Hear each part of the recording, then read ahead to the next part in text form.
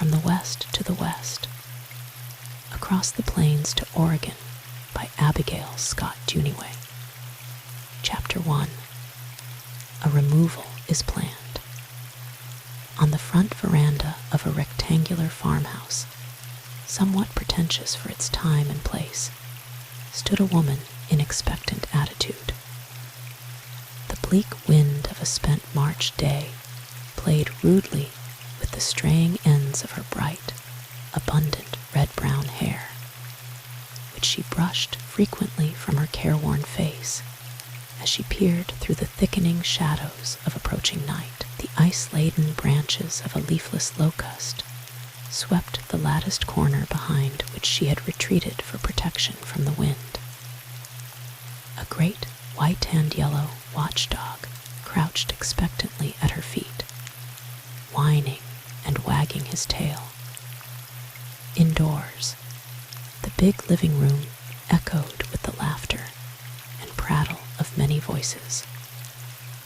At one end of a long table, littered with books and slates, and dimly lighted by flickering tallow dips, sat the older children of the household, busy with their lessons for the morrow's recitations. A big fire of maple logs roared on the hearth in harmony with the roaring of the wind outside. "Yes, Rover, he's coming," exclaimed the watcher on the veranda, as the dog sprang to his feet with a noisy proclamation of welcome. A shaggy-bearded horseman, muffled to the ears in a tawny fur coat, tossed his bridle to a stable boy, and rushing up the icy steps, caught the gentle woman in his arms. "It's all settled, Mother. I've made terms with Lige. He's to take my farm and pay me as he can. I've made a liberal discount for the keep of the old folks, and we'll sell off the stock, the farming implements, the household stuff, and the sawmill, and be off in less than a month for the territory of Oregon." Mrs. Ranger shrank and shivered. "Oregon is a long way off, John," she said, nestling closer to his side and half suppressing a sob. "There's the danger and the hardships of the journey to be considered, you know. I will always protect you and the children under all circumstances, Annie. Can't you trust me?" "Haven't I always trusted you, John? But what is it, Annie? Don't be afraid to speak your mind." "I was thinking, dear, you know we've always lived on the frontier, and civilization is just now beginning to catch up with us. Mightn't it be better for us to stay here and enjoy it?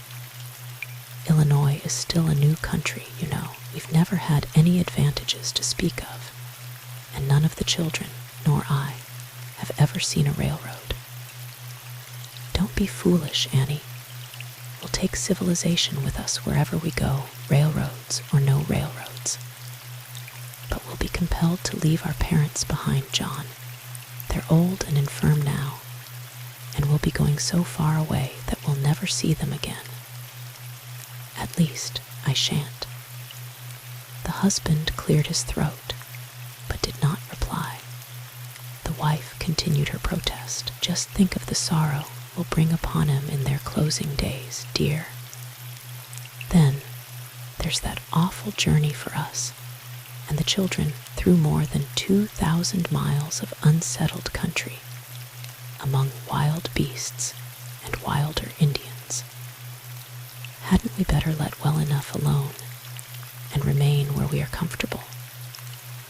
A 6 months' journey across the untracked continent, with ox teams and dead-axe wagons, won't be a summer picnic, I'll admit that, but the experience will come only one day at a time, and we can stand it.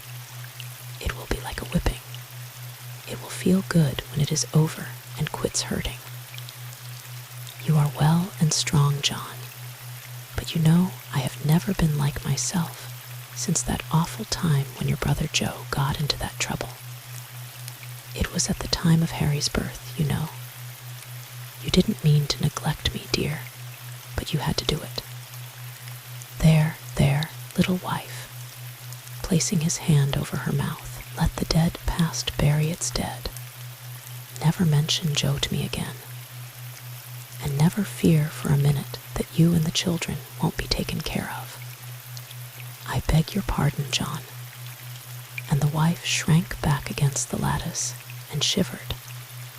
The protruding thorn of a naked locust bough scratched her cheek, and the red blood trickled down. I need your encouragement in this time of all times, Annie. You mustn't fail me now, he said, speaking in an injured tone. Have I ever failed you yet, my husband? I can't say that you have, Annie, but you worry too much, you bore a fellow so. Just brace up, don't anticipate trouble. It'll come soon enough without your meeting it halfway. You ought to consider the welfare of the children. Have I ever lived for myself, John? No, no, but you fret too much. I suppose it's a woman's way, though, and I must stand it. There's the chance of a lifetime before us, Annie. He added after a pause, the Oregon donation land law that was passed by Congress nearly 2 years ago won't be a law always. United States senators in the farthest east are already urging its repeal. We've barely time, even by going now, to get in on the ground floor. Then we'll get, in our own right, to have and to hold, in fee simple, as the lawyers say, a big square mile of the finest land that ever rolled out of doors. Will there be no mortgage to eat us up with interest and no malaria to shake us to pieces, John? And will you keep the woodpile away from the front gate and make an out-of-the-way lane for the cows so they won't come home at night through the front avenue? There'll be no mortgage and no malaria. 1/2 of the claim will belong to you absolutely, and you can order the improvements to suit yourself. Only think of it. A square mile of land is 640 acres, and 640 acres is a whole square mile. We wouldn't be dealing justly by our children if we let the opportunity slip. We'll get plenty o' land to make a good-sized farm for every child on the plantation, and it won't cost us a red cent to have and to hold it. That was the plan our parents had in view when they came here from Kentucky, John. They wanted land for their children, you know. They wanted us all to settle close around them and be the stay and comfort of their old age. And Mrs. Ranger laughed hysterically. You shiver, Annie. You oughtn't to be out in this bleak March wind. Let's go inside. I'm not minding the wind, dear. I was thinking of the way people's plans so often miscarry. Children do their own thinking and planning nowadays, as they always did, regardless of what their parents wish. Look at us.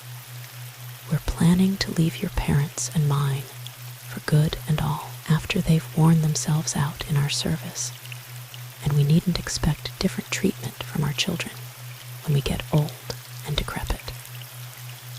But I've already arranged for our parents' keep with Lige and Mary, said the husband, petulantly.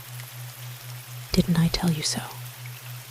But suppose Lige fails in business, or suppose he gets the far western fever too, or suppose he tires of his bargain and quits. A black cloud scudded away before the wind, uncovering the face of the moon. The silver light burst suddenly upon the pair. What's the matter, Annie? Cried the husband in alarm. Are you sick? Her upturned face was like ashes. No, it's nothing. I was only thinking. They entered the house together, their brains busy with unuttered thoughts. The baby of less than a year extended her chubby hands to her father, and the older babies clamored for recognition in roistering glee. take my coat and hat. Hal, and get my slippers, somebody. Don't all jump at once. Gals, put down your books and go to the kitchen and help your mother. Don't sit around like so many cash boarders. You oughtn't to let your mother do a stroke of work at anything. You couldn't help it unless you caged her or bound her hand and foot, answered Jean, who strongly resembled her father in disposition, voice, and speech. But the command was obeyed, and the pale-faced mother, escorted from the kitchen amid much laughter by Mary, Marjorie, and Jean, was soon seated before the roaring fire beside her husband, enjoying with him the frolics of the babies, and banishing for the nonce the subject which had so engrossed their thoughts outside. The delayed meal was soon steaming on the long table in the low, lean-to kitchen, and was dispatched with avidity by the healthy and ravenous brood, which constituted the good old-fashioned household of John Ranger and Annie Robinson, his wife. "Children," said Mrs. Ranger, as an interval of silence gave her a chance to be heard, "did you know your father had sold the farm?" A thunderbolt from a clear sky would hardly have created greater astonishment. True, John Ranger had been talking new country ever since the older children could remember anything. The theme was an old story, invoking no comment. But now there was an ominous pause, followed with exclamations of mingled dissent and approval, to which the parents gave unrestricted liberty. "I'm not going a single step, so there," exclaimed Mary, a gentle girl of 17 who did not look her years, but who had a reason of her own for this unexpected avowal. "My decision will depend on where we're going," cried Jean. "Maybe your mother and I can be consulted, just a little bit," said the father, laughing. "We're going to Oregon, that's what," exclaimed Harry, who was as impulsive as he was noisy. "How did you come to know so much?" asked Marjorie, the youngest of John Ranger's 3 Graces, as he was wont to style his trio of eldest daughters, who had persisted in coming into his household, much to his discomfort before the advent of Harry, the 4th in his catalogue of 7, of whom only 2 were boys. "I get my learning by studying o' nights," answered Hal, in playful allusion to his success as a sound sleeper, especially during study hours.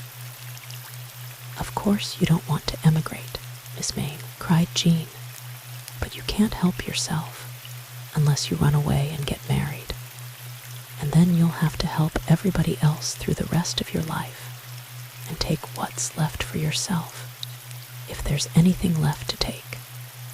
At least, that is Mother's and Aunt Mary's lot."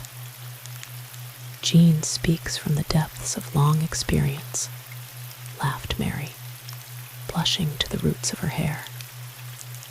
"I'm sick to death of this cold kitchen," cried Jean, snapping her tea towel in the frosty air of the unplastered lean-to. "Hurrah for Oregon! Hurrah for a warmer climate and a snug cabin home among the evergreen trees." "Good for Jean," exclaimed her father. "The weather'll be so mild in Oregon we shall not need a tight kitchen." "Is Oregon a tight house?" asked 3-year-old Bobby, whose brief life had many a time been clouded by the complaints of his mother and sisters, complaints such as are often heard to this day from women in the country homes of the frontier and Middle West, where more than 1/2 of their waking hours are spent in the unfinished and uncomfortable kitchens peculiar to the slave era, in which, as almost any makeshift was considered good enough for niggers. The unfinished kitchen came to stay.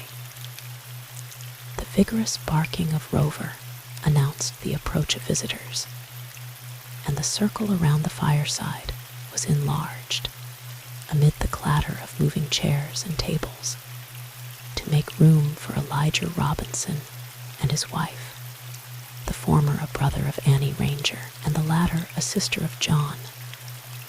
The meeting between the sisters-in-law was expectant, anxious, and embarrassing. "How did you like the news?"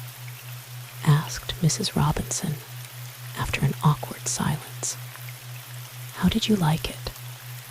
was the evasive reply as the twain withdrew to a distant corner where they could exchange confidences undisturbed. "I haven't had time to think it over yet," said Mrs. Ranger. "My greatest trouble is about leaving our parents. It seems as if I could not bear to break the news to them." "Don't worry, Annie, they know already." When Lige told his mother that John was going to Oregon, she fainted dead away. When she revived and sat up, she wanted to come right over to see you, in spite of the storm. "Just listen how the wind does roar. I don't see how your mother can live without you, Annie. I tried very hard to persuade Lige to refuse to buy John's farm, but he would have his way, as he always does. Of course, we'll do all we can for the old folks, but Lige is heavily in debt again, with the ever-occurring interest staring us all in the face. John will want his money with interest. They all do.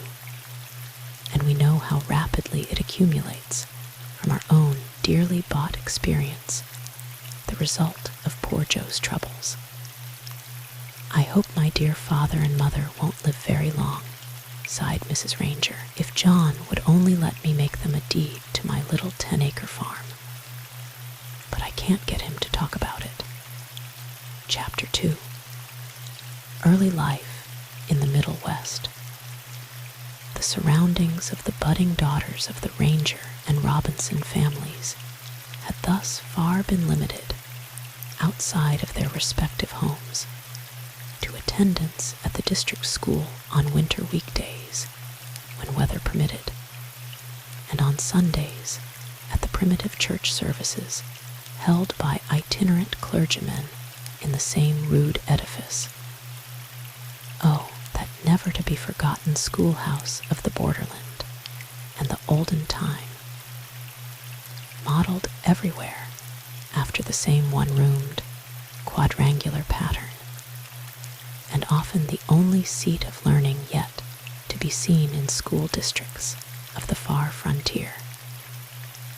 The building in which the children of these chronicles received the rudimentary education which led to the future wheel of most of them was built of logs unhewn and roofed with shakes unshaven. One rough horizontal log was omitted from the western wall when the structure was raised by the men of the district, who purposely left the space for the admission of a long line of little window panes above the rows of desks.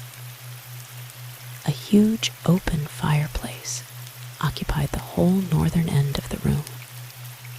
Rude benches rocked on the uneven puncheon floor and creaked as the students turned upon them to face the long desks beneath the little window panes, or to confront the center of the room. The children's feet generally swung to and fro in a sort of rhythmic consonance with the audible whispers in which they studied their lessons, when not holding sly conversation, amid much suppressed giggling, with their neighbors at elbow, if the teacher's back was turned.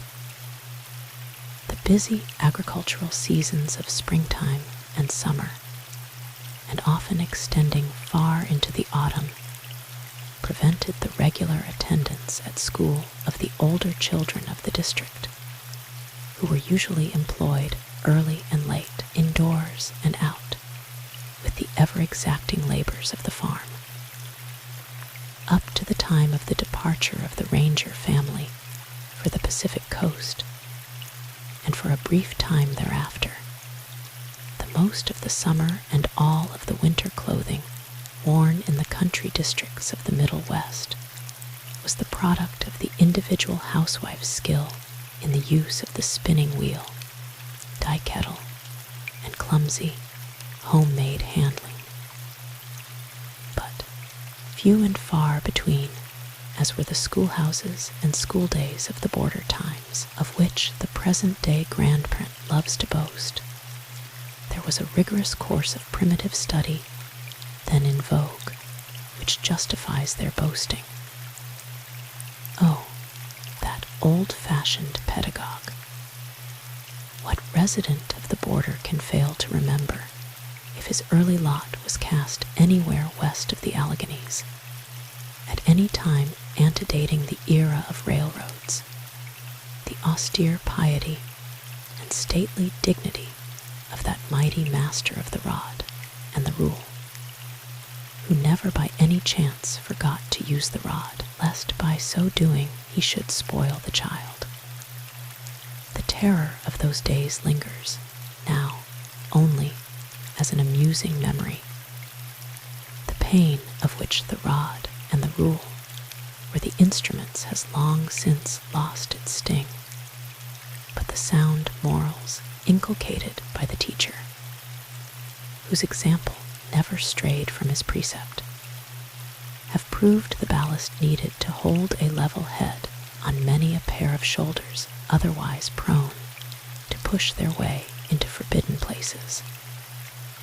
And the old-fashioned singing school, how tenderly the memory of the time-dulled ear recalls the doubtful harmony of many youthful voices as they ran the gamut in a jangling merry-go-round.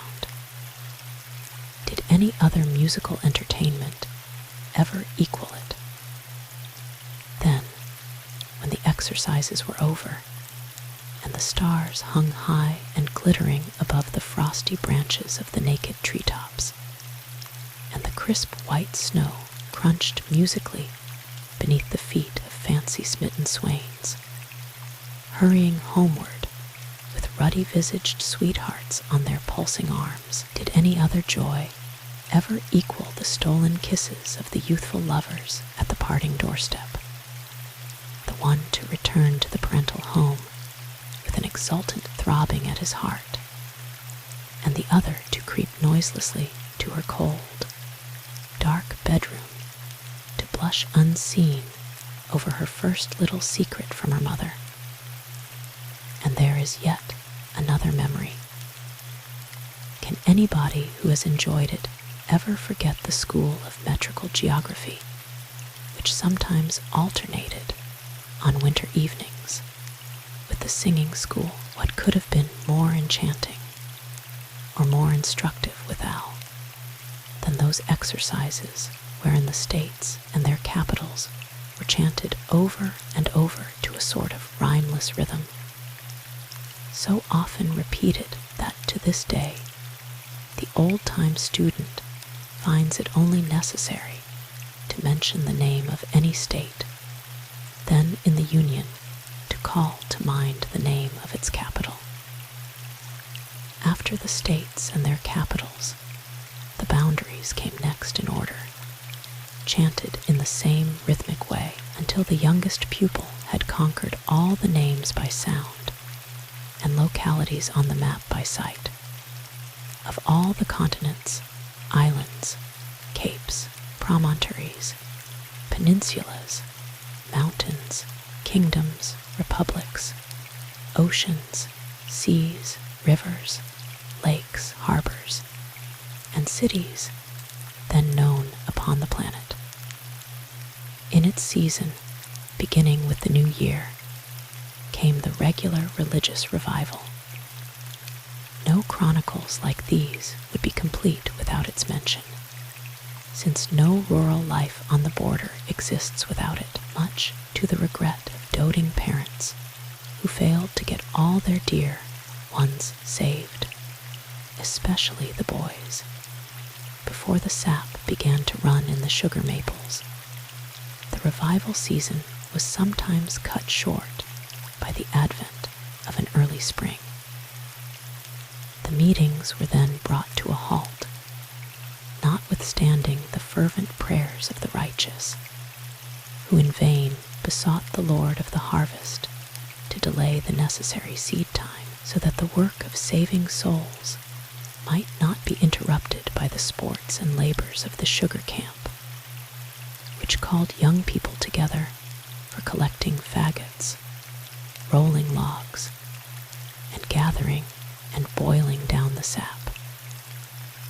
Many were the matches made at these rural gatherings, as the lads and lasses sat together on frosty nights and replenished the open fires under the silent stars. To depict one revival season is to give a general outline of all. The itinerant preacher was generally a young man and a bachelor. In his annual returns to the scenes of his emotional endeavors to save the unconverted, he would find that many had backslidden, and the first week was usually spent in getting those who had not held out faithful up to the mourner's bench for reconversion. Agnostics, of whom John Ranger was an example, were many, who took a humorous or good-naturedly critical view of the situation, but the preacher's efforts to arouse the emotional nature, especially of the women, began to bear fruit generally after the first week's praying, singing, and exhorting, and the excitement, once begun, went on without interruption as long as temporal affairs permitted. The rankest infidel in the district kept open house, in his turn, for the preacher and exhorter, and once, when the schoolhouse was partly destroyed by fire, John Ranger permitted the meetings to be held in his house till the damage was repaired by the taxpayers of the district. The kindly preacher, who most frequently visited the Ranger district, as a revivalist, would not knowingly have given needless pain to a fly. But when wrought up to great tension by religious frenzy, he seemed to find delight in holding the frightened penitent spellbound, while he led him to the very brink of perdition, where he would hang him suspended, mentally as by a hair, over a liquid lake of fire and brimstone, with the blue blazes shooting like tongues of forked lightning beneath his writhing body, while overhead, looking on, sat his heavenly Father as a benignant and affectionate deity, pictured to the speaker's imagination, nevertheless, as waiting with scythe in hand to snip that hair. "I can't see a bit of logic in any of it," exclaimed Jean Ranger, as she and Mary, accompanied by Hal, were returning home one night from such a meeting. "God's ways are not our ways," sighed Mary, as she tripped over the frozen path under the denuded maple trees, where night owls hooted and wild turkeys slept. Harry laughed immoderately. "Jean, you're right," he exclaimed. "I'm going to get religion myself some day before I die. But I've got first to find a heavenly Father who's better'n I am. There's no preacher on top of dirt can make me believe that the great author of all creation deserves the awful character they're giving him at the schoolhouse. Don't blaspheme, Hal. It's wicked," said Mary. "I'm not blaspheming, I'm defending God," retorted Hal. "You used to be a sensible girl, Mame," said Jean, "and you could then see the ridiculous side of all this excitement just as Hal and I now see it. But you're in love with the preacher now, and that has turned your head." Jean was cold and sleepy and cross, but she did not mean to be unkind, and on reflection added, "Forgive me, sister dear. I was only in fun." I have no right to meddle with your love affairs or your religious feelings, and neither has Hal. Suppose we talk about maple sugar." Mary did not reply, but her thoughts went toward heaven in silent, self-satisfying prayer. The Reverend Thomas Rogers, so he must be designated in these pages because he yet lives, was the avowed suitor for the hand and heart of Mary Ranger, and the winsome girl, with whose prematurely aroused affections her parents had no patience, and with reason, for she was but a child, was the envy of all the older girls of the district, any one of whom, while censuring her for her folly in encouraging the poverty-stricken preacher's suit, would gladly have found like favor in his eyes if the opportunity had been given her. But while romantic maidens were going into rhapsodies over their hero, and many of the dowager mothers echoed their sentiments, most of the unmarried men of the district remained aloof from his persuasions and unmoved by his fiery eloquence. But they took him out sniping one off night in true schoolboy fashion, and while Mary Ranger dreamed of him in the seclusion of her snug chamber, the poor fellow stood half frozen at the end of a gulch, holding a bag to catch the snipes that never came. "If I were not too poor in worldly goods to pay my way in your father's train, I'd go to Oregon," he said, a few nights after the sniping episode, as he walked homeward with Mary after coaxing Jean and Hal to keep the little episode a secret from their parents, a promise they made after due hesitation, but with much sly chuckling, as they munched the red and white striped sugar sticks with which they had been bribed. Chapter 3. Marrying and Giving in Marriage. The destinies of the Ranger and Robinson families had been linked together by the double ties of affinity and consanguinity in the first third of the 19th century. Their broad and fertile lands, to which they held the original title deeds direct from the government, bore the signature and seal of Andrew Jackson, 7th President of the United States, and their children and children's children, though scattered now in the farthest west from Alaska and the Hawaiian Islands to the Philippine archipelago, treasure to this day among their most valued heirlooms the historic parchments. For these were signed by Old Hickory when the original West was bounded on its outermost verge by the Mississippi and Missouri rivers, and when the New West, though discovered in the infancy of the century by Lewis and Clark, aided by Sacagawea, their one-woman ally and pathfinder, was to the average American citizen an unknown country, quite as obscure to his understanding as was the dark continent of Africa in the days antedating Sir Samuel Baker, Paul, and Cecil Rhodes. The elder Rangers, who claimed Knickerbocker blood, and the Robinsons, who boasted of Scotch ancestry, though living in adjoining counties in Kentucky in their earlier years, had never met until, as if by accident, if accident it might be called, through which there seems to have been an original, interwoven design, the fates of the two families became interlinked through their settlement upon adjoining lands, situated some 50 miles south of Old Fort Dearborn, in the days when Chicago was a mosquito-beleaguered swamp, and Portland, Oregon, an unbroken forest of pointed firs.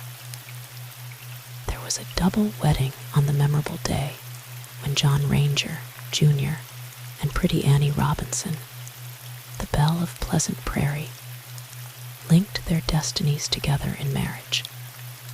And when, without previous notice to the assembled multitude or any other parties, but their parents, the preacher, and the necessary legal authorities, Elijah Robinson and Mary Ranger took their allotted places beside their brother and sister as candidates for matrimony, the festivities were doubled in interest and rejoicing. It seems but yesterday since our bonny bairns were babes in arms, said the elder Mrs. Robinson as she advanced with Mrs. Ranger Mere to give a tearful greeting to each newly wedded pair. And there was scarcely a dry eye in the assembled multitude when the mother's voice arose in a shrill treble as she sang, in the ears of the startled listeners, from an old Scottish ballad the words, "And I can scarce believe it true, so late thy life began. The playful bairn I fondled then stands by me now a man." Her voice, which at first was as clear as the tones of a silver bell, quavered at the close of the first stanza and then ceased altogether.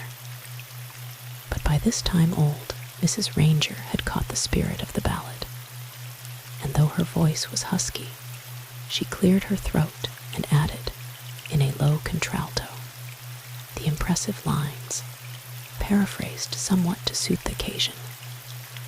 "Oh, fondly cherish her, dearie, she is essay young and fair. She hasna known a single cloud, nor felt a single care. And if a called world's storms should come thy way to overcast, oh, ever stand, thou art a man, between her and the blast." At the close of this stanza, Mrs. Ranger's voice broke also, and the good circuit rider, parson of many a scattered flock, who had pronounced the double ceremony, caught the tune, and in a mellow baritone that rose upon the air like an inspired benediction, added most impressively another stanza. "And may the God who reigns above and sees ye the while look down upon your plighted troth and bless you by his smile. It's high time there was a little change o' sentiment in all this," cried a bachelor uncle, whose eyes were suspiciously red, notwithstanding his affected gaiety. "I move that we march in a solid phalanx on the victuals."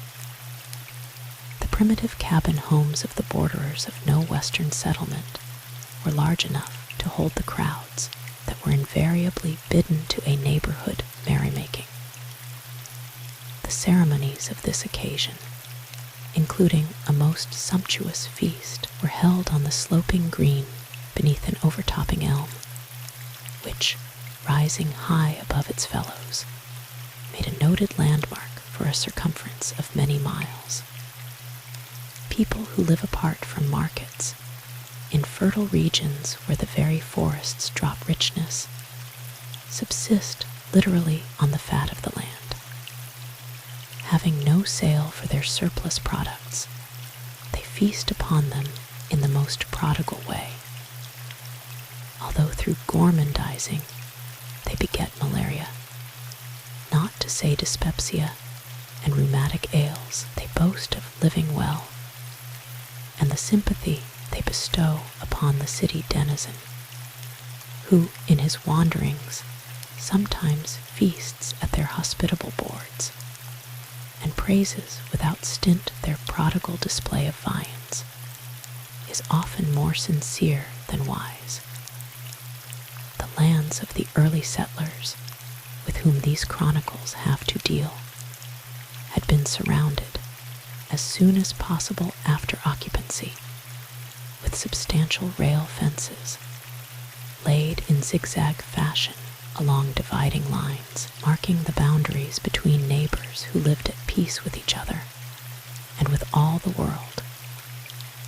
These fences, built to a sufficient height to to discourage all attempts at trespass by man or beast, were securely staked at the corners and weighted with heavy top rails or riders, so stanchly placed that many miles of such enclosures remain to this day, long surviving the brawny hands that felled the trees and split the rails. In their mute eloquence, they reveal the lasting qualities of the hardwood timber that abounded in the many and beautiful groves which flourished in the prairie states in the early part of the 19th century, when Indiana, Illinois, and Missouri comprised all that was generally known as the West. Much of the primitive glory of these diversified landscapes departed long ago with the trees. The hook-and-eye Dutch, as the thrifty followers of ancient Ohm are called by their American neighbors, with whom they do not assimilate, are rapidly replacing the old-time maple and black walnut fences with the modern barbed wire horror.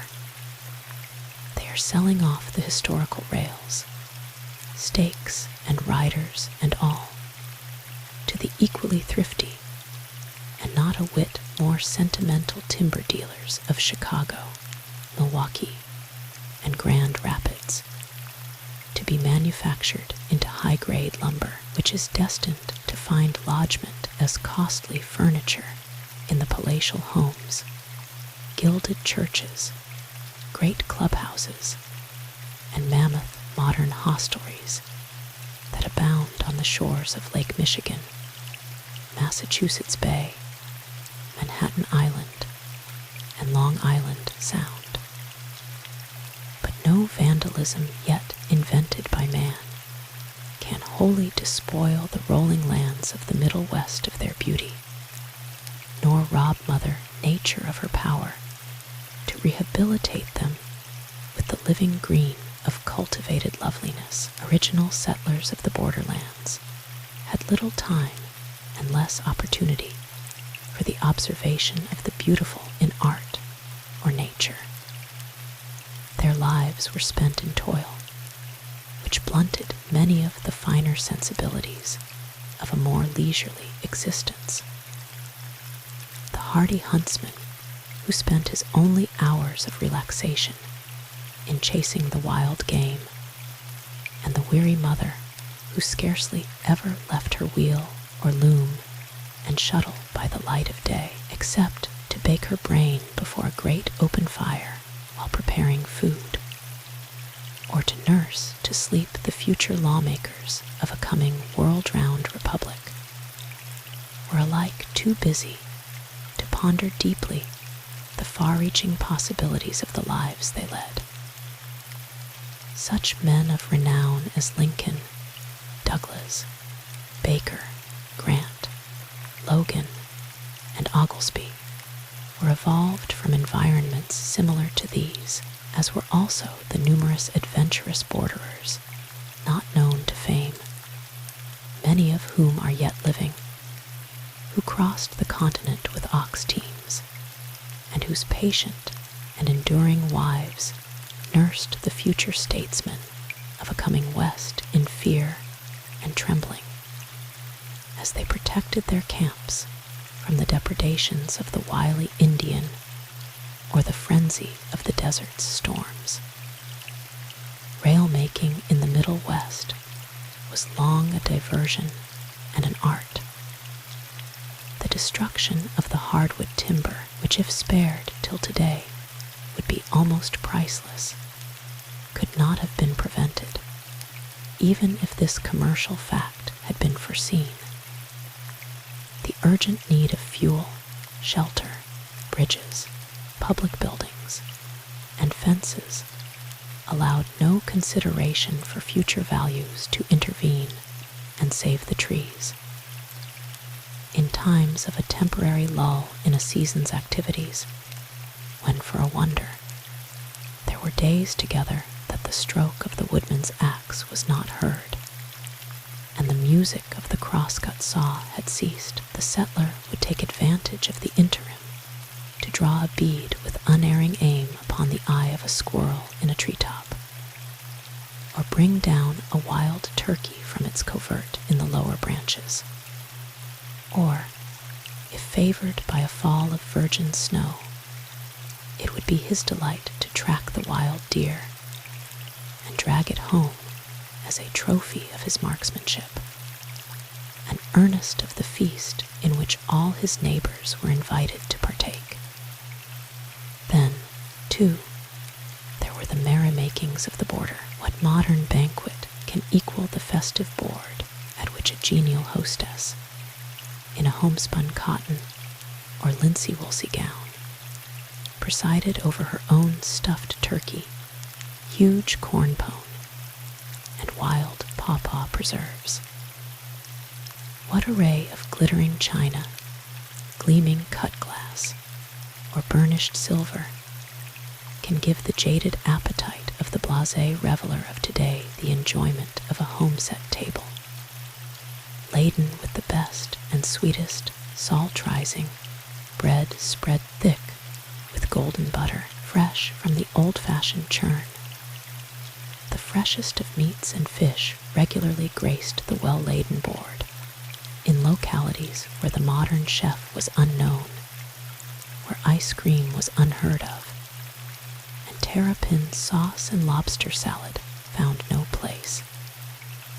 House raisings, log rollings, barn raisings, quilting bees, weddings, christenings, and even funerals were times of feasting, though these last were divested of the gaiety, but not of the gossip, that at other times abounded, and the sympathetic aid of an entire neighborhood was always voluntarily extended to any house of mourning. There were few, if any, wage earners, the accommodating method of exchanging work among neighbors being generally in vogue. Such, in brief, were the daily customs of the early settlers of the Middle West, whose children wandered still farther westward in the 40s and 50s, carrying with them the habits in which they had been reared to the distant territory, afterwards known as the whole of Oregon, which originally comprised the great Northwest Territory, where now flourish massive blocks of mighty states.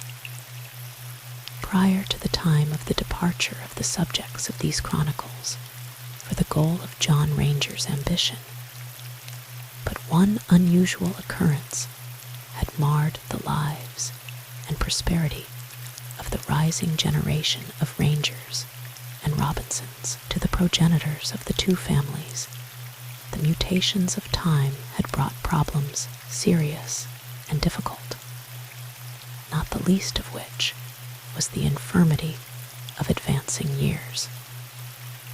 This they had made doubly annoying through having assigned to their children, when they themselves needed it most, everything of value which they had struggled to accumulate during their years of vigorous effort to raise and educate their families.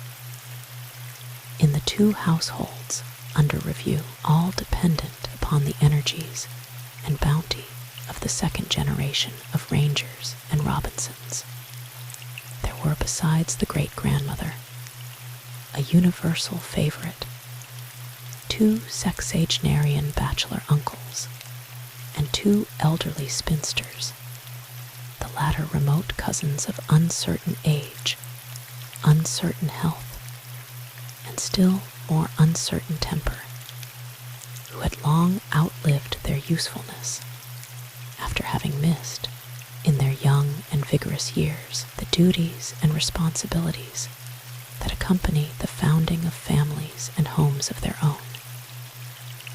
It was little wonder that drones like these were out of place in the overcrowded households of their more provident kinspeople, to whom the modern home of the friendless was unknown.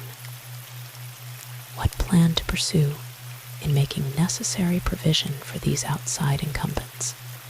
Even John Ranger, the optimistic leader of the related hosts, could not conjecture.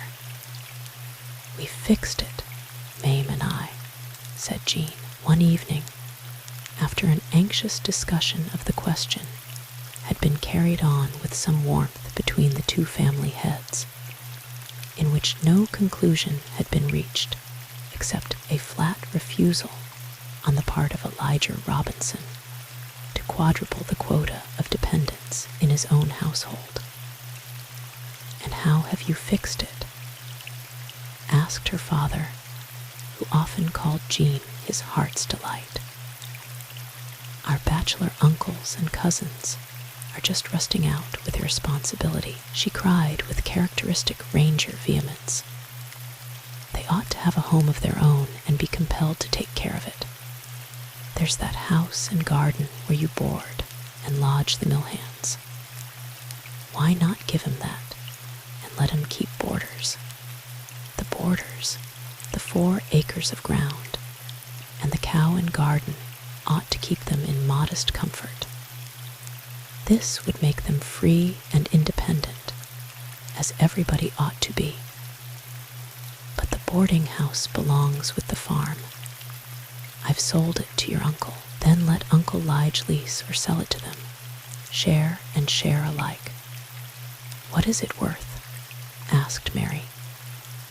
"Only about $300, the way property sells now," said her uncle.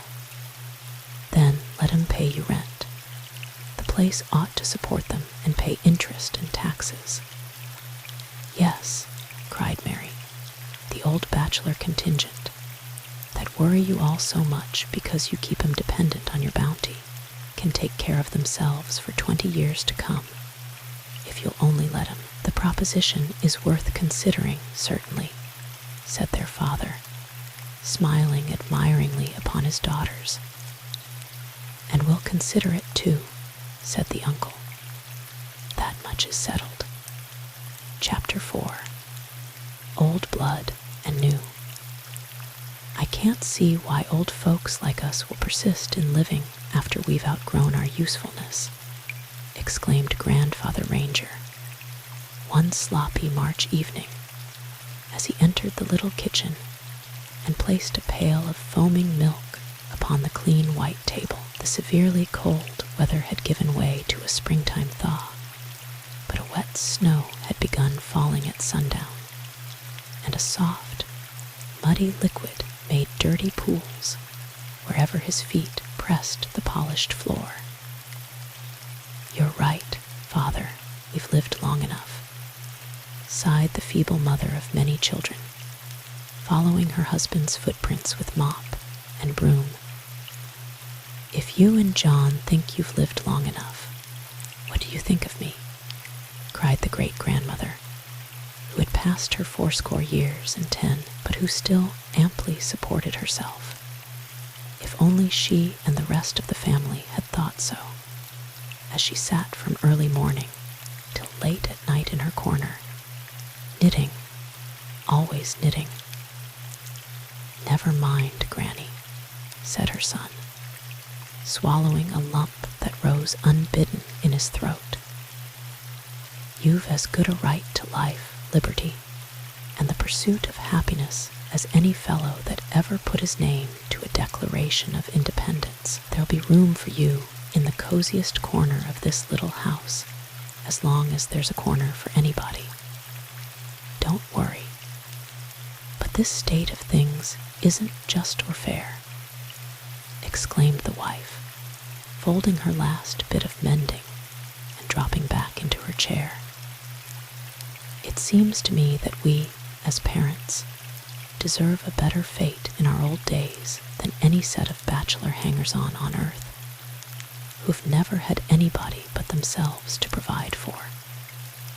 If Joseph would only come back, or the good Lord would let us know his fate, I could endure the rest." There, Mother, not another word. Haven't I forbidden the mention of his name? But he was our darling father. I can't dismiss him from my thoughts as you say you can. We must keep the grandchildren in ignorance of his existence, wife. It's bad enough in all conscience for the stain of his misguided life to rest on older heads. We must forget our unfortunate son. I can never forget my bonny boy, not even to obey you, father. The back door, which had been unintentionally left ajar, flew open, and Jean, who had for the first time in her life heard a word of complaint from her grandparents, or a word from them concerning her mysterious Uncle Joe, burst suddenly into the room and knelt at the feet of her grandmother, her whole frame convulsed with sobs. "Forgive us, darlings, do," she cried as soon as she could control her voice to speak. "You've borne so much sorrow, and we never knew it. We never meant to be thoughtless or unkind, but I see now how ungrateful we have been. We must have hurt your feelings often. Don't cry, Jean," and the thin hand of the grandmother stroked the girl's bright hair. "We don't often repine at our lot. I am sorry you overheard a word. But I am not sorry a single bit, Grandma. We children have been thoughtless and impudent. I can see it all now. We didn't ever mean to complain, though, about you or Grandpa, or you either, Granny dear. We only meant to draw the line at bachelor great-uncles and meddlesome second and third cousins, who ought to have provided themselves in their youth with homes of their own, as our parents did. Do you think they can help themselves hereafter, Jean? Why, of course, the feeling of self-dependence will make him young and strong again, though they don't deserve good treatment, for they ought to have had homes and families of their own in their youth, as you did. It's too late to lodge a complaint of that kind against them now, Jean," said the grandmother with a smile. "Did you overhear all we were talking about?" asked the grandfather, his head bowed upon his cane. "I am afraid I did, Grandpa. I was cleaning the slush from my shoes, and I couldn't help overhearing, though I hate eavesdroppers on general principles. They never hear any good of themselves. But say, Grandpa, what about our Uncle Joe, whom I heard you denounce so bitterly? You haven't said I mustn't speak his name, you know. Don't talk about him, child, to us or anybody else. He's an outlaw. Dismiss him from your thoughts, just as I have. Your uncle may not be living now, Jean, if he is alive. I hope he'll find a better friend than his father," exclaimed the great-grandmother, speaking in a tone of reproach that surprised none more than herself. "Tell me all about it, Granddaddy darling. Do. I know there's a sad secret somewhere in the family. Something unusual must have happened a long time ago to bring us all under the ban of poverty. I have heard hints of it now, and then all my life, and now I must hear the whole story. The schoolmaster will tell me if you don't." "No, no, Jean," exclaimed her grandfather anxiously. "Don't speak of family affairs outside. It is never seemly. Neither is it seemly or just to keep members of the family in ignorance of family affairs, when all the rest of the neighborhood knows all about him. We ought to know all, Grandma darling. The reason children are so often unreasonable is that they don't understand. I have been young and now am old, yet have I not seen the righteous forsaken, nor his seed begging bread," said the grandfather, his head still bowed low upon his staff, and his white locks falling over his stooping shoulders. "Let us not repine, Mother." "I am not repining, Father, but I do feel so disappointed with the outcome of all our hard struggles that that I can't always be cheerful. We'd just begun to get our heads above water when it happened, Jean, said the old man. We'd been making a new farm. You see, we'd manumitted our slaves before we left Kintuck, and we had to begin with our bare hands in this new country and work our way from the ground up. We'd only got a part o' the children raised when the older ones began to get it in their heads to get married. But our second son took to book learning, and we sent him off to Tennessee to finish his schooling. That cost a pile of money.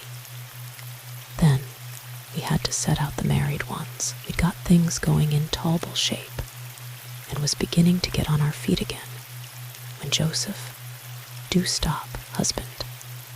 Don't tell any more, please don't, cried the grandmother, nervously stroking the bright young head that nestled in her lap. I cannot bear to hear it, though I thought I could. Let him go on, grandmother dear. I don't want to be driven to the schoolmaster for the information that I am bound to get some way. When I have grandchildren of my own, I'll tell him everything they ought to know about the family, and then they won't be teased by the school children, as we are. We had to mortgage the farm, continued the grandfather, and then there came a financial panic. The wildcat banks of the country all went to pieces, and the bottom kind fell out of things. But why did you borrow money, Grandpa? Why was it necessary to mortgage the farms? We did it because we had to stand by Joe in his trouble. What did you hear at school, darling? Asked the grandmother. Oh, nothing much. But one day Jim Danover got mad at me because I went head in the class, and he said I needn't be putting on airs, for everybody knew that my uncle had been hung. Good Lord, has it come to that? Cried the great-grandmother, dropping her knitting to the floor and clasping her withered hands over her knees. I've always told you that you'd better tell the older children about it yourself, John. No, Jean, your uncle wasn't hung, said the old man. But he got into trouble, and we all believe he is dead. He was the pride and joy of us all. He was so promising that we gave him all the education that ought to have been distributed evenly through the family. But John and Molly took a notion to get married young, and you know that ended their chances. Interposed the mother. Your uncle's trouble would never have come upon him and us if he had stayed out of that college, exclaimed the great-grandmother, who did not approve of the course the family had taken with Joseph at the beginning of his college days. That's true, Granny, replied the father, but he ought to have kept out of the scrape, college or no college. Do go on, cried Jean. Your Uncle Joe got mixed up in a hazing frolic, or something of that sort, resumed the grandfather. One or two of the students got hurt, one of them so bad that he died, or it was given out that he died, and the blame fell on Joe. He declared he wasn't guilty, but the college authorities had to fix the blame somewhere, though the case was uncertain. They never proved that the boy was dead, but we raised the money and bailed Joe out of jail. When the story was started that the fellow had died, Joe skipped his bail and left us all in a hole. That was what made and has kept us poor. Did you never hear of the other man, Grandpa? Oh, yes, he turned up, but too late to do Joe or the rest of us any good. Poor dear Uncle Joe. You'd better say poor dear all the rest of us, cried the great-grandmother, who had staked and lost her little all in the great calamity. But Uncle Joe was sinned against, Granny dear. How he must have suffered.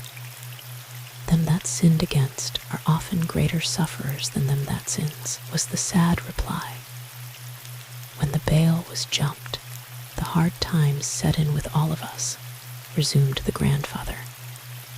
The banks, as I was saying, went broke. The interest on the mortgages piled up, and the notes fell due.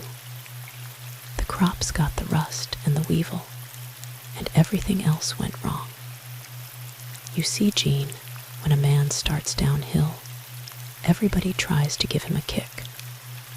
The long and the short of it is that Mother, here, and Granny, and I have been the same as paupers for more than a dozen years.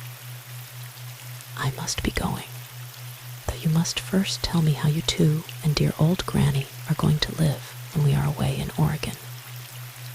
Your way seems very uncertain, said Jean. Your father has made some kind of a bargain for our support with your Uncle Lige, but he's sort of visionary, and he never has much luck. If he loses the property, we can go to the poorhouse. Are you to be allowed no stated sum to live on? Will you have no means of your own to gratify your individual wishes or tastes? No, child, not a picayune. What's a picayune? A 6 1/4 piece. I'm just as wise as I was before. They're well nigh out of circulation nowadays, though I used to come across him frequently when I was sheriff, said the old man. Jean covered her face with her hands and burst into tears. Don't worry about us, dearie, said the old man. There is one above us who heareth even the young ravens when they cry. There is not a sparrow that falleth to the ground without his knowledge. Your Uncle Lige will move into the old homestead when you are all gone. Your father built this cottage for us when he assumed the mortgage, as you know. We won't be entirely alone, but we'll miss you all, and we'll try to remember that we are of more value than many sparrows. I've heard such talk as that all my life, Grandpa, but I can't help thinking that it would have been better to keep the ravens from having anything to cry about in the first place, and to save the sparrows from falling. If none of God's creatures ever had any hard experiences, they'd never know enough to enjoy their blessings, Jean. A child has to stumble and hurt itself many times before it learns to walk steady. We've all got to be purified and saved, as by fire, before we are fit to stand in the presence of the awful God. The God I love and worship isn't an awful God, cried Jean. I couldn't love him if he were awful. My earthly daddy whipped me once. No doubt I deserved the punishment, but I couldn't love him for a whole month afterwards, and I'd have hated him for the rest of my life if I hadn't deserved the whipping. Didn't it do you any good?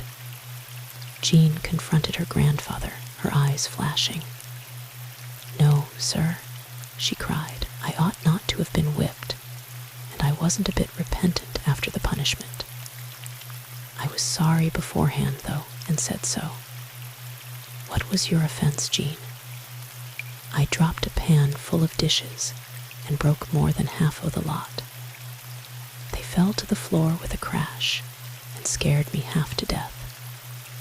Didn't the whipping make you more careful afterwards? Not at all. It only made me mad and afraid and nervous, so I broke more dishes. But the next time it happened, I hid the broken pieces in the ash hopper, and when they were found, I saved myself a whipping by telling my first lie. The Lord chasteneth whom he loveth, my child. I once saw a mill hand strike his wife, retorted Jean, and he said, as she rubbed her bruises, I love you, Molly. Take another kick. But I must go now. Be of good cheer. And remember, when I get to Oregon and get to making money, you shall have every cent that I can spare. Chapter 5. Sally O'Dowd. Great excitement prevailed in the rural neighborhood when it became generally known that John Ranger, Jr. had sold the farm. was preparing to dispose of his sawmill and all his personal belongings, with the intention of departing to the new and far away west in an ox wagon train with his family, an undertaking that seemed to his friends as foolhardy as would have been an attempt to reach the North Pole with his wife and children in a balloon of more than ordinary ability, enterprise, and daring. John Ranger had long been a man of note in his bailiwick. Twice he had represented his county in the state legislative assembly, but when the old line Whigs of his district offered to nominate him for Congress, "No, gentlemen," he exclaimed. "I started out early in life to assist my good wife in rearing and educating a big family of young Americans. I frankly admit that we've got a bigger job on hand than either of us imagined it would be when we made the bargain. But that doesn't lessen our mutual responsibility. There is always a regiment, more or less, of unencumbered men in waiting in every locality, ready and willing to wear the toga of office. So, with thanks for the proffered honor, I must beg to be excused. But there was one office, that of Justice of the Peace, which he never refused, and to which he had been so often re-elected that the appellation of Squire had grown to belong to him as a matter of course. One room of the great barn-like farmhouse had long been set apart as his office, and many were the litigants who remained after office hours to be entertained at his hospitable board. It's a lot of trouble, having so much extra company on account of your office being in the house, his wife said at times, but it's better than having you away 2/3 of your time downtown, so it is all right. There's a woman going round the corner to the office, exclaimed Mary, one evening, just as her father had settled himself before the fire to enjoy a frolic with the little ones. It's that grass widow, Sally O'Dowd, said Mrs. Ranger. She's booked for a solid hour, snapped Marjorie, and we'll have to delay supper till 9 o'clock. The squire had barely time to reach his office by an inner passage and seat himself before the fire, when Mrs. O'Dowd, an oversized, plainly dressed, intelligent-looking woman, who was remarkably handsome, notwithstanding the expression of pain upon her face, entered the office and stood silent before the open fire. "Well," exclaimed the squire impatiently, motioning her to a chair, "what can I do for you now?" "Oh, squire," she cried, ignoring the proffered chair and dropping on her knees at his feet, her wealth of rippling hair falling about her face and over her shapely shoulders like a deluge of gold. "I want you to take me with you to Oregon." "What? And leave your children to the care of others?" "I didn't think that of you, Mrs. O'Dowd. But what else can I do? You know the court has assigned the custody of all 3 of my babies to Sam." "Yes, Sally, but you can see them once in a while if you stay here." "The court gave them to Samuel and his mother absolutely, you know." Yes, child. And while in one way it is hard, if you look at it in a practical light, you will see that it was best for the children. You couldn't keep them with you and go out as hired help in anybody's kitchen, and you have no other means of support anymore. If I stay here, I cannot have even the poor privilege of caring for them, except when they're sick. I must get entirely away from their vicinity, or lose my senses altogether. I thought that was what was the matter when you married the fellow, Sally. You certainly had lost your senses then. But love is blind, squire, till it gets its eyes open, and then it is generally too late to see to any advantage.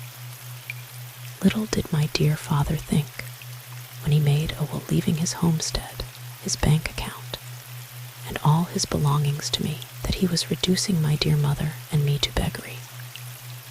But that wouldn't have happened if you hadn't married that worthless fellow, Sally. But the if exists, squire. I married the fellow. It was an awful blunder, I'll admit that. But it wasn't a crime. It should have been no reason for robbing me. And yet this marriage was made the legal pretext for permitting the robbery. Oh, I was so glad when my dear mother died. I couldn't have shed a tear at her grave if I'd been hung for my seeming heartlessness. Poor mother. I was made an unwilling party to a robbery that beggared her and myself. Then, when I could no longer endure the presence of the robber and his accomplice, and live, I was doubly, yes, trebly robbed by being deprived of my children. The squire cleared his throat and spoke huskily. That will was a sad mistake of your father's, Sally. He should have left his property to your mother. It was wrong to put her means of livelihood in jeopardy by leaving all to you. He ought to have known you'd marry, and that the property would accrue to your husband. But mother insisted that all should be left to me. She even waived her right of dower in my interest, as she thought. Well, Sally, you can't say that I didn't warn you. The woman laughed hysterically. Much good that warning can do me now, she cried, rising to her feet and unconsciously assuming a dramatic pose. We hadn't been married a week when he ordered my mother out of my house. And then he installed his own mother in my home and expected me to be silent. Oh, I am so glad my dear mother is dead. I would rejoice if my poor defrauded children were all dead also. The squire cleared his throat again and leaned forward on his hands. The law recognizes the husband and wife as one, and the husband as that one, Mrs. O'Dowd. Yes, yes, I know that, to my bitter sorrow, she said with a meaning smile, her white teeth shining through her parted lips and her eyes flashing. The woman sank upon the hearth, looking strangely white and calm. John Ranger sighed helplessly. I worked the Underground Railroad last night for all it was worth, in the interest of some runaway niggers, he said under his breath. Then audibly, the laws of the land must be obeyed, my child. The law is a fiend, cried Jean, who had entered the room unobserved and had stood listening in the shadow of the chimney jamb. I'll never rest till this awful one-sided power is broken. You know yourself that it's a monster, Daddy.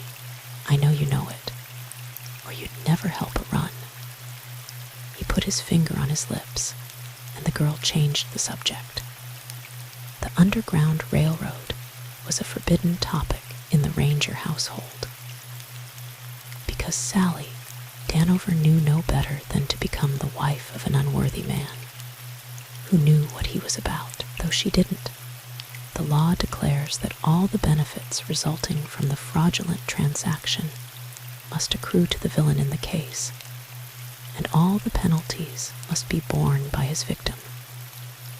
What would you do to such a fellow, Daddy, if I should marry him? John Ranger did not answer, but gazed steadily into the fire, his brow contracted and his thoughts gloomy. Sally, cheer up, cried Jean, shaking the woman by the shoulder. Daddy's a whole lot better man than he thinks he is. I've seen him tested. You're as good as a nigger if you are white, and he'll help you. You don't know what you're talking about, my daughter. It's a crime to break the law, and crime must be followed by fitting punishment. If you get caught, you get punished, cried Jean, laughing in her father's face. To break such a law would be an act of heroism, for which I should be glad to be arrested and sent to jail. It would be an act of heroism, beside which the defense of the stars and stripes would be cowardice. She cried in a transport of fury. Come, Jean, said her father, rising. We must go to supper.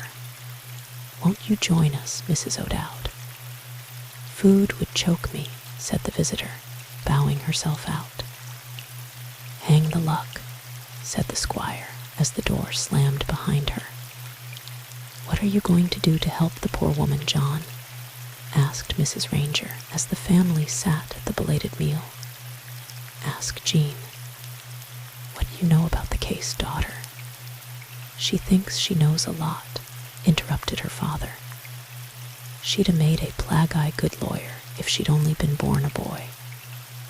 Who knew best what I ought to be, you or God? Asked Jean, her eyes glowing like stars. I give it up, replied her father, smiling. I was reading today, said Mrs. Ranger, of a man down east who lured his runaway wife back home by stealing the babies, and then warning everybody through the papers, and by posters, not to trust or harbor her, under penalty of the law. The woman held out quite a spell, but cold and hunger got the better of her at last, and when the stolen children fell sick, she went back to her lawful protector and stayed till she died, as meek as any lamb.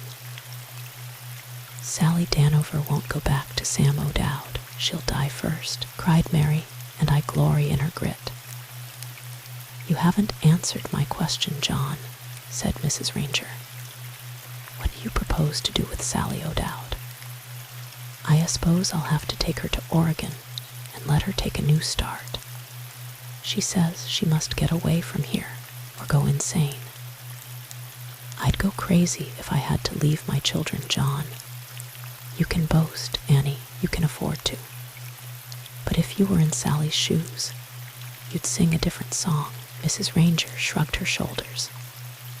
I can't see why women with good husbands and happy homes are so ready to censure less fortunate women for breaking bonds that are unbearable, said her husband. Women are women's worst enemies.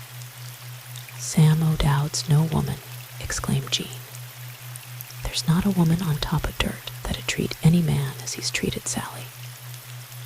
I guess it's about an even standoff, rejoined her mother. No, cried Jean. The conditions are not equal. No woman has the power to turn her husband out of doors. Even if it is her own house, he is its lawful master. Women don't stand any show at all compared with men. Jean is going tomorrow to see Sam O'Dowd's mother. She can make matters smooth for Sally if anybody can, said the squire. The sale of our effects is only 2 weeks off, John, said his wife when they were alone. I want to reserve a few things that are sacred. There's baby Jamie's cradle that you made from the hollow section of that old gum tree that stood in the back pasture. Do you remember how nicely I lined it with the back breadths of my wedding dress? Could I forget it, Annie? Then there's my mother's little old spinning wheel. It was my grandmother's and great-grandmother's. May I keep it for Mary? It won't pay to haul such things over the plains, Annie. Better let your mother keep him here till there's a transcontinental railroad. But that won't come in my time. John, Chapter 6. The beginning of a journey. The sale of Squire Ranger's effects proceeded without unnecessary delay. The sawmill, the first portable structure of its kind ever seen west of the Wabash River, was eagerly purchased on credit by a waiting customer, and work at the mill went on without interruption.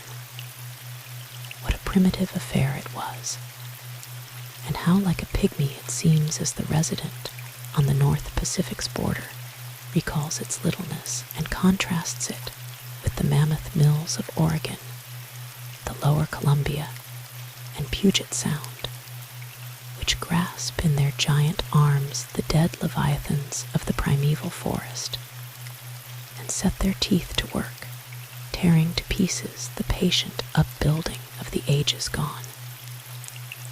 The motive power of John Ranger's sawmill consisted of about a dozen superannuated horses, some spavined, some ringboned, some wind-broken, all more or less disabled in some way. These were regularly harnessed, each in his turn, to a set of horizontal radiating shafts attached to a rotating center, above which, on a little platform, stood the driver with a whip. I know it's wicked to kill the trees and cut them up into boards. It's just as wicked as it is to kill pigs and cattle, was Mary Ranger's comment when she first beheld the frantic work of the raging saw, which, screaming like a demon, ate its way through hearts of oak and hickory, or tore the slabs from the sides of the black walnut and sugar maple patriarchs with ever unsated ferocity. But this sawmill had long been a boon to the entire country, as was evidenced by the multiplication, since its advent, of framed houses, barns, bridges, schoolhouses, and churches, which suddenly sprang into vogue, not to mention the many miles of planked highways that rushed into fashion before the railroad era in the days when good roads conventions were unheard of. Children born and reared in cities subject, if of the tenant class, to frequent changes of habitation, or, if their homes are permanent, to frequent intervals of travel, can have little idea of the love which children of the country cherish for the farms and homes to which they are born, and in which their brief lives are spent. The very soil on which they have trodden is dear to them, and seems instinct with sentience. They make a boon companion of everything with which they come in contact, whether pertaining to the earth, the water, or the air. Their little gardens are familiar friends. The flowers of the wildwood are loving entities. The brook that sings in summer through the tangled grass and sleeps in winter under a bed of ice is always a communing spirit. The sighing winds chant rhythmic lullabies in the treetops, and the language of every insect, bird, and beast has to them a distinctive meaning. The blue heavens are their delight, and the passing clouds their friends. The sun, the moon, and the stars hold converse with them, and the changing seasons bring to them, each in its turn, peculiar joy. But dearly as they loved the old home and its surroundings, the Ranger children, who had never crossed the boundary of Township number 12, Range 3 West, in which they were born, looked forward eagerly to the forthcoming journey. Once only had Mrs. Ranger ventured beyond the township limits since leaving the Kentucky home of her childhood, and that was many years before, when she went with her husband to the county seat to attach her mark to the fateful mortgage, upon which the accruing interest seemed always to be maturing at the time when she or the children were the most in need of books, or shoes, or clothing.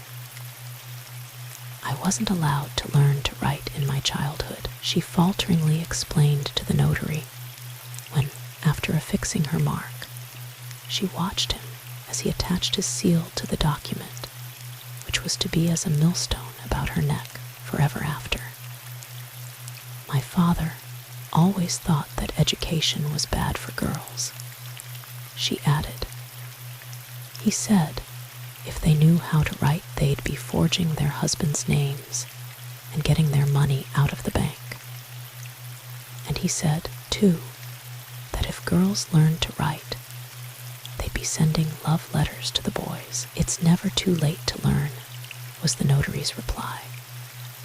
"If I were you, I would learn to write when the children learn. You can do it if you try." "I'd be glad to, if I could find the time. But it's hard to learn anything for one's own especial benefit with a baby always in one's arms. When the children get big enough to learn to write, I'll try, though."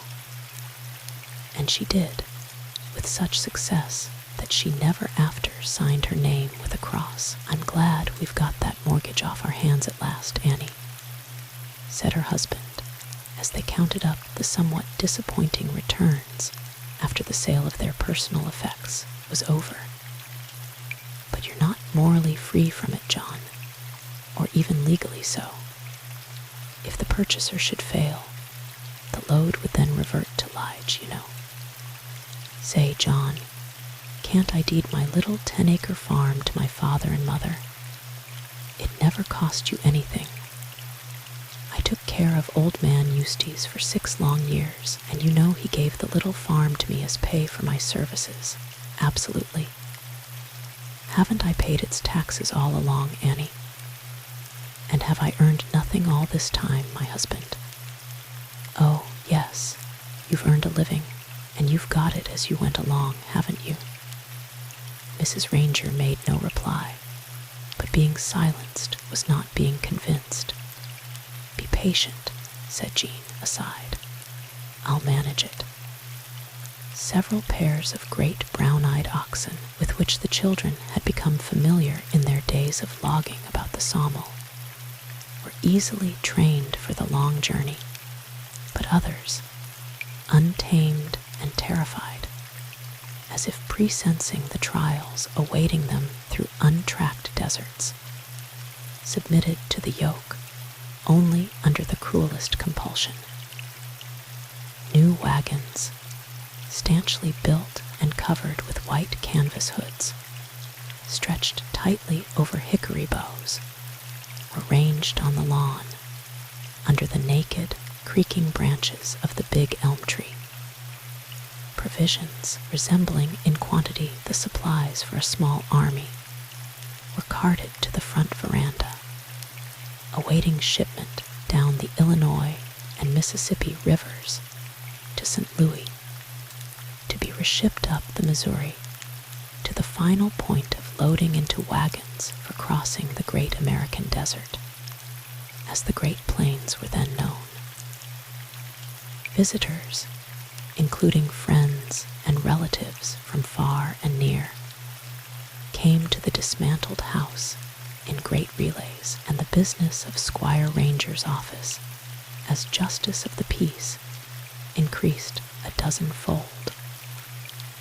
All this commotion involved increasing labor for Mrs. Ranger, who faded visibly as she silently counted the intervening days before the hour of final separation from her sorrowing parents.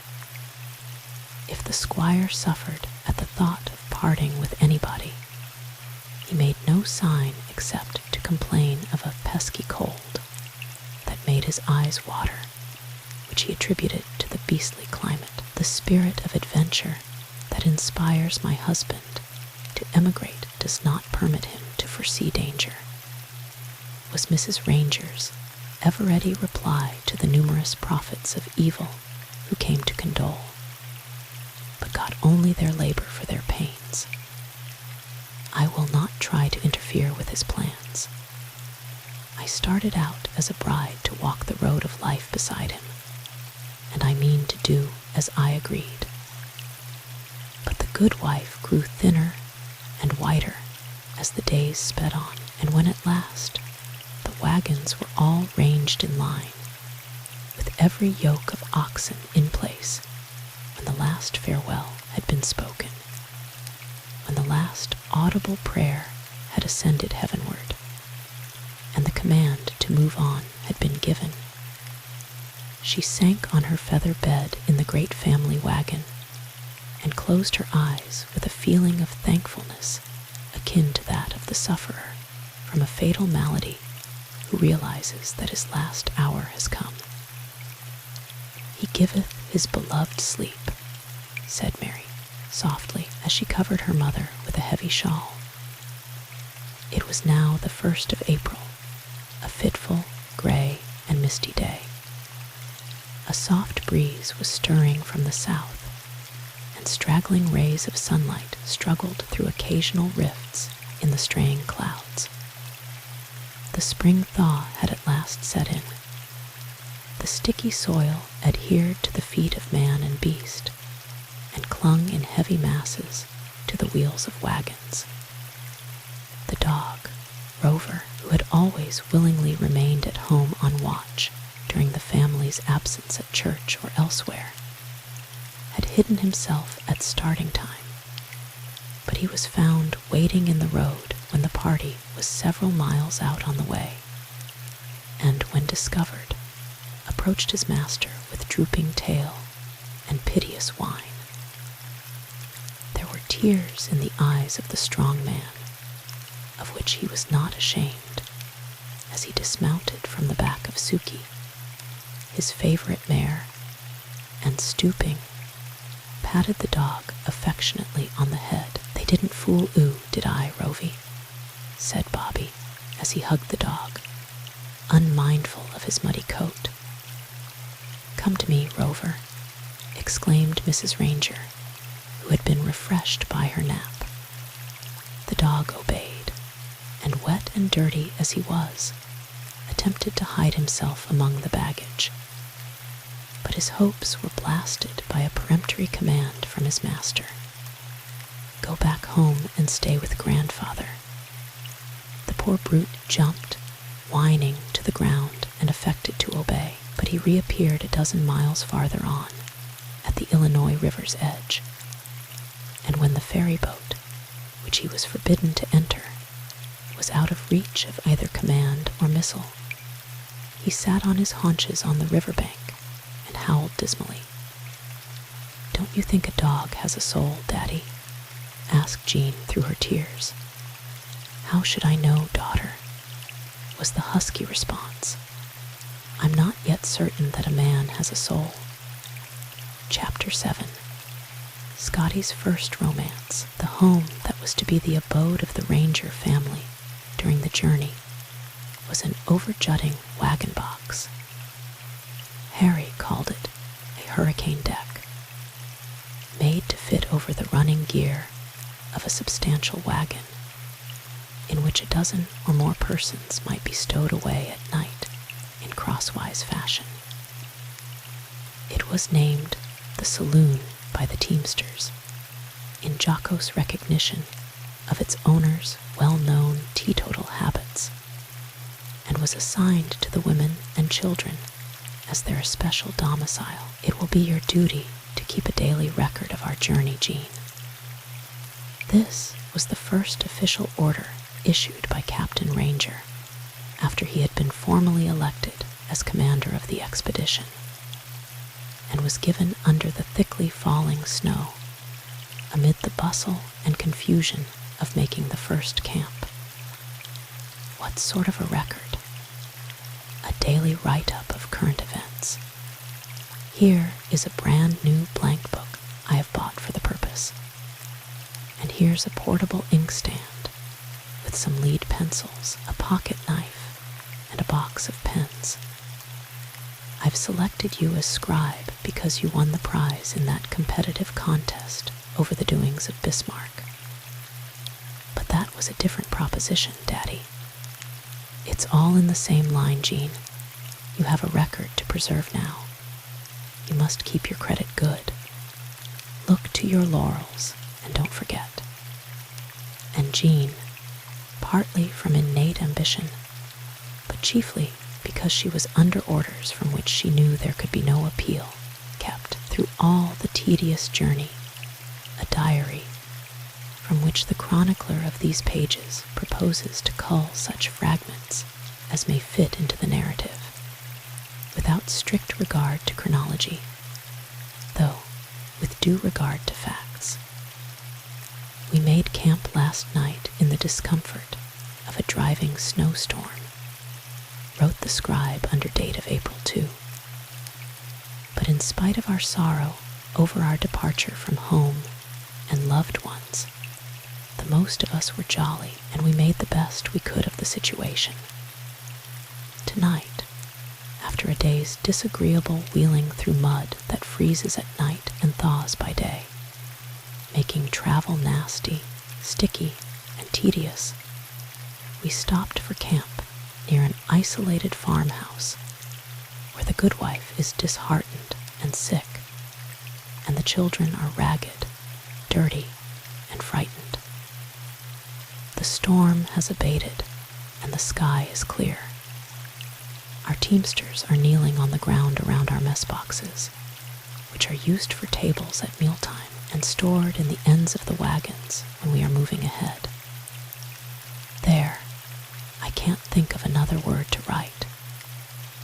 She closed the book with a bang.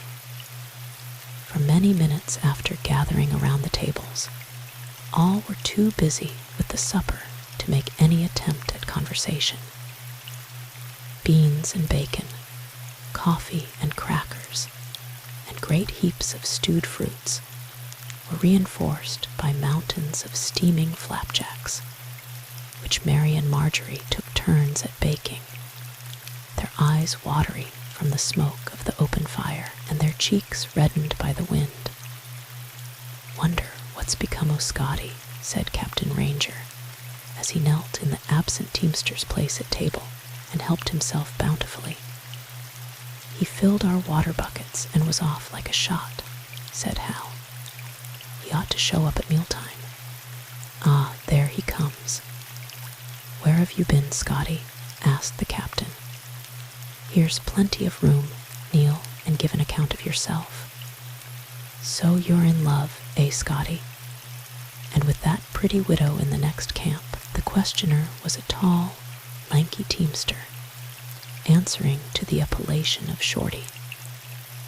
"Never in love before," said Scotty, as he swallowed his coffee with a gulp. An uproarious laugh ran around the table. "Her hair is like the flower o' Scotia's broom in springtime, and the sheen o' her eyes is like Loch-a-Tray," exclaimed Scotty, as he passed his plate for a fresh relay of flapjacks. "A love affair doesn't spoil his appetite," laughed Marjorie. "I want you all to understand that no falling in love will be allowed on this journey," said the captain dryly. "There'll be time enough for that kind of nonsense after you get to Oregon and get settled. Love, like death, has all seasons for its own, sir," retorted Scotty with a deferential bow. "Women and war don't go together," replied his employer. "And you'll find this journey is a good deal like war before you're done with it. Everything is fair in both love and war, sir." "Excuse me," said a woman in black, with a low, mellow voice and blonde complexion, who might have heard herself discussed if she had listened. The clatter around the table stopped instantly. "We're in a quandary, Mamma and I," she said, blushing. "Our matches are damp and won't burn. I thought perhaps—" A half-dozen men were on their feet in an instant, and half-a-dozen hands went suddenly into half-a-dozen pockets, while half-a-dozen blocks of matches were forthcoming in less than half a minute. "Here are more than I need, gentlemen, and I thank you ever so much," she said, taking the offer from Scotty, and with a bow and a smile to all, she was gone. "The red of her lips is like rubies, the white of her teeth is like pearls, and her voice is a symphony," said Scotty, looking after her as she ran. "Scotty's attack is as sudden as it is serious. laughed Lengthy, a short, stocky teamster whose nickname was a ludicrous misfit. What freak o' fate do you suppose it was that brought that beauty out here on a journey like this? Asked Yank, a southern-born teamster, whose accepted nickname was another palpable misnomer, and who dropped his RS like a Negro preacher. I know, cried Bobby, his fingers dripping with molasses. She came to meet Scotty. The laugh that followed disconcerted the child, who ran, abashed, to his mother in the family wagon. I thought, exclaimed Sambo, a gaunt Vermonter, who dropped his GS as frequently as Yank dropped his RS. I thought there'd be several ladies common along to keep us company. Can you tell us why Mrs. O'Dowd didn't join us? Asked Yank, turning deferentially to the captain. I thought we were to have the pleasure of one woman's company. I mean, in addition to the ladies present, of course. Jean exchanged furtive glances with her father, who averted his face and said, That's a conundrum, Yank. Ask me something easy. The next noticeable entry in Jean's diary was made on the 5th of April, and was as follows. The snow this morning is 4 inches deep. We camped last night in the mud and slush in a narrow lane after a hard day's wheeling through the miry roads. Mother, dear woman, is weary and weak, but Daddy got her a warm room in the farmhouse near us, where we children are allowed to go sometimes to thaw our marrow bones by a pleasant fire. April 6. Cloudy today with a threat of rain.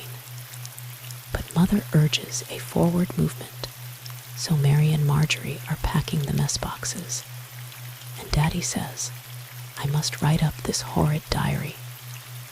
There is nothing to write about. The country through which we are struggling is swampy, monotonous, muddy, and level. Cheap, rickety farmhouses are seen at intervals.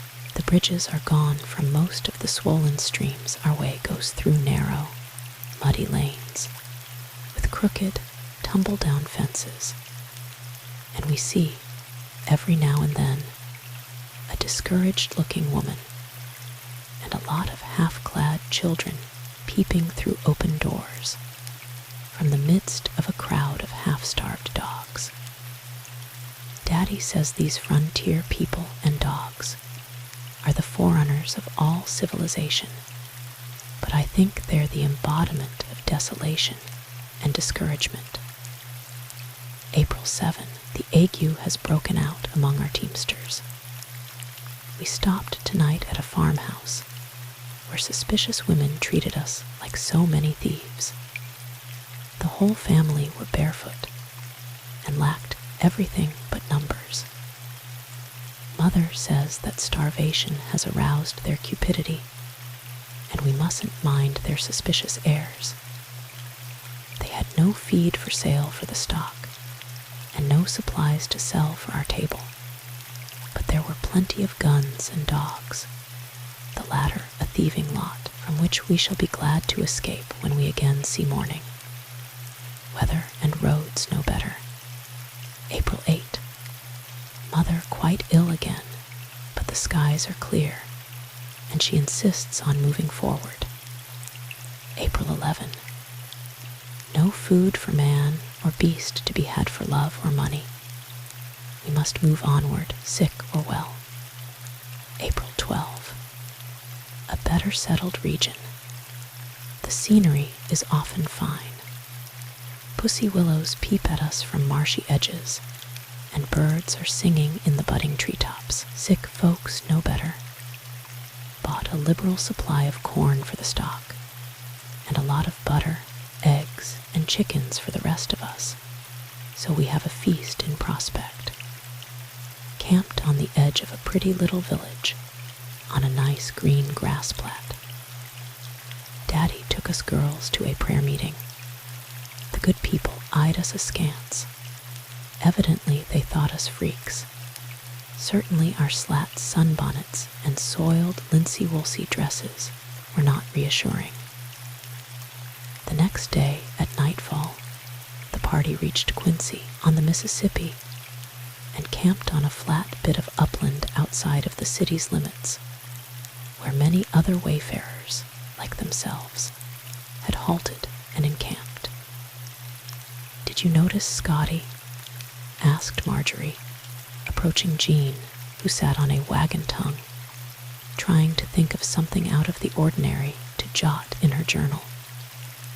"What's he up to now?" "He's been preening his feathers like a turkey gobbler for the last half hour. Guess our pretty widow and her aristocratic mamma have caught up with our train. Just watch him. See how the ex-scientist, ex-statesman, ex-orator, and now ex-almost anything is making a fool of himself. All people of both sexes get a spell of the simples, sooner or later," laughed Jean. "Daddy says that when the system is in the right condition to catch it, one gets it bad." "Guess I'll ride out and look over the town a little, Annie," said the captain to his wife after the family had retired for the night. "I want to look out a little for our Scotty. He seems to need a guardian." Scotty, though a characteristic specimen of the educated Scotchman, was a loyal adherent of the institutions of his adopted country. He had been a member of the constitutional conventions of 2 border states and was known as a writer and orator of no mean ability. But, like many another brilliant man, he had passed his 40th year without acquiring a home, a family, or a competence. He was well versed in the rise and fall of republics, and had traveled much in foreign lands, themes of which he never tired. But he could never reduce ox driving to a science.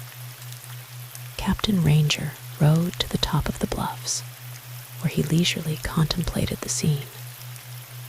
Lights reflected from town and river danced and gleamed, but barely made the darkness visible in the muddy streets. Church bells rang, steamers whistled, and longshoremen tugged at heavy loads. Powerful horses propelled great, clumsy freight wagons through the unpaved streets. Foot passengers picked their way through slop and mud.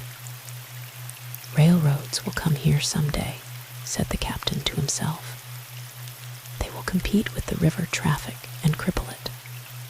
Other towns, like Chicago, will divert the trade, and there is no telling what the end will be.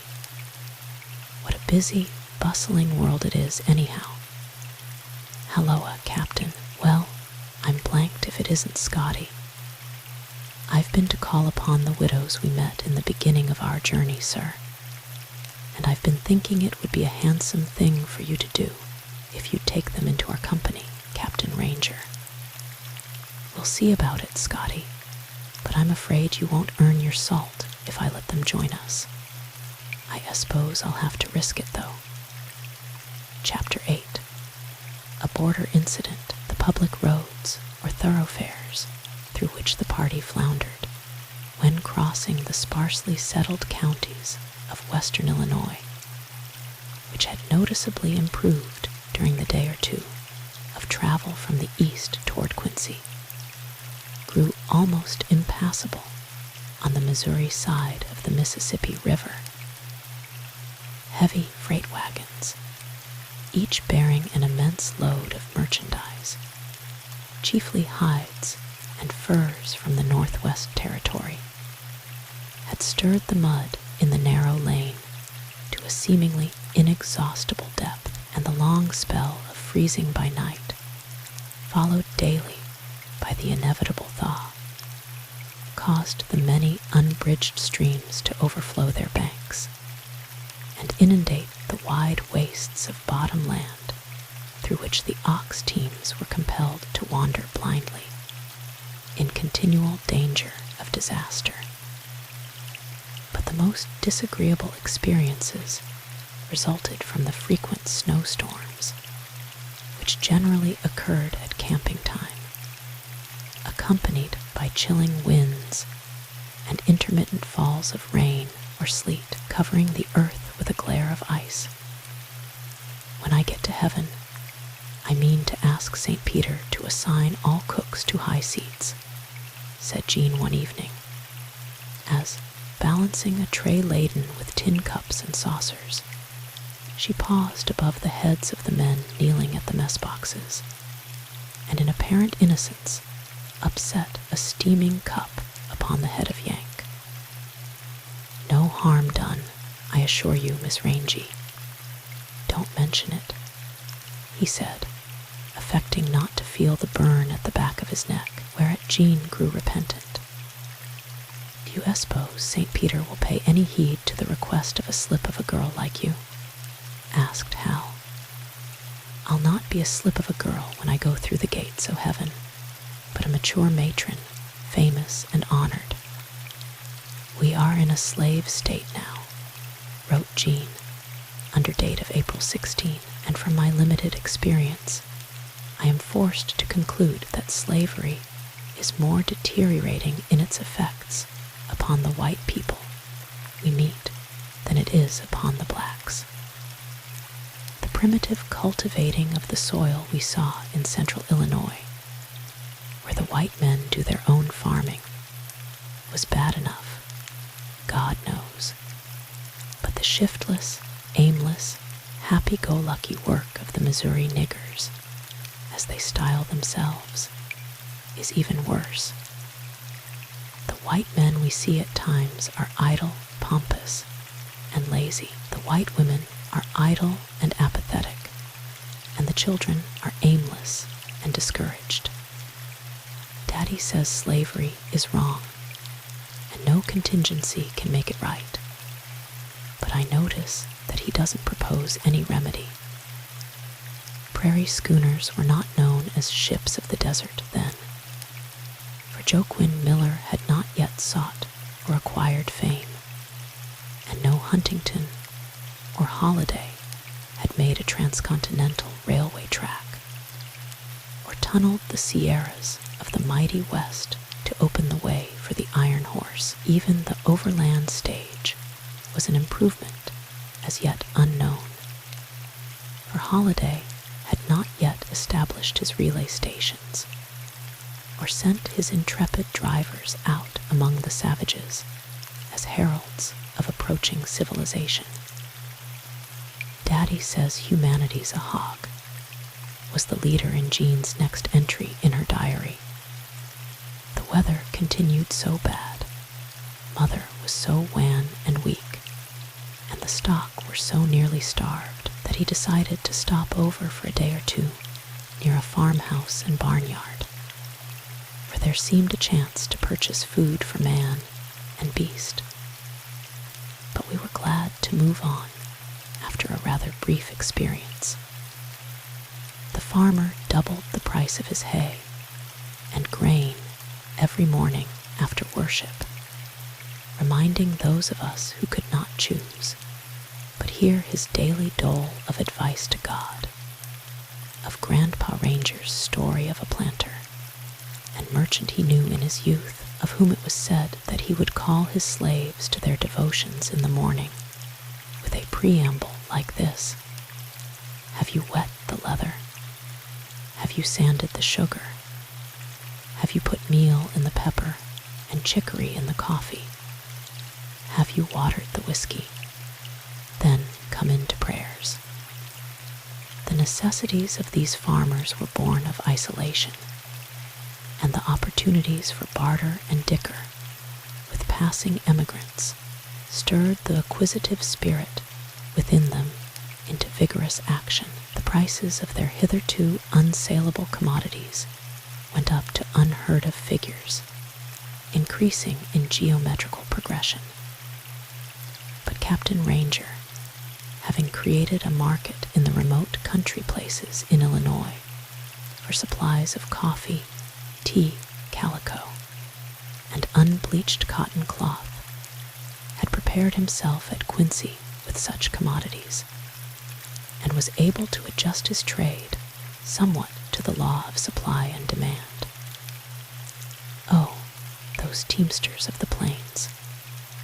No jollier crowd of brave, enduring, accommodating men ever cracked cruel whips over the backs of long-enduring oxen, or plodded more patiently than they beside the slowly moving wagons, as, wading often over shoe-tops through the muck and mire of the Missouri roads of early springtime, they jollied one another and cracked their whips and sang.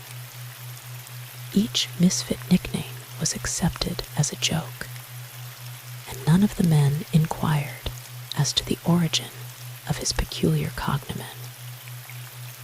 But Hal, being more inquisitive than they, asked troublesome questions of his sisters who were in the secret. "Better tell him, girls," said their mother. "He'll be in honor bound to keep the secret then. Won't you, dear?" "Jean did it," said Marjorie. "Then suppose you confess," said Hal. "It was this way," she explained after a pause of mock seriousness. "The first night we were in camp, after we had washed the dishes, it occurred to me to write each teamster's name and paste it to the bottom of his plate. I didn't know the real name of one of them from Adams, so I wrote them down as Scotty, Limpy, Yank, Shorty, Sawed Off, and so on. We didn't intend to perpetrate a misfit, but a joke, and we struck both. Scotty got the correct title, though it merely happened so. But you just watch him.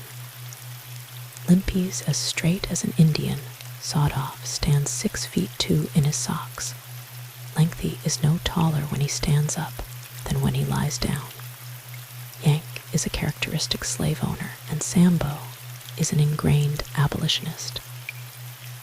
We couldn't have made such a lot of misfits if we had tried a week," said Mary. "But the men all think Hal did it, so the suspicion doesn't fall on us, and you get the credit for being somewhat of a wag, Mr. Hal. It's nothing new for men or boys to take the credit for what their sisters do," said Jean, as Hal strode away, satisfied that in protecting his sisters from a piece of folly, by accepting it as his own, he was acting the part of a man. Adam set the example, and where would Herschel have been if he hadn't had a sister? Adam might have been in a box if he couldn't have had Eve, laughed Marjorie, for there would then have been nobody to raise Cain. Or the Ranger family, added Jean. Several days of tedious, laborious travel brought the wanderers into an open, sparsely timbered, almost unsettled part of the state of Missouri. The snow and sleet gave way to brighter skies, the roads and sloughs were drying up, and the higher grounds were gradually arraying themselves in robes of green and gold. "Here is vacant land, and lots of it," said Mary, as she viewed the virgin prospect of a mighty settlement in undisguised admiration. "This is a beautiful world," and she sighed deeply, her face toward the rising sun. "Don't look backward," cried Jean. "Remember Lot's wife." "There's no use in trying to look backward," urged Hal. "Dad will never halt till he lands us on the western shore of the continent, on the eastern hem of the Pacific Ocean. He says this country's too old for him. The wild turkeys are all killed off, or scared out of sight. The deer and elk are gone for good, and the country's played out. Wait a few years, and there'll be railroads gridironing this whole great valley of the Mississippi," said Jean. "There'll be towns and cities springing up in 100 places. Farms and orchards and handsome country homes will will cover these rolling prairies. The native groves will be more than quadrupled by cultivation, and schoolhouses and churches will spring into existence everywhere. I wish you'd talk like this to your father, won't you, Jean? Asked Mrs. Ranger. You couldn't hire him to live in a slave state, cried Jean. The Reverend Thomas Rogers might manage to get this far on the way toward the setting sun without much money, smiled Mrs. Ranger meaningly. The children favor our stopping here on Missouri soil, she added, as her husband joined the group. Don't you think the idea a good one, John? What? And let the word go back among our people at home that we'd flunked? No, I'd die first, and then I wouldn't do it, exclaimed her husband petulantly. Mrs. Ranger burst into tears. There, Annie, don't worry. But don't ask me to settle with my children in a slave state. Father left Kentucky when I was a boy to get away from slavery and its inevitable accompaniment of poor white trash. There is an irrepressible conflict between freedom and every form of involuntary servitude that exists under the sun. This nigger business will lead to a bloody war long before Uncle Sam is done with it, and I doubt if even war will settle it. But Oregon may come into the Union as a slave state, John. You know that the extension of slavery is the chief theme that is agitating Congress now. I'll have a chance to fight the curse in Oregon, Annie, but it is a settled condition here. I'll fight it to the bitter end if I get a chance. He strode away to look after the cattle and men. Dear, patient mother, cried Jean, stroking her mother's cheek tenderly. Your head is as clear as a bell, but there's a whole lot of common sense in what Daddy says too. We'll soon have settled whether, then you won't mind traveling. We all think you'll be well and strong as soon as we get settled in Oregon. Maybe so, if I could only live to get there, faltered the feeble woman. But what, Mother? Nothing. I was only thinking. Jean's heart sank. You must get to bed, Mother dear, she said lovingly. The Ranger children, tired out with the fatigue and excitement of the day, were soon locked in the deep sleep of healthy youth and vigor. Not so Mrs. Ranger. The regular breathing of her sleeping loved ones soothed her nerves, but she seemed preternaturally awake. A gentle breeze stirred the white wagon hood overhead. Suki, who was tethered near, neighed gently as Mrs. Ranger spoke her name and came closer to be stroked. Is de Cap'n he? Asked a dusky figure with a child on its hip as it edged its way between the mare and the wagon wheel. He's out with the cattle at present. Is there anything I can do for you?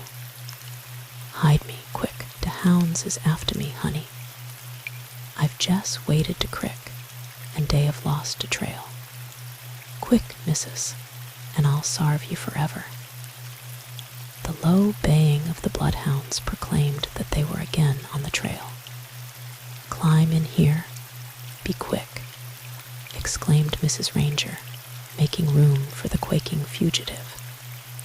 I've never tried to sleep with a nigger and her baby, but I can stand it if I have to, she said to herself, as the refugee took the place assigned to her. What in thunder are you up to now? Asked her husband when he looked in upon his wife and children in the morning and discovered the dusky intruder. Trying to help you to circumvent the institution you are so ready to fight, which, as you say, is wrong, and no contingency can make right, replied his wife, her cheeks and eyes aglow with mingled satisfaction and excitement. Chapter 9. The Captain Defends the Law. Don't you know it's against the laws of your country to harbor a runaway nigger? Asked the captain, in genuine alarm. We'll never get off o' Missouri soil in this world if we're caught hiding this wench and her pickaninny among our traps. She's got to get away from here in a hurry. So far as the laws go, I don't care a rap, John. I, nor no other woman, ever took a hand in making any of 'em. And as for Missouri soil, it's good enough for anybody. I'm quite enamored of it, and I feel perfectly willing to stay here as long as I live. I don't want to make no trouble for nobody, massa, sobbed the fugitive, peeping from her covert like a beast at bay. De Mrs. done tuck keep o' me doutsider in any consequences. Didn't ye, honey? There was nothing else I could do, said Mrs. Ranger, firmly, though her cheeks blanched with an unspoken fear. Day was going to sell me down sooth and keep my coon for a body servant for his own pappy's new bride dats a common to de plantation next week. Wasn't Day Dollin? Holding aloft her mulatto offspring, who blinked at the rising sun. Vo God, massa, I won't make a speck of trouble. I'll just keep it hidden till we get across to Missouri River. Take me long to Oregon, and you won't never be sorry. I've already agreed to take along one widow and her babies, said the captain, exchanging glances with Jean. It doesn't seem possible to add to the number. Just let me ride a hidden in a wagon till I get across to Missouri River, massa. I can take care of myself and my pickaninny too, if you'll turn me loose among the Injuns. It is the slave-holding, free American white man that the poor creature's afraid of, said Mrs. Ranger, with a bitter smile. Again, the deep baying of the bloodhounds betokened the finding of the trail. Climb back into the wagon, quick, cried the captain, and take care that you keep out of sight.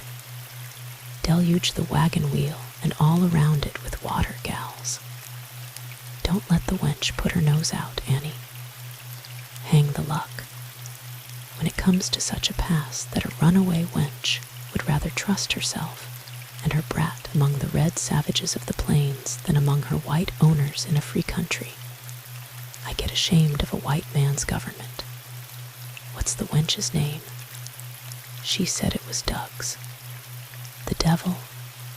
Don't swear, John. She didn't name herself. And the name of the coon, Geoja Washington saw. I named him for de fata o de country. He's as handsome a coon as ever had a white daddy. Ain't ye, honey? And the mother held him close. Yo's a flower o' slavery, ain't ye, Dollin? A hidden meaning in her voice. Again, the deep baying of the bloodhounds was heard, but they were taking the back trail. The fugitive laughed. "De way we larn 'em dat trick is a nigga's secret," she said, as she again hid herself and child. "My massa didn't used to believe in slavery, missus," she said, as the baying of the dogs grew faint and distant. "When massa first herited his slaves, he used to tell us he'd set us free, but he got a habit o' holding on to us, and it just growed on him. It was like the whiskey habit. It got fastened on him good and hard, and he didn't talk about manumitting us no mo. He didn't want to sell me, he said, but I was perpetty, and times got bad, and he was obleeged to have money to pay his debts. His new wife's expensive, awful, and he had to sell some o' de niggas. If he'd saw me and Geo die, Watu, I wouldn't have runned away. But when he said he'd sell me and keep my coon to be his new wife's nigga, I couldn't stand it nohow, so I scooted." And the negress laughed heartily. "Do you think you can hide her for a week, Annie? We'll be across the Missouri River by that time. I'll do my best, John. We're running a terrible risk, though. Sometimes, when I think of the sins of this so-called free government, all committed in the name of liberty, I long to turn rebel and do my best to destroy it, root and branch. I had a husband once, suh, but Massa tuck a likin to me, so he saw him down soof, said the fugitive. And this baby is my Massa's own coon. Massa wouldn't a-saw him nohow. Be quick, cried Jean, her breath hot with indignation. Hide yourself. You mustn't let the teamsters see you here. They're coming in with the cattle now. Gimme some quilts and blankets, honey. Da, haul 'em up so.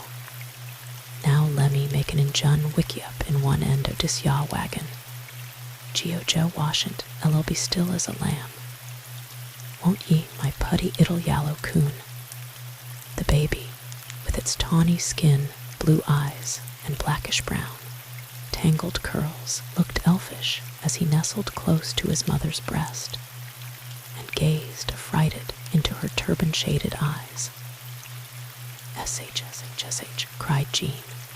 "The men are almost here. Keep close to your den and be very quiet."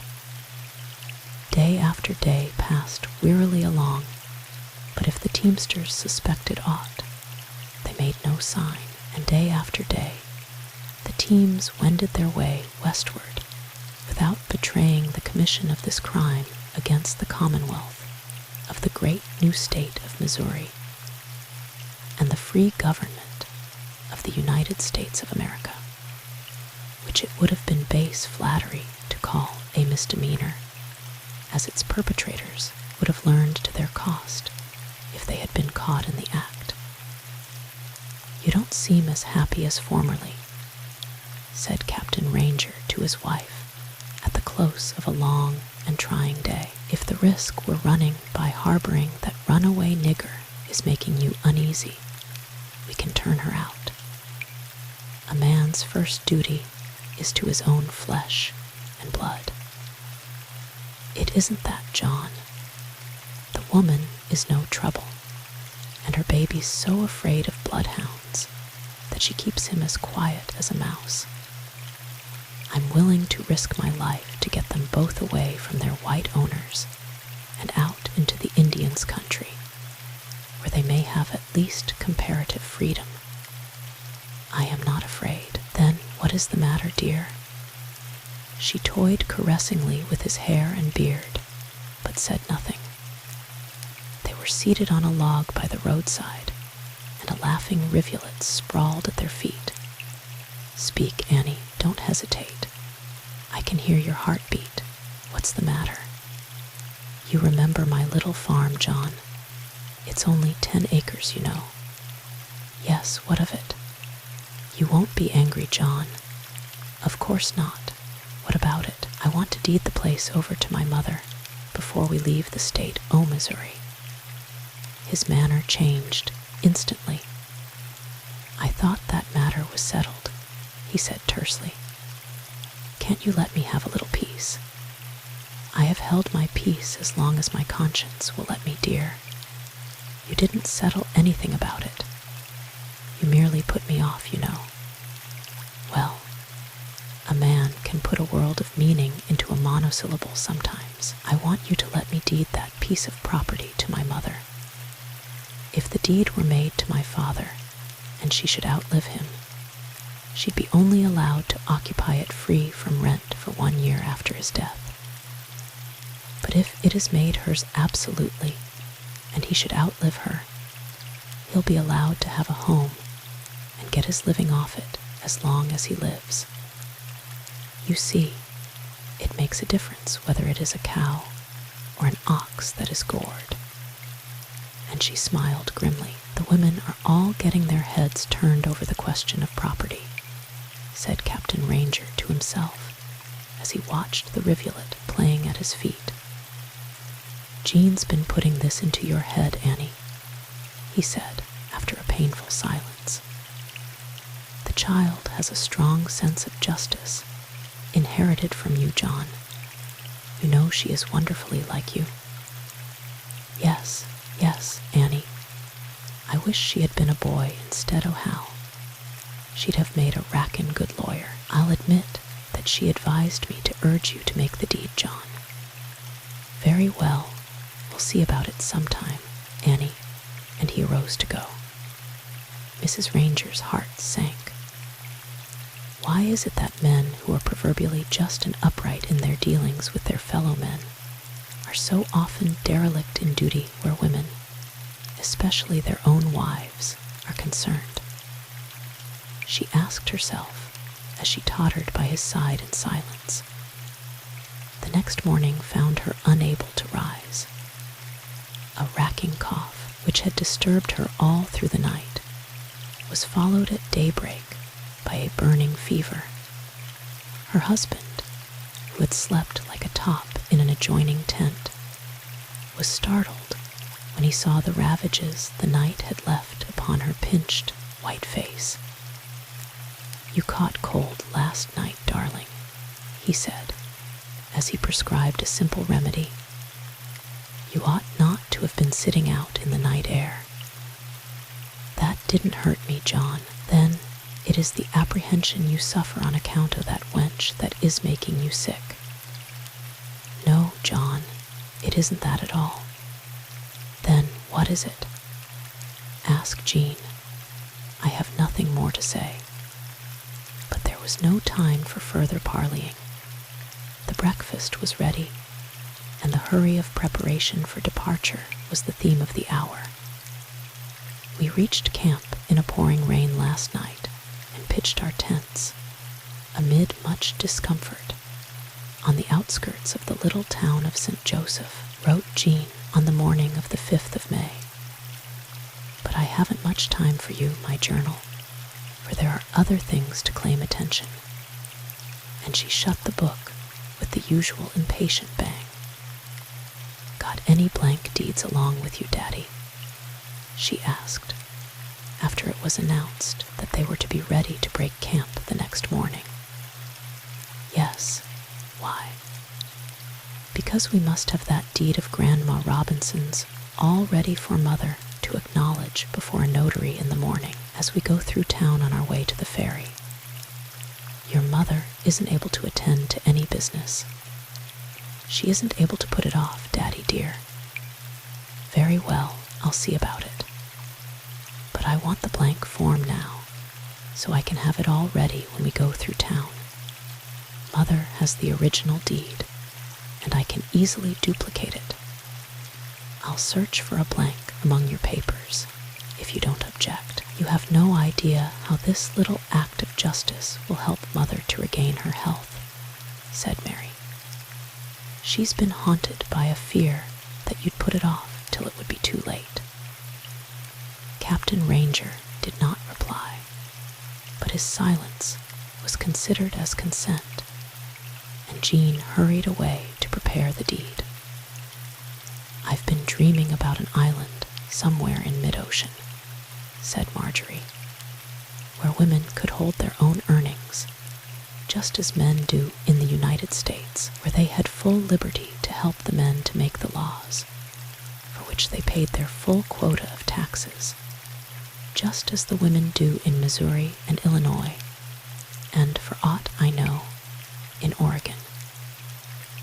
I've paid the taxes on that 10-acre farm for a dozen years," said her father. "Yes, out of Mother's income from it," retorted Marjorie. "It has always been rented, you know." The subject was dropped for the nonce. Though John Ranger did not feel wholly at ease, he hardly realized why. But the next day, as the train was moving through the principal street on its way to the riverfront, he stopped his team hard by a notary's office and tenderly assisted his wife to alight. Here, with her thin and trembling fingers, Annie Ranger affixed her signature to her last earthly deed of conveyance, her eyes beaming with joy. "Are you satisfied now?" asked her husband, as he lifted her to her seat in the wagon, where she watched Harry rushing away to the post office with a big envelope containing the precious deed. "Yes, dear, and I am so glad I didn't have to make my mark. When I get to Oregon, I'll manage somehow to earn the money to pay you what I owe on my taxes, John." "Don't speak of that," her husband exclaimed, feeling half ashamed of himself for a reason he did not divine. "Then you'll never try to hold those old tax receipts as a lien on the property." "Nonsense, Annie. Do you think I'm a brute beast?" "No, darling. I would to God all men were as good as you are, my own dear, precious husband." They were nearing the Missouri River now, and in the rush that ensued, the family had no opportunity for further exchange of confidences for many hours. "Look," cried Marjorie, after the last loaded wagon had been crowded on to the big ferry boat, and they had started to a point several miles up the river to make a landing on the opposite bank. "There's a posse of officers. They're after Doug's. I know they are, 'cause they've got bloodhounds with them, and they're signaling the boat to stop and come back." "She can't do it," said the captain of the ferry, after a hurried conference with the captain of the train, as he suspiciously thrust his closed hand into the breeches pocket over his hip. "You can come out of hiding now, Sally O'Dowd," exclaimed Captain Ranger. As soon as the last team was safely up the opposite bank. "I thought it was Doug's they were after," said Mary. "So 'twas, and me too," cried the grass widow, as she jumped to the ground, surrounded by her 3 children. "Sam O'Dowd was one o' the posse. I saw him. He couldn't have taken me, but he was after my babies." She hugged her children as she laughed and wept by turns in a transport of joy. "Don't cry, Sally," said the captain coaxingly. "You're in the Indian country, safe and sound, before Sam can get a requisition from the governor of Illinois to reclaim your babies, and before the governor o' Missouri can give that party o' slave catchers the power to arrest Duggs and her coon. We'll have you out under the protection of the Indians," said Mrs. Ranger with a meaning smile. Chapter 10. The captain makes a distinction. "I thought it was arranged that Sally was to join us at Quincy, on the Mississippi," said Captain Ranger after they were safely landed in the Indians' territory. "That was the agreement between Jean and myself," interposed the frightened fugitive, still holding her babies close. "But I overheard a conversation at St. Louis that changed my plans. I was in hiding, down among the wharf rats and niggers on the riverbank, in a cheap hash house, half scow and half log cabin. The walls were thin, and I couldn't sleep much, so I heard most everything that was going on out of doors and in. And one night, by the help of the good Lord, I overheard a voice that I knew was Sam's. He was telling a pal that he was hunting his runaway wife. He said she had stolen his babies, and he meant to get him dead or alive. I thought you'd let him off on an altogether different scent," exclaimed Jean. "So did I. But it appears that his mother got on the scent somehow and betrayed me. I don't know why she did it, for she was over-anxious to be rid of the children. But I suppose she was moved by an impulse of spite or revenge. I heard Sam say he'd overhaul us at Quincy, so I had good reason to change my route." "You had a close call, Mrs. O'Dowd," exclaimed the captain, earnestly. "I don't know as he could have put me in limbo for harboring you, but he could have made it go hard with me for for hiding the children. I hate a lawbreaker, but what is a fellow to do in such a case? God has been merciful to me, Squire. I felt all along that I would get away safe and sound. Wouldn't God have done a better job to have saved you in the first place? Asked the captain dryly. How did you get money to pay your traveling expenses? Asked Mary. I've a confession to make to you and Mrs. Ranger, Captain. Will you promise not to scold? I'll know better what to promise after I've learned the provocation. Don't be afraid to tell the truth. Speak out. Don't mind the gals. I stole $300. It was my own money from Mother O'Dowd, she whispered. It didn't seem so very wicked. She got my home without any equivalent, you know. Oh, Sally, how could you? Asked Mrs. Ranger, her cheeks blanching. Do you think it was wicked to take my own money and my own children when I had the opportunity? It was a theft, certainly, under the law, and it is always wrong to steal, retorted Mrs. Ranger. We must uphold the majesty of the law, if necessary, at the muzzle of our guns, said the captain loftily. How about Dug's and her coon? Asked Jean with a silvery laugh. That was different. Slavery, as I have often said before, is wrong, and no contingency can make it right. You are making a distinction where there is no perceptible difference, except in the matter of complexion, exclaimed Mrs. Ranger. Did Dug's, the slave, have money? Asked Mrs. O'Dowd. Dug's hasn't taken me into her confidence, said the captain. What in creation are we to do with you all? There'll be a way, John, don't worry, said his wife. Trust in the Lord and do good, and verily thou shalt be fed. Do you know, said Sally, turning to the captain, that the pretty little blonde in black whom I see over yonder is a jewel? I met her on the street this morning, on her way to the ferry, with her mother and her carriage, and wagons and drivers. I was getting desperate with the fear that I couldn't overtake you, and I knew there was no time to be lost. So I told her my story. I may have exaggerated somewhat, for I told her you had agreed to take me and the babies to Oregon. I said I had been detained, which was true, and I must overtake you before you crossed the river. She didn't wait to ask a question, but bundled us all into her carriage without a word. Didn't I tell you you could trust my daddy? Asked Jean, aside. He's a whole lot better than he thinks he is. Father thinks he is a stickler for the law, said Mary, with a chuckle. Indians came and went in great numbers around and into the company's first night's camp on the plains, sometimes growing insolent in their persistent demands for food and articles of clothing, but on the whole peaceable and friendly.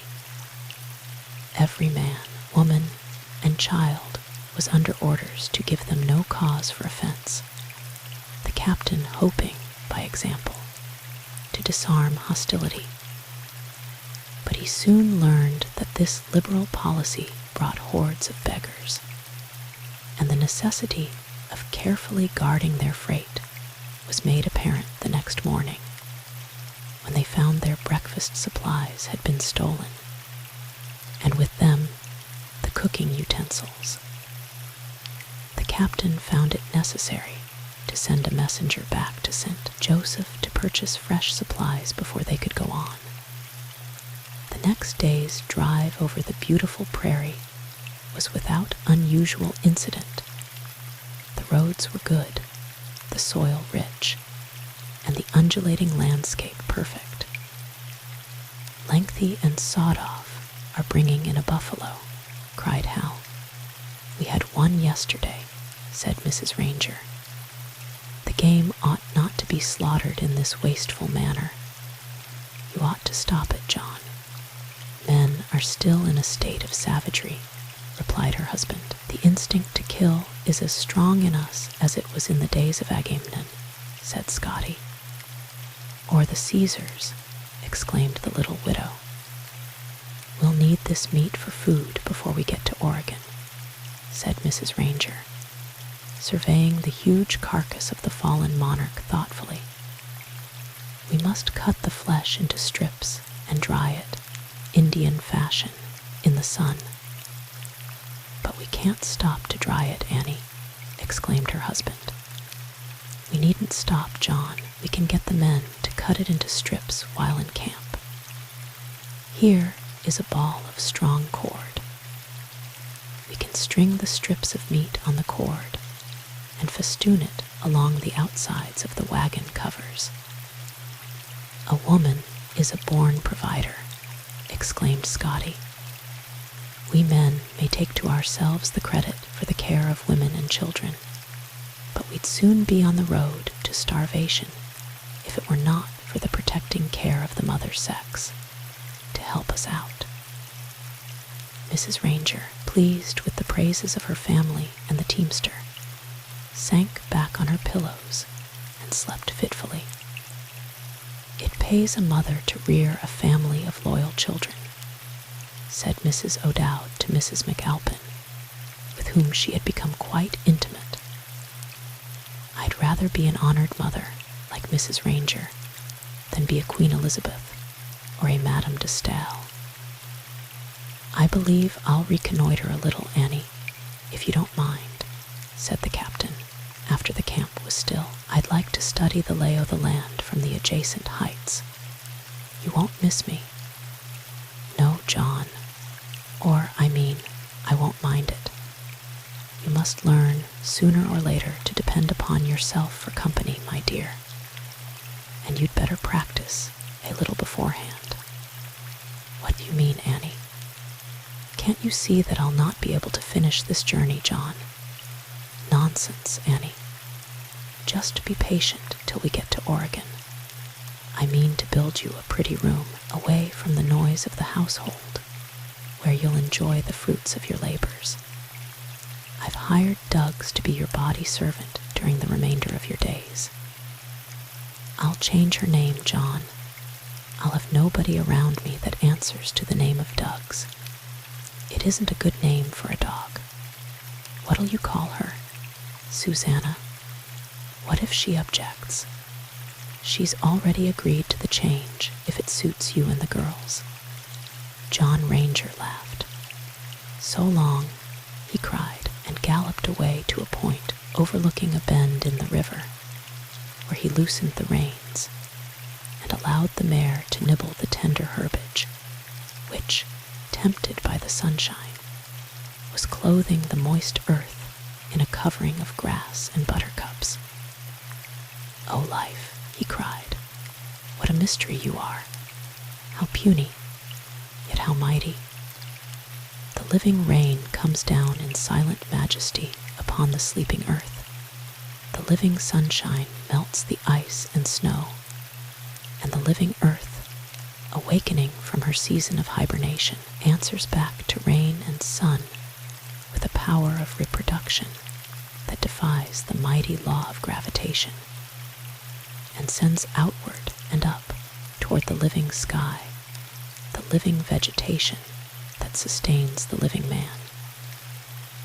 O sky, all eight-winkle with your myriads of stars, how inscrutable you are in your infinitude, and how like a worm of the dust is man, who has no power to hold in the precious body of even the woman he loves the mystery of existence, of which creation is the only master. Below him, so far away that it gleamed like a silver ribbon in the starlight, ran the muddy Missouri, carrying in its turbid waves the debris of the Mandan district, and bearing on its troubled breast the throng of river craft at whose little windows hundreds of lights were twinkling, like diamonds on parade.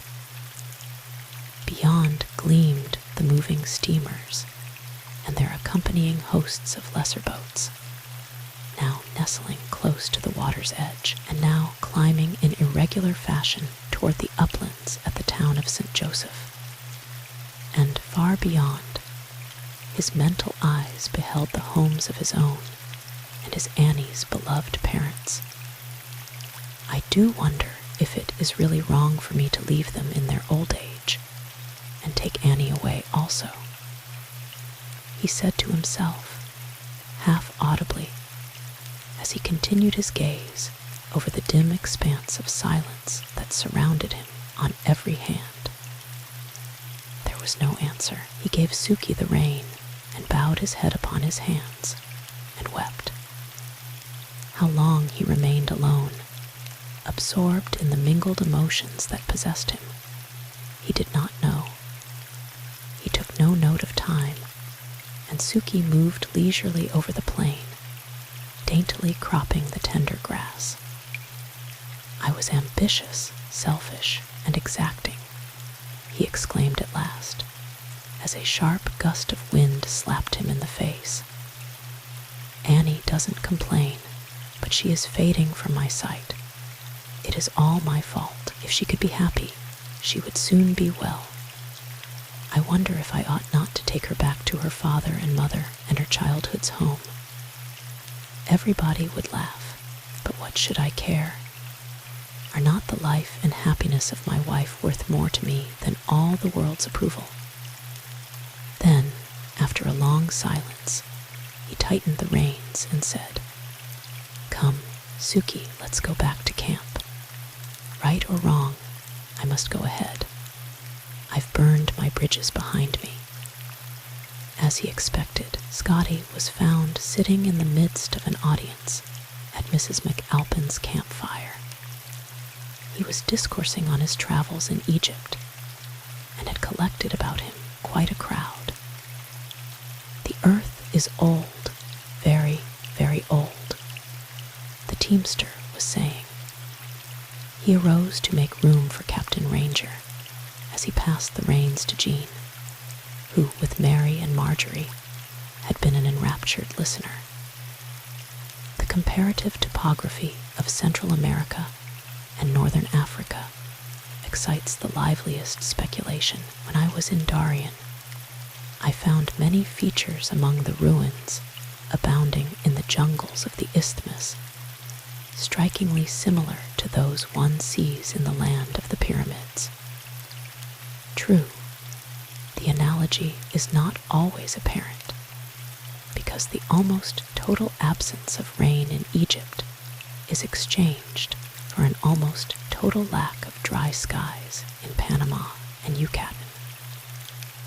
Science scoffs at my assumptions because I cannot prove them, but I'd bet $1 million if I had it, and wait for the fact to be proven, as it surely will be someday, that there was once a continuous continent between the homes of the early pharaohs and those of a prehistoric people who inhabited the two Americas. I've often reached a similar conclusion myself when visiting the prehistoric scenes of both hemispheres, said Mrs. McAlpin.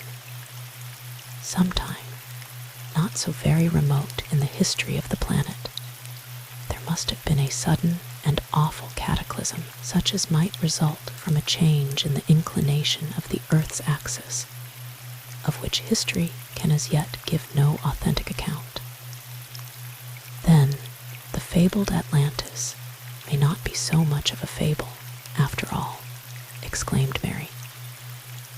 You suppose any of you know what you are talking about?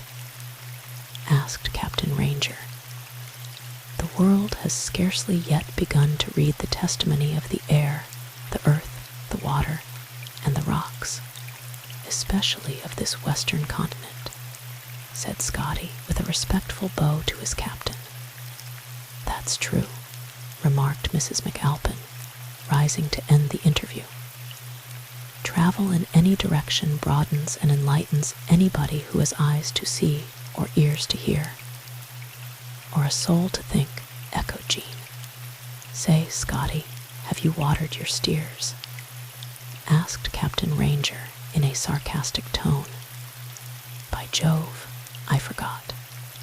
Good evening, ladies. The teamster turned away, crestfallen. Excuse me, madam, I didn't intend to be rude, said the captain as he paused to say good night. But we've embarked on a journey in which theories must be set aside for duty sometimes. That is, if we're ever to see Oregon. Chapter 11. Mrs. McAlpin Seeks Advice. The next forenoon, Captain Ranger rode up alongside the carriage of Mrs. McAlpin and her mother, in which Jean was posing as driver and guest, and said, I hope I gave you no offense in speaking as I did to Mr. Burns last night. No offense at all, Captain. Don't mention it. You were simply discharging your duty.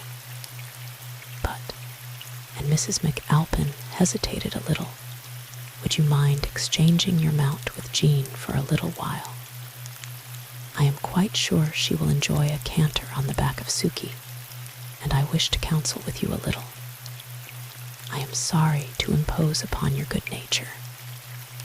Mrs. Benson took little notice of the captain or of her daughter, but leaned back on the cushions, apparently absorbed in a book. I want your candid opinion, said Mrs. McAlpin. Do you consider the marriage ceremony infallible? Is it an unpardonable sin to break it, except for a nameless reason? I have an object in asking this question that is not born of mere curiosity. Nothing of human origin is infallible, madam, and for aught I can see to the contrary, nothing is infallible anywhere. Do you believe it is better to break a bad bargain than to keep it? That depends upon circumstances.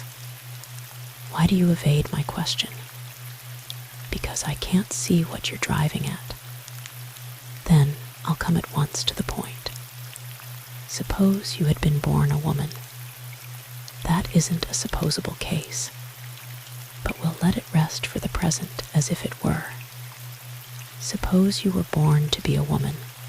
We'll put it that way for the sake of illustration.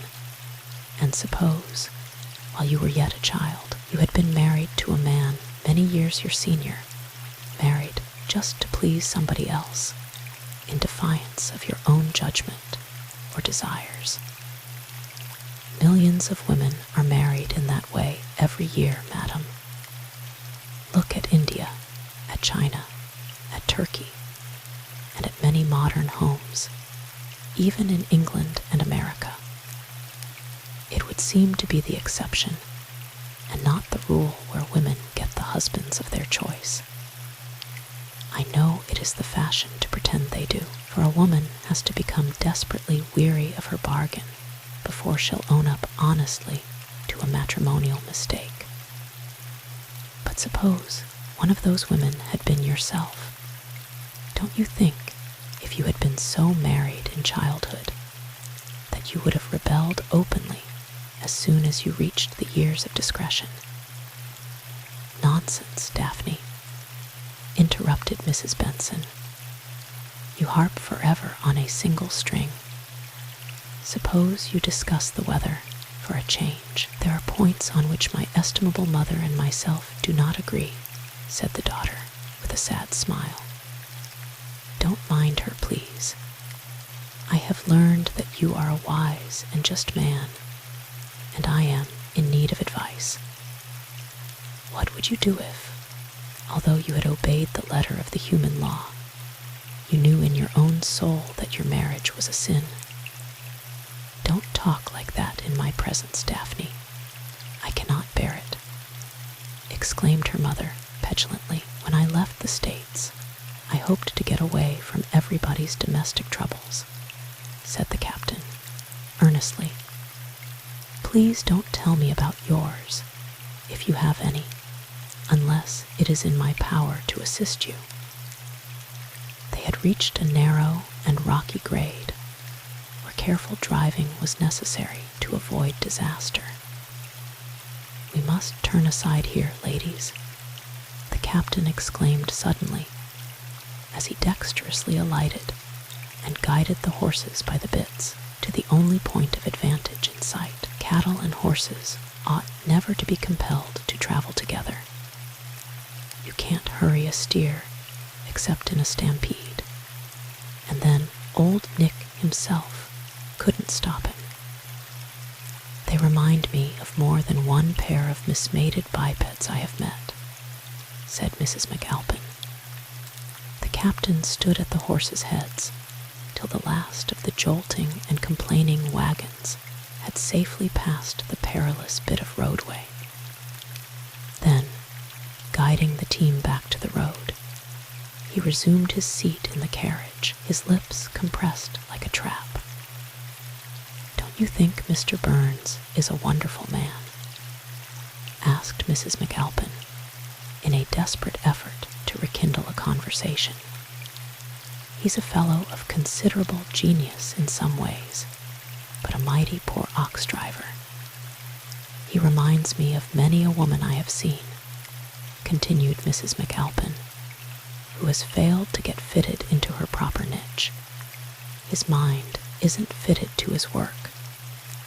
I have seen women chained by circumstances to the kitchen sink, the wash tub, the churn dash, and the ironing board, who never could make a success of any one of these lines of effort, though they might have made excellent astronomers, first-class architects, capable lawyers, good preachers, capital teachers, or splendid financiers. It is a pity to spoil a natural statesman or stateswoman to make a poor ox driver or an indifferent housekeeper." "You seem to take great interest in Scotty," remarked the captain. "I do. We have traveled extensively through the same lands, though we had never met until our orbits chanced to coincide on this journey. He has a retentive memory, a wide experience, and a keen appreciation of the beautiful, both in nature and art, and so have I. He is as much out of place as an ox driver as I should be in a cotton field. He's a perfect mine of information, though, about a lot of things. Then, why not take counsel of him instead o' me? He would hardly be a disinterested adviser." "Ah, I see." Mrs. McAlpin blushed. "He has not spoken to me one word of love, Captain, if that is what you mean. I am not an eligible party," and the lady used her handkerchief to wipe away a tear. "I want your opinion about getting a divorce from a union that I detested long before I ever met Mr. Burns.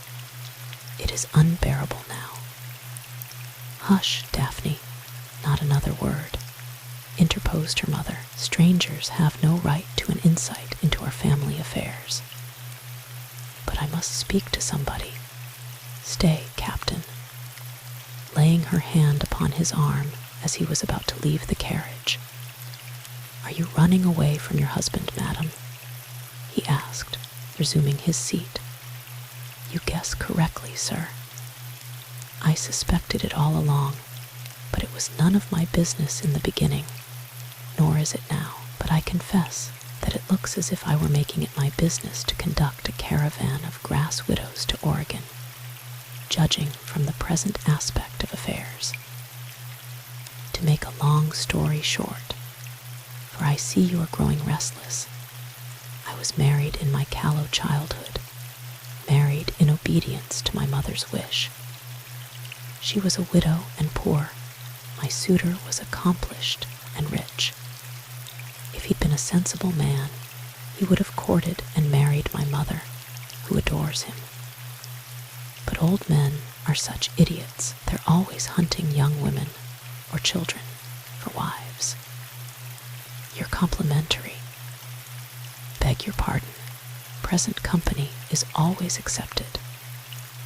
They imagine that young and silly girls will make happy and contented wives, when any person not overcome by vanity knows that no young man or young woman can be truly enamored of anybody that's in the sere and yellow leaf. What would you think of a woman of Mamma's age, for instance, making love to a boy, and if such a boy should consent to marry her, who believes that he would be content with his bargain after his beard was grown? Ask me something easy, said the captain. My father was a physician, and it was my childhood's delight to study his books, attend his clinics, and make myself generally useful among his patients.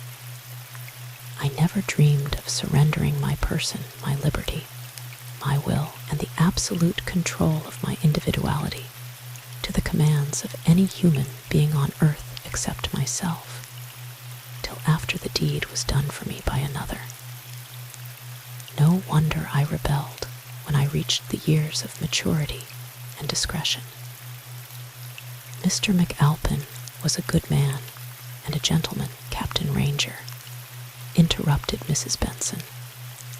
Yes, Mamma, he was always good.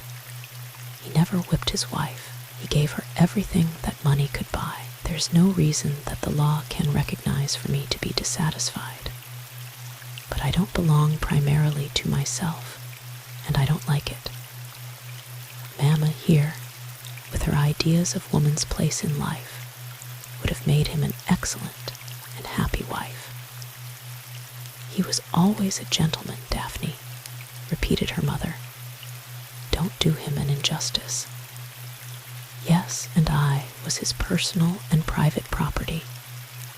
I was a beautiful animal, as he thought, to bedeck with his trinkets and show off his wealth, but I was nobody on my own account. I was simply his echo, or supposed to be, and nothing else.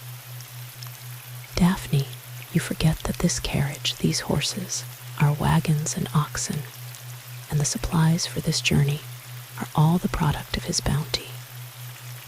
They are the product of my jewels, Captain. This outfit is mine. It was bought with my own heart's blood. I owe nothing to Donald McAlpin. Do you think you have dealt justly by your husband? Ask the captain. There was reproof and impatience in his tone. I owe him nothing, sir. I am in the same line with Duggs, a runaway chattel, that is all. But Duggs, whose name now is Susanna, did not enter into her bargain voluntarily. Neither did I. My mother made the bargain. How did you escape, Mrs. McAlpin? And why did you undertake this journey? Mr. McAlpin was called away to England last year to inherit an additional estate. Mamma was too ill to go, so I stayed to nurse her. I had been his body vassal for 4 years, and was at last a woman grown. One taste of liberty was enough. I will never be his vassal again. I decided to make this very unusual journey to elude pursuit. He'd not think of searching for me outside of the United States or Canada, least of all in the great American desert, whither we are bound. I mean to lose myself for good and all in Oregon. And so now you are seeking a divorce. Yes, sir, that is, when I reach Oregon. Thousands of other women have borne far worse conjugal conditions all their lives, and died, making no outward sign, Mrs. McAlpin. Men also have their full share of these afflictions, which they bear in silence to the bitter end. That is their own affair, sir. If other people choose to wear a ball and chain through life, that is their privilege. I would not do their choosing for them if I could. What course would you pursue if you had children? Then, I suppose I should be compelled to die with my feet in the stocks. Children might have diverted my mind and helped to save my sanity, though.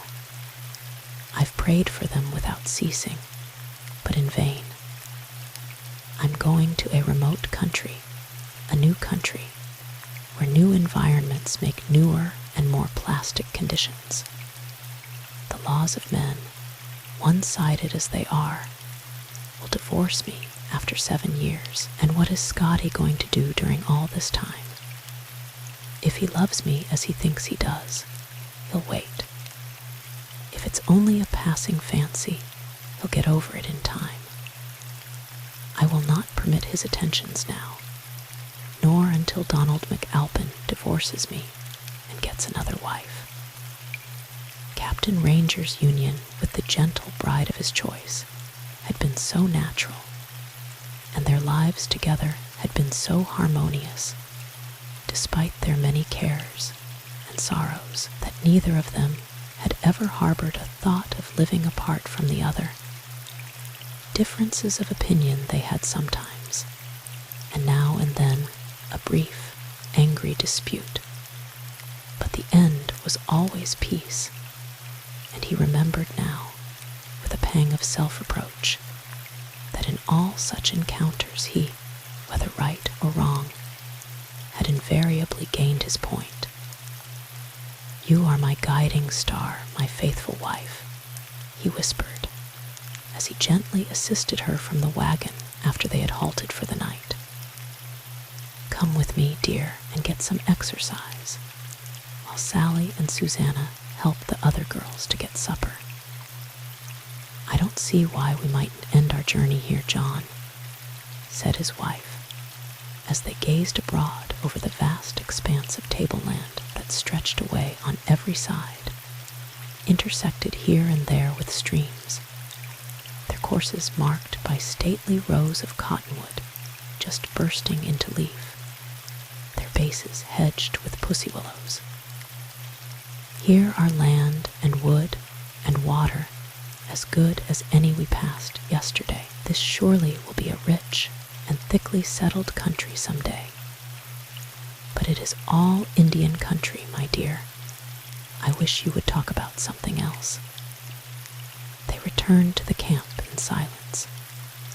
"I wish the girls were as tractable as you are, Annie," he said an hour later, after having had a heated dispute with his daughters over some trifling disagreement. "They are as headstrong as mules." "Being girls, they take after you, John," replied his wife, with a smile. "I'm afraid their husbands won't find them as tractable as I have been. Bring on more of your flapjacks and bacon, Miss Mary," cried Scotty, as Mary poised a big pile of the steaming cakes over the heads of the hungry men who knelt at the mess boxes. "You seem to be regaining your lost appetite," exclaimed Sawdoff. "Have you and the widder cried quits?" "That's our business," was the curt reply. It was late when Mary sought her mother's couch for a brief visit that night. She was weeping silently, and her mother caressed her tenderly. "I know your heart is troubled, darling," said Mrs. Ranger, "but do not be discouraged. Be of good cheer. Every cloud has a silver lining." And Mary's heart was comforted, though her reason could not tell her why. Chapter 12. Jean becomes a witness. "How's your journal getting on, Jean?" asked her father one evening, after all was still in camp. Mrs. Ranger had been unusually nervous and timid all day, and Susanna had been in constant attendance upon the wagon bed full of little ones, 7 in all, who had been more than usually unruly, fretful, and quarrelsome. Jean looked ruefully at her father. "The pesky thing isn't getting along at all," she exclaimed. "There's nothing to inspire one to write. There's no grass for the cattle, no wood for the fires, and no comfort anywhere. Then write up the facts. Don't allow yourself to get morbid.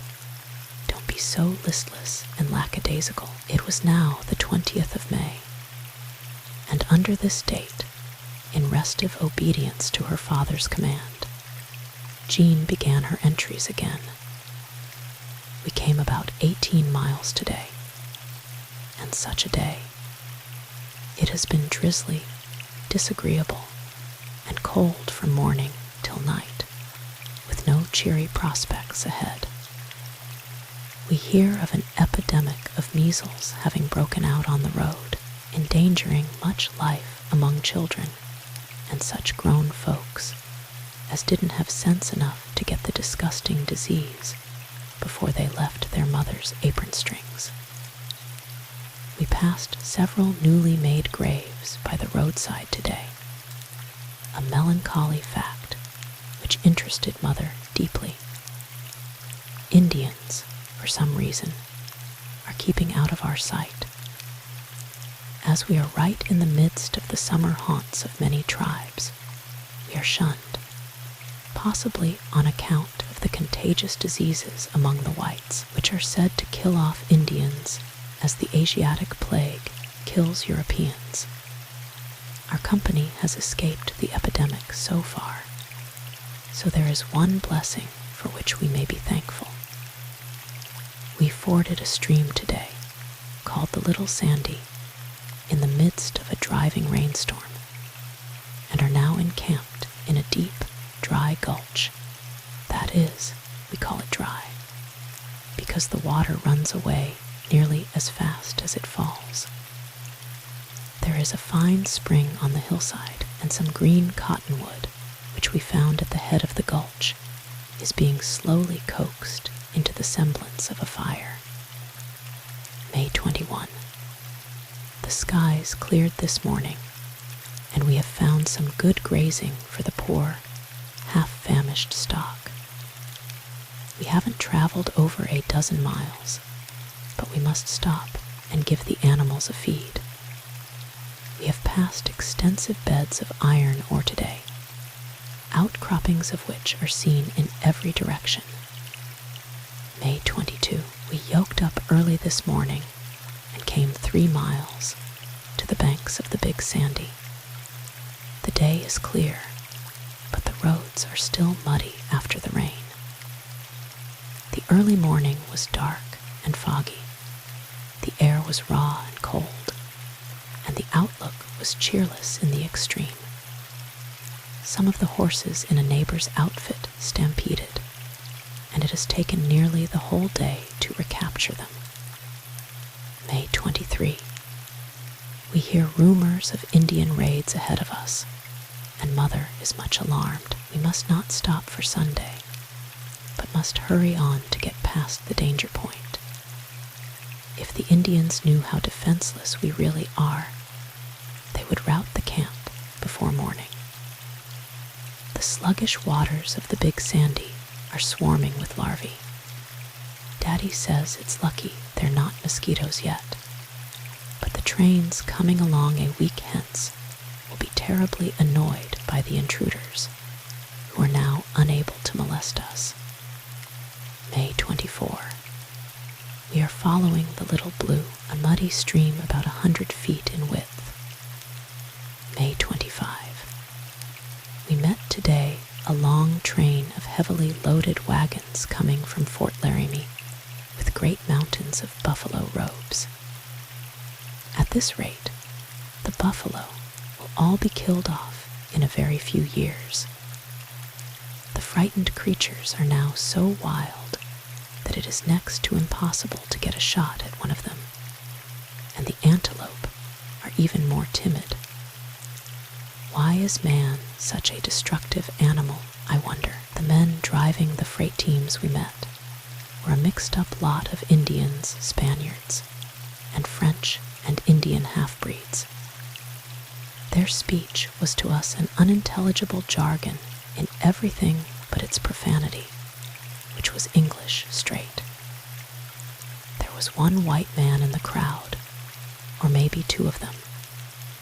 They were on horseback and kept aloof from the common herd. A peculiar apprehension overcame me as I gazed at one of these strangers. He was large, bronzed, and portly, and sat his horse like a centaur, or perhaps I should come nearer the truth if I said like an Englishman. My heart beat a strange tattoo as I watched him. Somehow, it seemed to me that he was in some way concerned with some of our company. I did not understand the feeling, but it wasn't comfortable. "There, Daddy," she cried, exhibiting the written pages. "Don't say I'm neglecting my journal now." The twilight had deepened. Below the camp ran a deep ravine, at the base of which a little brook sang merrily. Clumps of cottonwood, badly crippled by wayfarers' axes, struggled for existence here and there. In her haste to reach the covert of the bushes unobserved, Jean ran diagonally over a settlement of prairie dogs, near which the campers had inadvertently pitched their tents. The Lilliputian municipality was evidently well disciplined, for at the sound of approaching footsteps, the same sharp, staccato bark of mingled warning and authority that had for an instant startled the foremost team at camping time was heard, and every little rodent dropped instantly out of sight. Profound silence fell at once upon the little city, which had before been a bedlam of voices.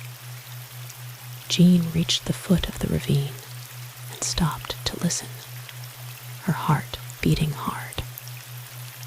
"I am sure Sally made an appointment to meet somebody in this ravine tonight," she said to herself, "and I'm just as sure she'll need a friend.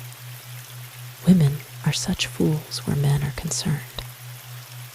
She heard the sound of human voices and pressed her hand hard over her heart.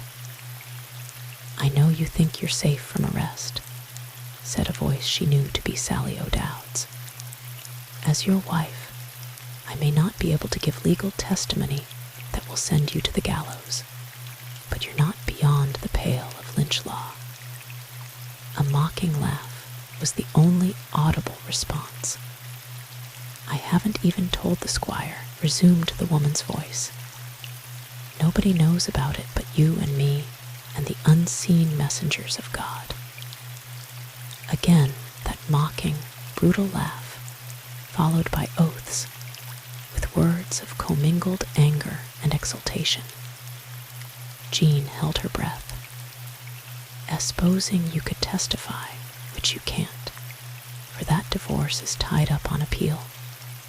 My oath would be as binding as yours, Mrs. O'Dowd, and I would swear to God that it was you did the deed. It would be easy enough to make any court believe my story, for it was common talk that you rebelled all the time against such a litter of babies. Oh God, have mercy. Nobody saw me kill the brat but you, Sally.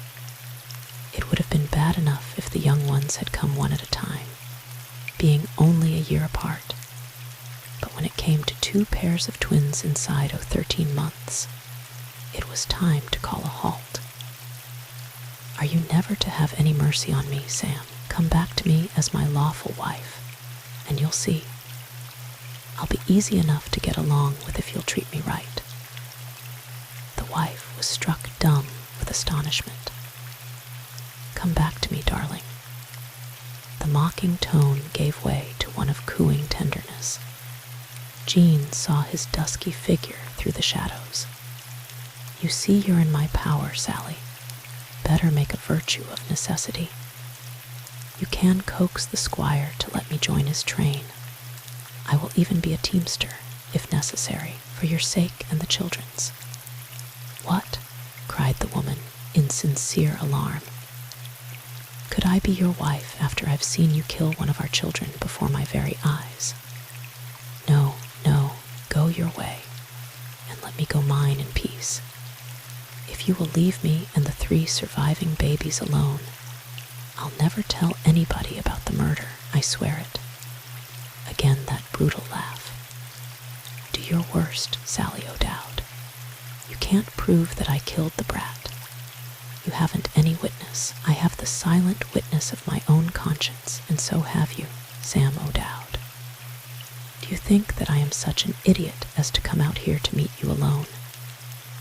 She knows he's a coward, thought Jean, and she's bluffing. "Now see here, Sally. You love me, you know you do. You've told me so 1,000 times. I did love you once, Sam, but that was so long ago that it seems like a far-off dream. I despise, I loathe, I abhor you now. Then this'll settle it. I'll go to the squire and tell him we've buried the hatchet, and I'm going with you to Oregon. I don't care a rap whether you hate me or not, but if you give me any trouble, I'll swear that you did that killing. Oh, help me, pitying Christ, wailed the unhappy woman. Is there, in all this world, no Canada to which a fugitive wife may flee, and no underground railroad by which to reach it? Again arose that brutal laugh upon the air. The belated bird in the bushes cooed to its mate, and the prairie dogs chattered in the distance. Don't be afraid of him, Sally, cried a clear voice from the depths of the cottonwoods. A tyrant is always a coward. I heard your confession, Sam O'Dowd, and as I am not your wife, I can be a witness. There was no more brutal laughter. A horse stood picketed and stamping at the head of the gulch, and the murderer hurried toward it with heavy strides. Jean listened with eager attention till he mounted and rode rapidly away. Are you still there, Sally? She asked, as the hoofbeats died away in the distance. Yes, Jean, but where are you, and why are you here? The Holy Spirit guided me, I reckon. I was just possessed to come. I didn't know I was following you or why I came, but I just did it 'cause I had to. It was hazardous, Jean. He might have killed us both. He's too big a coward to kill a more formidable foe than his own baby. But you were an idiot to meet him out here, Sally. He was with that freighter's outfit, but on horseback. He came to me a few minutes before camping time, when I was walking for exercise. I didn't want a scene at camp, so I agreed to meet him out here alone, if he would keep out of sight. You're a bigger fool than Thompson's colt, and he swam the river to get a drink, said Jean. But we mustn't linger here. He may have a confederate. Not he, Jean. He's too suspicious to trust a confederate. Let's go back to camp anyhow, Sally. Mother will be missing us. But you needn't be afraid of Sam again. I've settled his hash, she said, as they hurried to the open. Isn't it a terrible thing to be married? She added, as soon as she could speak again. No, Jean. Marriage under right conditions is the world's greatest blessing. All enlightened men and women prefer to live in pairs and make each other and their children as happy as possible. I admit that I made a big mistake when I married, but your mother didn't, because your father is one of God's noblemen. The fault isn't in marriage, but in the couple, one or both of whom make the trouble when there is trouble. But the conditions between husbands and wives are not equal. Law and usage make the husband and wife one, and the husband that one, where both the parties to the compact are better than the law. It doesn't pinch either one. But when a woman finds herself chained for life to a sordid, disagreeable, stingy, domineering man, the advantages of law and custom are all on his side. It is no wonder that trouble ensues in such cases. But young as I am, I have seen wives that could discount almost any man for meanness, said Jean. There are women, now and then, who take all the rights in the matrimonial category, and their husbands haven't any rights at all. Women sometimes inherit the strongest traits of their fathers, I admit that. And such women can outwit the very best husbands. I've read of a woman, said Jean, musingly, Elizabeth Cady Stanton by name, who who went before a legislative assembly in New York a few years ago and secured the passage of a law enabling a married woman of that state to hold, in her own right, the property bequeathed to her by her father. And then, as if to prove that women are idiots, there were women in Albany who refused to associate with their financial savior anymore. They said she had left her sphere. But never mind. The world is moving, and women are moving with it. The campfires had died to heaps of embers.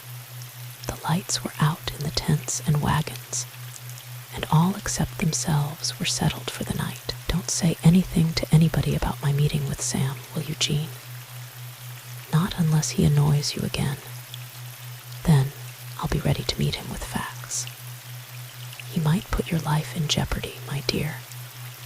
Jeopardy nothin', cried Jean, adopting the slang of the road. He's too big a coward to put his neck in danger. But just you wait. I'll live to see an end to one-sided laws and a one-sexed government. See if I don't. And the men will fight our battle for us, too, as soon as they are wise enough. If you don't come across a matrimonial fate that'll change your tune, my name isn't Sally O'Dowd, exclaimed her companion as they drew near the camp. Your name isn't O'Dowd, but Danover, cried Jean. You're safe in making such a prophecy on such a basis. Chapter 13. An approaching storm. We came 18 miles today, wrote Jean, under date of May 28, and halted for the night opposite Grand Island in the Platte River, where we find both wood and pasture. All day we floundered through the muddy roads, occasionally getting almost swamped in heavy and treacherous bogs, with water everywhere, nor any drop to drink. I'm too tired to write, and too sleepy to think. On the evening of May 29, she added, we started early and reached Fort Kearny after 8 miles of heavy wheeling, where we halted to write letters for the folks at home and examine many things quaint and crude and curious. The old fort is weather-worn, and a general air of dilapidation pervades its very atmosphere. There are 2 substantial dwellings for the officers, though, and they, I mean the officers, keep up a show of military pomp, very amusing to us, but quite necessary to maintain in an Indian country, to hold the savage instinct in check. The officers were very gracious to Daddy, and very kind and condescending to the rest of us. They made us a present of some mounted buffalo horns, some elk's antlers, and the stuffed head of a mountain sheep, all of which, Mother says, will be glad to leave at the roadside before the weary oxen haul them very far. A week ago a party passed us, going westward with a 4-wheeled wagon, 2 yokes of discouraged oxen, 2 anxious-looking men, 2 dispirited women, and about 14 snub-nosed, shaggy-headed children. On their wagon cover was a sign, done in yellow ochre, which read, Oregon or bust. Today, we met the same outfit coming back, and no description from my unpracticed pen can do it justice. The party, doubtless from overcrowding, had quarreled, and the 2 families had settled their dispute by dividing the wagon into 2 parts of 2 wheels each. On the divided and dilapidated cover of each cart were smeared in yellow ochre the words, busted by thunder. May 30. We forded the Platte today. It is a broad, lazy, milky sheet of silt-thickened water with a quicksand bottom. It is about 2 miles wide at this season of the year at the ford, and is 3 feet deep. The was as hot as a furnace, and the sunshine burned us like blisters of Spanish flies. Our wagon beds were hoisted to the tops of their standards to keep them from taking water, and at a given signal from Daddy, they were all plunged pell-mell into the quicksand, over which teams, drivers, wagons, and all were compelled to move quickly to avoid catastrophe. Poor dear mother suffered from constant nervous fear because of the quicksand and the danger that some of the children might be drowned. It took us 2.5 hours to ford the stream, but we reached the opposite bank without accident and camped near an old buffalo wallow where we get clearer water than that of the Platte. But we are not allowed to drink it till it has been boiled. Cholera has broken out in the trains both before and behind us, and Daddy lays our escape from attack thus far to drinking boiled water. We have no fuel but buffalo chips, and almost no grass for the poor stock. The game has disappeared altogether, and the fishes in the Platte don't bite. But we have plenty of beans and bacon, coffee, flour, and dried apples, so we shall not starve. June 1. The day has been intensely hot. The stifling air shimmers and the parched earth glitters as it bakes in the sun. The mud has changed to a fine, impalpable dust, and the loaded air is too oppressive to breathe if it could be avoided. We passed a number of newly made graves during the day. We meet returning teams every day that have given up the journey as a bad job. Daddy often says he'd die before he'd retrace his tracks, and then he wouldn't do it. We found at sundown, just as we were losing hope, a bountiful spring of clear, cold water beside which we have halted for the night. June 3. Another insufferably hot day, but we encountered at nightfall a stiff west wind, which soon arose to a gale, in the teeth of which we with difficulty made camp and cooked our food. Heavy clouds blacken the sky as I write, and vivid flashes of sheet lightning, which blind us for a moment, are followed by thunder that startles and stuns. June 4.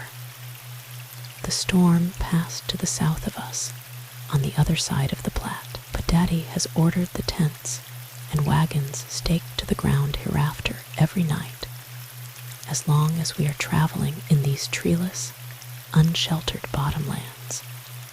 As he says, we would have been swept away en masse into the river if last night's storm had squarely struck our camp. The hoods of the wagons, so white and clean at the outset, were now of an ashen hue, disfigured by spots of grease, and askew in many places from damage to their supporting arches of hickory bows. Heavy log chains, for use in possible emergencies, dangled between axles, and the inevitable tar bucket rode adjacent on a creaking hook, from which it hung suspended by a complaining iron bale. The incessant heat by day, followed by the chilly air of night, is perilous to health, John, said Mrs. Ranger one evening as she lay wrapped in blankets in the big family wagon, watching the usual preparations for the evening meal. He gazed into her pinched, white face with sudden apprehension. "Don't be afraid of the cholera, dear," he said tenderly. "I understand the nature of the epidemic, and I don't fear it at all. Cholera is a filth disease, and we are guarding against it at every point. Your blood is pure, darling. There's nothing the matter with you but a little debility, the result of past years of overwork. Time and rest and change of climate will cure all that. warm boiled water is used by any of us, and no cold victuals are allowed to be eaten after long exposure to this pernicious, cholera-laden air. You can't get the germs of cholera unless you eat or drink them. That Captain Ranger should have thus imbibed the germ theory of cholera long in advance of its discovery by medical schools is only another proof that there is nothing new under the sun. A newer system of medical treatment than that of the allopathic school, styled the eclectic by its founders, had come into vogue before his departure from the States. Many different decoctions of fiery liquid, of which capsicum was supposed to be the base, conspicuous among them a compound called number 6, proved efficacious in effecting many cures in the early stages of cholera, and the contents of Captain Ranger's medicine chest were in steady demand long after his supplies for general distribution had been exhausted.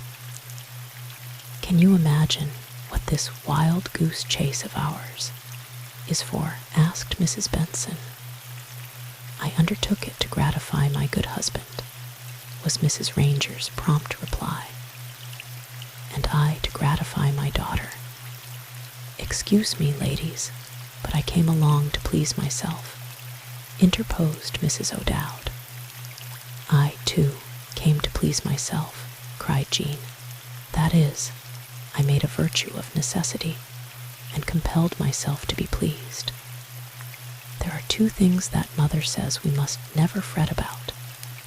One is what we can, and the other what we cannot help. Every human being belongs primarily to himself or herself, and to satisfy oneself is sure to please somebody. But a married couple belong, secondarily, at least to each other, said Mrs. Ranger. No couple can pull in double and single harness at the same time. Someday, said Mrs. Benson, it will become the fashion to read your journal, Jean, and then the dear public will both praise and pity our unsophisticated captain who led these hapless emigrants out on these plains to die. That's so, Mrs. Benson, exclaimed Jean, and they won't see that it's all a part of the eternal program. Evolution is the order of nature, and one generation of human beings is a very small fraction of the race at large. Haven't you gossiped long enough, Mamma? Asked Mrs. McAlpin petulantly. Your supper is ready and waiting. What has detained you so long? I was listening to the chat of the Ranger family. They are an uncommon lot, very clever and original. Yes, Mamma, they talk like oracles. A little brusque and unpolished, but that will be outgrown in time. You're looking splendid, Mamma. The society of your neighbors is a tonic. You must take it often. I wish we might all stop here, Daphne. We've no more right to these lands of the Indians than we have to Oregon, interrupted her mother. Oregon was Indian territory originally. Jean approached with a plate of hot cakes, saying, I fell to thinking so deeply over the problems we had been talking about that I forgot what I was doing, and baked too many cakes. They're sweet and light, and we hope you'll like them. Thank you ever so much, Miss Jean, said Mrs. McAlpin. I congratulate you with all my heart upon the way you cheer your mother, my dear.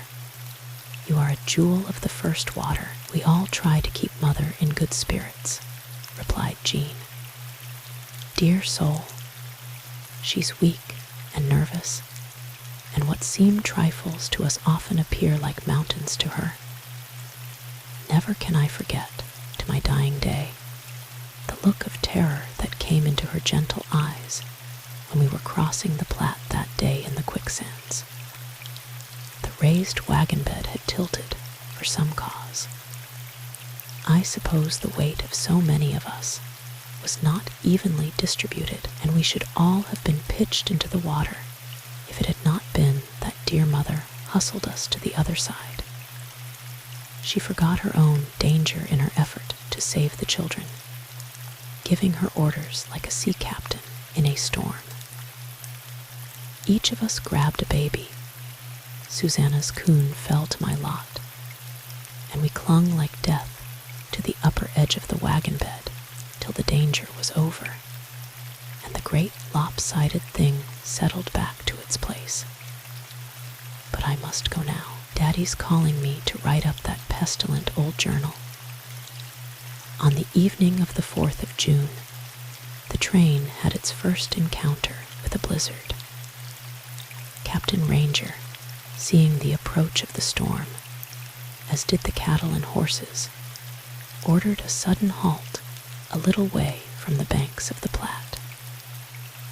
The day, like a number of its predecessors, had been oppressively hot, but about 5 o'clock a sudden squall came up, though not without premonitory warning in the way of a calm, so dead that not a blade of grass was quivering. The wagon hoods flapped idly, like sails becalmed in the tropics. Suddenly, the air grew icy cold, bringing at first a moment of relief to suffocating man and beast. "Gather your buffalo chips in a hurry," exclaimed the captain, addressing the girls. "Get 'em under cover in the tents, under the wagon beds, anywhere so they'll keep dry. Turn out the stock in a jiffy, boys. Head 'em away from the river.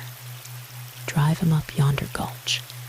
Be on the alert, everybody." Chapter 14. A camp in consternation. "Stake down the wagons," was the next order. "Don't stop to pitch any more tents.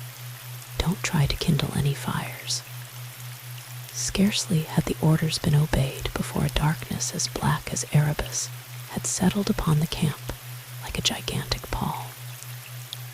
It was a peculiar darkness, permeated by an ominous, silent, intangible, vibrating, appalling something.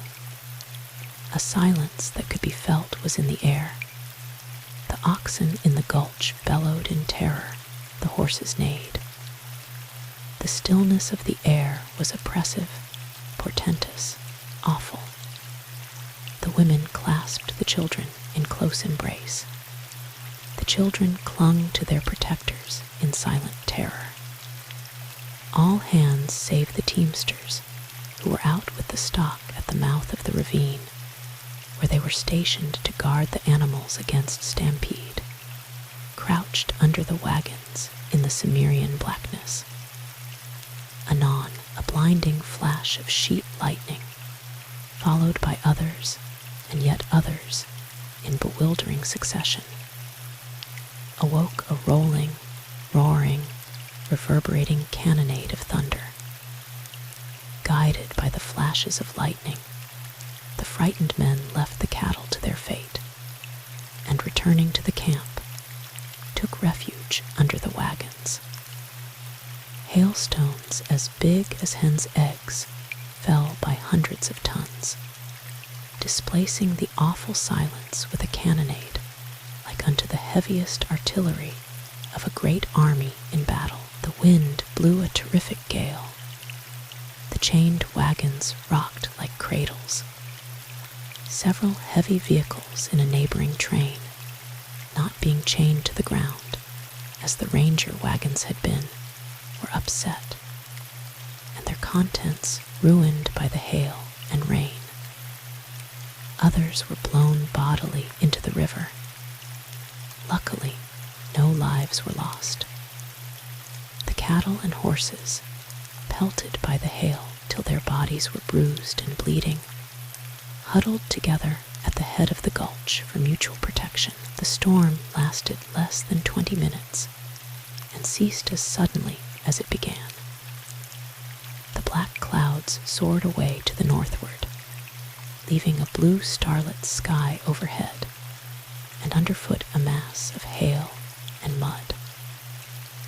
The Platte, having caught the full fury of a cloudburst a few miles above the camp, rose rapidly, threatening the frightened refugees in the wagons with a new danger.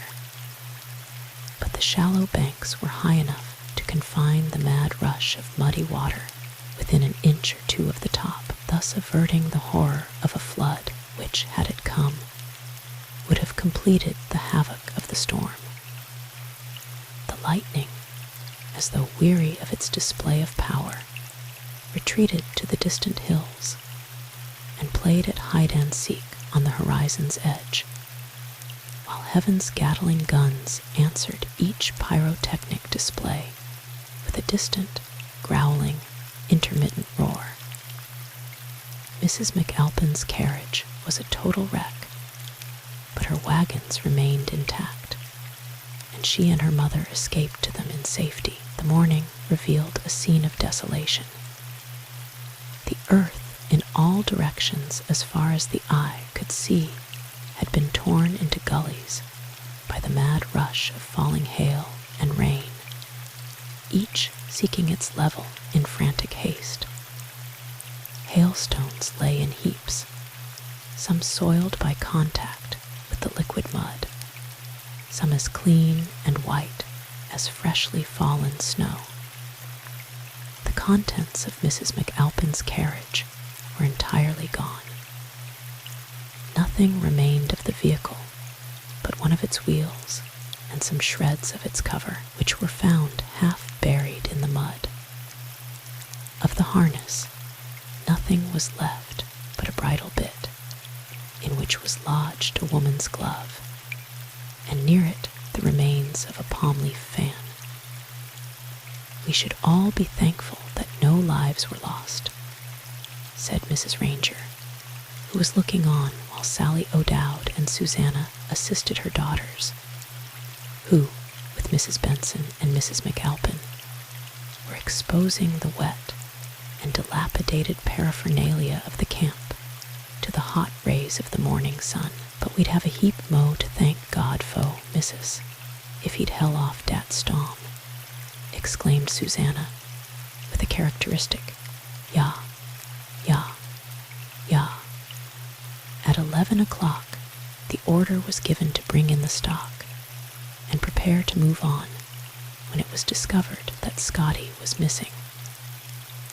We esposed he was helping Mrs. McAlpin's men, as he generally does, to get her things to rights, so we didn't bother our heads about him, said Sawdoff, who was Scotty's partner of the whip and yoke. "I've been doing the most of his share of the work ever since we've been on the road." Scotty was nowhere to be found. An organized search was begun at once, and all thought of moving on was abandoned till the captain should learn his fate. The cattle and horses were turned out on the range for another badly needed half-holiday. Through all the remainder of the day, the anxious quest continued. Mrs. McAlpin was as pale as death. Her somber weeds, worn for no known reason, formed a fitting frame for her pinched and anxious face and bright, abundant hair. Her mother was visibly agitated. Mrs. Ranger lay on her feather bed all through the trying afternoon, her eyes closed and her lips moving as if in prayer. "Night again, and no Scotty," exclaimed Captain Ranger, his voice husky with feeling. As no trace of the man had been discovered, the organized search was called off. "Scotty's death was one of the freaks of the flood," said Hal. "None of you ever did Scotty justice," exclaimed Mary, as she descended upon the party with a heaped plate of their staple food. "That's what," echoed Jean, as she brought on the beans and bacon. "Scotty knew more in a minute than half of us can ever learn," cried Marjorie, with whom he was a favorite. "Yes, Yes, said the captain dryly. He's a genius, Scotty is. He'll turn up presently. Doubtless he's off somewhere studying a new stratum of storm clouds. He has killed 2 of my leaders already by making them start the whole load while his mind was on the incomprehensible and unknowable in nature. But I'll wager he knows enough to look out for himself in a crisis.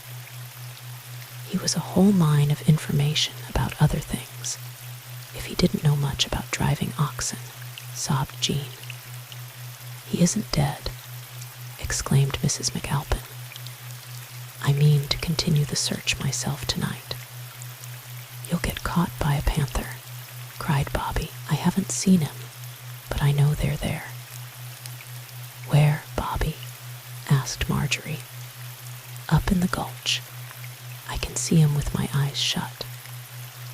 And the child, not understanding the laugh that followed at his expense, hastened to the wagon where his mother lay to receive the consolation that never failed him.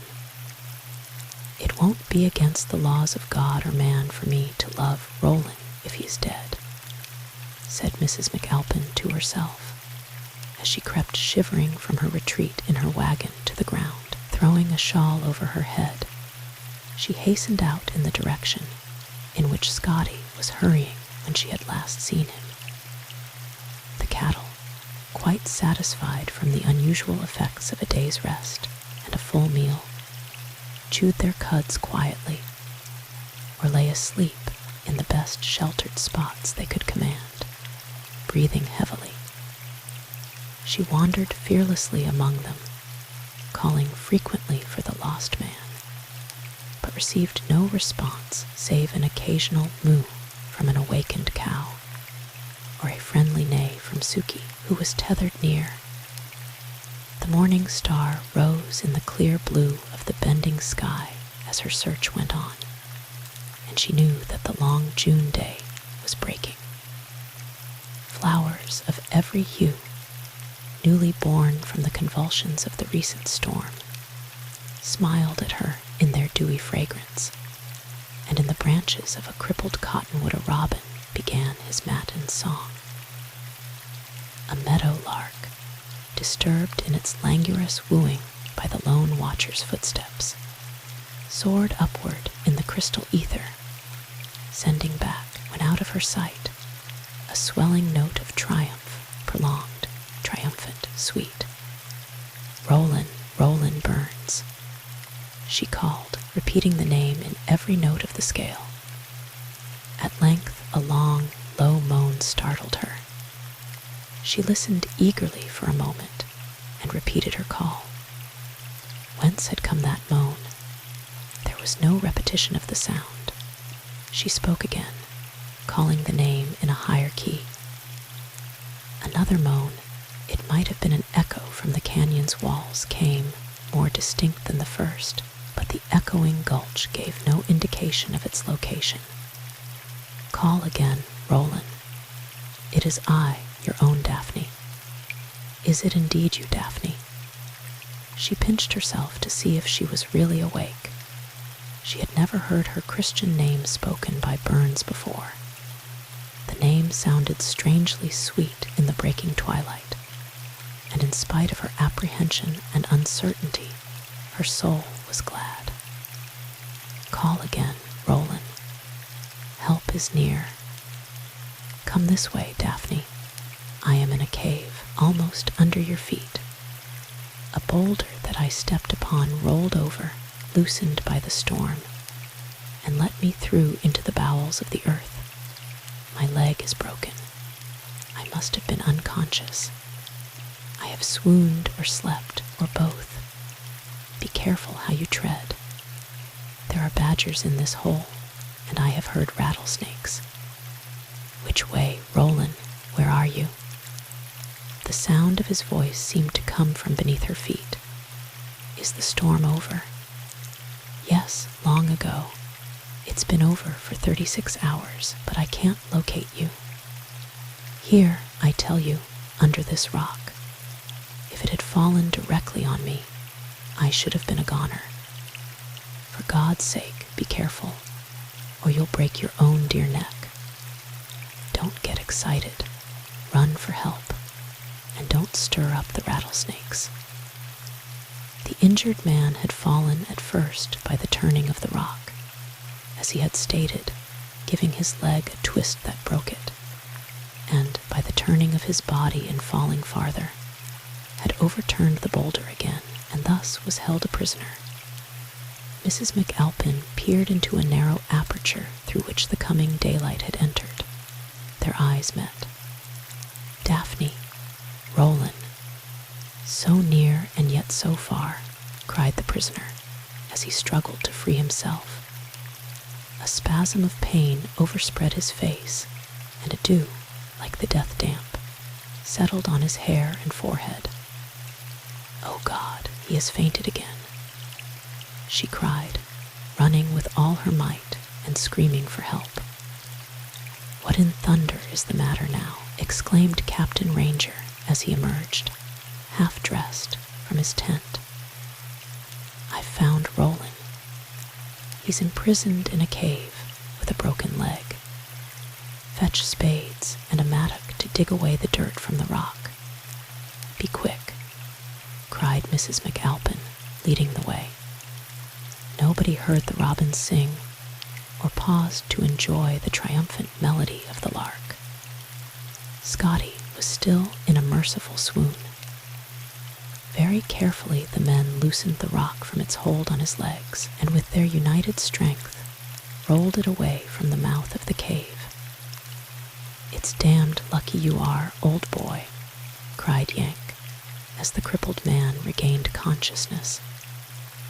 "That rock would have crushed you to pulp if the walls of the cave hadn't saved you." "A miss would have been as good as a mile," replied Scotty as he fainted again. "Who's going to set these bones?" asked Sawed-Off. "It's a bad fracture, compound and nasty. There's no severed artery, though, which is lucky, or he'd have bled to death. Captain Ranger, did you ever set a broken bone?" "Never." "I'll do it," exclaimed Mrs. McAlpin. "Cut away his boot. Bring a cot from the camp. Bring some adhesive plaster. Captain, can you make some splints? Stay, I'll cut away the boot. There. Steady. Slow.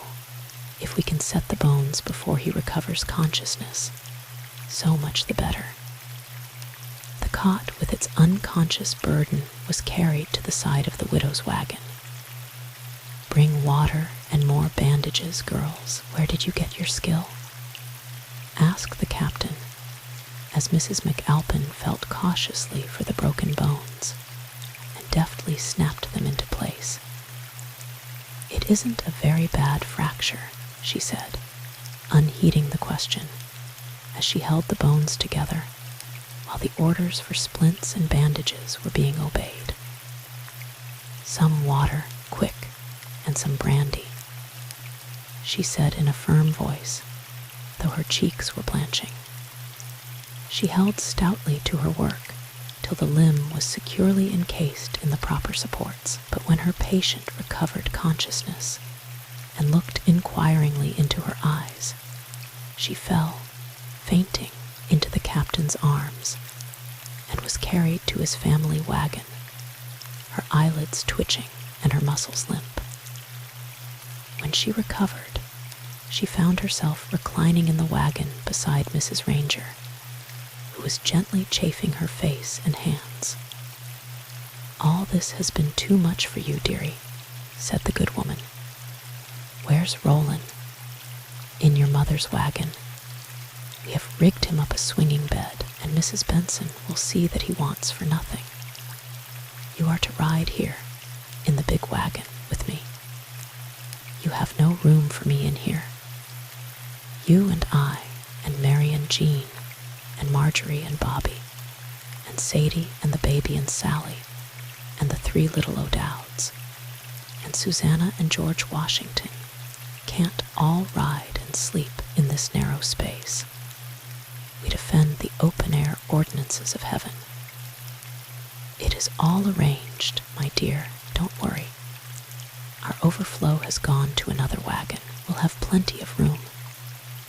But Mr. Burns, your good mother has taken entire charge of him. She is behaving as beautifully in this crisis as you are, my dear. Chapter 15. Cholera rages. Cholera is epidemic everywhere along the road, wrote Jean in her diary on the 8th of June. Our company is not yet attacked, but our dear mother is seriously alarmed.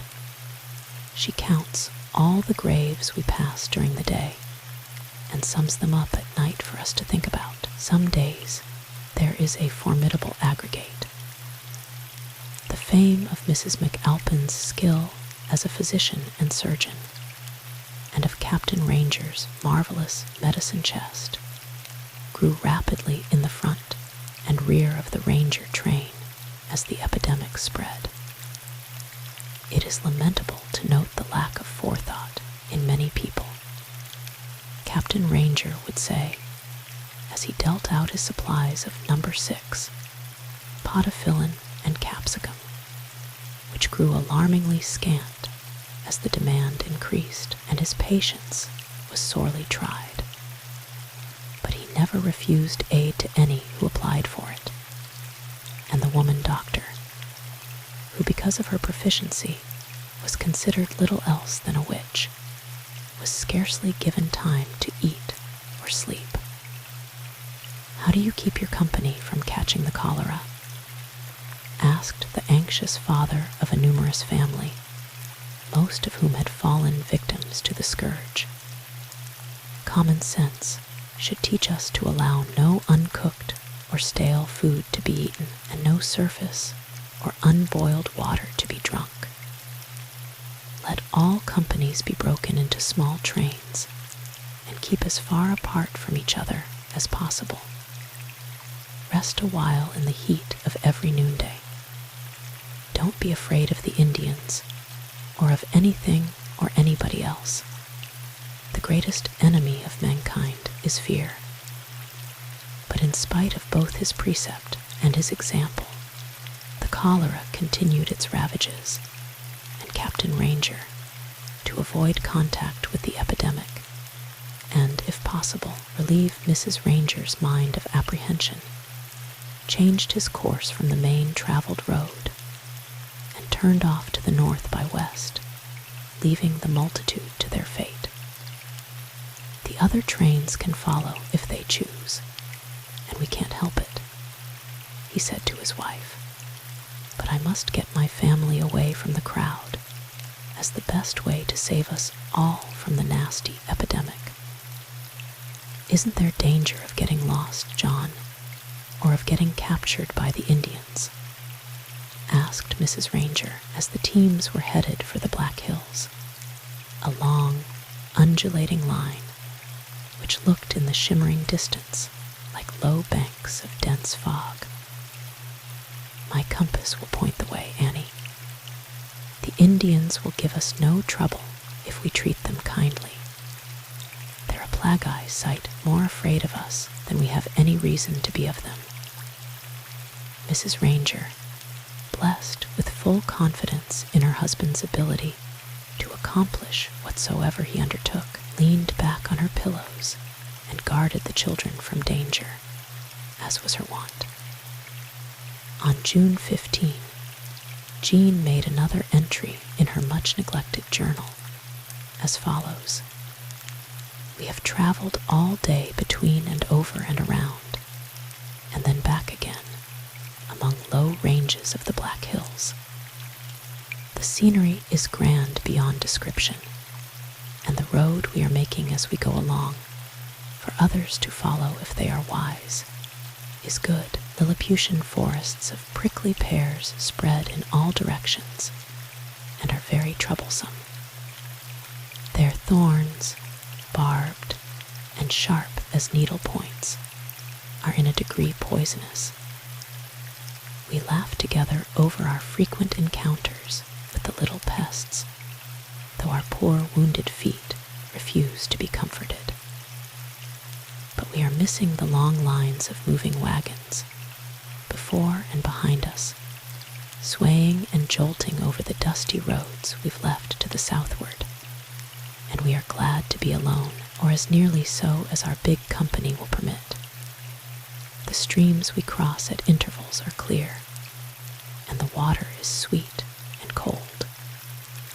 Mother seems in better health and spirits, since we have removed her from the constant sight of so much suffering and death. Dear, patient, faithful, loving mother, will her true history, and that of the thousands like her, who are heroically enduring the dangers and hardships of this long, long journey, be ever given to the world, I wonder?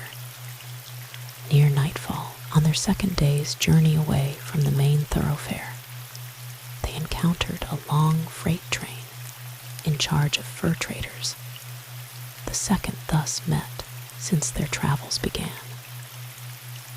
Every wagon was heavily loaded with buffalo robes, which had been prepared for market by the tedious, patient labor of Indian women. As the wives and slaves of English, French, Spanish, and Canadian hunters and traders, these women followed the fates of their grumbling and often cruel lords and masters through the vicissitudes of a precarious existence, with which nevertheless they seemed strangely content. The leader or captain of the freighter's outfit was a tall, bronzed, and handsome Scotchman, whose nationality was betrayed at a glance. Captain Ranger bargained with him for a big, handsomely dressed buffalo robe, paying therefor in dried apples and potatoes. Our men are getting scurvy from the lack of fruit and vegetables, the leader said, as the exchange was concluded.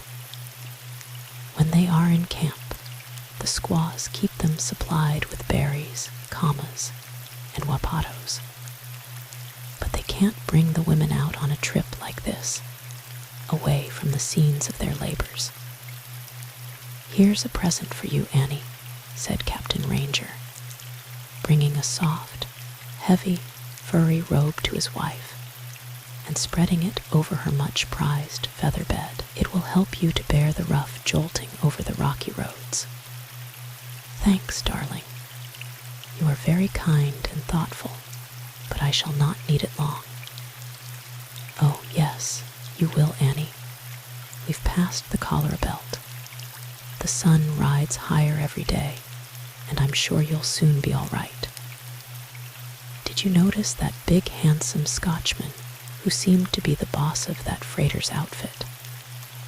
asked Mrs. McAlpin, addressing Jean and emerging from her hiding place in one of the wagons after the outfit had passed out of sight and hearing, and the ranger company had encamped. "Yes, Mrs. McAlpin. He seemed master of the situation. You think he discovered me or Mamma? I didn't think to notice whether he saw either of you or not. I kept out of his sight and made Mamma do likewise. Did you know him? May I trust you, Jean?" "Why, certainly. What's up?" "I need you, Jeanie. I need a friend with a level head." Mrs. McAlpin's face was gray, like ashes, and her aspect of fear was startling. "What under heaven is the matter?" asked Jean. "That man is my husband." "Then I congratulate you. Daddy was much pleased with him. But I thought your husband was a man of leisure, traveling in Europe or Asia, or among the ruins of Central America. You told me he was an archaeologist. Did you expect to find him here on these plains?" "No, Jean, or I should not have been here myself. Only think of it. I started on this journey on purpose to hide myself away from him for good and all. He had gone to England a year ago to claim a vast estate, and I planned to leave Chicago for this wild goose chase on purpose to avoid him. I had no idea he'd ever think of taking up a business like freighting in a fur company, but there is no way to foresee the acts of a man who has more money than he knows what to do with. I suppose he grew weary of the old world. Mrs. McAlpin sighed. Are you quite sure it was he? It could not have been anybody else. I'd know that voice if I heard it in Kamchatka. And I saw him too. I cannot be mistaken. And you are determined not to live as his wife anymore. I simply cannot, will not, live a lie any longer. Why do you tell me about this, Mrs. McAlpin? I'm nothing but an inexperienced girl. But you have more discretion than most grown-up people. That's 'cause I've never been in love, I guess. They say that all people when in love are fools. I want you to go with me to meet that man tonight, Jean. What for? I'm going to talk it out, and I'll need a witness. Absurd. You remind me of a moth around a candle. Does your mother know about this? No, I let her think an Indian was wanting me for a wife, and she remained hidden till the freighters had gone. The rest was easy. She is mortally afraid of Indians. I can't imagine why you desire an interview with a man you are trying to avoid. How did you arrange a meeting? I sent him a note by Hal, who thinks I want to buy a buffalo robe like your mother's. To be plain with you, Mrs. McAlpin, you're a fool. I know it, but I confess to you that I want to see him so I can defy him. If you want sensible advice, go to Daddy. I don't want anybody's advice. I just want you to accompany me and keep hidden so as to be close at hand during the interview. He has no idea that he is going to meet Daphne Benson. As Jean had been forbidden by her father to continue her rides in Mrs. McAlpin's company, she did not feel satisfied with herself during this stolen interview. Then, you didn't let your husband know it was you who wanted to see him. Of course not. What do you take me for? I'll certainly take you for one of the silliest women on earth if you don't give up this interview. I believe, after all, that you're right, Jeannie. But I thought, if I met him unexpectedly out here in these wilds and put him upon his honor, he would never try to trouble me again. I have something very important to say to him. Then wait till we get to Oregon. We must go back to camp at once. It is time all honest folks were at home in bed. They found Mrs. Ranger sitting alone on a wagon tongue, shivering in the sharp night air. I'm very ill, my daughter, she said, dangerously so. I've been watching and waiting for you the past half hour. Where have you been? She's been pommeling a little common sense into my addled noddle, said Mrs. McAlpin. I've been taking a little walk with Mrs. McAlpin, Mother dear, that's all. But what's the matter, Mother? Where's Daddy? Asleep, poor man. I don't want him disturbed. Get me the bottle of number 6. There. Taking a draught of the fiery liquid. I'll soon be better. Go to bed. Jean never could forgive herself for not sounding an alarm. During the remainder of the short summer night, Mrs. Ranger wrestled with her fate, suffering and unattended, the heavy breathing of the weary oxen as they slept, or the low chewing of their cuds in the silence, the occasional hoot of an owl, or the sharp scream of a belated eagle, the sighing of the wind in the juniper trees, and the acute pangs of her suffering body occupied her half-conscious thoughts as she patiently awaited the dawn, which broke at last, spreading over earth and sky the radiance of approaching sunrise. John, dear, come quickly. I'm very sick, and I believe I'm dying, cried the lone sufferer at last. Her husband was instantly aroused. Why didn't you call me long ago, darling?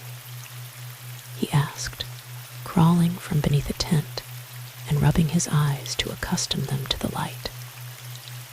A deadly fear blanched his cheeks as his wife fell back in convulsions in his arms. She opened her eyes after a prolonged spasm of pain and gave him a look of melting tenderness. "Make the biggest tent ready, boys," he called, holding her close. "Fetch the feather bed and the buffalo robe. Get hot water, Sally. Get everything, everybody," he exclaimed, carrying her in his arms and pacing excitedly to and fro. "Oh, why did I bring you out here into this wilderness?" he sobbed as he laid her on the bed and chafed her stiffening fingers. "Only live, and the remainder of your days shall be as free from care as a bird's."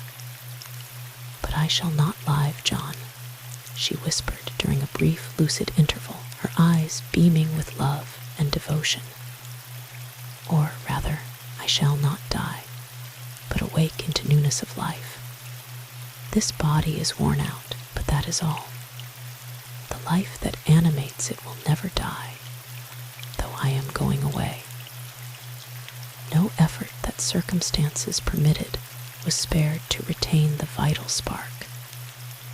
Not a man, woman, or child in the company would have hesitated at any possible sacrifice to keep her spirit within the body, or to give her ease and comfort in passing to the land of souls. The afternoon was well nigh spent when she grew easier. A prolonged interval of consciousness followed. "Where's Bobby?" she asked in a whisper. "Here, Mother," cried the child, who had been a dazed and silent watcher all the day. "Bless his little life," she whispered with a look of unutterable love. "Come, Bobby dear," said Jean. "Let's go out and see if we can't find heaven where God is. Mother is going there to live with the angels. Let's see if there'll be any room for us." "There'll be room for me, Jeannie. There'll have to be, for I'm going to die before long."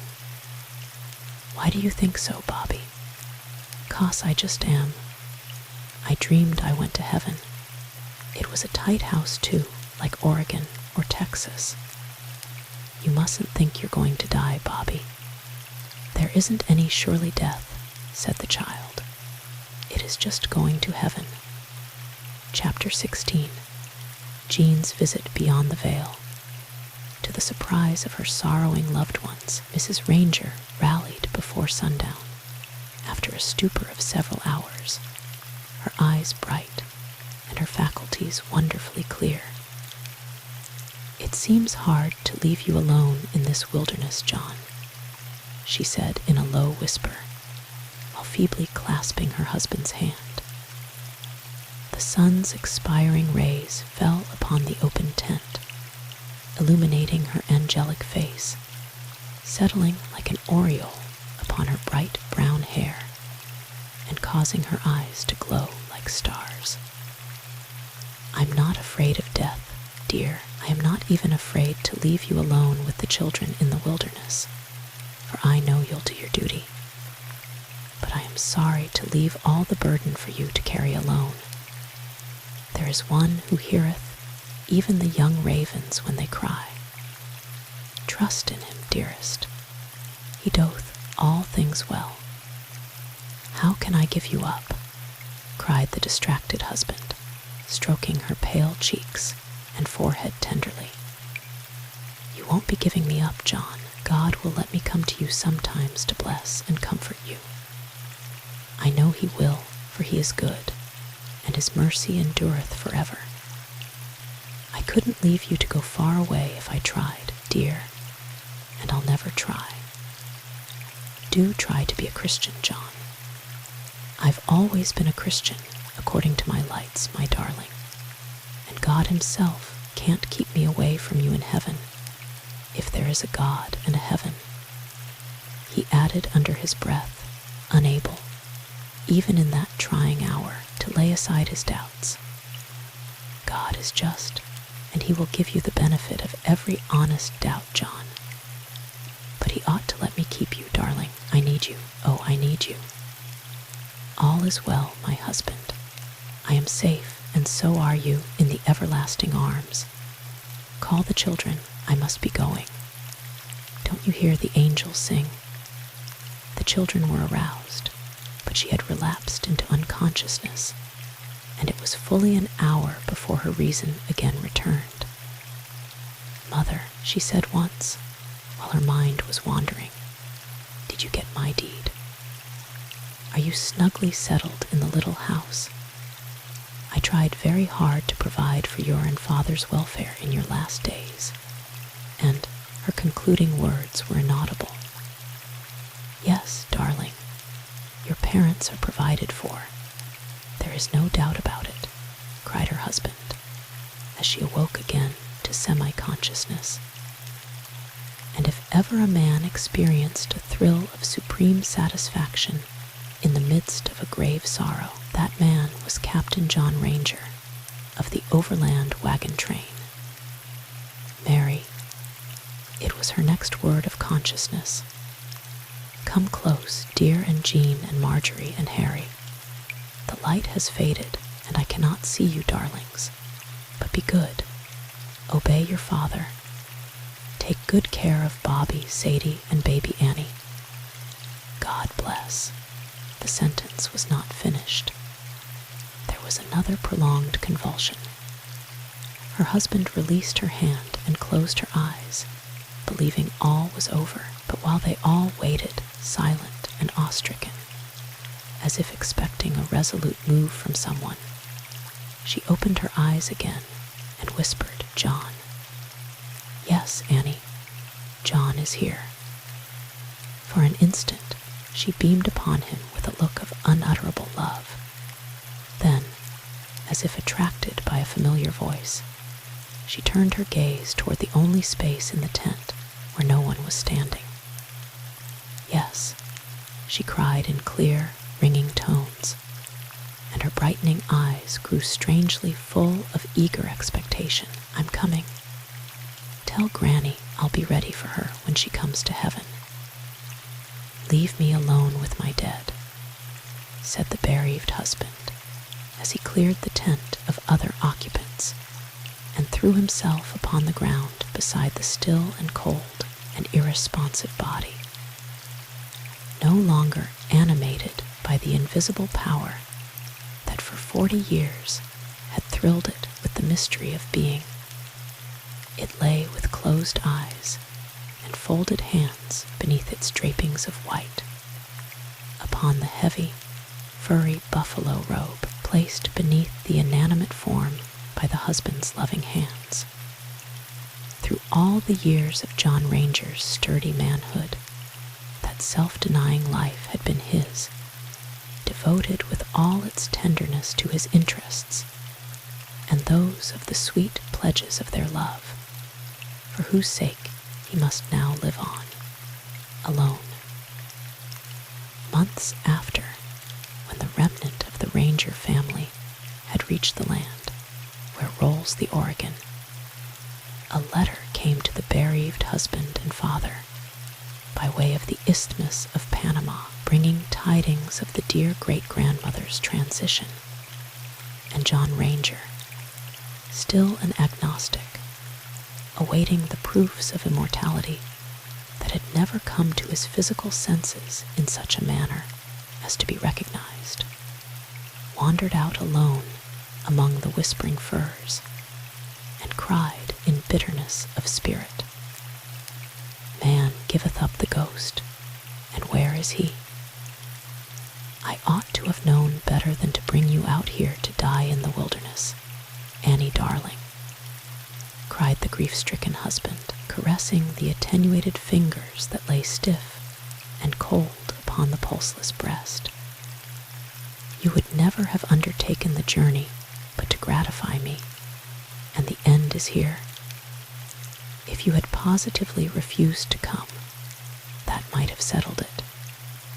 But I knew your wishes and disregarded them, so all the blame is mine. If I had always taken counsel of you, my better self, as I ought to have done, I I should not now have been left with our precious little ones in these wild fastnesses, in danger of I know not what. "Daddy," cried an anxious voice, "may I come in?" He heard, but did not answer. Jean opened the door of the tent and knelt beside the still, white form of her mother. "Couldn't you sleep, my daughter?" asked her father, reaching across the shrouded figure of his dead and tenderly caressing her tear-wet face.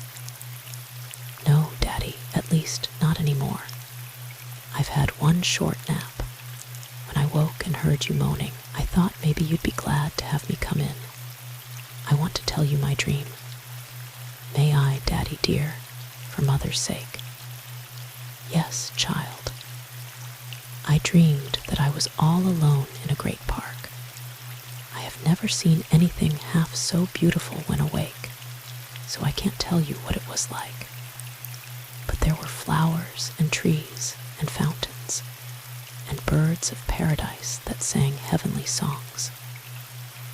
It seemed that I could understand the language of every bird and butterfly and tree and flower. The birds did not seem the least bit afraid of me, and the memory of their music is sweet in my ears now. I don't know how I got across, but before I had time to think about it, I found myself on the opposite side of a broad and shining river, as clear as crystal and as blue as the sky.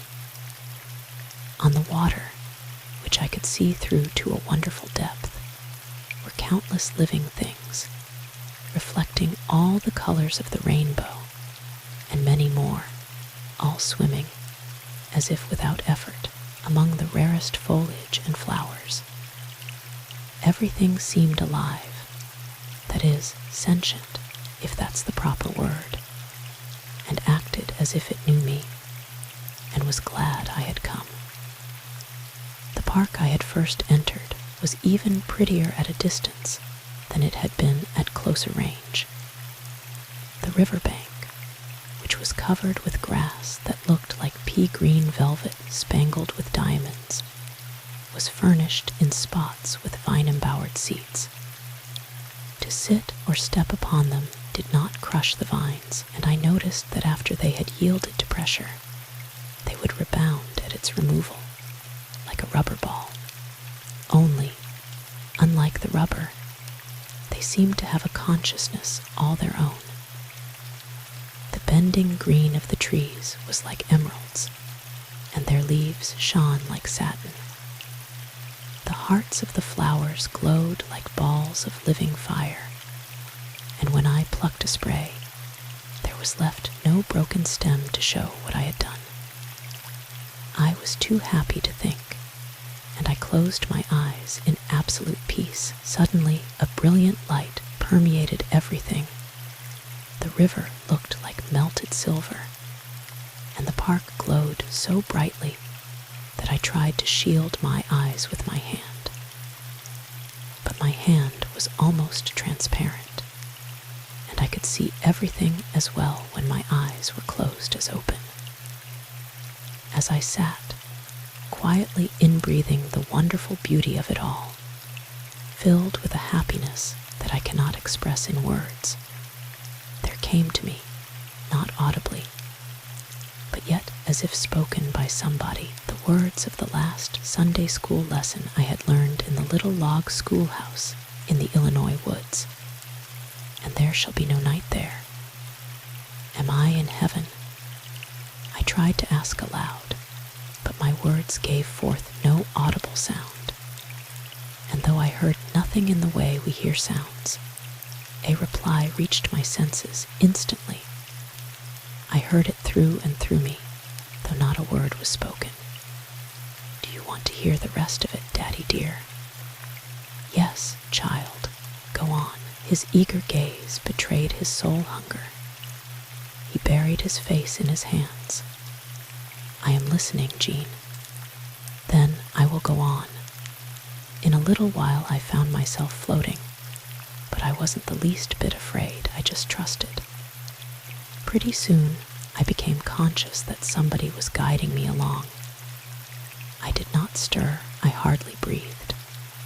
I was too happy to move, lest I should break the spell and find that I was only dreaming. Suddenly, I found myself seated in a wonderful chair. It was clear, like crystal, but white, like ivory. It was beautifully carved, and the figures seemed instinct with life. They yielded readily beneath my weight, though I was not conscious of any weight, and they always returned to their proper shape when relieved of pressure. The crystal river rippled at my feet. The beautiful park spread everywhere. A bird of paradise alighted on a bough over my head and shook its plumage in the air, exhaling a perfume that was like that of the tuberose. And now comes the part that you will most like to hear. As I sat, I heard, or rather felt, a sound as of a gentle wind. A white arm, thinly covered with a filmy, lustrous lace, stole gently around my neck, and Mother glided down beside me into the chair. Her eyes were as blue as the heavens and as bright as the morning star. I wasn't the least bit surprised or startled. I did not care to speak, nor did I expect her to utter a word. I did not want the heavenly silence broken. I pressed her hand, which was as soft as down and pink and white, like a seashell. She put her finger to her lips, as if in token of silence. Suddenly, a light, different from any I had yet seen, surrounded us. We looked upward, and a form like unto the Son of Man stood before us. He was transparent, and as radiant as the sun. We lost ourselves in the light of his presence, as the stars lose themselves in the light of the sun. He did not speak an audible word, but as he outspread his hands above our heads, I turned to gaze at Mother, whose raiment was as sheer as the finest gauze. It was all edged with luminous lace, and the sheen on her hair was like spun gold, glistening in the sunshine. Didn't she say anything, Jean? This man, who had all his life refused to listen to any story which could not be verified by physical law, had lost himself in the strange recital. Jean looked as one transfigured. She resumed her story. Mother said, "You must go back to your duties, Jean." Her arms were about my neck, and her shining draperies floated around us like a mist with the sun shining on it. "You have a long and weary road before you, Jean," she said, speaking silently, but in words that could be felt. "The experiences you will encounter will all be good for your development, my dear," she added, still inaudibly. "The time will come when you will realize, no matter what befalls you, that every lesson in life is necessary for your development. You are in the arms of the Infinite One, whose kingdom is within you, and who doth all things well. Go back to your dear father, Jean. Tell him I am not dead. Tell Mary, Marjorie, Harry, and all the rest." Just then, I felt a sudden sensation, as of floating downward toward the earth. A cow lowed as I stirred myself in the wagon, and I remembered that you had tied Flossie to a wheel to keep her from straying from camp. Bells tinkled on the hillsides.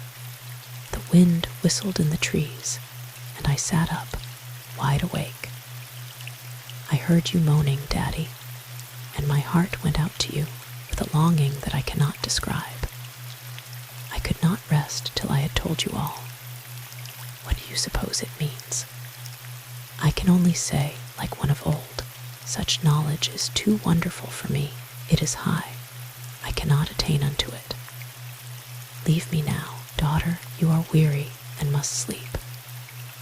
Chapter 17. Father and Daughter. Jean passed out silently into the night, and pausing a moment, looked up to the silent stars and whispered, "The heavens declare the glory of God, and the firmament showeth his handiwork." How long she stood meditating she never realized. The tethered cow lowed again, a plaintive, beseeching wail that seemed almost human. She was mourning for her slain calf, poor thing, a calf left by the roadside at its birth. It had been mercifully killed by Captain Ranger's order, that it might escape the hardships of a sure but lingering death in following its ill-fated mother. The cow's udder was distended and feverish. Jean, as mindful of the practical affairs of life as of its mysteries, knelt upon the ground, and with the skill of much practice in the art of milking, relieved the poor bereft mother of her pain. "Poor Flossie," she said as the patient animal drew a sigh of relief. "Poor Flossie, it seemed cruel to deprive you of your baby, and they did it too before your very eyes. You must be thirsty, Flossie, you're so feverish," she said, as she brought the grateful animal a pail of clear, cold water. Jean crept shivering into bed between her sleeping sisters, where she tried in vain to lie awake, to live over again the vivid experiences of her dream. Was it a dream? She asked herself as she cuddled close among the blankets. Who knows what dreams are, anyhow? And is there anybody on the earth who can understand, define, or fathom the mystery of sleep? In a few minutes she was fast asleep, and when she awoke it was morning. There must be, other senses finer and more acute than our 5 physical ones, she thought, as she crept from her bed, refreshed and wide awake. The stars had paled, and the clear gray of the early dawn lit up the crests of the abounding hills. The simple preparations for the funeral rites were made in silence. Men and women moved mechanically about the camp. The very cattle seemed to understand. No casket was procurable, but every man in camp was ready to do all in his power to supply the need. Junipers of goodly size abounded in the neighboring woods. From 2 of these, felled for the purpose, thick puncheons were hewn to form a crude but stanch enclosure for the good woman's final home. A grave was made with hard labor in the abounding sandstone, and the women lined its vault and edges with flattened boughs of evergreen, thus making an ideal resting place for the still, white form, as beautiful in death as it had been in youth. There was no prayer or sermon. The simple rites were about to close when Mary whispered to her father, "I have heard Mother say she wanted us all to sing when they should be laying her away." And the 3 eldest daughters of the peaceful dead and the storm-rent living sang with tremulous but not unmusical tones. Oh, heaven is nearer than mortals think, when they look with trembling dread at the misty future that stretches on from the silent home of the dead. 'Tis no lone isle in a boundless main, no brilliant but distant shore, where the loving ones who are called away must go to return no more. No, heaven is near us.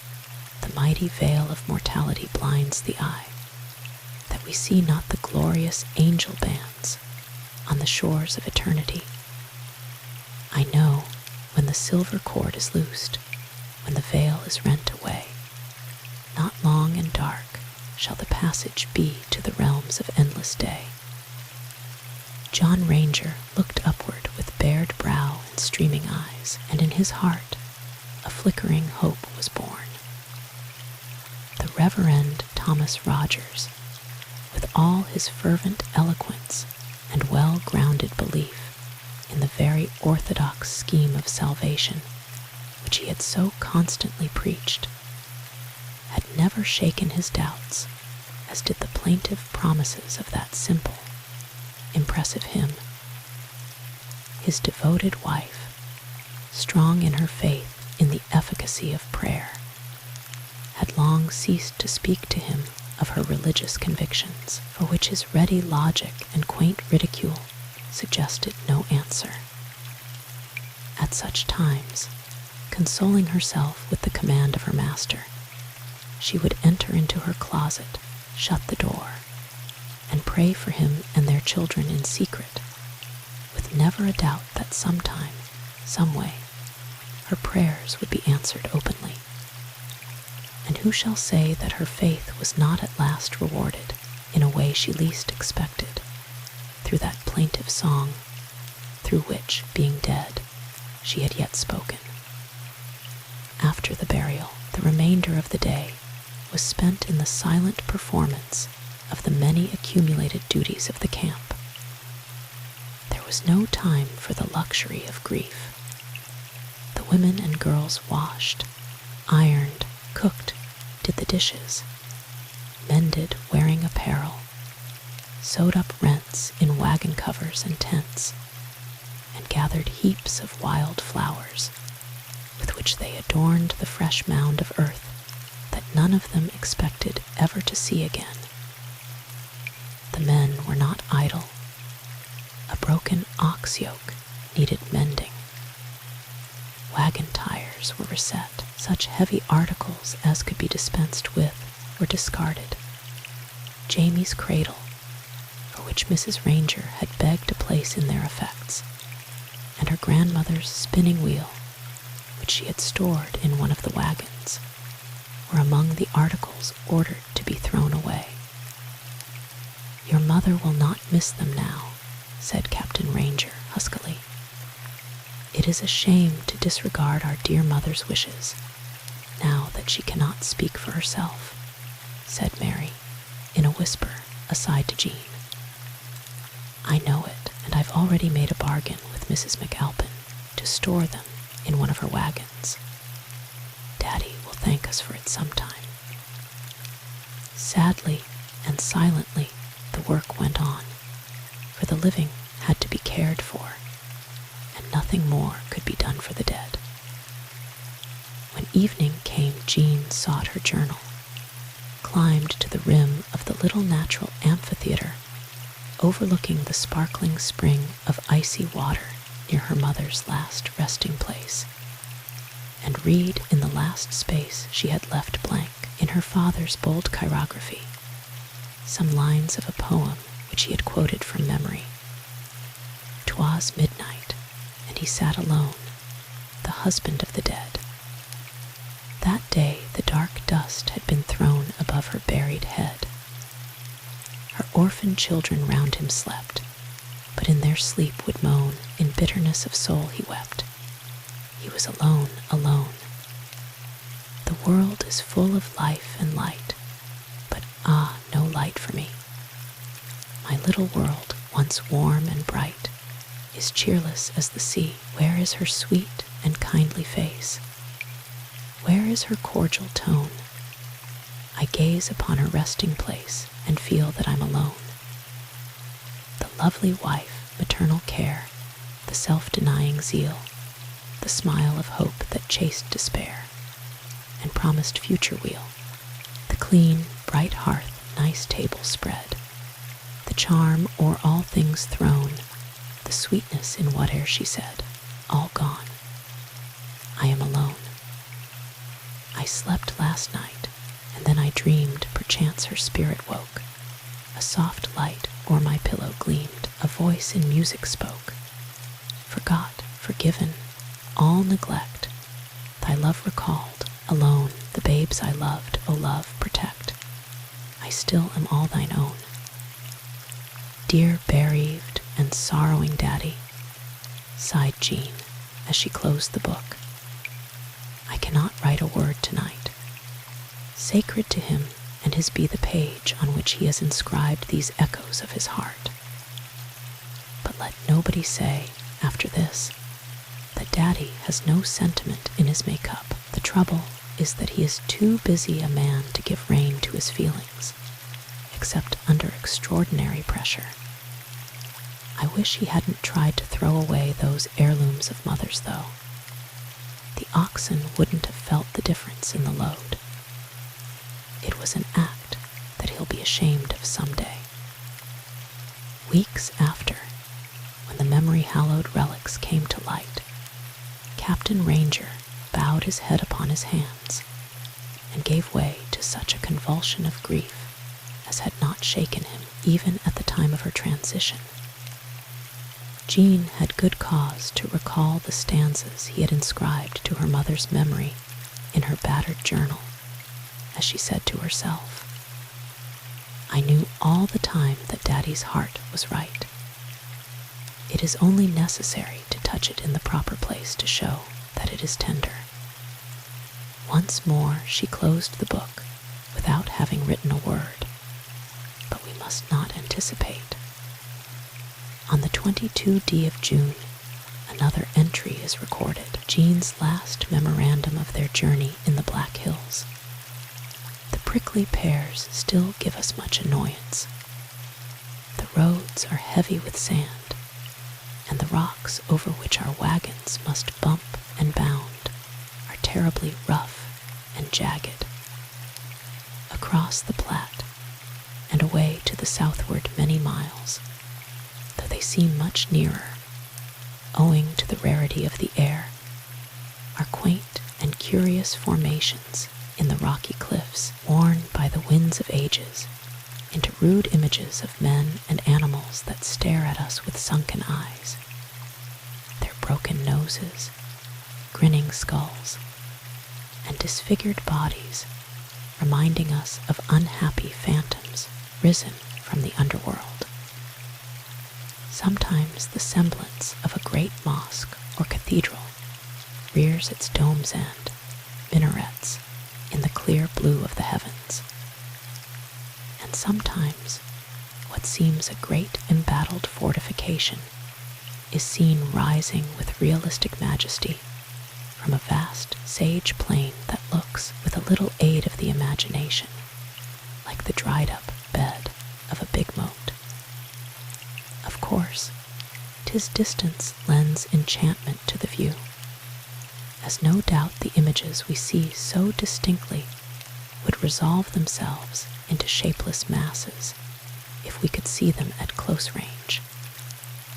The grass we so much need for the stock has again disappeared, and Daddy says we shall return tomorrow to the main traveled road. Wild flowers are blooming in profusion all around our camp, smiling at us as if in mockery of the prevailing desolation. Wood is scarce again, and we find few buffalo chips.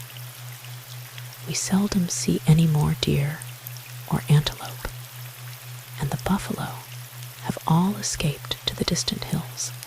That is, all but the hapless multitudes that have been cruelly and needlessly slaughtered by the unthinking and greedy hunters of the plains. We passed half a dozen newly made graves again today, and it is evident that we are getting back into the dreaded cholera belt. The day has been extremely hot, but the evening is chilly and blustering. Daddy says the most of the victims of the epidemic are women. I wonder if such sorrow as ours pervades every family into whose ranks the silent messenger comes unbidden and steals away its hope. The Indians seem to have all been scared away by the cholera. What must they think of us, who claim to be civilized and even enlightened, who have come to bring them our religion, and with its starvation, pestilence, and death?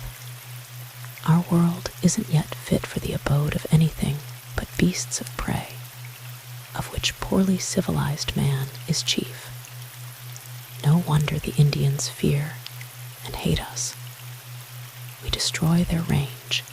We scare away their game. We scatter disease and death among them. And as rapidly as possible, we seize and possess their lands.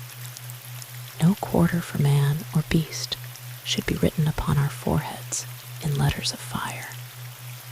But maybe we are merely fulfilling our destiny. I cannot tell. It's all a mystery. She closed the book with a sigh. Chapter 18. The Little Doctor. After leaving the Black Hills and descending again into the Valley of the Platte, the ranger company found traveling still more difficult than before they had left the main traveled road. The cattle, from burning their hoofs in the alkali pools, through which they were often compelled to wade for hours at a stretch, became afflicted with a serious foot-ail, a more dangerous epidemic than the cholera menaces us now, said Mrs. McAlpin, as she watched the poor brutes limping along the road, many of them bellowing with pain and writhing under the cruel lashes of the drivers' whips as they hobbled wearily on toward the setting sun.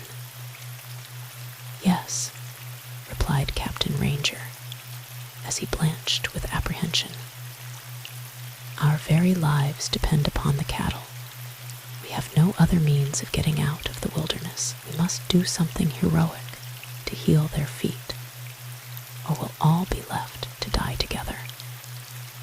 Scotty, whose serious accident had been overshadowed by the death and burial of Mrs. Ranger, and who had grown weary of receiving only such attention as could be bestowed upon an invalid not considered dangerously afflicted, began to demand the careful nursing he at first pretended to disdain.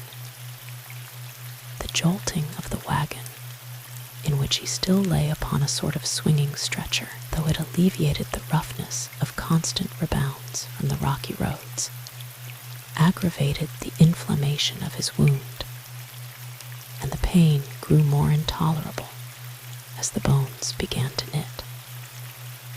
His ravings of discontent were often hard for Mrs. Benson to endure, but she adhered resolutely to her purpose as her daughter's chaperone to prevent too frequent visits between the twain, and often kept Mrs. McAlpin away from his side for many hours together. Scotty has managed somehow to disarrange his bandages, little doctor, said Captain Ranger, and badly as our cattle need attention, you will be obliged to look after his case this evening.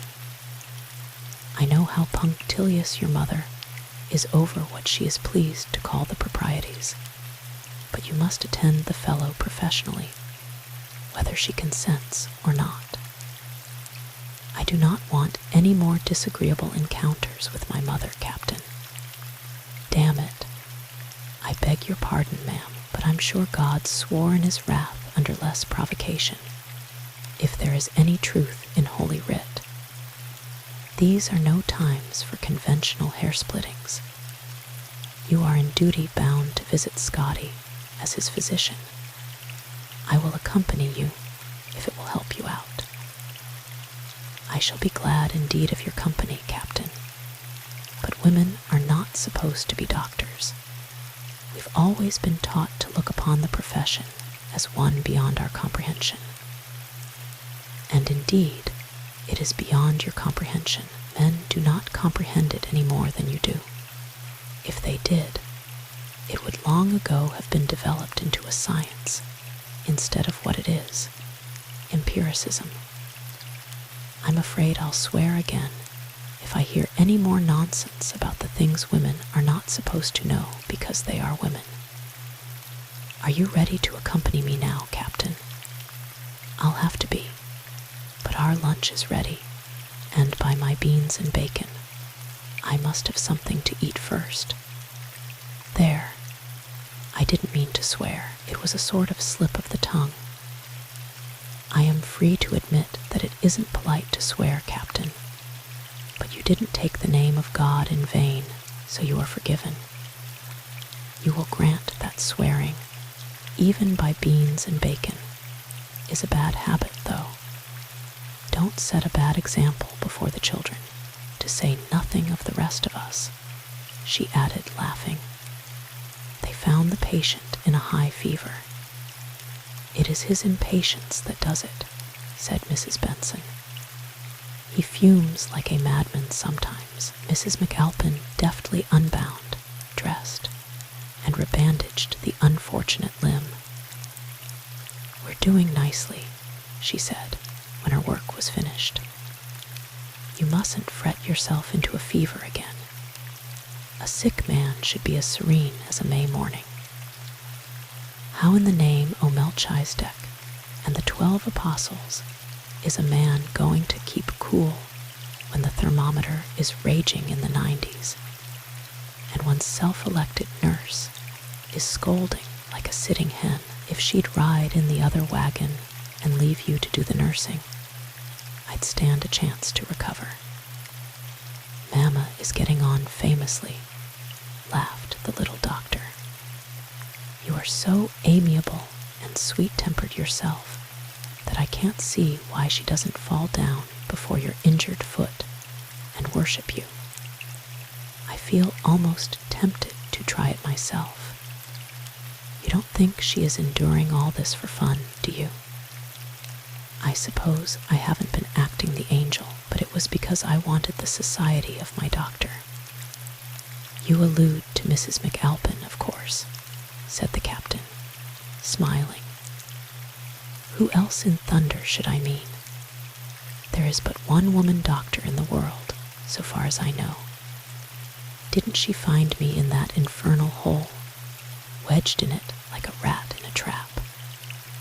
And didn't she patch my broken bones like a trained physician, when there wasn't a man in 100 miles that could have done it? It is never wise to argue a point with a man in a fever, Mr. Burns. We can talk it out later on. See, Mamma has brought soap, fresh water, and towels. You couldn't have a better nurse. You must let her bathe your face and hands and head. Won't you take her place, Daphne?" Captain Ranger and Mrs. Benson were not listening or looking just then, and as for an instant their eyes met, the patient felt upon his fevered forehead the fluttering touch of a soft, cool hand. "Delicious," he whispered. "I shall get well now." "Allow me," said Mrs. Benson, elbowing her daughter aside. "I am head nurse in this ward." The patient groaned. "The captain says you ought to have been a man, Daphne," said Mrs. Benson, as her daughter yielded her place. "If my father had lived to see this day, he would have rejoiced that I didn't allow my usefulness to run to waste because of my femininity. Of that, I am as certain as that my patient is better. You are a disobedient and ungrateful girl, Daphne. You are my mamma. I am not to blame for that, Daphne. Am I?" asked the daughter seriously. "I don't pretend to understand, and so of course cannot explain the cause that leads to individual being, mamma dear. I know, though, that I am, and if the time should ever come that I can know why I am, I shall understand why I am a woman.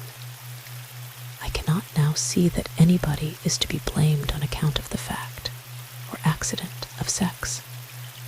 You are to blame for being a thankless child, Daphne. I am neither a child nor thankless, mamma dear.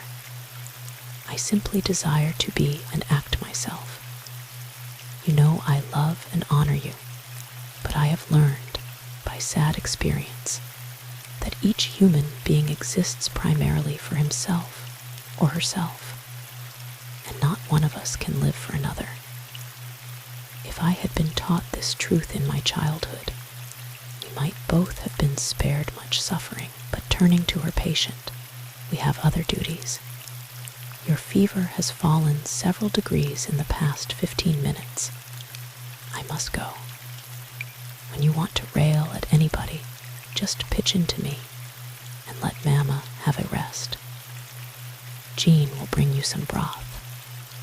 I'll send Mrs. O'Dowd to sit with you sometimes, to give Mama a little liberty. You two have been forced to keep each other's company till you are both as cross as a pair of imprisoned cats. I believe I've been pursuing the wrong policy, said Mrs. Benson to the captain as they walked together on the burning sand.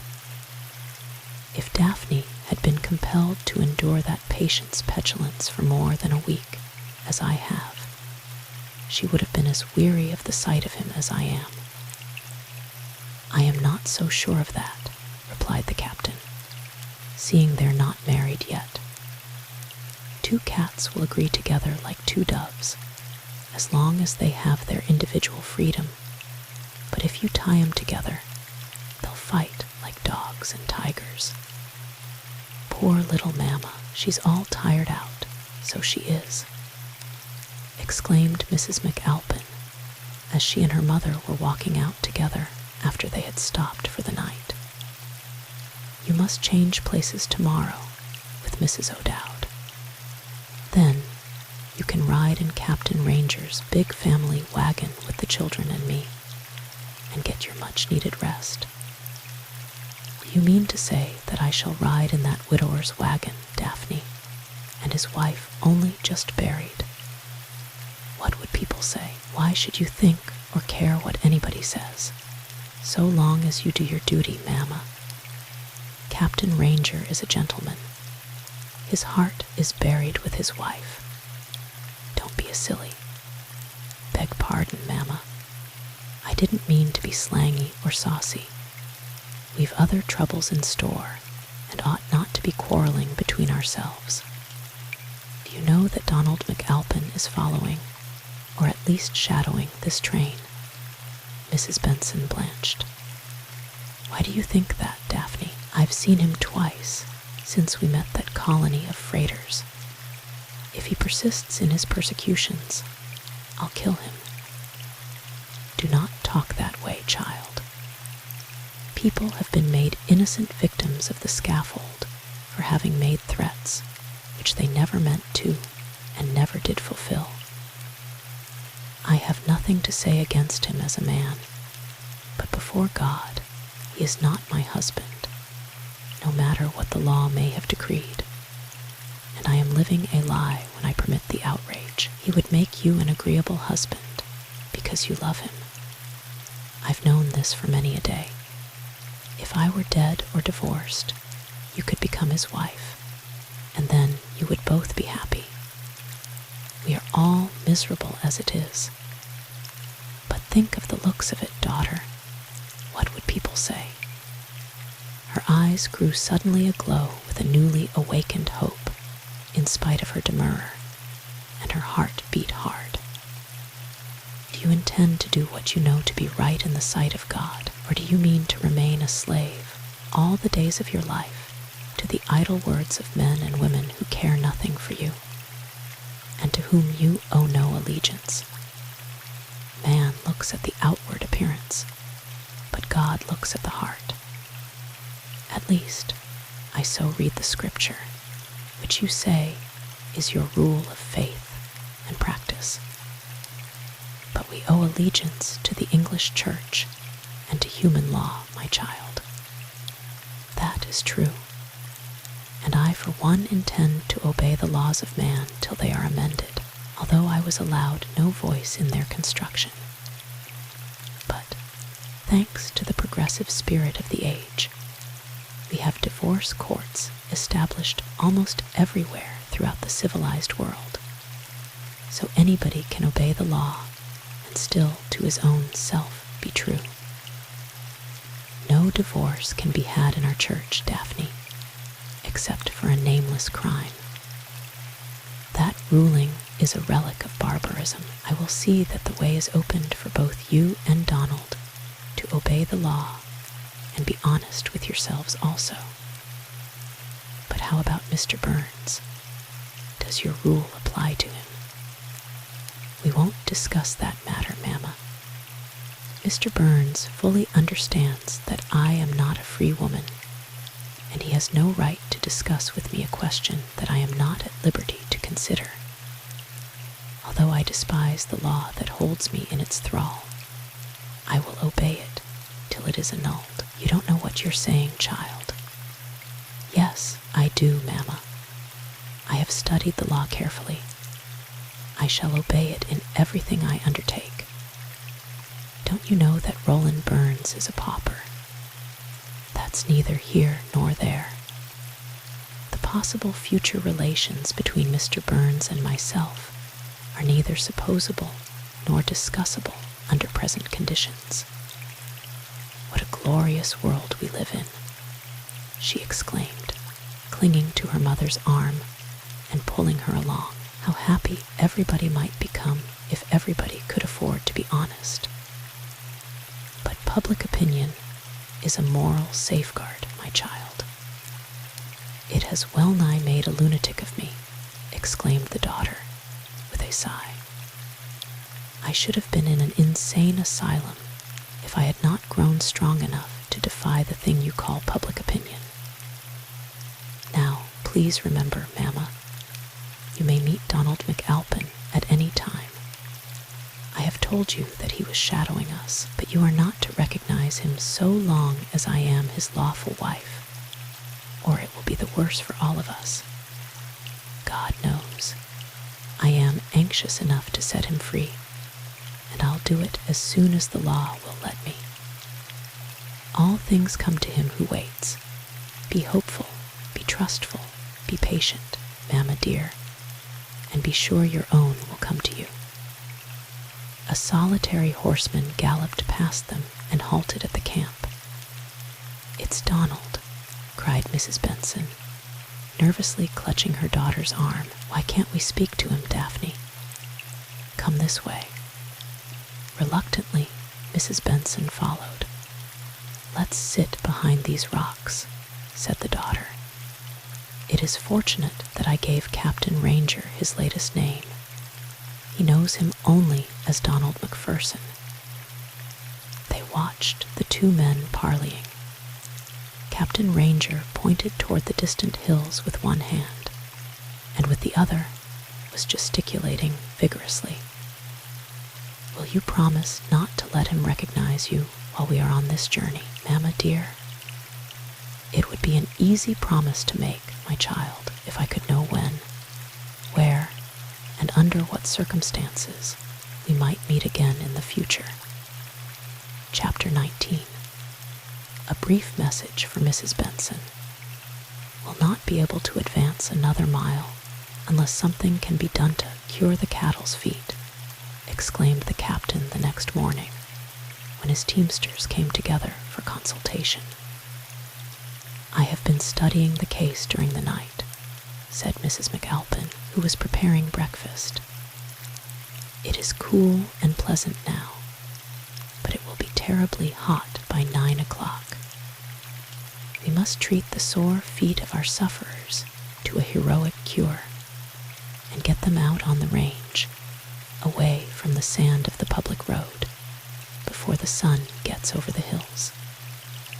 We can't drive a hoof over the road today. I'd like to know how in blazes we're going to doctor the cattle's feet without medicine, cried Hal. We haven't even enough of number 6 on hand to give my off-leader's left foot a thorough treatment. I guess we have everything we need, replied the little doctor. Bring me your fullest tar bucket. There, that's encouraging. Got any turpentine, Captain? That's good. Now bring me an iron pot, Susanna. Here's a good bed of glowing coals. There, she cried, as she emptied the liquid tar into the iron kettle. Now let's add the turpentine, and I'll heat the mixture as slowly as possible over these red-hot coals. It is fortunate that the flames are dead. Otherwise we might set our dish on fire and spoil our broth. Have you any oakum? Not a bit. Who'd have thought we'd need oakum on a landlubber's journey like this, said the captain. The little doctor knitted her brows. "Have you some manila rope and a big pan?" she asked. "We have Mother's clothesline, if that will do," said Jean. "Johan's not gwine to empty dat stuff in my dishpan, honey," exclaimed Susanna in indignant protest as Mary was fetching the pan. Mrs. McAlpin laughed. The seething mixture was lifted dexterously from the coals in the nick of time to prevent an accident by fire. It was then emptied into the dishpan and stirred to the consistency of blackstrap, a commodity with which the wayfarers were familiar, and pieces of the tarred rope were made ready for placing between the doctored hoofs. "We'll try our little doctor's remedy on Scotty's off-leader first," said Hal. "If it should kill him, there will be only one dead, and he's nearly dead anyhow." The poor beast bellowed pitifully as his hoof was plunged into the almost scalding mixture, but like the lassoed victim of a branding iron, he could not get away, and each hoof received its treatment in its turn. By the doctor's order, a tent had been cut into convenient patches, and the seared feet of the afflicted brute, after a liberal supply of the flour of sulphur had been added to the tar and turpentine, were securely wrapped with the pieces and bound with rope to protect them from the dust and gravel of the roads. By the time that each disabled animal had been subjected to this heroic treatment, it was long past noon, and the captain decided to turn the teams back upon the range for the remainder of the day. "May I take a ride on Suki, Daddy dear?" asked Jean. "I'll find good grass for her, and plenty of it." "Yes, Jean. Take her to yonder ravine, where you see a clump of cottonwoods. You'll be pretty sure to find some tender grass at their roots." Jean leaped nimbly to the saddle and cantered leisurely away. Suddenly, a bronzed and handsome horseman rode up beside her and lifted his hat, a large sombrero, surmounting a pair of square shoulders that sported a gay serape. "Good morning, little miss, or would you call it afternoon? I had stopped under the cottonwoods to graze my horse, and I couldn't resist the temptation to accost you. Going to California?" "No, to Oregon. A God-forsaken country that rains 13 months in every year.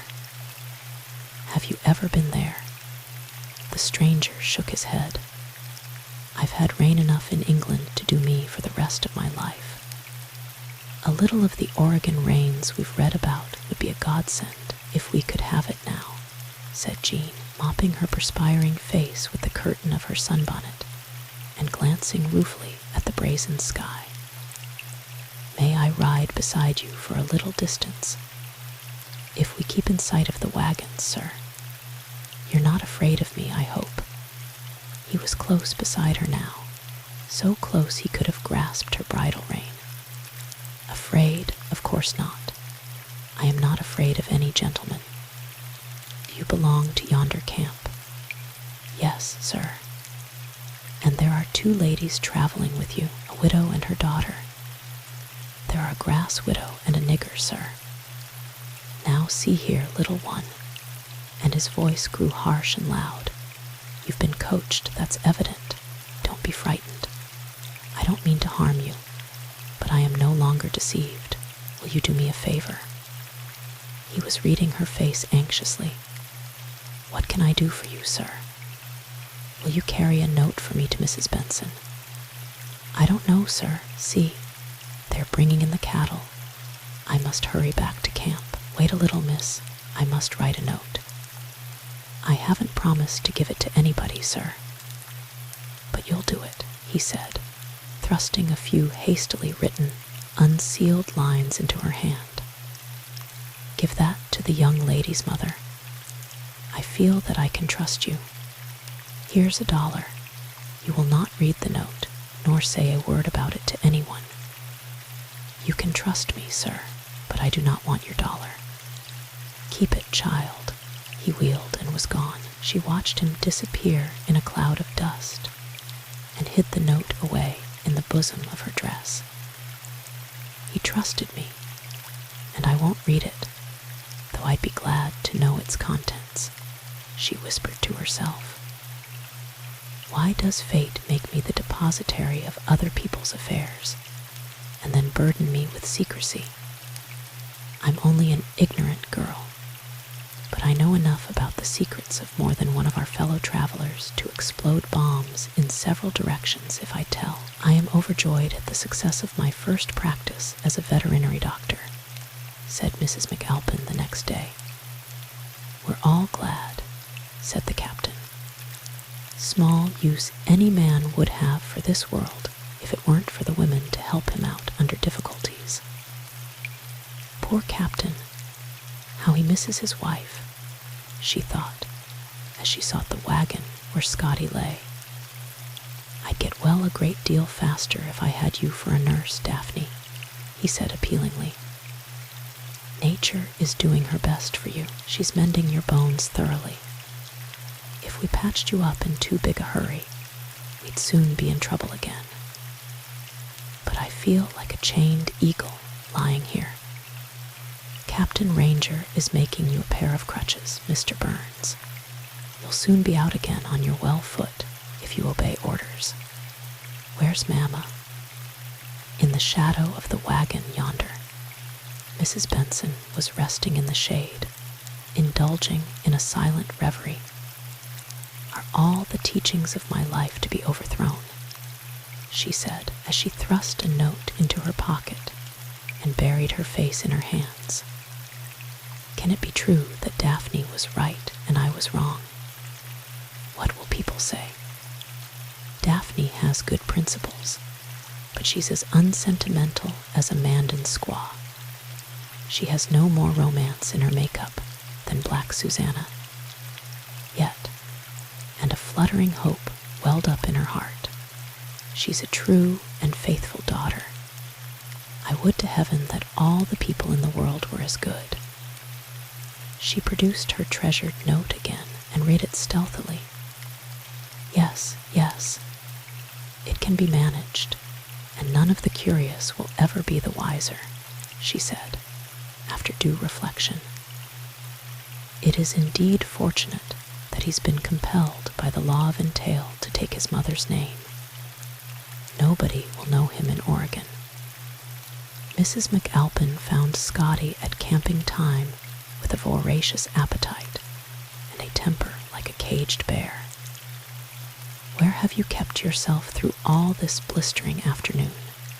He asked, munching his food heartily. I can't stay with all my patients all the time, Mr. Burns, especially as so many of them are quadrupeds with the hoof-ale. I suppose, then, that I am to be classed as a biped with the leg-ale. Exactly. Ouch. Oh, he exclaimed with a grimace, as the knitting bones gave a sudden twinge, reminding him that they were awake and on duty. These infernal bandages are loose again, I hope. Your bandages are doing nicely, sir. The captain will have your crutches ready in a day or two. Then you can take some exercise. What have you done with those hideous black garments, Daphne? Do you like these gray ones better? Yes, I like the gray ones better. So does this abounding dust. My black clothes were getting rusty, so I made a contribution of them to the water nymphs of the Platte. Why did you wear those weeds? They served my purpose, sir. You almost provoke me into profanity, Mrs. McAlpin. You are so mysteriously non-committal. Glad to hear it. Men don't feel like swearing when death is staring them in the face. Your supper is getting cold, and Mrs. Benson says you must hurry up. The intruder, as usual, was Jean.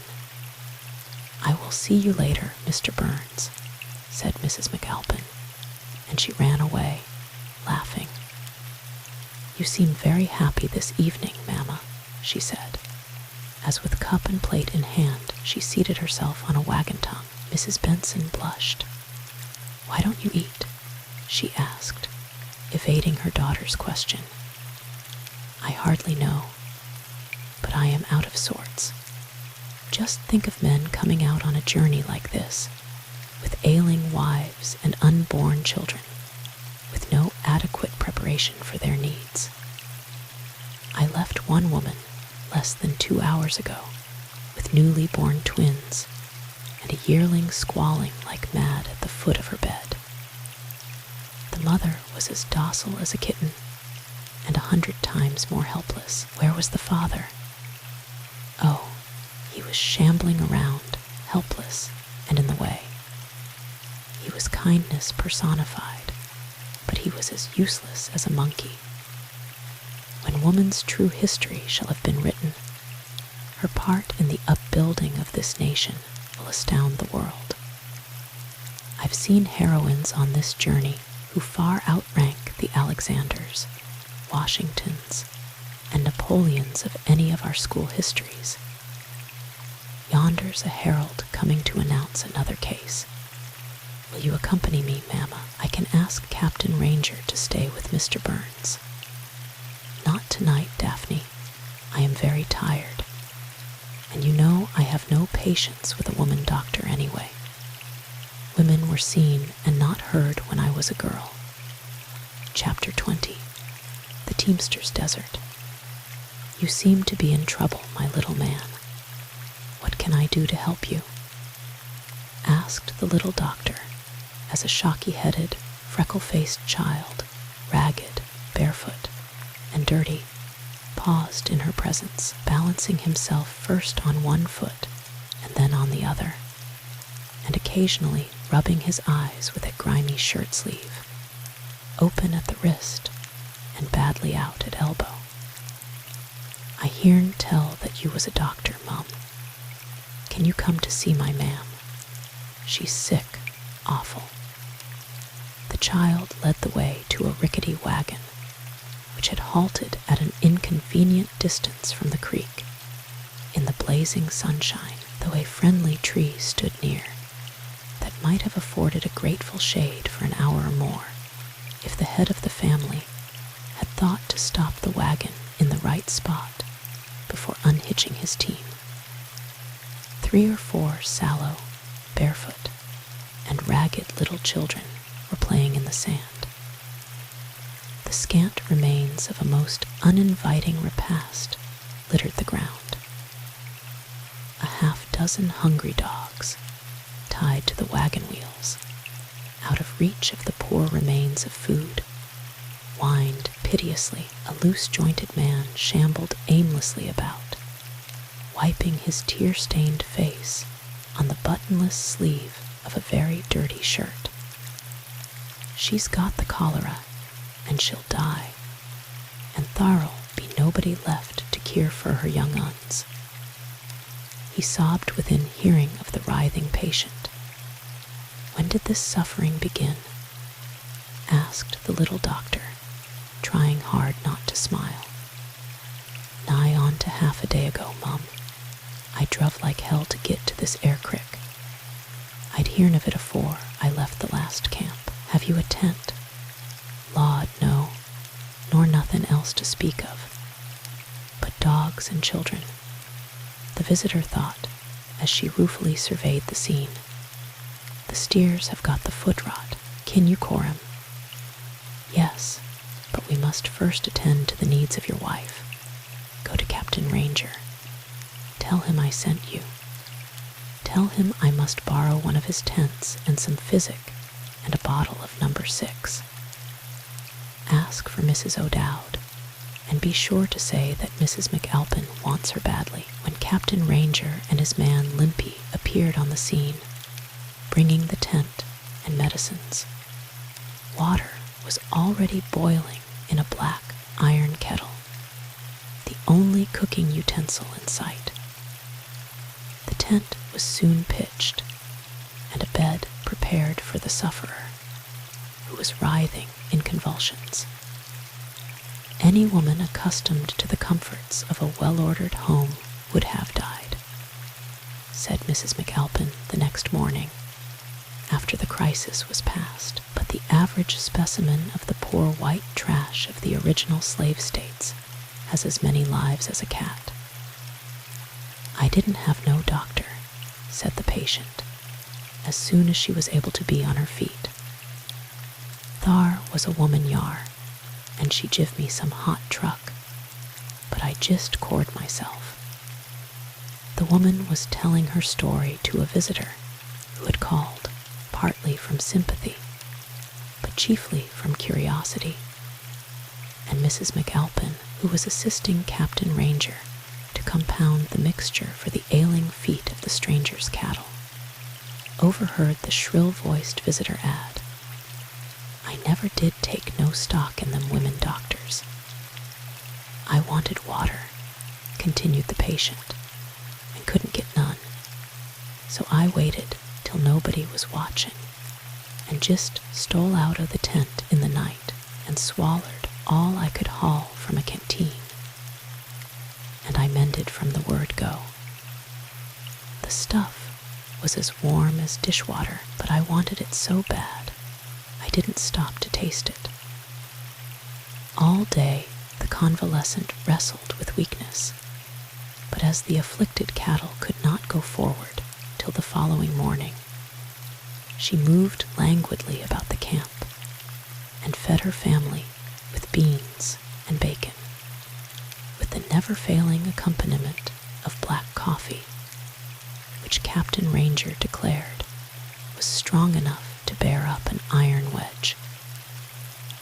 The scenery became more diversified as the travelers continued their journey up the Platte. Gradually, the heat became less suffocating. Desert sands gave way to alluvial valleys, and the health of man and beast improved.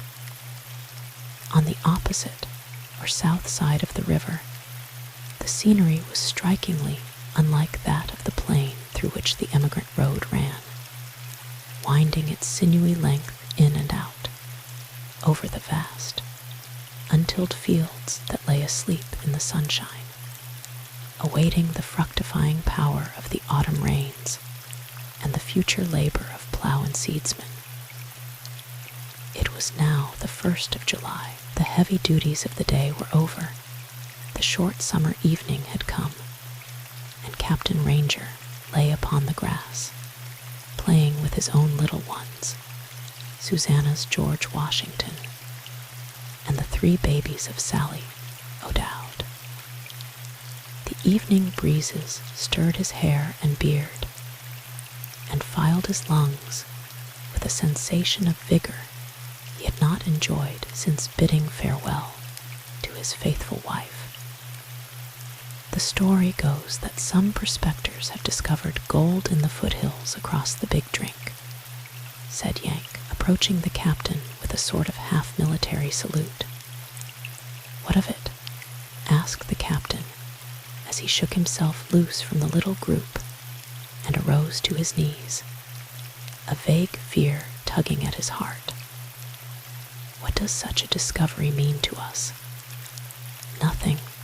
Only the most of us are going to throw up our job and go off a-prospecting. What?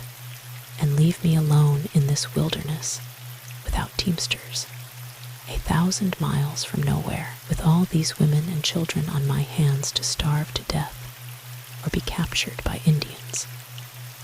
That'll have to be your own lookout, I reckon. The gold fever's as sudden as the cholera, and takes you off without warning when you get it bad. What's the matter, Daddy? Asked Jean.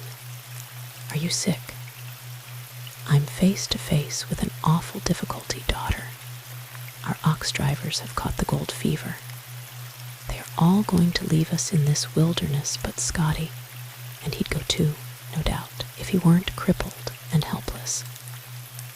Don't let the desertion of your teamsters worry you, exclaimed Sally O'Dowd. I can drive one of the teams myself. What? You? Yes. Didn't I tell you that you'd never be sorry if you'd let me travel in your train to Oregon? We can all drive oxen, cried his 3 daughters in a breath. But who will drive for Mrs. Benson and the little doctor? Their teamsters have joined the stampede, and they can't drive oxen. Just try us and see if we can't, laughed the little doctor. But you have 2 teams, and your mother cannot drive one of them. I'll make a trailer of one of the wagons, just as the freighters do in the Assiniboine country. Does Mrs. Benson know about this? Yes, we've talked it all over. It's a genuine case of have to, Captain. What will you do with Scotty? We've considered him. He'll soon be on his feet again. Meanwhile, he'll have to stay on in his hammock. He's not good for anything there nor anywhere else, said the captain testily. He doesn't know beans about driving oxen, and I doubt if he can ever learn. He's great on intervention and non-intervention, though, laughed Mrs. McAlpin. He's even greater on the Monroe Doctrine. Yes, exclaimed Jean, and you ought to hear him rave over the nation's allegiance to Mason and Dixon's line. It's on the troubles over the slavery question, which he says are looming all along the national horizon, that he comes out strong. He's taught me a lot about law and equity, courts and criminals, constitutions and codes, said Hal. You make light of the peril of our situation because you do not comprehend its gravity, exclaimed Captain Ranger. We need our teamsters. Scotty is a capital theorist, but he'll never set a river afire. That's a feat you've never accomplished yet, Daddy, laughed Jean. I've come as near it as any living man, for I boiled the Illinois dry once, replied the captain, alluding to an experience of a former year of drought, when a steam sawmill he was operating on the riverbank had to be closed down for a season for want of water. Don't worry, Captain, cried Sally O'Dowd. The women and children won't forsake you. Because they can't, was the curt response, and he walked away to be alone.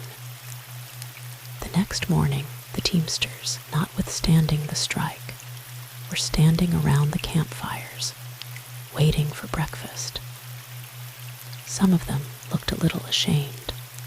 Some were a little concerned as to the fate of the train, and 2 or 3 seemed to enjoy the captain's predicament. Clear out, every last one of you, he exclaimed, as they made a move for the mess boxes as soon as breakfast was ready. The women folks are my teamsters now, and they shall have the first seats at my table. As the men turned away, crestfallen and hungry, their resolution to get rich quick began to drop toward 0, but their leader and spokesman hurried them away, explaining that they would find a trading post and plenty of grub across the river.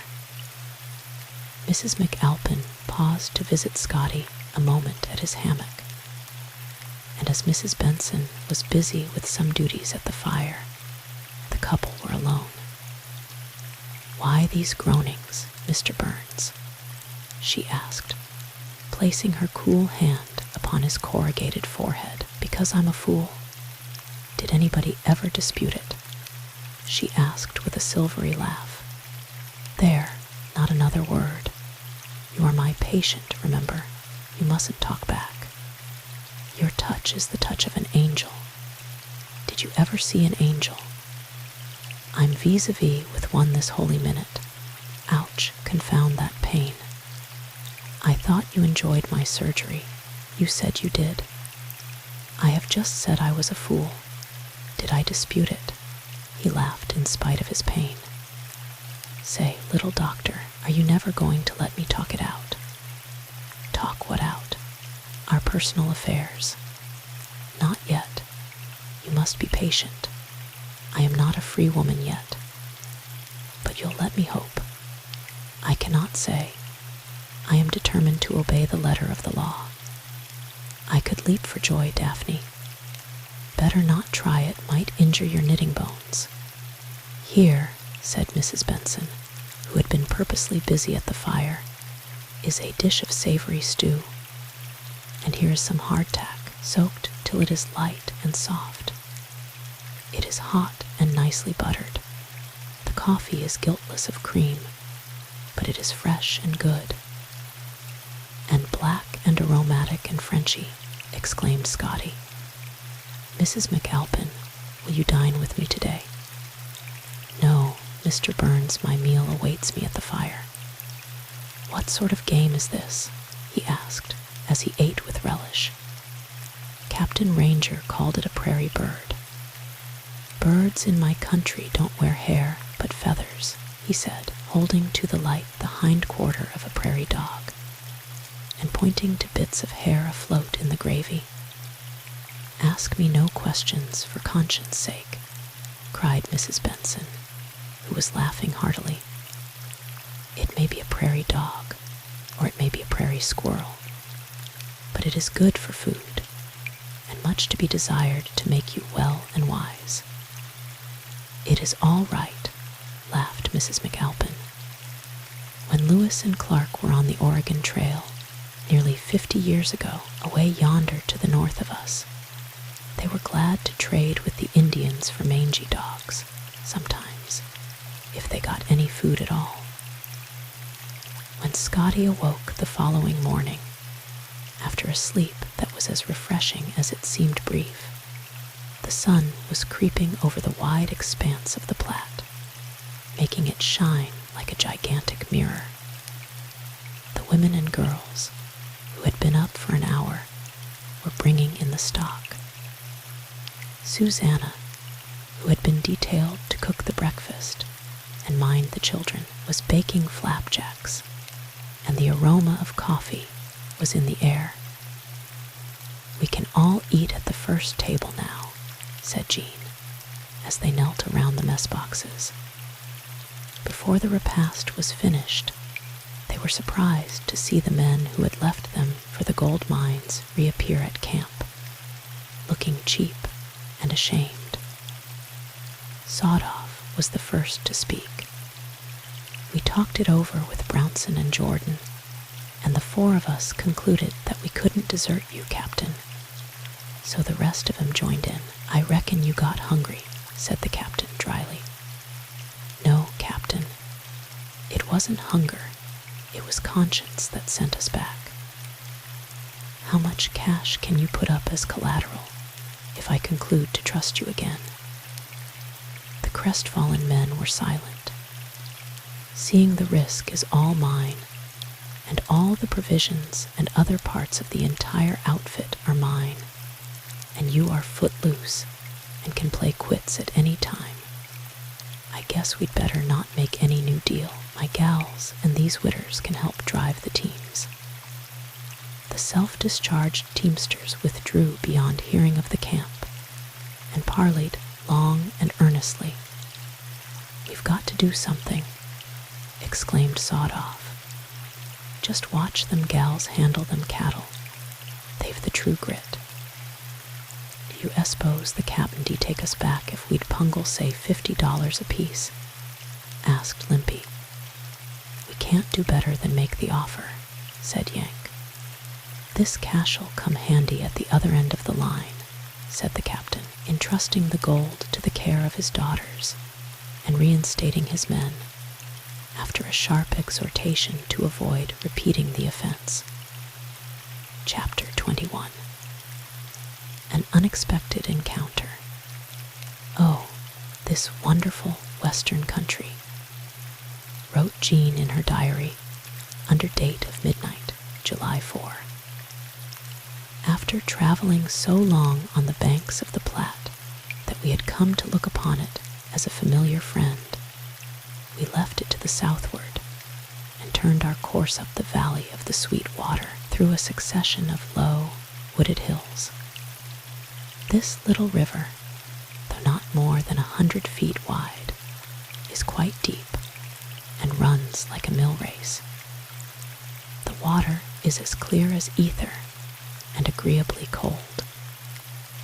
Nobody can conceive the vastness of this country or imagine its future possibilities until he has crossed the great unsettled part of this continent to the westward and seen it for himself. Some days we move for many hours over great stretches of alluvial soil which only needs the impulse of cultivation to make it yield of the fruits of the earth like magic. Again, we are in the midst of big fields of crude saleratus, or salt, or sulfur. Now and then our cattle are compelled to wade through an alkali swamp, suggesting more foothail, but our little doctor says that danger is past for this year. She has not stated why, and maybe she doesn't know. We encamped last night near Independence Rock, a huge pile of gray basalt covering an area of perhaps 10 acres and looking to be about 300 feet high. Its sides are formed of great, irregular boulders, worn smooth by the warring elements of ages. July 5. Yesterday was Independence Day, and as we had camped near Independence Rock, Daddy laid over to celebrate. About noon, Mary Marjorie and I concluded that we would climb the rock to its summit, carrying with us the only star-spangled banner the train could boast. But our scheme failed through the fickleness and fury of the same elements that have been smoothing the surface of the rock during the ages gone. We had climbed over halfway to the top when a low, dense cloud, as blue-black as a kettle of indigo dye, enveloped us. It came upon us so suddenly that we hardly realized our danger till we were surrounded by semi-darkness in the midst of a pelting hailstorm. We retreated so blindly and hastily that it is a miracle we didn't break our necks. Thunder and lightning followed, or rather accompanied the hail, and were succeeded by a deluge of rain. Sudden squalls of wind would fairly lift us off our feet at times as we hurried downward, making the descent doubly perilous. But the storm soon spent its fury, leaving the air as clear and sweet as a chime of bells. A roaring fire welcomed us at camp, by which we warmed our chilled marrow bones and dried our sodden toggery. Daddy scolded, Mame charged our mishap all to me, Marge blamed both of us, and excused herself. It is the way of the world, or of most people in it, but it is sometimes very provoking.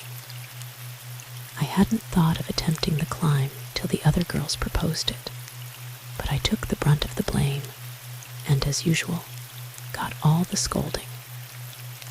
The storm wouldn't let us try to float the flag, but it got very wet, and we had our labor for our pains. Sally and Susanna prepared a 4th of July banquet of antelope steaks to go with our regulation diet of beans and coffee. After dinner, Mrs. McAlpin sang the Star-Spangled Banner, the rest of us joining in the chorus. Susanna sang a lot of Negro melodies, and George Washington danced for us, his white teeth shining and eyeballs gleaming. Hal read the Declaration of Independence, and Daddy made the eagle scream. He was in the midst of his oration, and I was wondering where all the men of valor came from, seeing they had had no mothers to assist in getting up this spread-eagle scheme we call a republic, when I was compelled to leave the crowd and poise myself on a wet wagon tongue to write the thing up. Scotty, who is still on crutches, delivered an oration on the side, of which I heard but little, owing to my banishment. But I won't always be so meek and silent on the 4th of July. I'll write a Declaration of Independence for women someday. Daddy burned some powder after dark to amuse the children, he said, but I noticed that the men enjoyed the noise even more than the children did. Poor Bobby got some powder burns about the face, and Sadie and the babies gave us a squalling chorus, prompted by fright, causing me to wonder why men must always celebrate our patriotism with the emblems of death and destruction. On July 6, she wrote, "We have reached the edges of the Rocky Mountains now, and as we climb slowly and almost imperceptibly toward their summits, our road winds in and out along the meandering bases of a great divide, down which many little streams of icy water dash with foam and roar, forever in a hurry, always trying to go somewhere and never reaching any settled goal. Now and then we get glimpses of distant summits, but we are reaching them by an ascent so gradual that Daddy says we shall not realize that we have crossed the great divide till we see the water has changed its course from east to west. We passed a trading post today, belonging to a company having its headquarters at Salt Lake. The men in charge wore big sombreros, buckskin trousers, and moccasins of buffalo hide. They all smoked incessantly and affected the airs of the genus cowboy or vaquero of the plains, of whom we often see specimens roving over hill and plain on horseback, their shoulders covered with gaily colored serapes, flapping in the wind like wings. We pass daily from 6 to a dozen graves, but not so newly made as those noticed heretofore, so we conclude the cholera is abating. There, old journal, I've done my level best to write you up to date, but it's like climbing these mountains, uphill work, and dreadfully monotonous. Did you buy a fresh stock of provisions, Captain? Asked Sally O'Dowd, as they were preparing to leave the trading post which Jean had mentioned, after he had held a long parley with a big, bronzed, and heavily bearded mountaineer, who was strikingly handsome despite his peculiar makeup. Yes, Sally, I bought a couple of £100 of flour, for which I paid a $20 gold piece. I was feeding the children and didn't get a chance to make my purchases at the proper time. Won't you hold the teams back a few minutes for me? Yes, but hurry up. Let me have 100 pounds of flour, sir, she said, approaching the counter, behind which the trader stood, smoking a huge meerschaum. Anything else? Yes, the balance of this $20 gold piece in dried peaches, please. In filling her order, the trader raised the cloth partition of the tent to reach his base of supplies, and in the middle of the tent, Sally espied an unkempt squaw and half a dozen dusky children. I'll be compelled to hurry, she said, as he leisurely weighed her fruit. Captain Ranger is always demanding haste. The trader started suddenly, his face blanching. Where does your train hail from? He asked. From the Middle West, sir. We are going from the west to the west. The trader balanced 2 sacks of Salt Lake flour on his shoulders, and grasping the smaller package of peaches, strode out hurriedly toward the wagon near which Captain Ranger was standing, impatient to be gone. These purchases are for the lady, sir.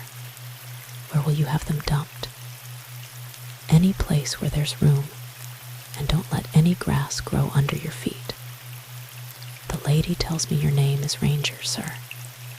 Yes, what of it? Will you walk with me a little way ahead of the wagons? I have something important to say to you alone.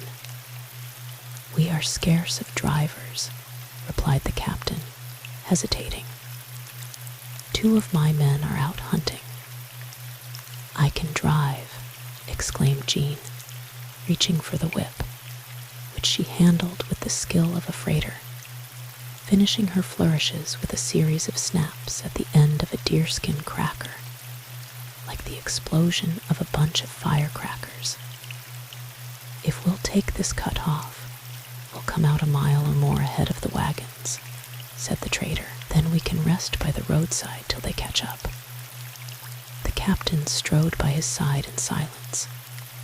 Don't you know me, John? Asked the stranger, grasping him by the arm and speaking in a hoarse whisper. Captain Ranger eyed him earnestly, his cheeks paling. Can it be possible that you are Joe? He asked, seizing his hand with a vise-like grip. I am indeed your brother Joe, an outlaw now and always.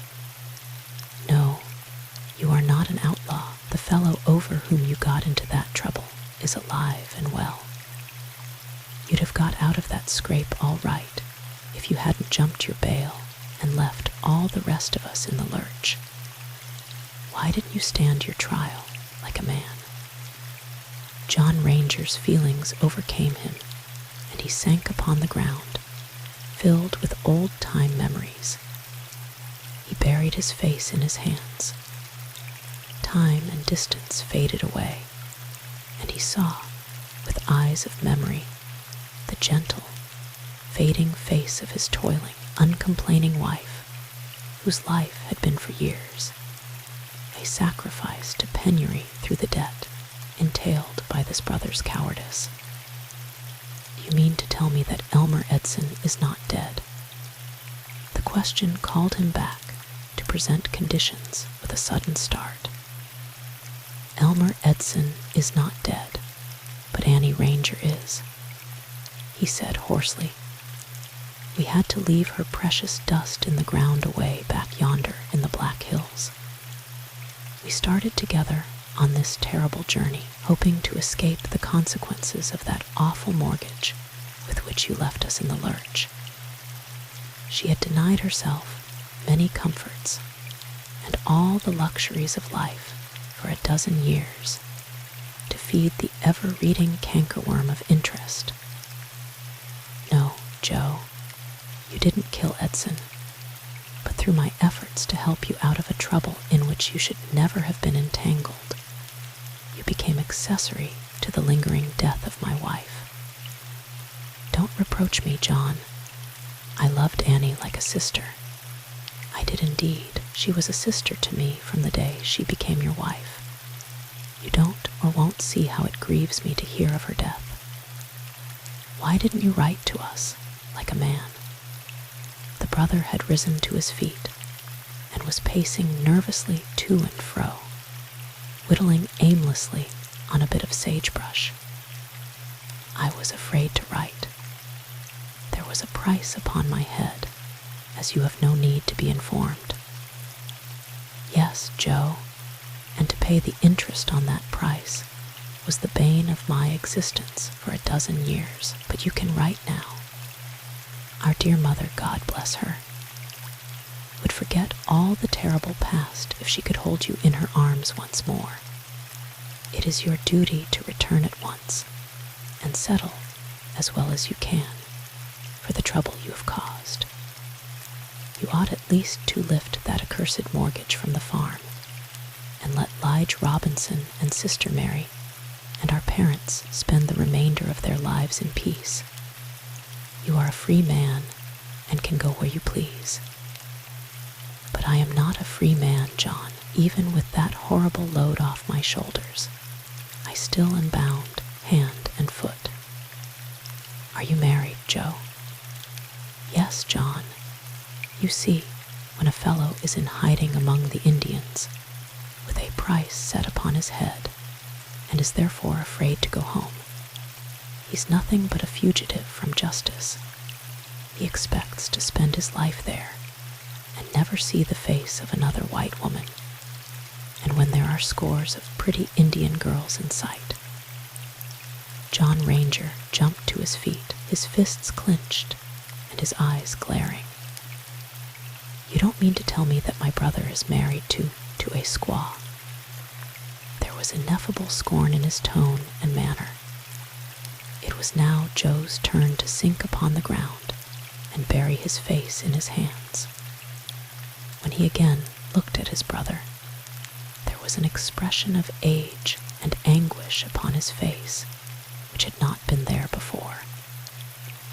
I am the husband of an Indian woman and the father of 7 half-breed children, he said with the air of a guilty man on trial for his life. But there are extenuating circumstances, John. My wife was no common squaw. If you care for me at all, you will not apply that epithet to the mother of my children. She was the daughter of a Mandan chief who had large dealings with the Hudson Bay Company and who sent her to England to be educated. You'd hardly think it to see her now, though, for the Indian women fall back into aboriginal customs when they leave the haunts of civilization to return to their people and take up life, especially as mothers, among their own kind and kin. At least, that is what Juanetta did. John Ranger groaned. My God, has it come to this? He cried, looking the picture of despair. If you had been in my place, you would have married her yourself, John. Nobody has a right to judge another, for no one knows what he will do till he is tried. Don't you regret the marriage, Joe? It is too late for regrets. The deed is done, and I cannot get away from my fate. Shall we part as friends and brothers? Or is there an impassable gulf between us? There was an unspoken appeal in his tone, far stronger than words, which John Ranger remembered for many a day.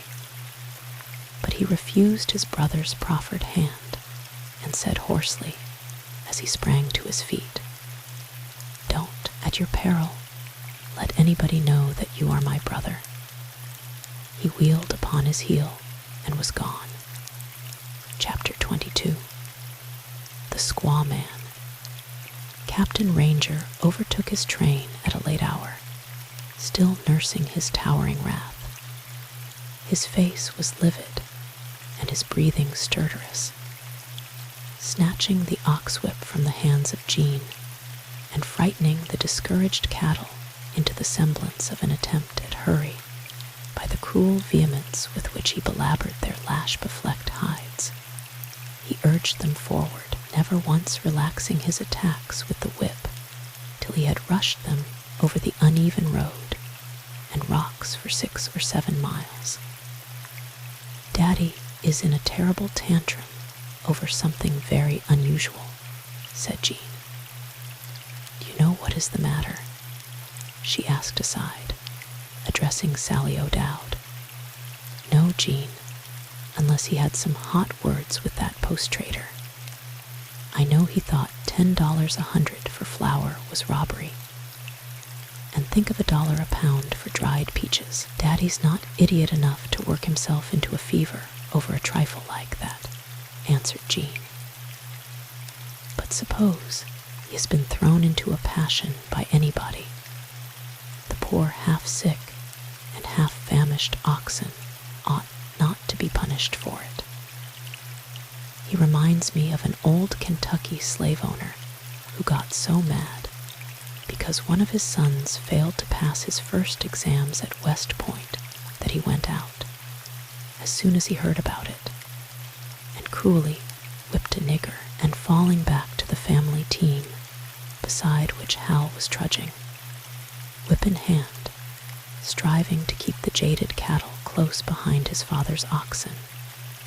She dropped hastily on one knee on the wagon tongue and climbed nimbly to a seat. That traitor is still sitting by the roadside," she cried to Sally, who was trudging through the sand. "He's digging the earth with a jackknife or dirk, or some other sharp implement, and seems quite as savage and out of humor as Daddy. Wonder what Daddy said to him." One by one, the wagons passed the solitary traitor, who had climbed to a low ledge of rocks, where he sat as silent as the sun. His knife had fallen to the ground and lay glittering at his feet. His broad sombrero shaded his face. The sudden rebound from the great happiness that had been his when first informed that he was not a murderer and an outlaw, to the abject position of a spurned and degraded squaw man, seemed more than he could bear. "I am not a murderer, though, and that's some comfort," he moaned. "But I am still a pariah, an outcast from my own people. What will my dear mother think of me when John acquaints her with the facts? What will my father say or do? It is well that Mother Nature, in her wisdom and mercy, has provided a limit to human suffering. Else everybody in this world would at times become insane." Cicadas gave forth their rasping notes in the dry grass, and a colony of prairie dogs played hide and seek over the uneven streets above an underground settlement hard by. A badger peeped cautiously from the mouth of his sagebrush-guarded den, and a rattlesnake crawled unnoticed past his feet. "I don't blame John for being disappointed and angry," he said aloud, "but I am amazed at his lack of charity. If he could have seen and known Juanetta as I did at the time of our marriage, he would have been pleased with my choice, but it is too late now. Her girlish grace and beauty are gone, and one could hardly distinguish her from any of the other papoose-burdened, commas-digging squaws that abound in spots in the land of the Latter-day Saints. I might send her back with the children to the remnant of her tribe among the Badlands, but the act would be infamous. No, Joseph Ranger, you must take your medicine." He thought of his joyous exultation at the time he had won the accomplished and graceful Indian princess, whom half a dozen distinguished braves and as many handsome white traders had sought in marriage, of her trusting preference for him, of their joyous honeymoon, and of the herd of beautiful horses with which he had purchased her for his chosen bride, thus making her a slave. He winced as he thought of the legal status of his wife and children. He blushed with shame as he thought of her loyalty to him through all the years of her transformation, from a lithe and pretty maiden of 16, whom every man admired, to the shapeless and slovenly specimen of her people, of whom he was now ashamed. He thought bitterly, yet lovingly, of the numerous children she had borne him uncomplainingly, while wandering from place to place in quest of roots and berries, to save them from starvation in their early married years, when game would be scarce, and his fickle fortunes had vanished for months at a stretch. He remembered with what loving pride he had named his first 2 children John and Annie, in honor of the brother and sister for whom his heart had so often hungered. "And the end is this," he cried, noting with a start that the sun was down.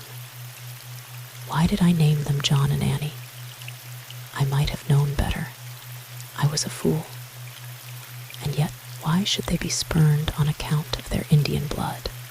If, instead of marrying Juanetta, I had refused to make her my lawful wife, would my white relations have spurned me now?" His childhood days passed and repassed before his mental vision like a panorama. His family had been proud of him. What sacrifices they had made to send him to college, and with what base ingratitude he had repaid their loyalty and love. He had worse than wasted his opportunities, he thought, as he gazed abroad over the mighty landscape, bounded on the one hand by the wide basin of the receded and still slowly receding waters of Great Salt Lake, and on the other by the Rocky Mountains, so near that they obstructed his vision, though he well knew their extent and majesty. "This won't do," cried the wretched man as he started homeward, reeling like a drunken man. "Papa," cried a childish voice, "do hurry home, we are so hungry. Where have you been for so long?" "All right, Johnny, I'm coming. Papa forgot."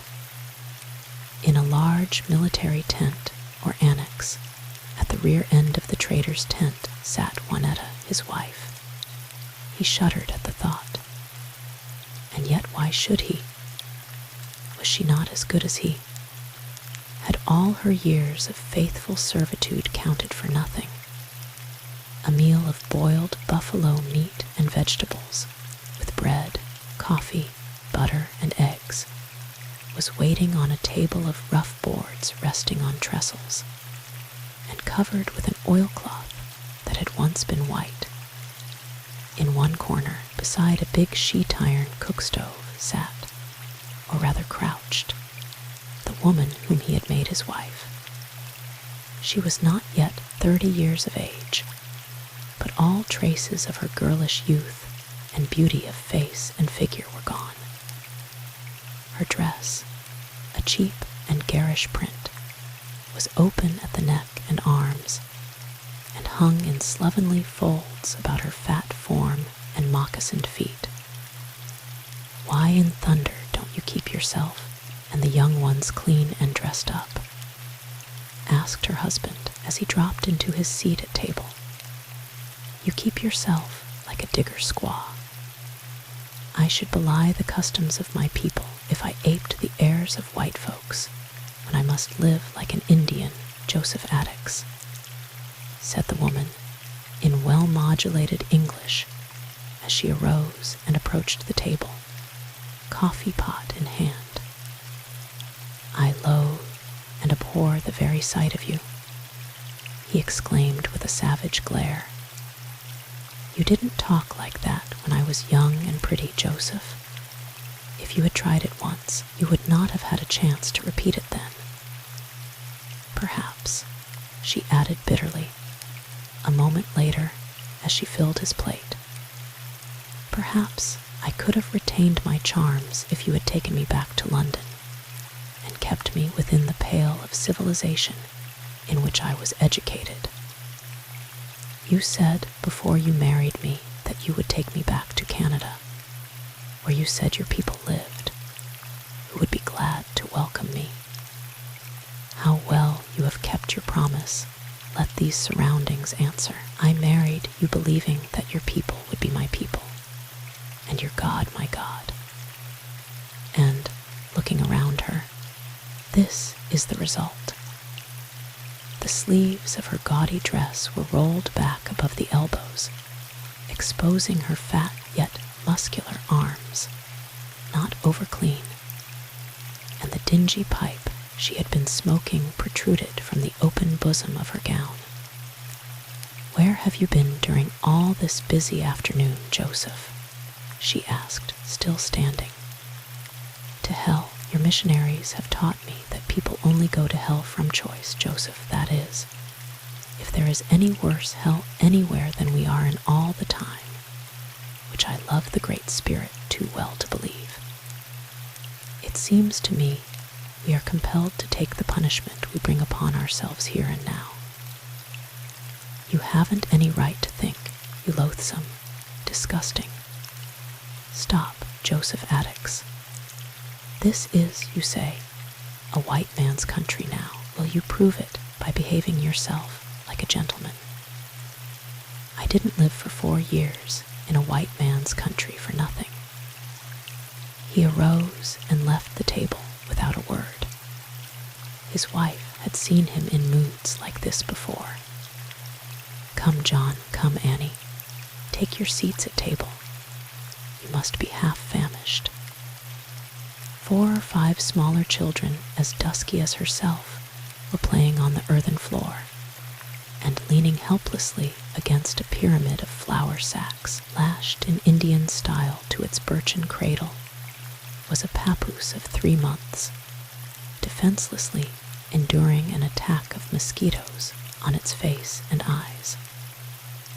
My father was a fool for sending me to college, thought Joseph Ranger, who, like many others that go wrong, was ready to blame everything and everybody except himself. The university should have stopped that hazing before it began, so I couldn't have had that fracas. "Why didn't you eat your dinner, Joseph?" asked his wife after she had fed the children. "Because I hate this accursed life too heartily to have any appetite for food. Haven't I always urged you to go with us back to civilization, Joseph? With you for a wife, you don't know what you are talking about." Then, but it was not the first time since Juanetta had become his property by purchase, he fired himself up with the vile whiskey his company held in stock, and taking advantage of the English common law, at that time an acknowledged authority in every state and territory in the Union, he provided himself with a stick, no thicker than his thumb, and beat Juanetta, his wife, long and brutally. Captain Ranger had allowed his anger to cool before the sun went down. To his credit be it spoken, he was very much ashamed of himself. "I was like an enraged, unreasoning animal," he exclaimed aloud.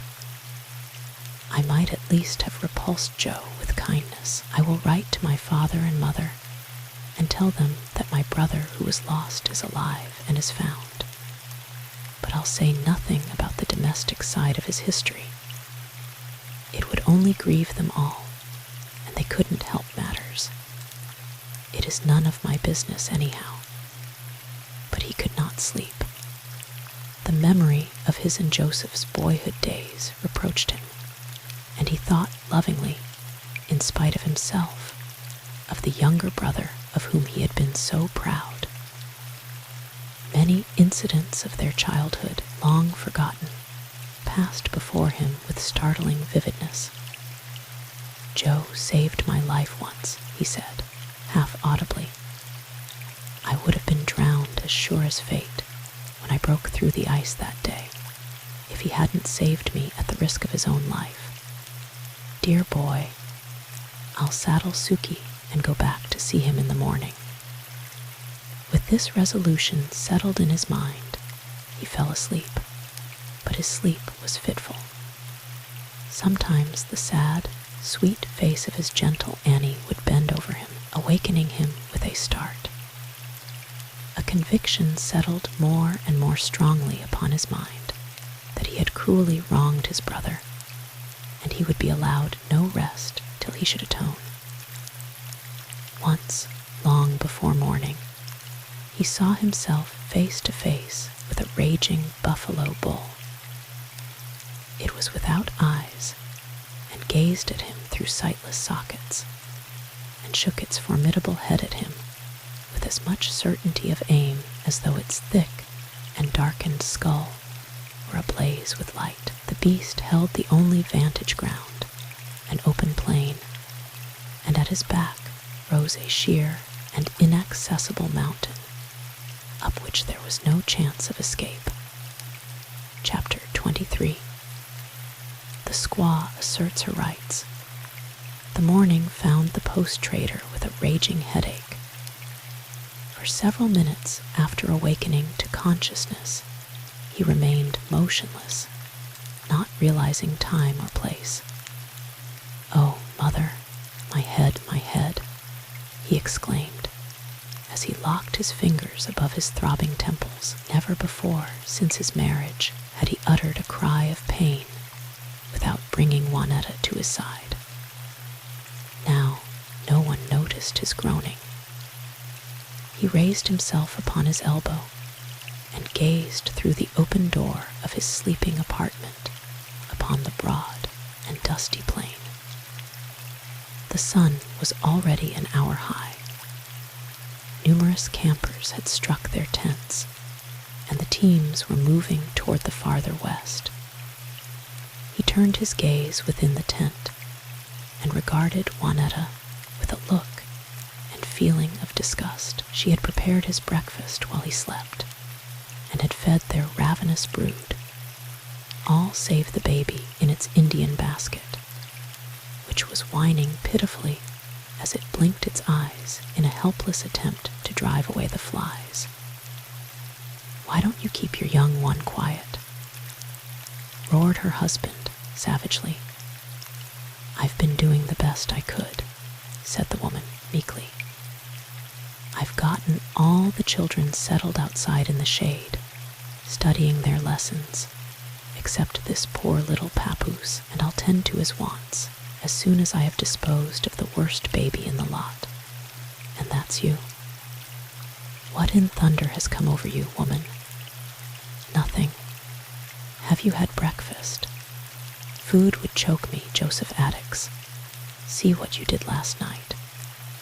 She threw back her heavy mass of torn and tangled hair, exposing an ugly bruise on her temple. "If it were not for these children, I'd leave you and strike out for myself. But as I cannot get away from them, I will stay by them, as many a woman in all countries is obliged to do under like circumstances till she either dies or can run away. But I tell you right here and now that I will never take another blow from you or any other man. I'd like to see you help yourself.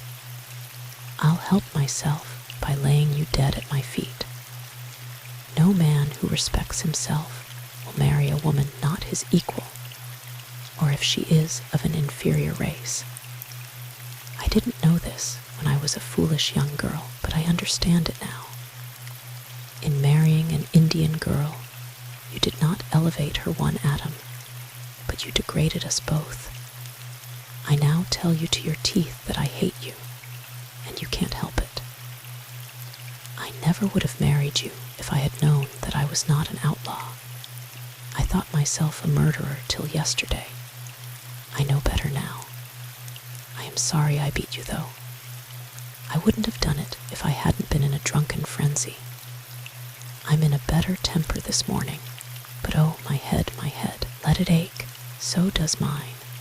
But I can't lie abed and groan. I am compelled to look after the family's needs, sick or well. Then, womanlike, though the poor little papoose fretted pitifully in its Indian basket, his wife brought cold water and towels and bathed his throbbing forehead. "I'm better now," he said, as his temples cooled. "Will you forgive me for beating you last night, Juanetta?"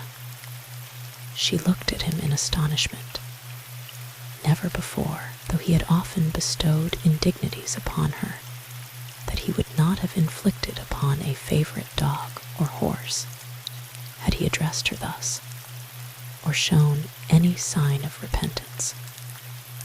"If I had kept my promise, Juanetta, as I should have done, I would have taken you as a bride to London or Montreal and replaced you in the world of civilization, in which you were educated by your fond, mistaken father.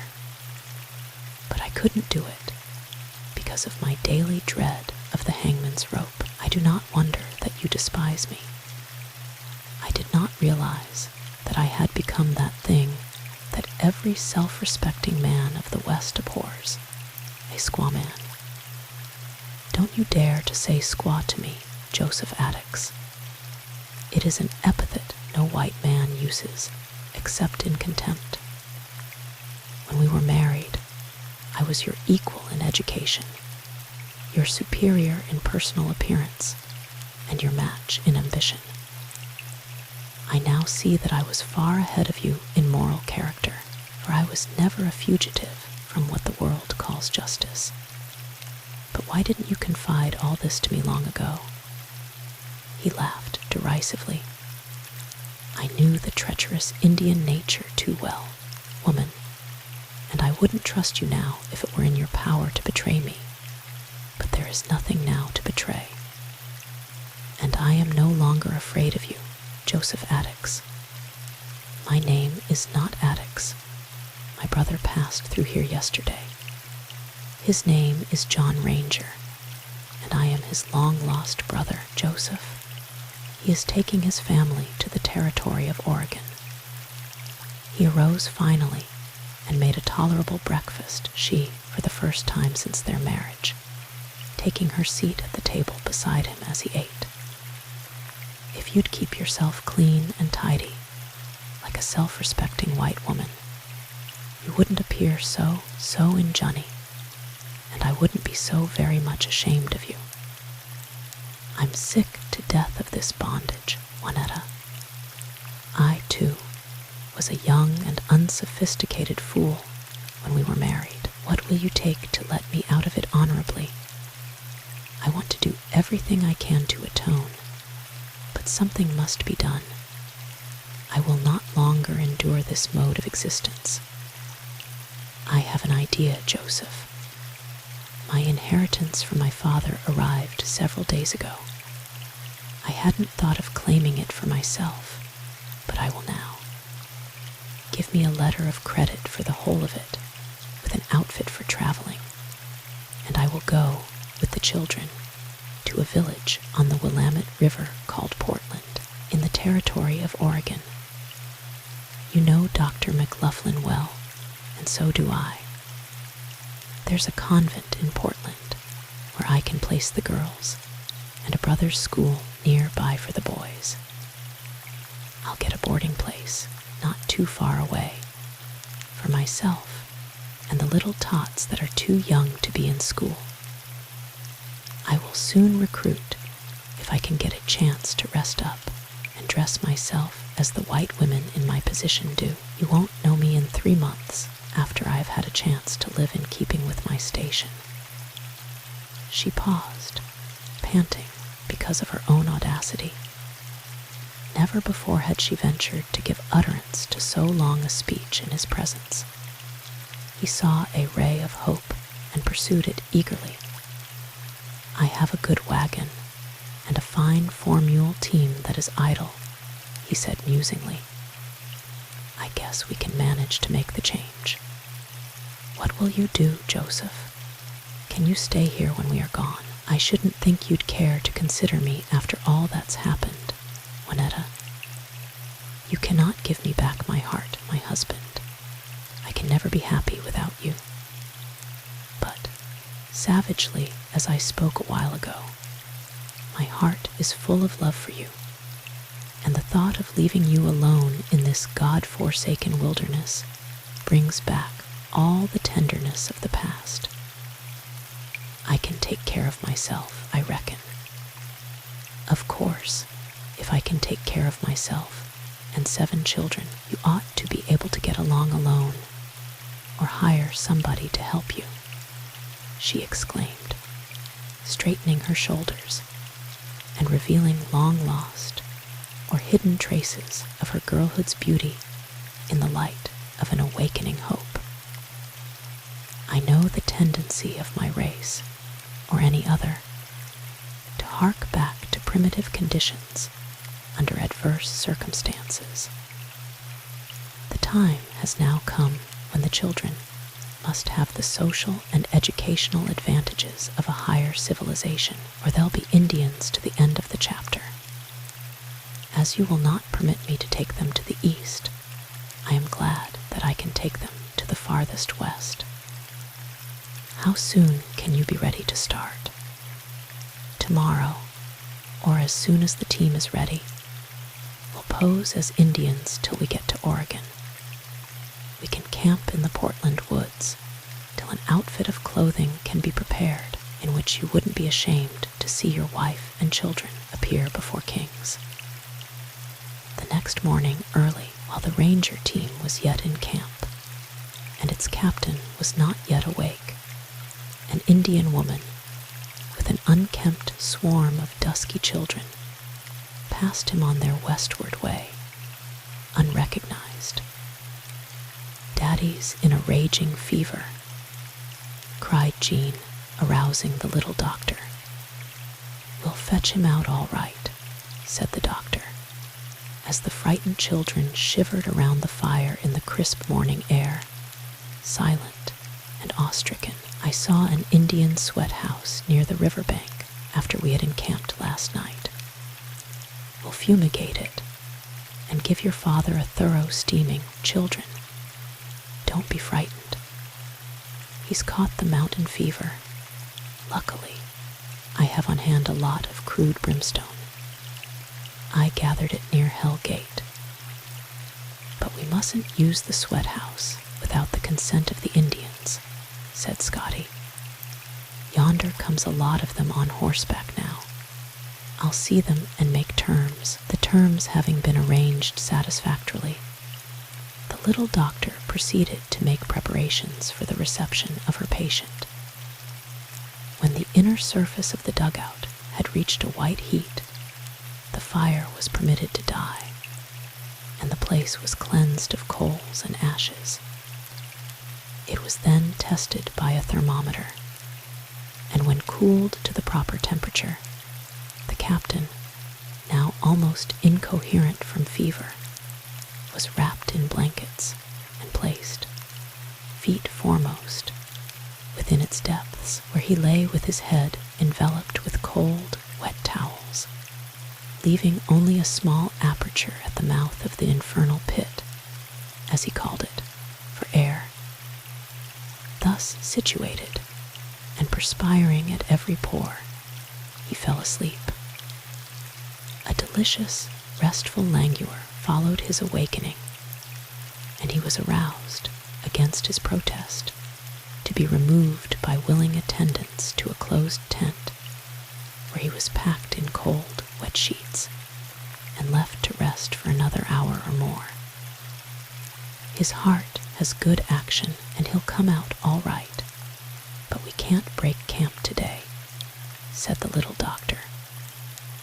By evening, the captain found his fever conquered, but he was not strong enough to ride back to his brother's trading post for the amicable interview he had planned. So, like most of our ships that pass in the night, his opportunity was gone, and as time wore on, his good resolutions vanished also. The long-drawn monotony of the journey caused the entries in her journal to become exceedingly monotonous to Jean, who often neglected a duty she would have highly prized, had she been able to foresee the value of the record she was making under constant protest. On the 10th of July, she wrote as follows: "We are now in Utah Territory, which is the first organized part of Uncle Sam's dominions we have set foot upon since leaving the Missouri River. Our hunters today killed an antelope and a brace of fool hens, or sage chickens, which our half-famished crowd cooked and ate with relish.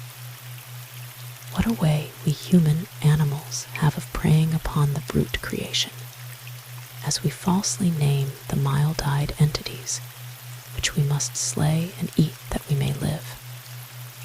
I have no heart to write. I can only think of the beautiful eyes of that antelope we have killed and eaten, and of the sage hens that were not enough afraid of a boot that Yank threw at them to get out of his way. And we called them fools because they trusted us, who, as compared to them, are knaves. After crossing the Rocky Mountains through a huge and devious gap by ascents and descents so gradual that Nothing but the changing trend of the water currents marked the point or points of demarcation. The train reached a height overlooking the valley of the Great Salt Lake, the promised land of the Latter-day Saints, who even in that early day had made it, in many spots, to blossom as the rose. The almost intolerable heat of midday was followed at night by cold and marrow-piercing winds, making both day and night uncomfortable. "No wonder the immigrants are ill, Mr. Burns," said Mrs. McAlpin one evening when, as she could not politely avoid him, she sought to control the conversation. "Nothing saves any of us but the snow-laden air from these grand old mountains. I have stood on the Himalayas, where the Mahatmas are said to hold sway. I have beheld the shimmering beauty of Egyptian skies. I have floated among the silent wonders of the Dead Sea, but the majestic beauty of these rocky mountains transcends them all. I've just left a family of Mormons, where there is a bishop ill with the fever. The faithful were trying to cure him by the ridiculous custom of laying on of hands," said Burns, who had sought her company, hoping to talk it out. "Not necessarily ridiculous," answered the lady. "If a faithful Catholic crowd can change a little vial of mummy-dry blood into liquid form in answer to faith and prayer, why can't an equally faithful Mormon crowd heal the sick through the same power of concentration, which is only another name for faith?" And the little doctor hurried away. Chapter 24. A Mormon Woman. Newly created Mormon settlements came occasionally into view. The long, low, ashy-white adobe houses of the Latter-day Saints proclaiming, by the front doors to be counted in their dwellings, the number of wives each patriarch possessed. One cold, blustering, evening alone woman, middle-aged, swarthy, sinewy, and tall, came into the camp afoot. A bundle of bedding strapped to her back gave her an uncanny appearance as she shrank into the shadows. A reticule of generous dimensions depended from her neck in front and reached below her waistline, containing her little stock of clothing and provisions. "I am making my way to the northern Oregon country," she said, meaning the great expanse of territory which at that time embraced the present states of Oregon, Washington, and Idaho, with a large slice of the present state of Montana included. "President Young saw I was going crazy," she added, throwing aside her reticence after being warmed and fed. "I wasn't the least mite dangerous to have around, as I wasn't violent, but I cried and took on so, after I had to give my husband away in marriage to another woman, that I scared the whole church into a fear that I'd upset polygamy. So President Young said I might have a permit to leave the country. Do you mind telling us all about it?" asked Sally O'Dowd. "It can all be summed up in one word, polygamy," she exclaimed, glancing furtively around.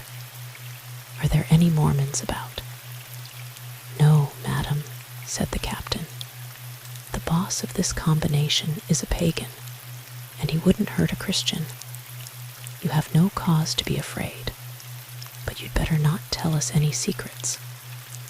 The proper way to keep a secret is to keep it to oneself, unless you want to keep it going. I am a Mormon, good and true," she began again, rising to her feet and spreading her thin hands to the blaze. "But when my husband went into polygamy, which it was his Christian duty to do according to the scripture, and I'm not blaming him, the devil got the upper hand of me, and I couldn't stand it.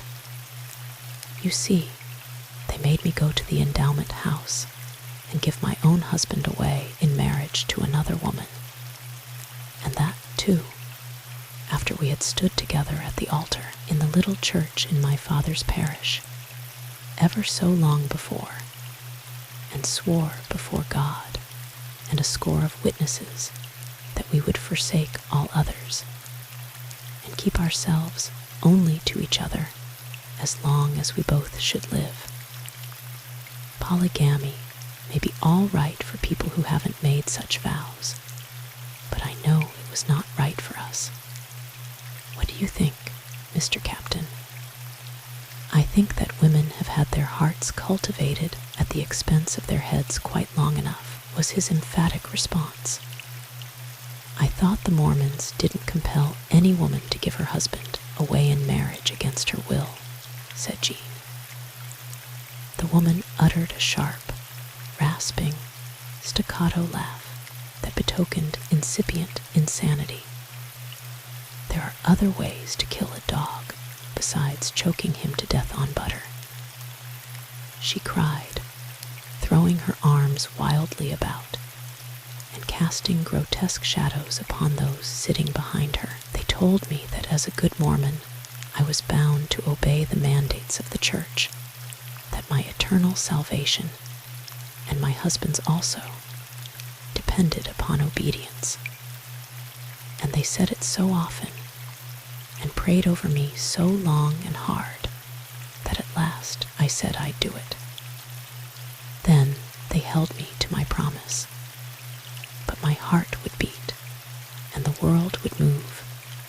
So, in spite of what I did in the endowment house, I would go about and tell my woes to everybody that would listen, and I was getting to be a scandal in Zion, so that by and by, when a lot of Gentiles got to making a fuss about it, they made it hot for polygamy through my story.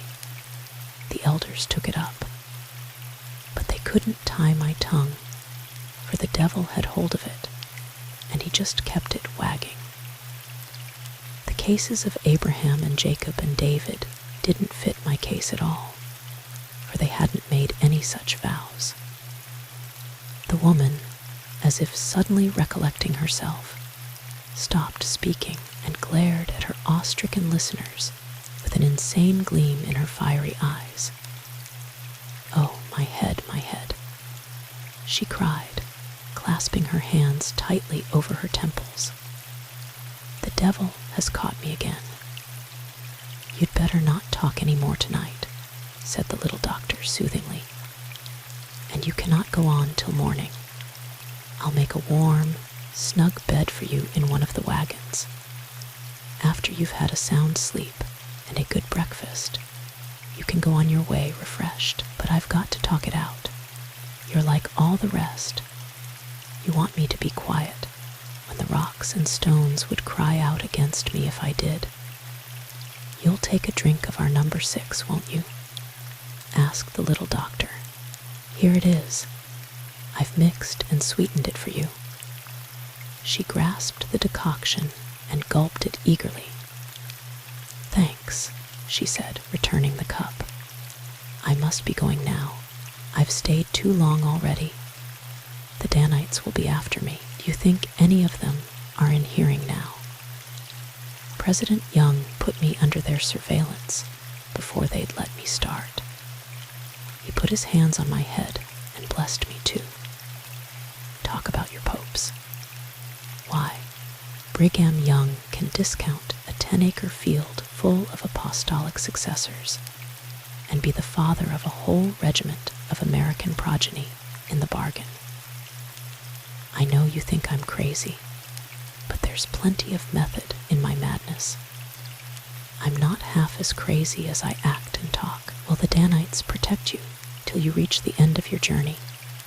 asked Jean. "Are you sure?" "Not if they catch me among Gentiles." President Young took precautions to prevent me from talking to outsiders, he thought. I mustn't be seen here, but I must tell you before I go that his blessing came direct from God. It filled my very marrow bones with light, It was like phosphorus in the dark, or diamonds in the sunlight. I felt like a bird. No man can do these things that President Young is doing unless God be with him. Do you believe that Brigham Young is really inspired of God? Asked Mary, incredulously. It is by their fruits that we know them, miss. Zion has been greatly blessed under the ministrations and guidance of President Young. Then, why do you wish to escape from his kingdom? Asked Marjorie. Because I was not good enough to endure polygamy. I was too great a sinner. I couldn't obey the gospel and keep my senses. Did the thought never strike you that the fault might be in the gospel instead of your heart or head? Asked Hal. The high and holy one of Israel cannot err, she replied, shaking her head, and again waving her long arms to and fro in the smoky air. There are disbelievers in this camp, and I cannot tarry. May heaven guide and protect you all, and bring you into the holy faith of the latter-day saints. O blessed Lord, direct these souls into thy kingdom before it is everlastingly too late. She waved her arms over their heads once more, and turning suddenly, vanished like a deer into the darkness. That poor misguided creature has the spirit of a martyr, said Captain Ranger, after a painful silence. It is a good deal easier for some folks to preach than to practice, exclaimed Sally O'Dowd. There are kernels of truth in all ologies, said Scotty. As a man thinketh, so is he, exclaimed Mary. She is striving to save her immortal soul. All religions have their origin in human selfishness, remarked the captain dryly. Better say they originate in human needs, replied Jean. But selfishness is universal, all the same. Yes, selfishness is a necessary attribute of human existence, said the little doctor, punching the dying fire into a blaze. Don't you think so, Mr. Burns? I quite agree with you, madam. Selfishness belongs to human environment, and is as much a part of us as hunger, thirst, love, or ambition. Nothing is made in vain. Not even sin, asked Mary. Not even sin, echoed Jean. This would have been a very useless world if there had been no wrongs to set right in it, and no suffering to relieve. Nobody could appreciate heat if it were not for cold, or light if there were no darkness.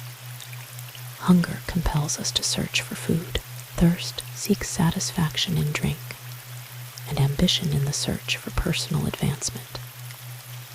It often unconsciously assists the weak by its efforts, when it intends to help nothing but the personal selfishness that inspires it. Everything, both good and evil, is a part of the eternal program. Where did you imbibe such ideas as you often express on this subject? Asked her father, a great pride in her springing afresh in his heart. From the stars, I guess, or from the angels, or maybe they were born within me. I never could reconcile myself to the generally accepted idea of gratitude. To thank God for blessings we enjoy that are not accessible to others, to me, is nothing else but blasphemy.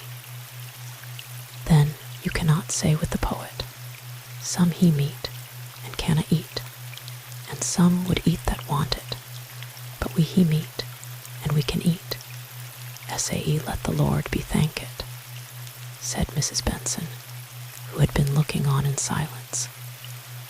Indeed I can't, exclaimed Jean. But we've all heard just such prayers and praises through all our lives. Nobody in normal health has any right to be thankful for anything unless he earns it, said the captain. And then He has nobody to thank but himself. He ought to be thankful for health, at least, suggested Marjorie. If you'd follow your logic to its natural sequence, Captain, my occupation would be gone, laughed the little doctor. It is as unnatural and unscientific to be sick as to be hungry. Therefore, there should be no doctors. I can see no analogy between your conclusions and my observations, said the captain. I can, cried Jean. Every error under the sun is mixed with good, or it couldn't exist at all, said Scotty. But the truth remains that the universe, with all that it contains, exemplifies the divine idea. God is. All are but parts of one stupendous whole, whose mother nature is, and God the soul. You see, I've altered the thought a little, Mrs. McAlpin, but I look to the shade of Pope for pardon. If he were with us today, he would doubtless accept my amendment. We can't know much about the mystery we call God. It makes little difference to the humanity of the various nations of the earth, all of whom must worship the divine idea, whether it be called Vishnu, Krishna, Isis, Allah, Jehovah. These learned disquisitions over things unknown make me very weary, yawned Jean. And border on blasphemy, added Mary. We had better go to bed, exclaimed the captain, rising. These questions have taken a wide range, and we've all followed that poor Mormon devotee beyond her depth and our own. But such discussions relieve the monotony of travel, and sometimes lead to independent thought, said Lengthy, who had sat squat upon his heels and haunches, a silent listener. God be with our Mormon sister, said Scotty, rising and adjusting his crutches. Let us hope for her a safe journey to some friendly spot where polygamy ceases from troubling and the saints are at rest. That's from the Bible, cried Hal. Nobody can conceive of a better method of expressing an idea than that modeled after the language of the Bible, was the ready retort. If I were as pronounced an agnostic as our captain pretends to be, which I am not, I'd read my Bible daily, if for no other reason than to improve my vocabulary. Read it. I'll study its precepts, imitate its language, revere its antiquity, emulate the example of its good men, shun the sins of its Davids and Solomons, fill your mind with the wisdom of its Isaiahs and Deborahs, and above all, obey its 10 commandments and follow the teachings of the Sermon on the Mount and the Golden Rule. I'll see spooks tonight, cried Jean, as these chronicles will have no further dealings with the Mormon refugee. It is well to add, in closing the incident, that 20 years after the episode had passed and was almost forgotten, some of the members of the long disbanded ranger train, who were passing through eastern Oregon on their way to the mines of northern Idaho, found her keeping a traveler's rest in the bunchgrass country, where, as cook, chambermaid, waiter, and general scullion, she was supporting her repentant consort, who dutifully received the cash given by her guests in exchange for such food for man and beast as her unique hostelry afforded. Chapter 25. Jean loses her way. A stanch but frail-looking ferry boat waited to carry the ranger train across Green River. Jean, who, after her mother's death, had developed a strong propensity for daily hours of solitude, looked longingly at the desolate scenery while her father's train was awaiting its turn at the ferry, and, noting the great table rock that that still overlooks the river, climbed unaided to its top, where she became so deeply absorbed in contemplating the wild, weird character of the scenery about her that she did not see that the afternoon was waning until the sun was down. The psalmist wondered at the mystery of the heavens, but I marvel at the mysteries of earth, she said. Tell me, you rugged rocks, and you waters of the desert, the secret of existence, if you can. Am I alone with thee, O God? Or are these rough-ribbed rocks like me, instinct with life? You'd better hurry, young lady, or you'll miss the last trip of the ferry boat for the night, cried a voice that seemed to come from beneath her feet. Thoroughly frightened, she hastened to retrace her steps. How she regained the riverbank she could never recollect, but when she stood panting at the water's edge and beheld through the gloaming the last of her father's wagons ascending the opposite steep, it was past the twilight hour, and one by one the stars came out amid the circling blue of the bending sky. The roar of the waters was deafening. Can I do anything for you, miss? It was the same voice that had reached her from beneath the rock. She looked up and beheld a tall, sunburned young man, bowing and lifting a broad sombrero, who seemed as much embarrassed over the novel situation as herself. I am glad to see the face of a white man, sir. I was frightened half out of my senses till I saw you. And are you not frightened now? Yes, a little bit. There are too many Indians stalking about to allow me to feel exactly comfortable, but I shall rely upon you for protection, sir. I suppose other trains will be along presently. They will encamp on this side of the river for the night, so you will have company. We are away ahead of the other trains, sir. We took a cut off in the mountains. But you are afraid of the Indians? No, sir, not now, because she stopped as she looked into his kindly face and caught the amused gleam of a pair of piercing eyes. Because why? Because you talk and act like a gentleman, sir. I am not afraid of a gentleman.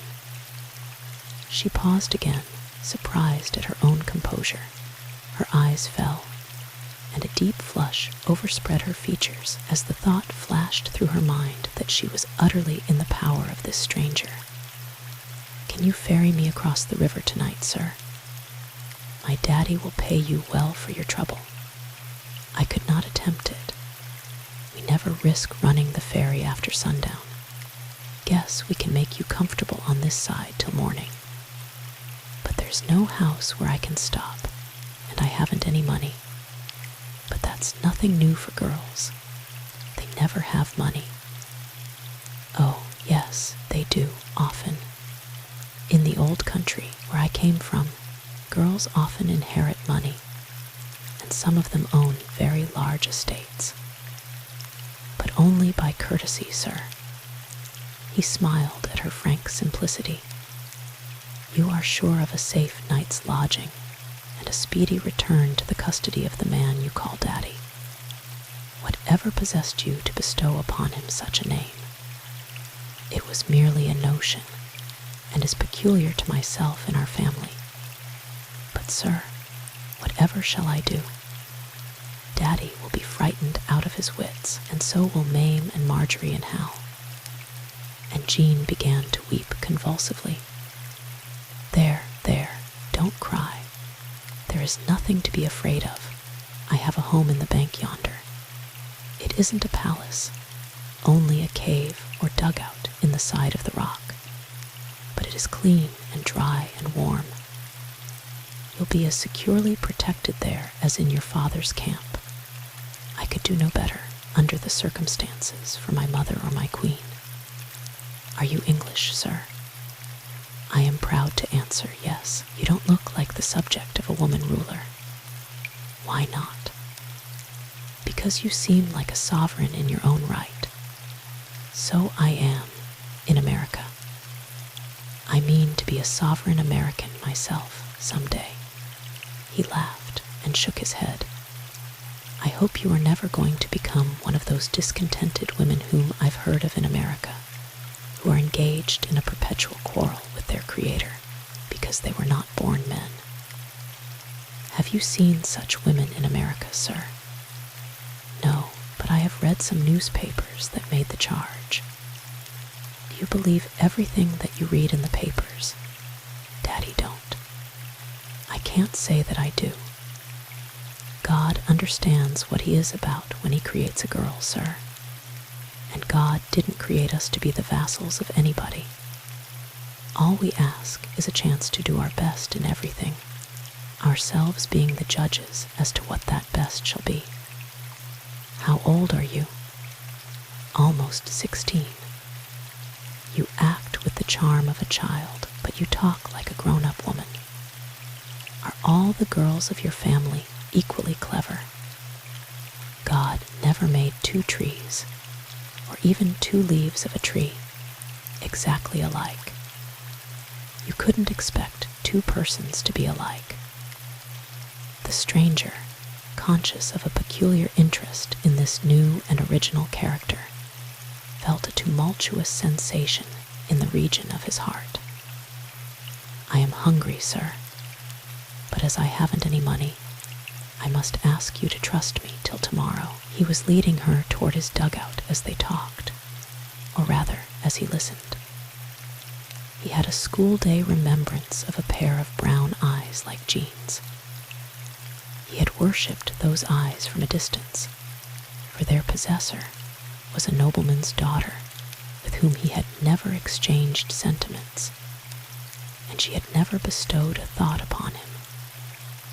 And here was this artless, untaught, but wonderfully intelligent maiden, in a travel-soiled blue calico dress, and sunbonnet to match, who seemed to him possessed of potentialities so far in advance of any promise ever given by the object of his earlier dreams that he spurned the thought of comparing the two as he dwelt upon her words.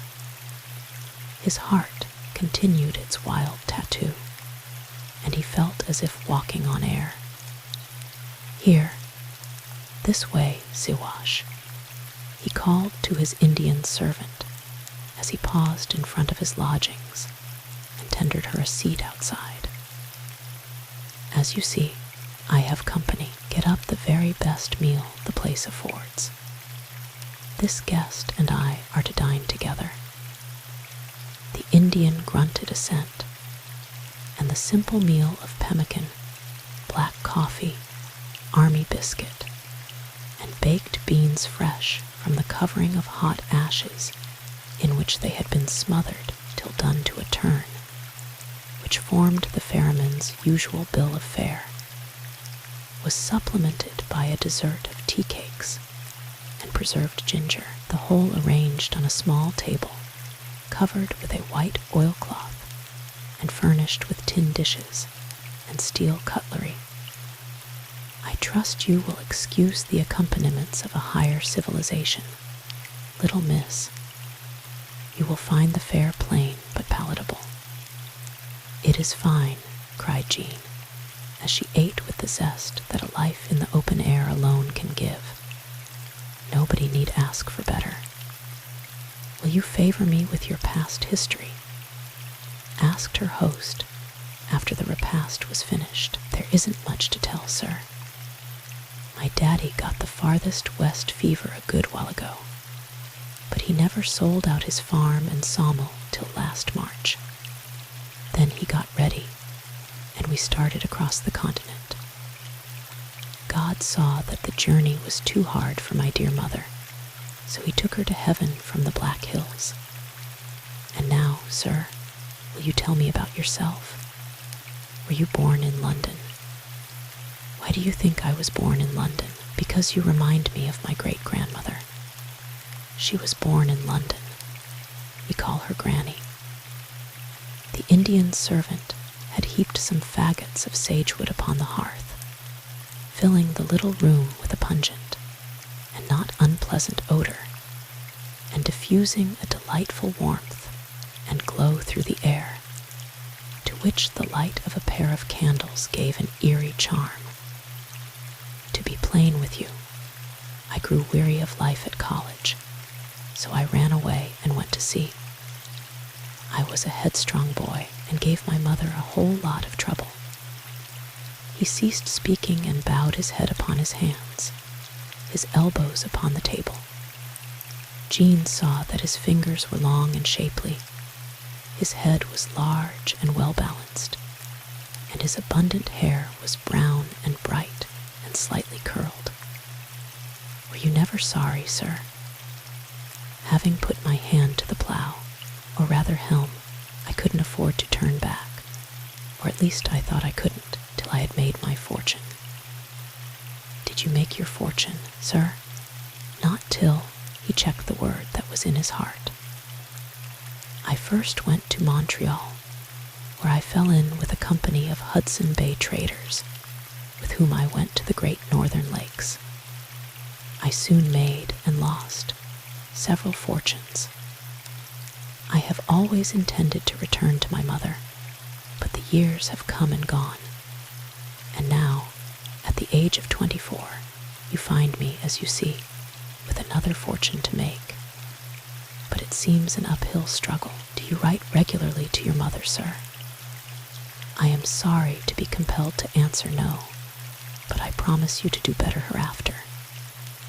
And now, as the evening wanes, and I must leave you to the privileges of my castle for the night, will you tell me your name? Certainly. It is Ranger, Jean Robinson Ranger, and you are Mr. Ashley Ashton Ashley of Ashton Place, London, England. May I write to your mother from my Oregon home when I get there and tell her all I know about you? Isn't that an odd request, Miss Ranger? Jean blushed to the tips of her ears. Nobody ever called me Miss Ranger before, she said, to hide her confusion. My sister Mary is the Miss Ranger of our family. Yes, I did make an unusual request, but I thought of your mother pining for news of her son, and fancied she might be glad to hear about him, even from a stranger. But I see that it would hardly be proper for me to write, so please do it yourself. Write to her by all means, Miss Ranger, as I assure you I surely will. And now, he added, rising, I hear your Indian maid tapping outside, and it is time to say good night. I trust you will sleep well and have pleasant dreams. Good night, Mr. Ashley. I thank you ever so much for all your kindness. Chapter 26. Lulla, the Indian Girl. Nika Klosh Kluchman clucked the Indian girl. Jean looked at her inquiringly. Nika Wake Kumtux Siwa Wawa, asked the dusky maiden, offering her hand. She says she is a good Indian girl and asks if you understand her, said Siwash, who was leisurely putting the room to rights. She's my little sister Heapgood. Ugh, Nika speak jargon. No, Siwash. But the maiden's manner, though coy, was assuring, and Jean clasped her hand eagerly. She was a graceful, nimble, and pretty creature, and Jean thought with a sigh of regret of the ugly transformation awaiting her under the cares and burdens of maturity and maternity, when, no longer like the wild gazelle, with its nimble feet, she would resemble other elderly Indian women. What is your name, little girl? She asked, as the maiden dropped gracefully upon the hearth at her feet. Nika Wake Kumtux Boston Wawa. She says she doesn't understand you, grunted Siwash. Adaki Nika Ayat Suor. She says she has a good heart. Why doesn't she speak her name? The girl crouched low on the hearth and spread her shapely brown fingers before the dying embers. Nika Lilla, Nika Cade. She says her name is Lilla, and she is a slave. Your sister, and a slave? I, too, was a slave, said Siwash, but I bought my freedom, and when I get 10 horses of my own, I will buy Lilla's. Could you help us? Your father is good. A good heart isn't always accompanied by a full purse, thought Jean. Who imagines that he has a property interest in your sister? She asked aloud. Our chief, Tai of the Nootkas. He captured both of us in a war with our people, the Seattles, many, many moons ago. Ugh, Wasia Walge, cried the girl, writhing like a captured eel. Mak Kamashish Kopanika. She asks if you cannot buy her. No Itka. Mika, Klosh Potlatch Hayu Chikaman. God knows I wish I could buy her, said Jean. No painter could have done justice to the varying expressions that alternately lighted and clouded the Madonna-like face of Lilla, as she strained every nerve to comprehend the conversation. And when at last every vestige of her awakening hope had settled into a conviction of failure, she buried her face in her hands and, bending forward, shook her black, abundant hair over her face and body to the floor, and uttered a piercing wail, making Jean's blood curdle. Lilla's cold, cried the girl, crouching lower, till the embers singed the ends of her straying locks. Don't cry, Lilla dear. You have come to spend the night with me, exclaimed Jean, seizing her gently by the arm. Nika wake Kumtux, cried the girl. You have come to sleep, pointing to the bed in the corner. Noitka, sleep, Nika Kumtux.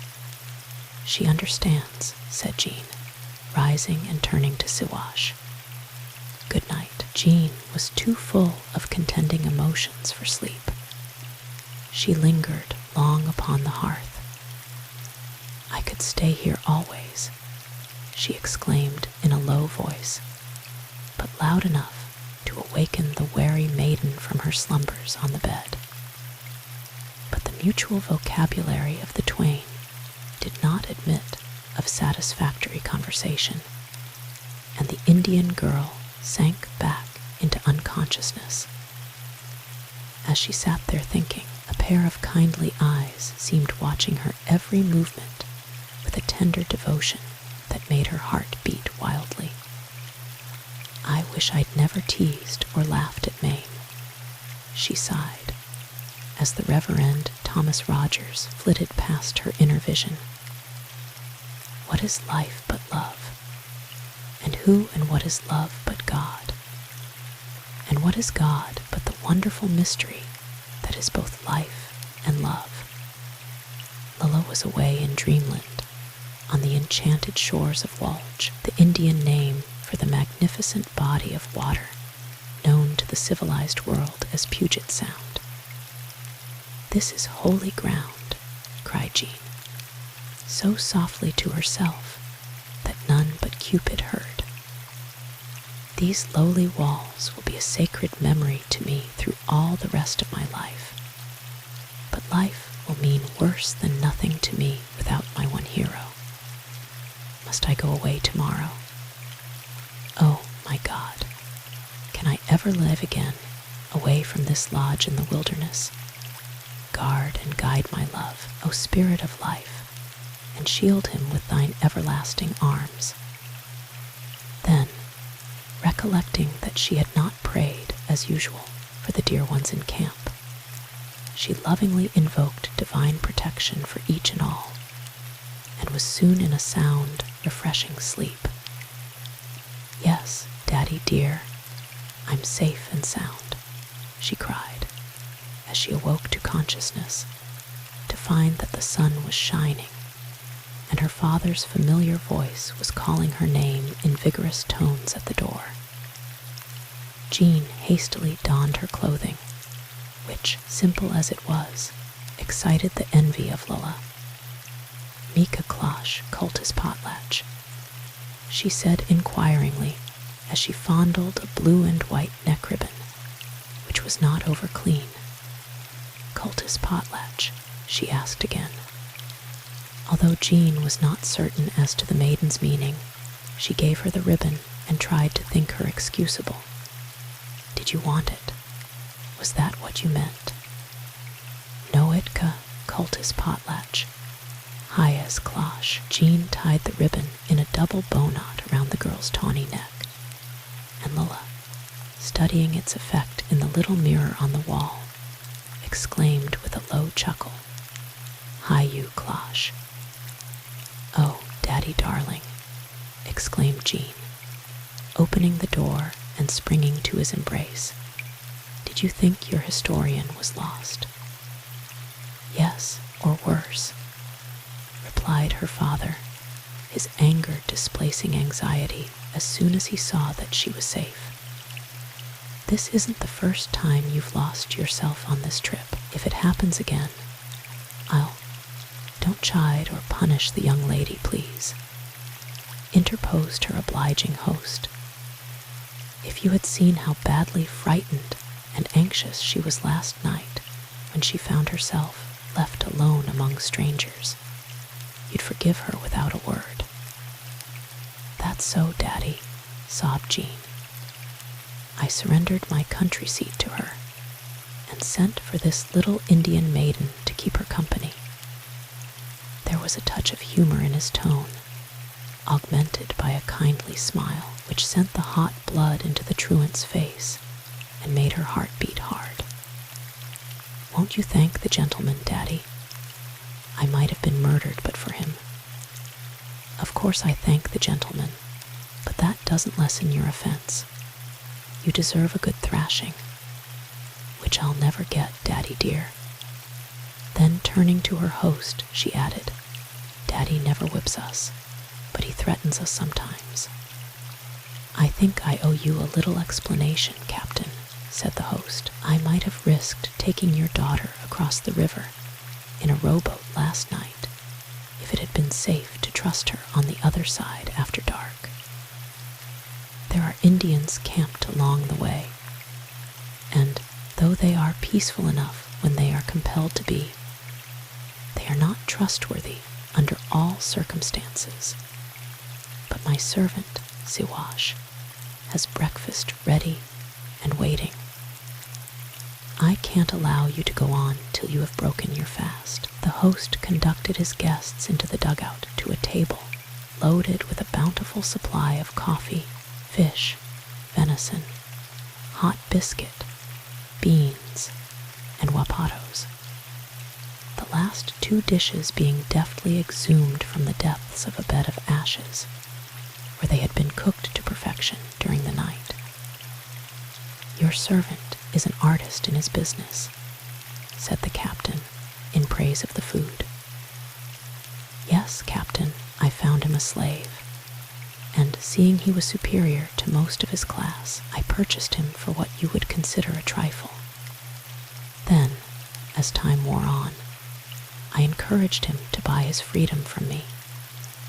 He is now trying to purchase his sister, but he finds it slow work, as her value increases as she gets older and better able to dig commas and tan buffalo hides." "It is awful to enslave the Indians," cried Jean. "The government ought to stop it." "Slavery among the Indians is no worse than among the Negroes," said her host with an admiring smile. "Women are not responsible for slavery, sir," said Jean. "But women are very ardent defenders of slavery wherever it exists, my daughter," added her father gravely. "That's because they themselves are servants without wages, Daddy. Mother used to say that the worst slave drivers she ever saw down south were the overseers who were slaves themselves. Women are not angels, but they are doing the best they can without political power. I don't know, but you are right. Miss Ranger. Women ought to have power. My sovereign is a woman, and we have no slavery in England. Thank you for giving me the best of the argument, Mr. Ashley. But I see that Daddy is impatient, and we must be going. I hope you'll pardon me for referring to a proposition you made last evening, although you may have changed your mind, Miss Ranger. You proposed writing to my mother. Will you do it? Ask Daddy. I have no objection, of course, said her father, if it is understood that I shall see the letters. Of course, responded Jean. May I have the pleasure of corresponding with your daughter, sir? Yes, if I can see the correspondence. This was a greater concession than Jean had dared to hope for. Thank you, Captain Ranger.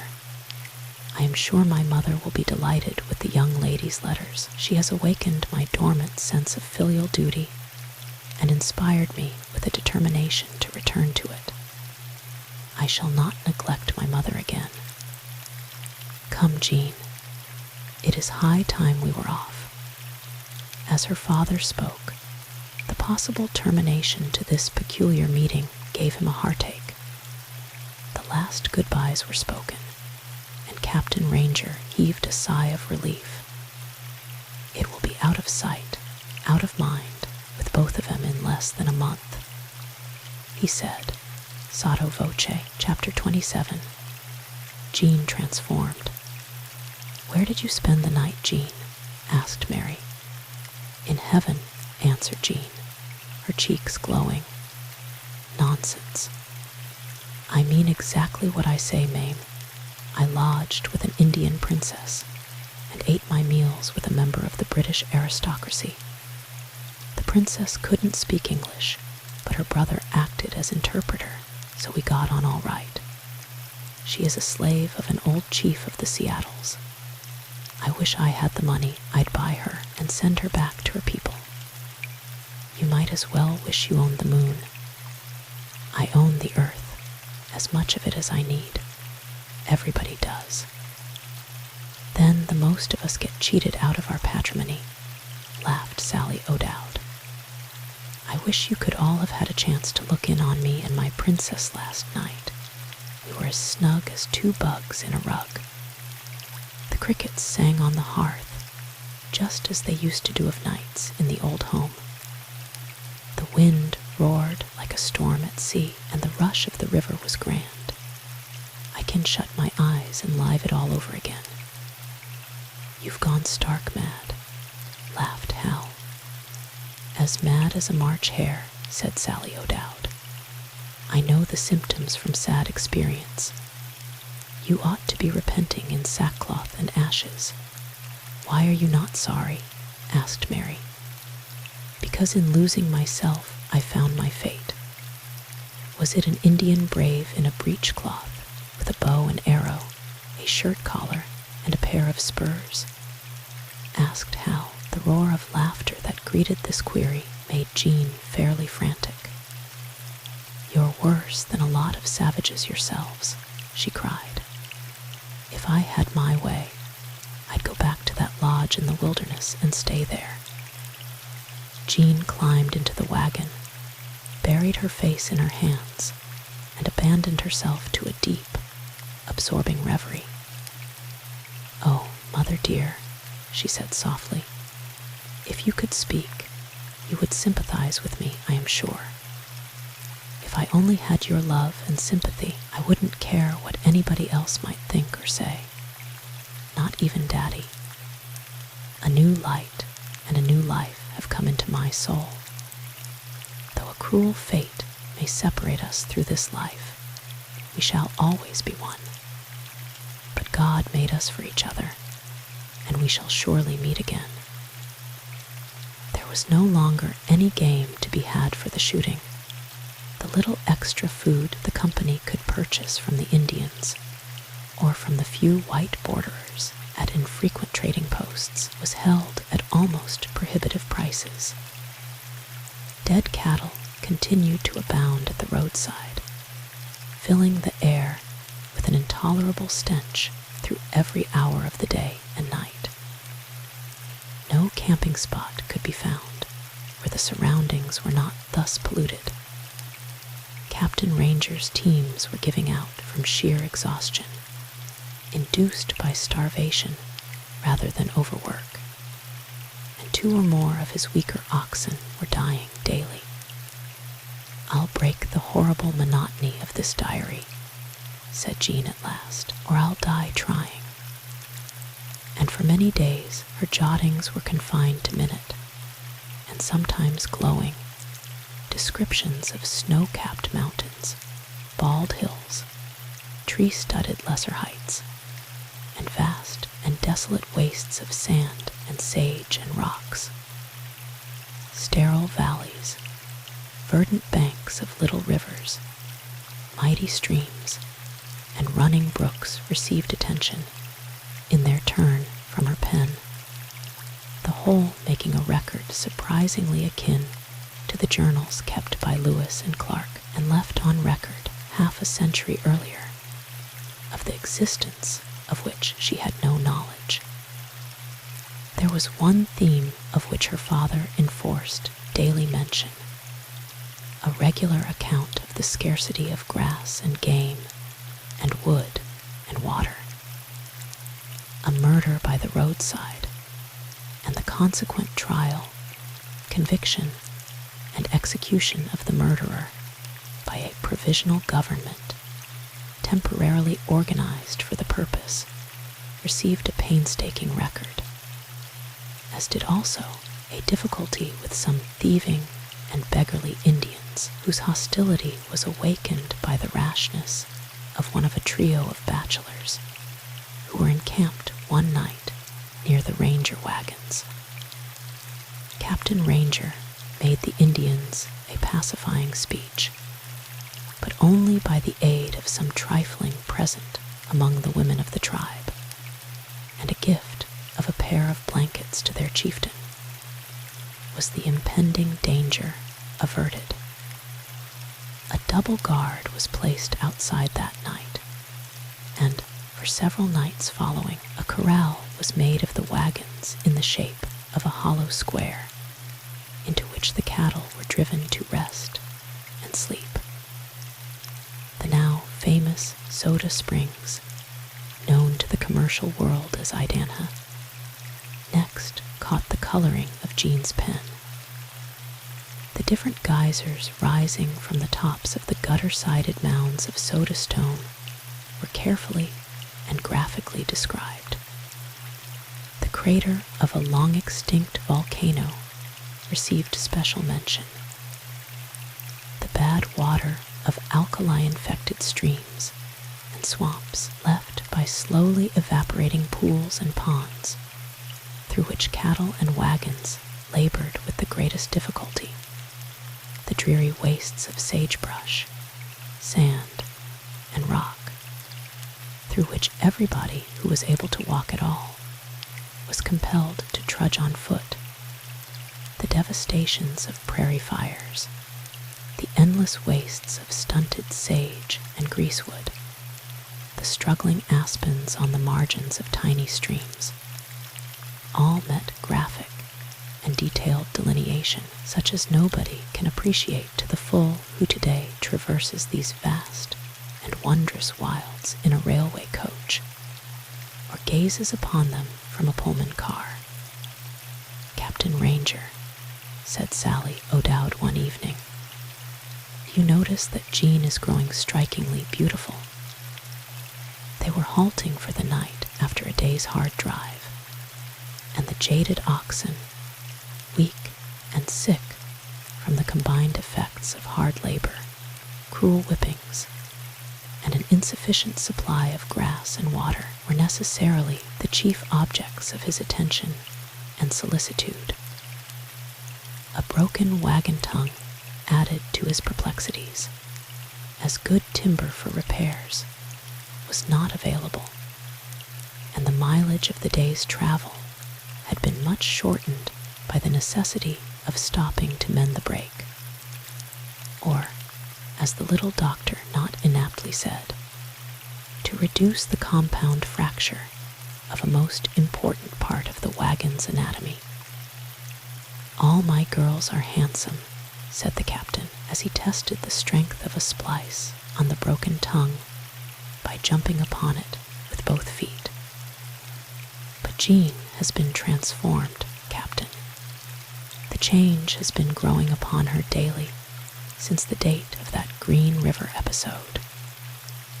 The child is hopelessly infatuated with that young Englishman. Much good it'll do her," he exclaimed, mopping his brow with a soiled bandana. "It is painfully evident that 3 of my girls will soon be women. If their mother were here, it wouldn't be so hard to manage them. No, Sally, I've noticed no particular change in Jean. Because you are too busy for observation, sir. She hasn't been a particle like herself of late." The captain hurried away to his work, muttering, "Nonsense." Jean had seated herself on the most distant wagon tongue, her battered, ink-bespattered journal in her lap, her pen in one hand, her inkstand in the other, her knitted brows and glowing face expressing deep concentration of thought and feeling. Captain Ranger, having finished his work of repairs, dropped wearily upon an axle-tree, and for the first time in several days, prompted doubtless by the words of Sally O'Dowd, took a long and searching look at Jean. "Yes, indeed, Sally is right," he soliloquized.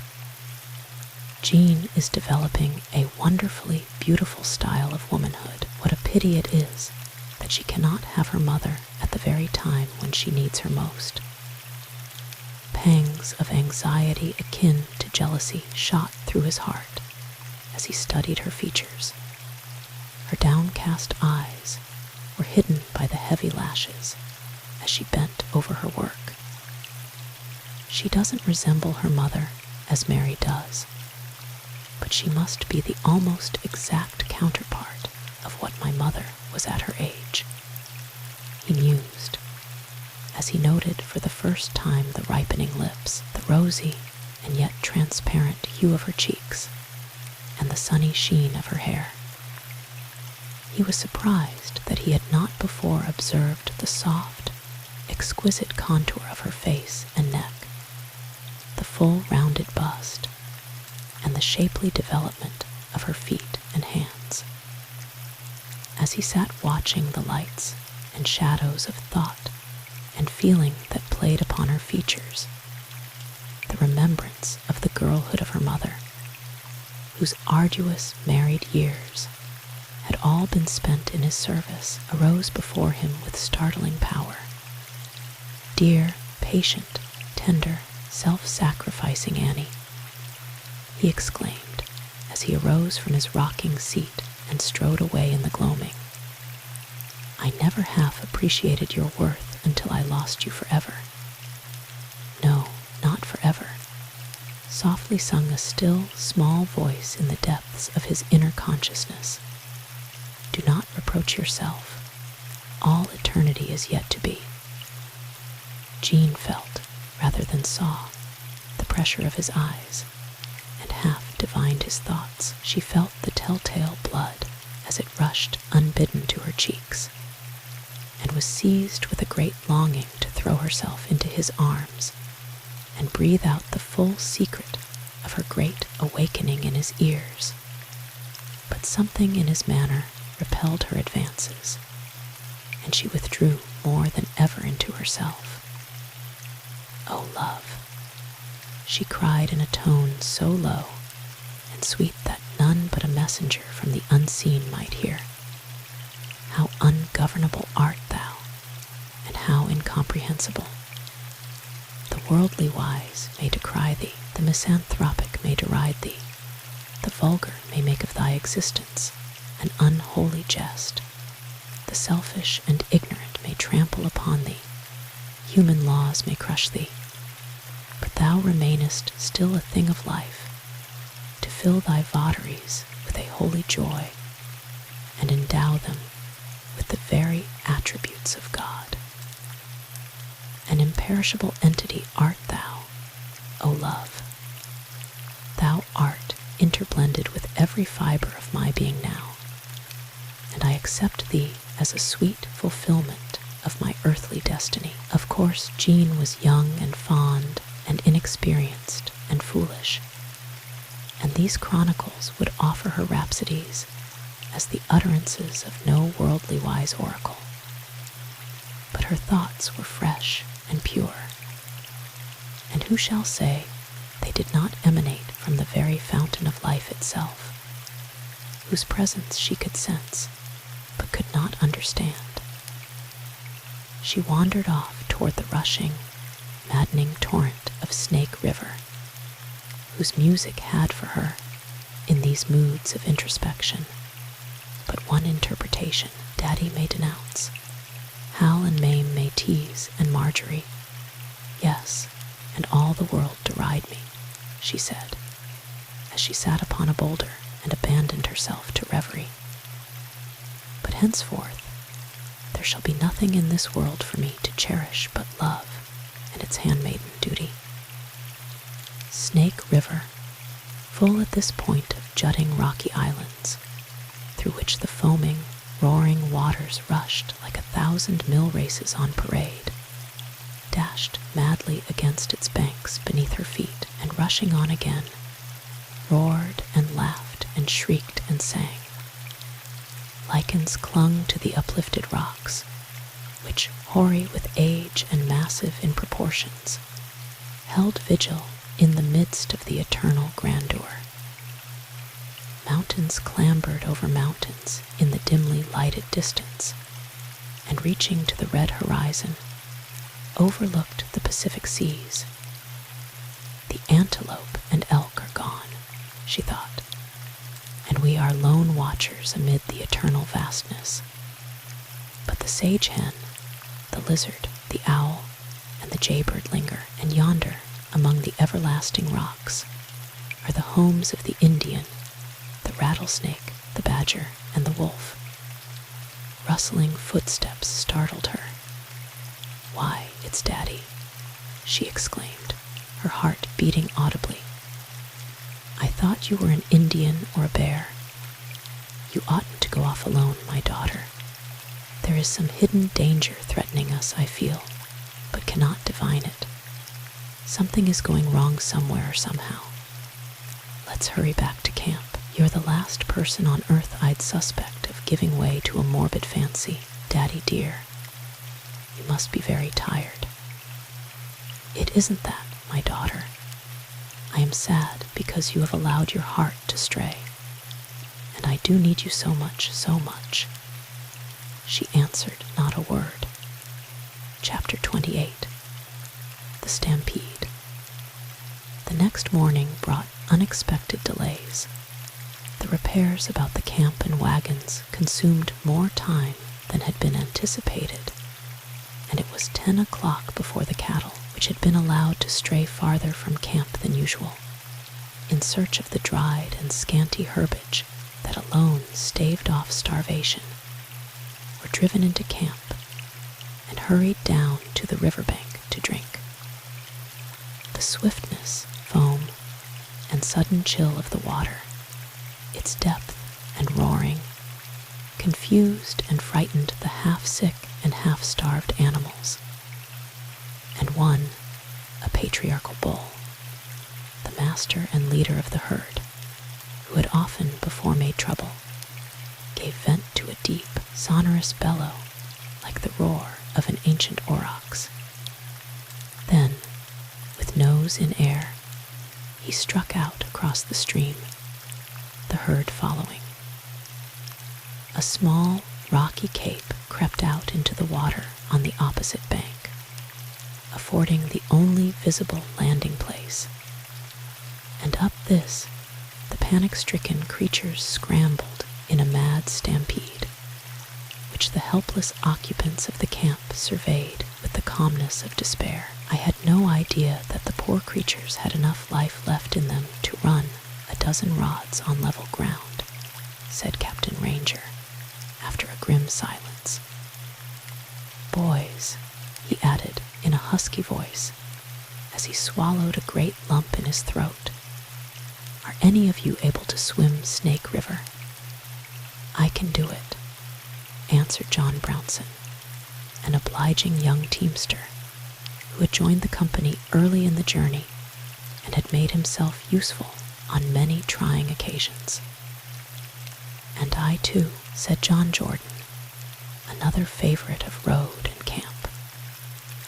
The two intrepid volunteers shook hands with their anxious captain and plunged boldly into the roaring, swirling, deafening torrent, through which Jordan swam with ease, his head now bobbing out of sight and now rising above the foaming current, to disappear again and again, till at last he was seen to emerge from the water on the opposite steep and ascend the almost sheer acclivity leading to the tableland above. It was a brave and daring feat, but it proved fruitless.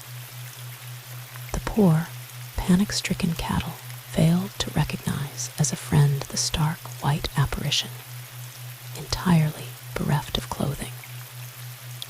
It was all in vain that he called the leader of the herd by name, and when the frightened creature turned and charged him, and there was no shelter but some patriarchal sagebrush trees, he took refuge behind the biggest of them till the aurochs changed his mind and turned to follow the stampeding herd. The panic continued. The stampede was irresistible.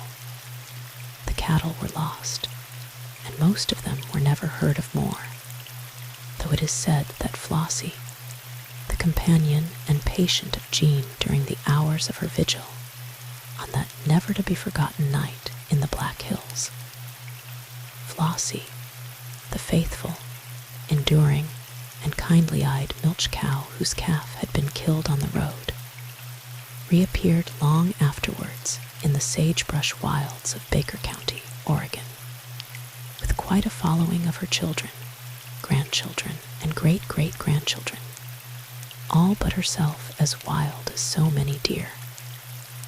Flossie herself was recognized, they say, by the Ranger brand, and her hide, with the letters J.R. still visible behind the shoulder blade, is today a valued relic of departed years in the mansion of a prominent actor in the drama of that eventful summer. But what of Brownson?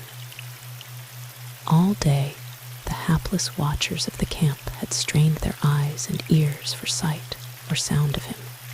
In vain. He must have been caught with cramps, or been dashed against the rocks by the current, for I saw him drown, said Jordan at sundown, as he rejoined the helpless watchers near the wagons. Meanwhile, the men and women of the camp had not been idle. The lightest wagon box the train afforded was selected and pressed into service for a ferry boat. And while the men made oars, rowlocks, and rudder as best they could with the materials at hand, the women skillfully caulked the seams of the wagon bed with an improvised substitute for oakum, under the supervision of the little doctor, making it tolerably watertight. The wagon box was then replaced on wheels and hauled upstream about half a dozen miles to a little valley where the river was wide, the banks low, and the water comparatively shoal and calm. It was conjectured by Captain Ranger that the entire force of men in the train might be able, by a concerted effort, to assist the watcher on the upland in his brave attempt to arrest the stampede and secure the cattle's return. But their united efforts were unavailing, and long before they returned, disheartened, apprehensive, and weary, the helpless watchers at the camp saw the bruised body of Captain Ranger's favorite mare rolling, tumbling, bumping, and thumping through the roaring waters and among the jagged rocks near the very spot where Brownson had been drowned. Noble, faithful, obedient Suki in her attempt to swim the river with her devoted master, who was seated in the stern of the novel boat leading her by the halter and encouraging her with kindly words. Her strength failed utterly, and when she turned upon her side and Captain Ranger let go his hold upon the halter, she uttered a dying scream, rolled over, and was gone. If there isn't any horse heaven, the creative force has been derelict in duty, sadly exclaimed the master as he watched the lifeless body of his beloved and faithful servant floating down the stream. Through the silent watches of the awful night that followed, John Ranger pondered, planned, and waited. His 3 daughters and 3 younger children, Sally O'Dowd and her 3 babies, and Susanna and George Washington, all occupied the family wagon, around which he stalked through the silent hours as one in a dream. A formidable array of dependent ones, he said to himself over and over again. And what is to become of my Annie's darlings? Was it for this that she started with me on this terrible journey? There was no audible answer to his anxious queries, save the roaring of the river as it crashed its way between the rocks that formed its grim and tortuous channel.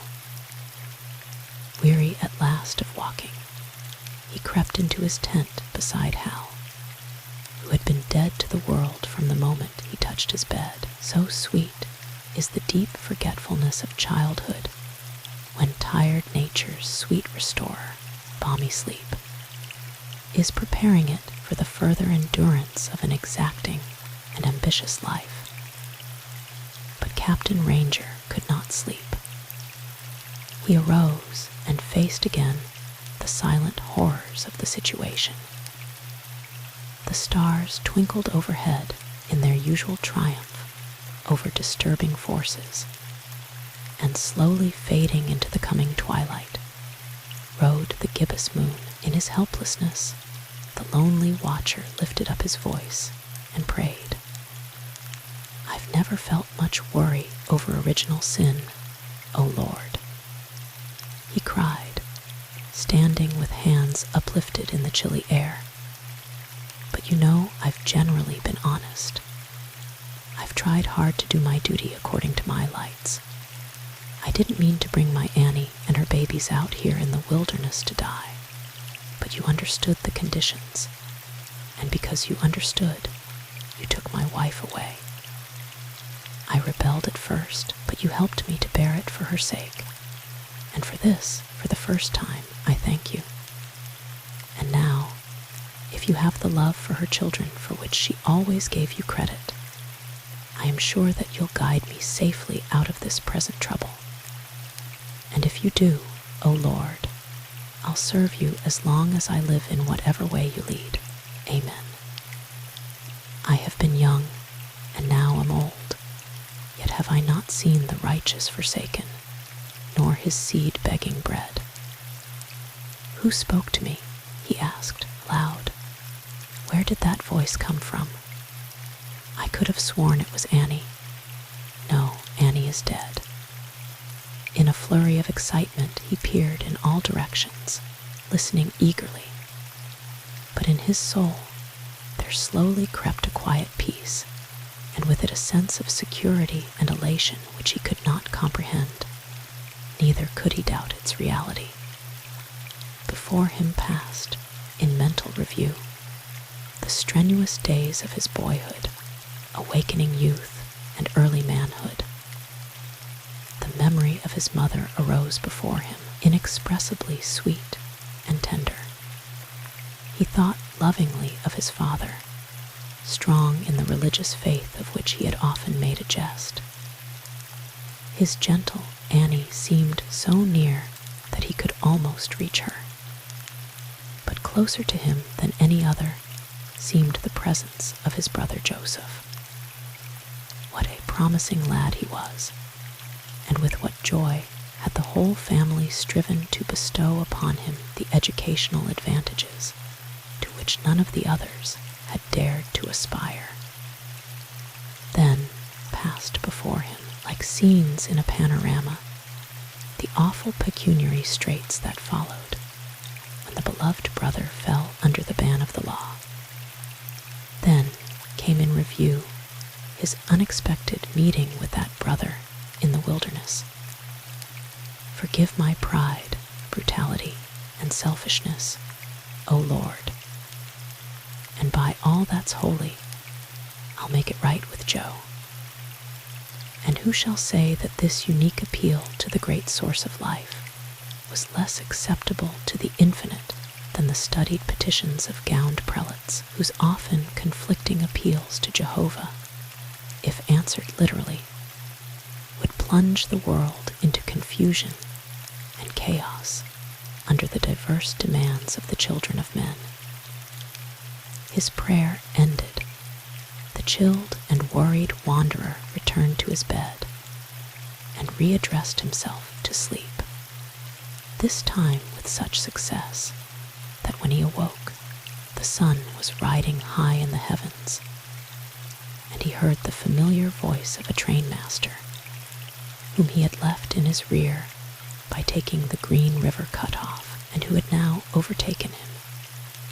"Hello, Captain," exclaimed the new arrival, striking the wall of the sleeper's tent with the butt of his heavy ox whip. "What's all this I've been hearing? Didn't you get back any of your stampeded cattle?" "Nary a hoof," replied the captain. "I tell you we're in a mighty bad fix, Harlan. How are you going to get out?" "Don't know yet. It's a groundhog case, though. I'm bound to make it somehow. Got any cattle to sell?" "Possibly. Might spare 2 yoke and an odd steer. Got any money?" "A few dollars. But I don't want to get into Oregon dead broke. Can't you trust a fellow till we reach the settlements?" "I could if we weren't running short of grub. This journey has cost like the dickens from the start, and it won't get any cheaper on the home stretch. Every fellow you strike wants money. It wasn't so in the States. We can swap accommodations if we like, Harlan. I have several bags of jerked buffalo meat." His voice faltered as he remembered that this meat had been prepared by the order of his vanished wife. "We laid in a lot of flour and other stuff at our last Utah trading post, so we're not short." An old-fashioned game of barter and dicker was soon concluded, and Captain Ranger set his men to work, rearranging the wagons and making ready to move on. Chapter 29. In the land of Drouth, all the wagons except the saloon, or family vehicle, were ruthlessly stripped of their various appurtenances. The running gear of those that had seemed to stand the wear and travel with the least injury were selected to hold the absolute necessaries of the remainder of the journey. Many articles of utility were compelled to find a lodgment in the family wagon, causing Sally O'Dowd to ruefully survey the limited space for the little flock who were too young in years to walk regularly. "We'll see what can be done," said the captain thoughtfully. "I've left the saloon wagon to the last, hoping somebody would come along who could spare us a few more steers. We've thrown away everything we can do without, but we'll get the cattle. It's lucky we've got the money the teamsters paid us to get back after they deserted us," said Jean. The captain's face brightened. "Why, surely," he cried. "I all about the financial end of that incident. You have a business head on you, my girl. Here it is, cried Marjorie. It is in our great-grandmother's silver spectacle case. Jean put it there. Sure enough, said her father. Your great-grandfather carried that tarnished and battered spectacle case all through the Revolutionary War. It is indeed a lucky find. In less than an hour, another train of dilapidated wagons came along, accompanied by half a dozen loose oxen and a discouraged cow. Then, for the first time, the faces of Mrs. Benson and Mrs. McAlpin brightened. During all the hurry of the day, they had wandered aimlessly about, steadfastly refusing to accept any assistance until the Ranger family should first be provided with oxen. Now, as we can get cattle enough to move one of our wagons, it is our time to make preparations for a start, said the little doctor. Did you think for a minute that you'd be abandoned to your fate? Asked Captain Ranger. We didn't allow ourselves to think at all. We just waited and trusted. In less than an hour, what was left of the Ranger outfit was in motion. And a sorry-looking outfit it was indeed.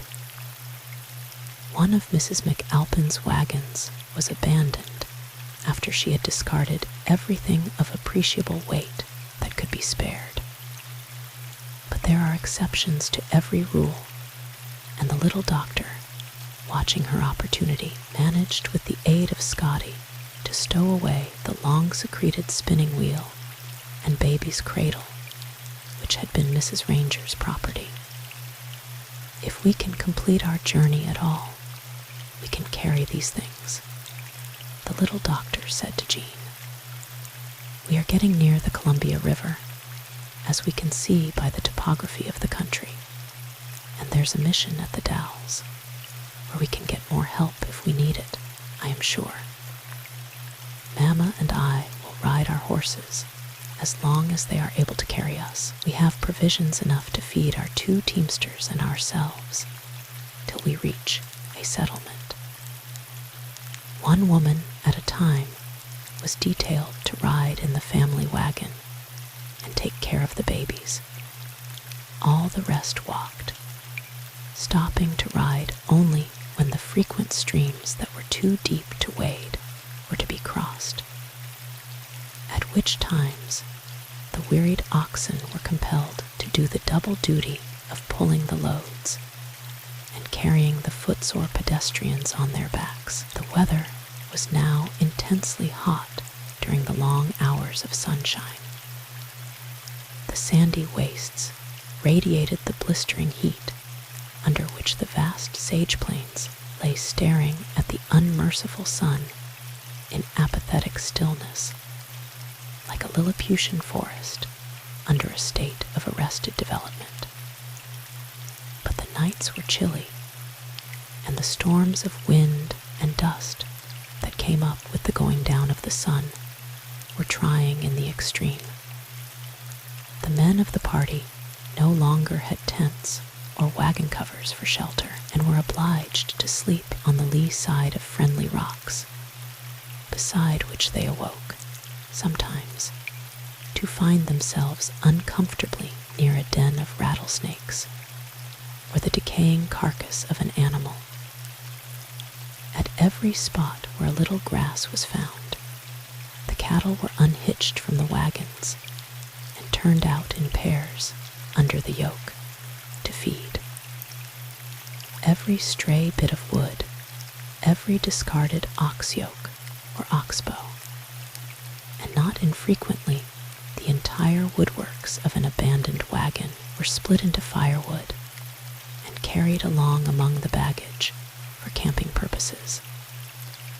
Unknown guides, in whom the prolonged hardships of the plains had not destroyed the spirit of human kindness, left frequent notices on the rocks by the wayside, giving valuable information in regard to springs and streams, but for which there would have been terrible suffering at times from thirst. The cattle were too weak, and their loads too heavy to permit long hours of travel, and their progress was necessarily slow. The beds of small streams had gradually dried under the fierce sunshine, and it became necessary to keep as near as possible to the banks of the Snake River, from which, however, the way often deviated for days together because of intervening rocks, gulches, sand, and sheer bluffs. On the 3rd day of August, Jean made entry as follows. The fiery weather of the past fortnight has moderated somewhat, but the roads are, as usual, rocky and dusty, with many stretches of sand, through which the poor, weak cattle pull the wagons, which, though lightened by the reduction of our loads, are far too heavy for their strength, which decreases daily. Our road, during the afternoon of today, lay close to the almost dry bed of a rocky-bottomed creek, beside which we camped for the night, without food for our stock, and almost without water. I wonder what the poor creatures think of us for bringing them out here in the wilderness, face to face with such a fate. Some of our teamsters have been growing quarrelsome of late. 2 men who fell in with us shortly after our loss of cattle, and have been following us ever since and begging food, suddenly left the train yesterday. Since their departure, some of our men are growing insubordinate. Their grievance arises from the inability of the cattle to haul them when not on duty as drivers, they assuming that they made no bargain with Daddy to do any extra walking. Our teamster Yank, the aristocratic son of Virginia, who claims to be an FFV, climbed on a wagon tongue early in the day and compelled the oxen to pull his weight through the rocks and sand, the added strain upon their neck yokes making their lot doubly hard. Daddy is holding a conference with the fellow now. He said before we halted for the night that he hoped the dissatisfied ones would leave of their own accord, as otherwise he expected trouble. He announced tonight that there would be no more riding on wagon tongues, and although we await the result of the conference with some anxiety, Daddy says he isn't worried, since the dissatisfied fellows must stay with the train or starve. August 4.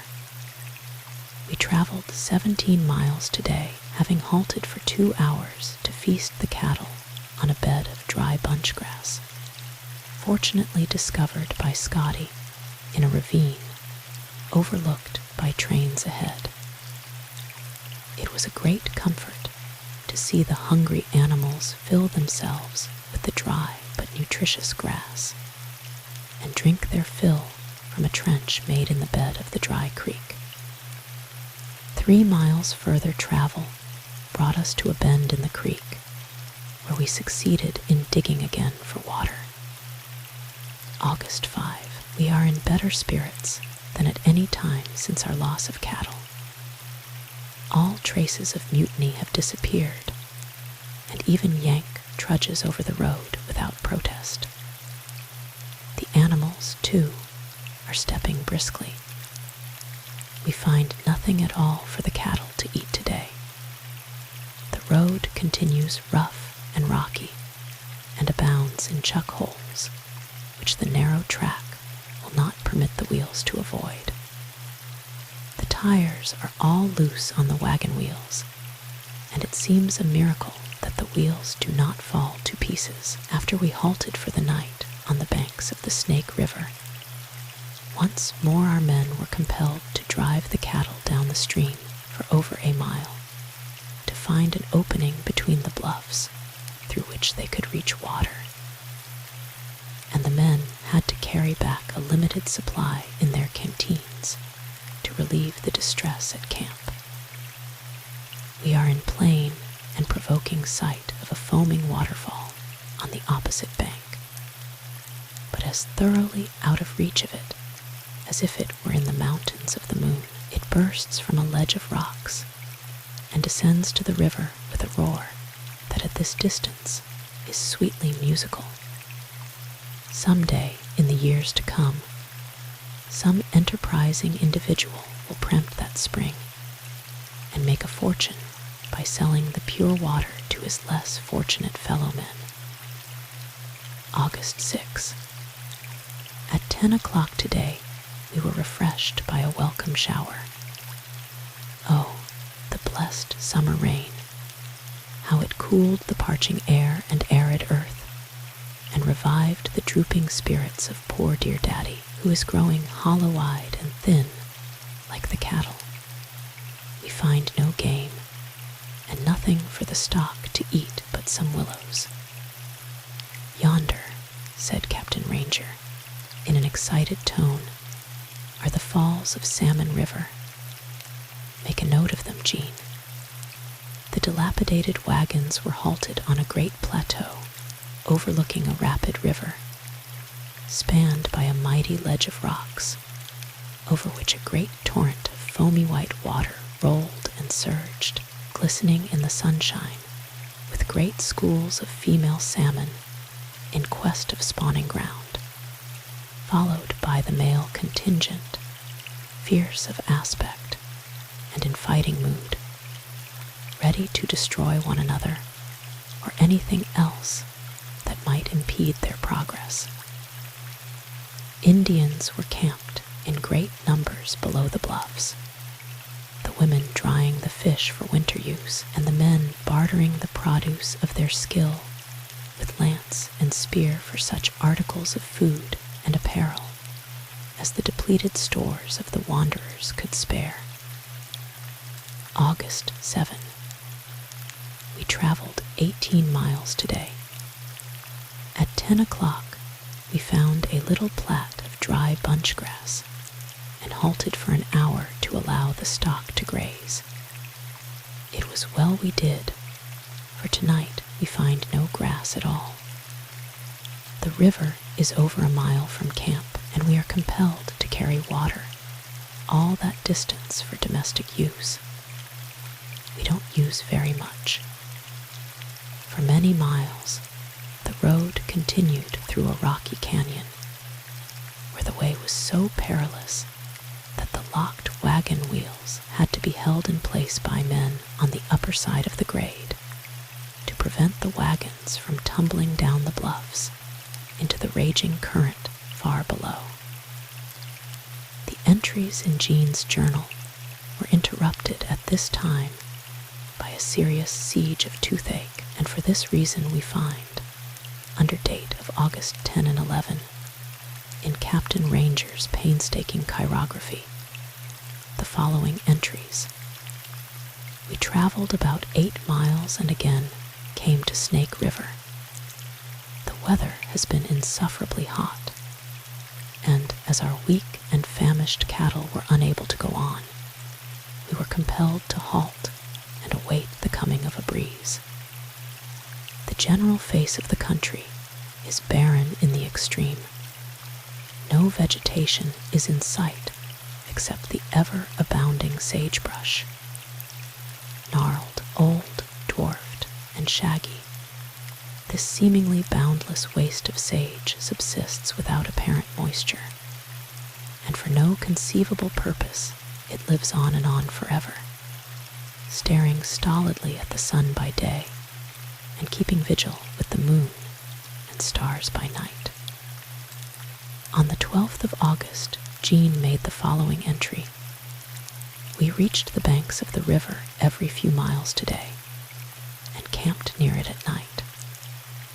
We find here no grass, game, or fuel, but thank God, there is plenty of water. After resting the cattle till sundown, Daddy gave orders to yoke up and move ahead to a plat of grass that he had heard of, about 6 miles to the westward, and 1/2 mile to the left of the main traveled road.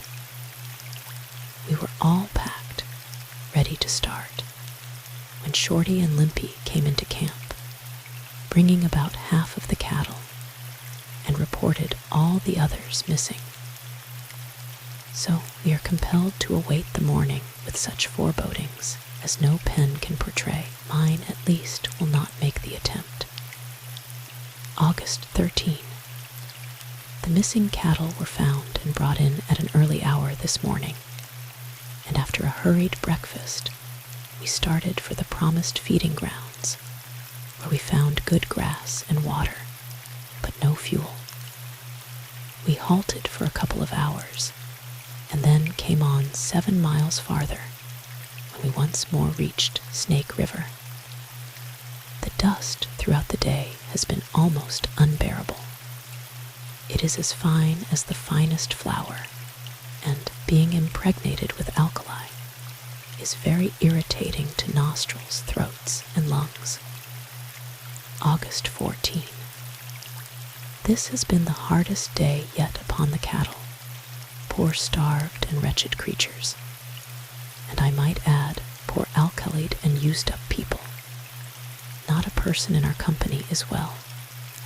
We are a fretful, impatient, and anxious lot, and no wonder. And yet our journeyings even now have their amusing side. Susanna sings like a nightingale, and Geodai-Wa, as her lisping coon calls himself, leads the chorus.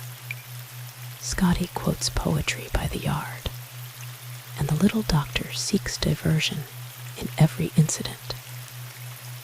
Mrs. Benson continues amiable and obliging, showing a side to her nature wholly unlike the waspish way she had when we first knew her.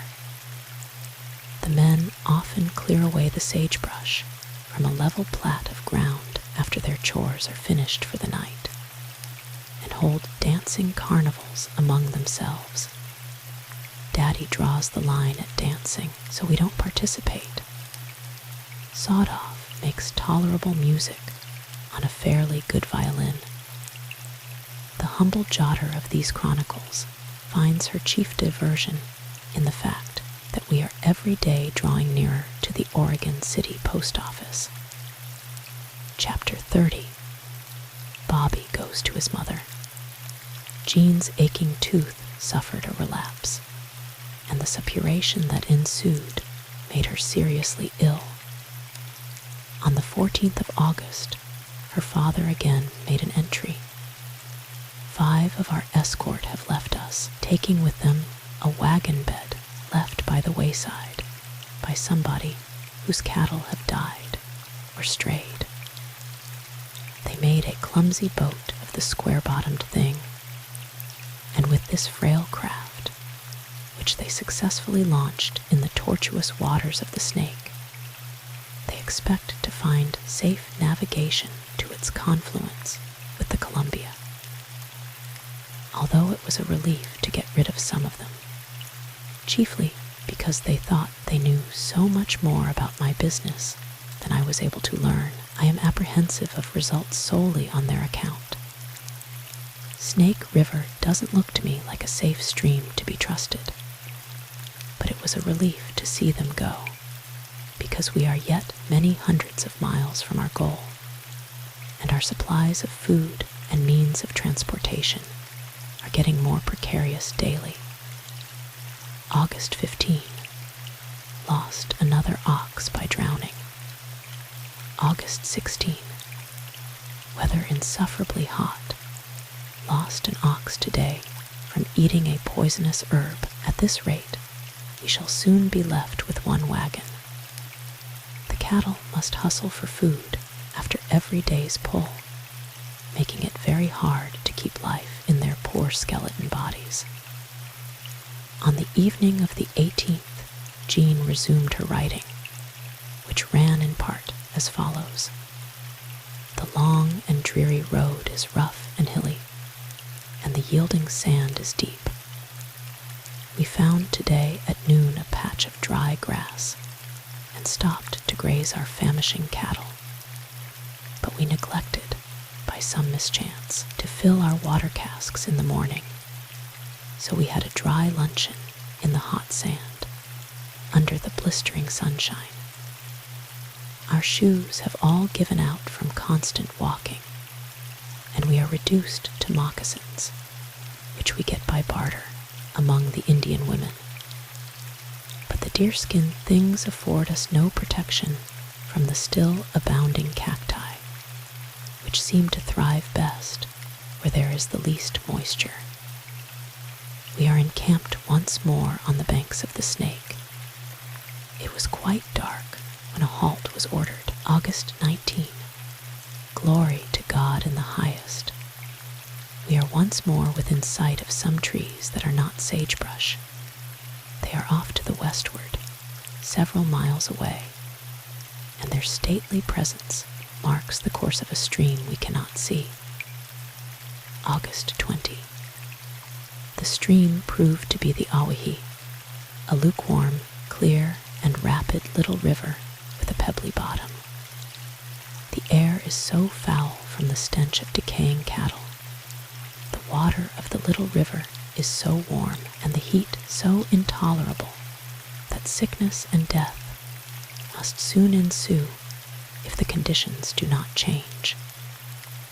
It is no wonder that we see many graves by the roadside. Most of them are the last resting places of mothers who have mercifully fallen asleep and been buried, often with their babes in their arms. August 21.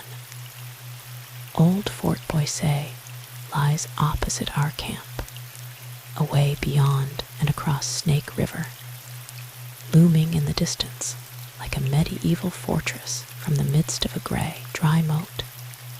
Our printed guide, a little pamphlet written by General Palmer in the 40s, tells us that this fort was built by the Hudson Bay Company for shelter and storage, and as a means of protection from the Indians, with whom the traders did a thriving business when the century was young. It is now fallen into decay, and is doubtless the abode of bats and birds and creeping things. The men who left our company on the 16th inst, in a boat made of a wagon bed, rejoined us today, having had all the navigation on the Snake they seemed to care for. They were a woebegone and God and man forsaken set, and their chief fear was that they would not be permitted to come into our train again on the old footing.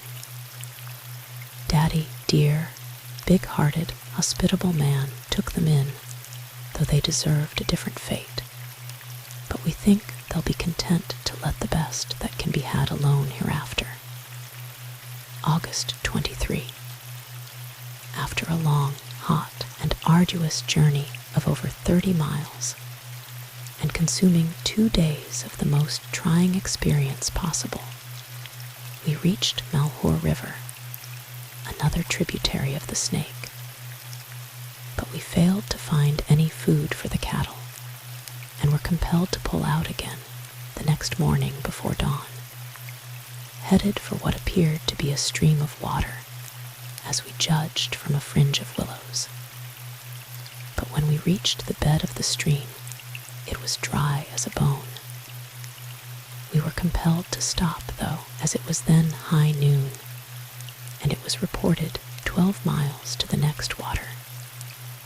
So a part of our force was detailed to dig a well in the creek bottom for water for domestic use, and the rest were sent back to the Malheur to water the stock, as soon as they had eaten their fill of the dry grass, which to us is more precious than gold, or anything else just now but water. On the 24th, we left this camp and traveled down the dry bed of the creek for several miles through a valley that had evidently been missed by the trains ahead, as the grass was fine and abundant. After leaving this valley, we traveled over a blind trail through a hot, dusty ravine till 10 o'clock at night, when we reached some sulfur springs and encamped, feeling cross, half sick, and disgusted with all the world. The air is heavy with the fumes of sulfur, and Limpy says we are less than half a mile from hell. On the 25th of August, Jean's journal again gave evidence of Captain Ranger's chirography and style. His characteristic narrative follows. Today we made 8 miles, which brought us to a deep and rocky canyon debouching into the Snake. This is to be our last encounter with this tortuous, treacherous, and in every way terrible serpent, of whose presence we long ago had much more than enough. 3 miles farther brought us to Burnt River, a small, rapid, and crooked stream with a sandy delta at its disproportionately extended mouth. Here, the country changes its entire topography. The bold and abrupt foothills are covered to their tops with an abundant coat of seed-bearing bunch grass, and numerous juniper trees, which somehow in the long ago gained a footing among the sloping shale and sand, lend a peculiar beauty to the scene. Mr. Burns, I'm going to die before long. These were the words of little Bobby, the darling of the family and of the entire company, and were spoken to Scotty on that memorable day in the Black Hills, when preparations were in progress for the burial of his mother. The blow came suddenly. The child had been overjoyed at the prospect of reaching the end of the journey at an early day. The sight of Burnt River filled him with pleasing anticipations. He was never more playful, quaint, and original than when his father stood him on his shoulder to view the last they should see of the Snake River. "Where is it going now, Papa?" he asked artlessly. "Is it always hungry? Is that what makes it in such a hurry? What does it eat? And where does it sleep o' nights? It's a sure enough snake, isn't it?" At midnight, when the weary party were sound asleep, Mary, who was lying near him, was wakened by an ominous cough, which rapidly developed into an acute attack of croup. "It was a stubborn case, and quite beyond my poor skill," said the little doctor, as they all stood weeping around the still and beautiful form of the precious dead. "What do you imagine caused the child to predict his untimely taking off, Mr. Burns?" asked Mrs. McAlpin as they watched alone. "I suppose it was merely a child's fancy, a coincidence, probably. And I suppose it was a revelation. Many important lessons may be learned from the artless utterances of a child." For many weeks, Mrs. McAlpin had studiously avoided conversation on any subject with the one man on earth whom she believed to be her counterpart. "Wait till that human imperfection called the law has made me legally free," was her invariable command whenever her suitor showed symptoms of impatience. But tonight, as they knelt together in the presence of what the world calls death, he seized her hand, and it was not withdrawn. "Kneeling in this presence, may I have my answer, Daphne?" The dim light of a sputtering tallow candle shed a faint glow across the white sheet under which the still form of Bobby lay in dreamless sleep. She returned the pressure of his hand in silence, but when he would have caught her in a close embrace, she gently withdrew and whispered, "We will take our first kiss at the altar, darling. I am happy now, and I can wait. God bless you," he whispered, and as others were about entering the tent, he arose from his knees and went out silently among the stars. The morning came at last. Amid the tearful silence of the company, train moved on for a couple of miles and halted at the foot of a mountain to consign the mortal remains of the little soul to their last resting place. High up on the mountainside, on a natural terrace, the grave was made under a spreading juniper tree in whose branches the wild birds chant his requiem as the years roll on and the eternal breezes sing. The next morning, August 29, found the face of nature covered everywhere with a thick coating of hoarfrost. Ice had formed during the night in the water pails, 1/8 of an inch in thickness, and an inspiriting sensation of chilliness filled the air. But as the sun rode high in the brassy heavens, the day grew intensely hot. On and on and up, the ailing cattle labored, and on and on and up, the dispirited company toiled, footsore and weary, ragged and dirty. But hope was not dead, for was not the goal of their ambition now almost in sight? The mountains of Powder River were next crossed, and the weary pilgrims emerged upon an open plain over which the pygmy sagebrush of the desert ran riot. Here, a quarter of a century later, an enterprising city was destined to arise, in the midst of abounding mines and burdened wheat fields, wherein the irrigated lands would drop fatness, and the stockmen grow rich among the cattle of 1,000 hills. "This valley," wrote Jean, under date of September 1, "is beautiful to look upon, but it is considered worthless, as it is too dry for cultivation, and there is no way to rid the land of the ever-obtruding sage. Daddy says it will never be made to sprout white beans.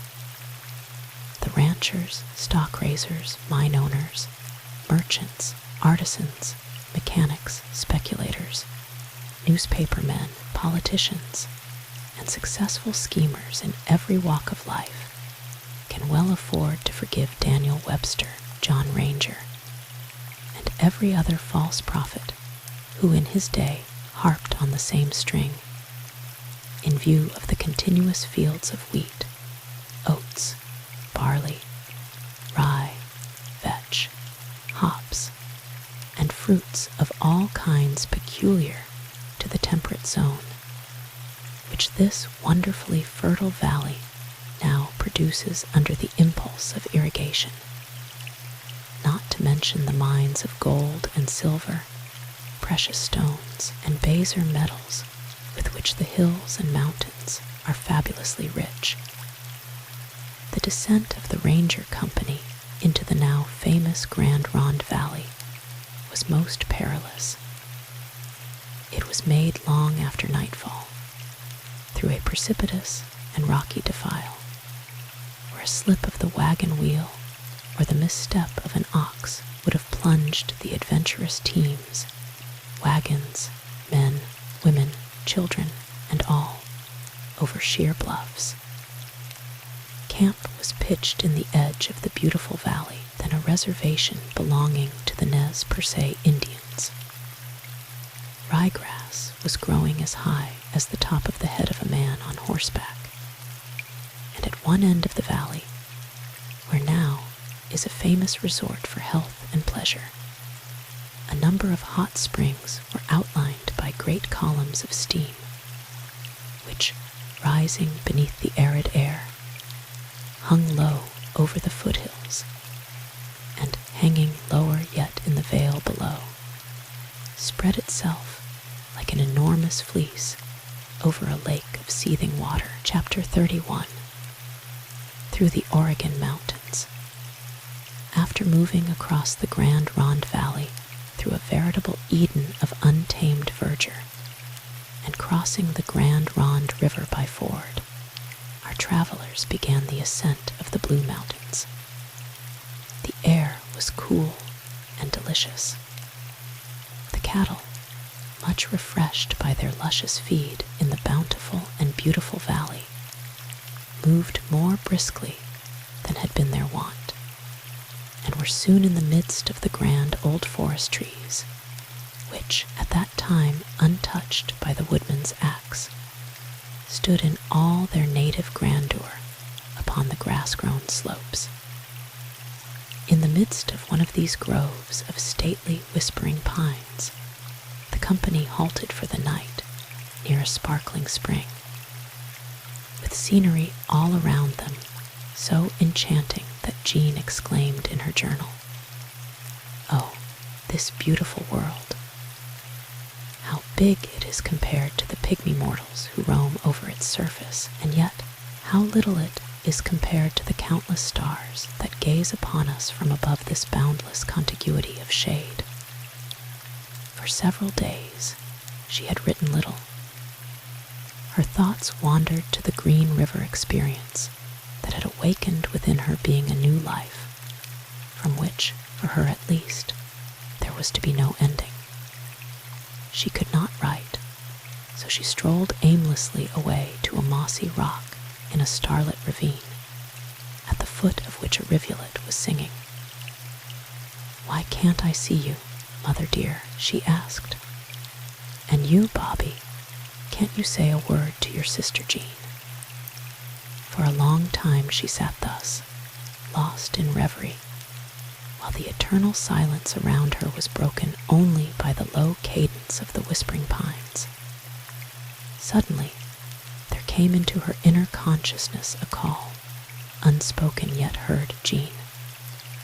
She closed her eyes and saw, as plainly as with physical vision, Ashton Ashley's border home, and he was gazing hard at Lilla, who was kneeling at his feet in beseeching attitude. Jean, gradually, as the demon doubt aroused her senses, a wild, unreasoning jealousy crept into her heart. She turned her face to the eastward and sent out to him an answering call, "Ashley." She listened eagerly, but no response was felt or heard, and no mental vision reappeared. With her heart like lead, she returned to the wagon and crept into bed. When she awoke, the sun was shining, and she could not recall the vision that had distressed her. Had her soul visited the abode of her heart's idol? Who knows? And who can tell? On and on the teams kept crawling, until on the 6th of September, the summit of the Blue Mountains was passed, and the wearied travelers gazed for the first time upon the Cascade Mountains, lying to the westward in the purple distance, and in their midst arose, supported by a continuous chain of undulating, tree-crowned, lesser heights, the majestic proportions of Mount Hood, the patriarch of the solitudes, his hoary head uplifted in the shimmering air, and at his feet a drapery of mist. The Umatilla River left the gorges through which it had fought its way, and glided peacefully through a sagebrush plain toward the great Columbia. But no settlements were yet to be seen. No navigation had yet been started on the broad bosom of the upper Columbia. The rock-ribbed dells frowned far below in the misty distance, and no dream of a fleet of palatial river craft with portage railways around otherwise impassable gorges had yet taken practical shape. The Cascade Locks had not entered the liveliest imagination, and a transcontinental railroad was considered an engineering impossibility, existing only in the mind of an impractical theorist or incurable crank. A vast and practically level plain or upland lay between the Blue and the Cascade Mountains. The Whitman settlement had already made the existence of the infant city of Walla Walla possible. Wallula and Umatilla were not, and the site of Pendleton was an unbroken plain. But game was plenty grass was good. Choke cherries and salmon berries grew thickly among the deciduous groves that bordered the Umatilla River, and but for the sad bereavements in the Ranger family, which time alone could heal, the company would have been in exuberant spirits. At Willow Creek Station, which is now a veritable oasis in the desert, the party found a trading post where some fresh potatoes and onions made a welcome change in the diet. On the 13th of September, Jean wrote, "Old friends and relatives, tried and true, have come to meet us from the Willamette Valley, and their unexpected coming fills us with gratitude unspeakable.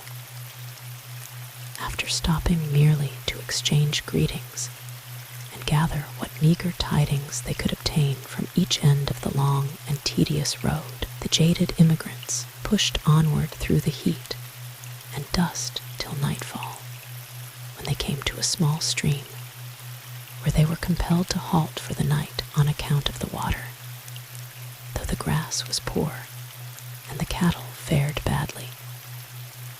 The relief party reported the Willamette Valley as the Garden of Eden, and gave glowing accounts of the soil, climate, scenery, and plenty with which the western part of the great Oregon country abounded. Even the dumb animals seemed to understand and take courage, for they stepped more briskly under the yoke and chewed the cud to a later hour than had been their wont. Guided by the advice of the relief party, the train was again put in motion at midnight. It is fully 20 miles to the next camping ground, where there are wood and water, said a kindly recruit who had recently been over the road.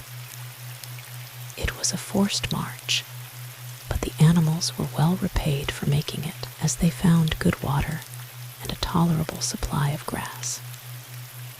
September 16. We are encamped near the mouth of the Des Chutes River, wrote Jean. It is a clear, swift, and considerable stream which empties its waters into the Columbia.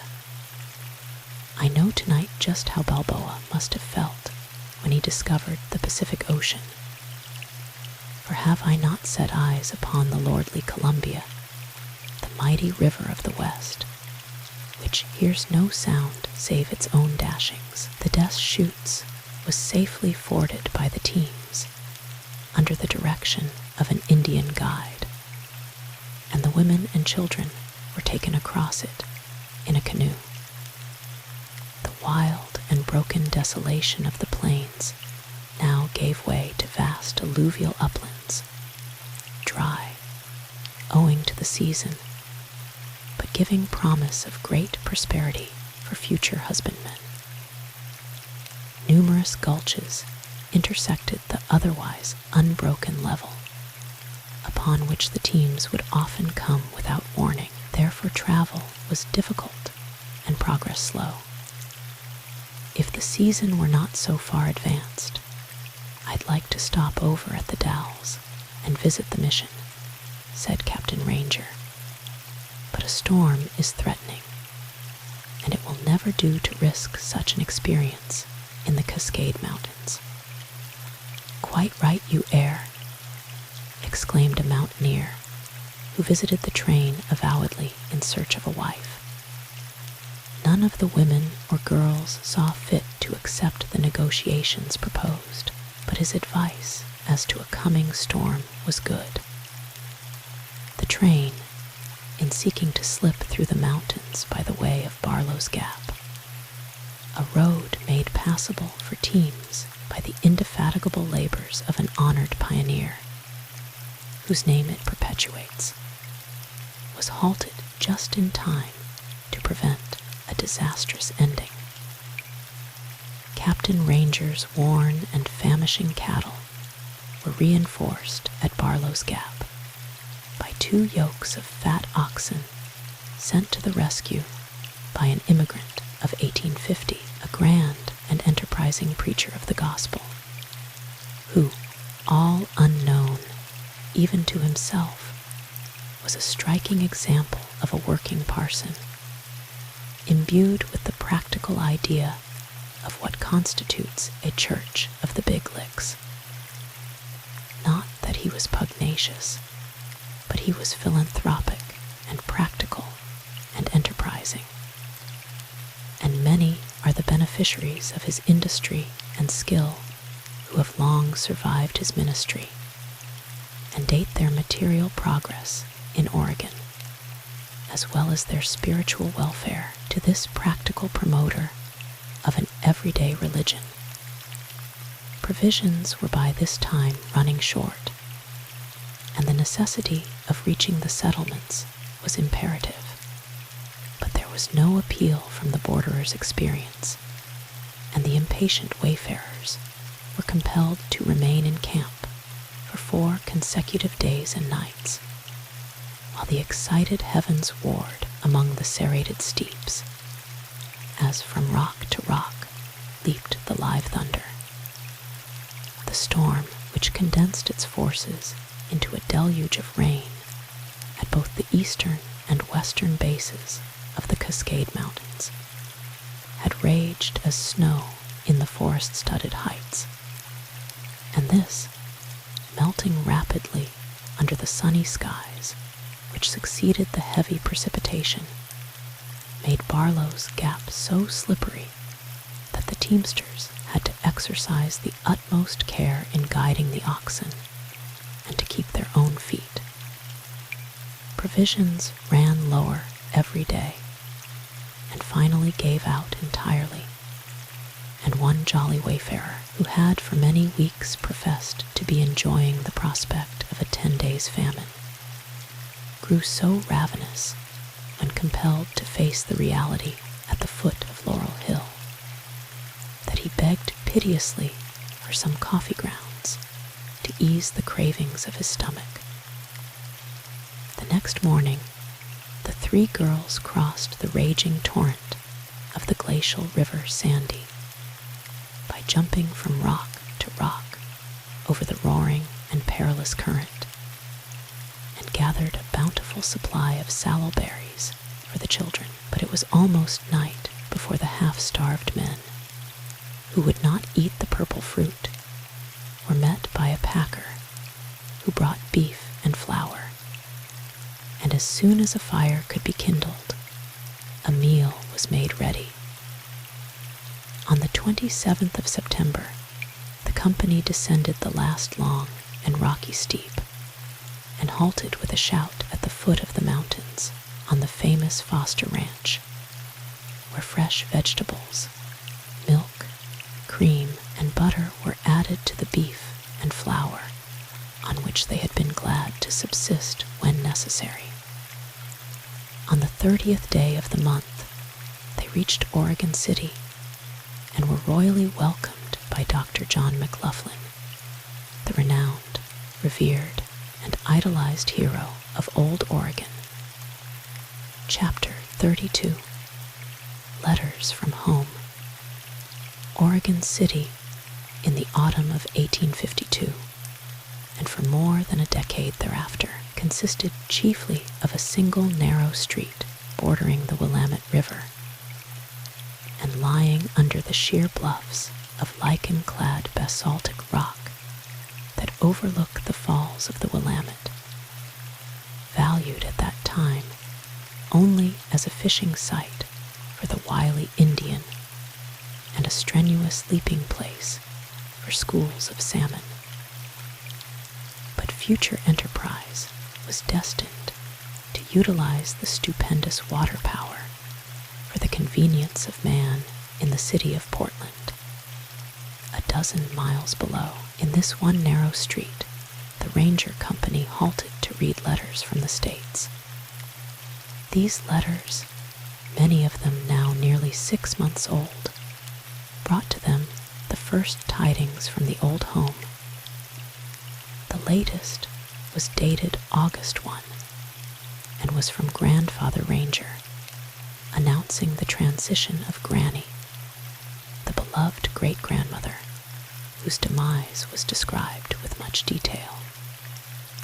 She was in usual health up to the last day of her sojourn in the body, he wrote, and retained her faculties to the last.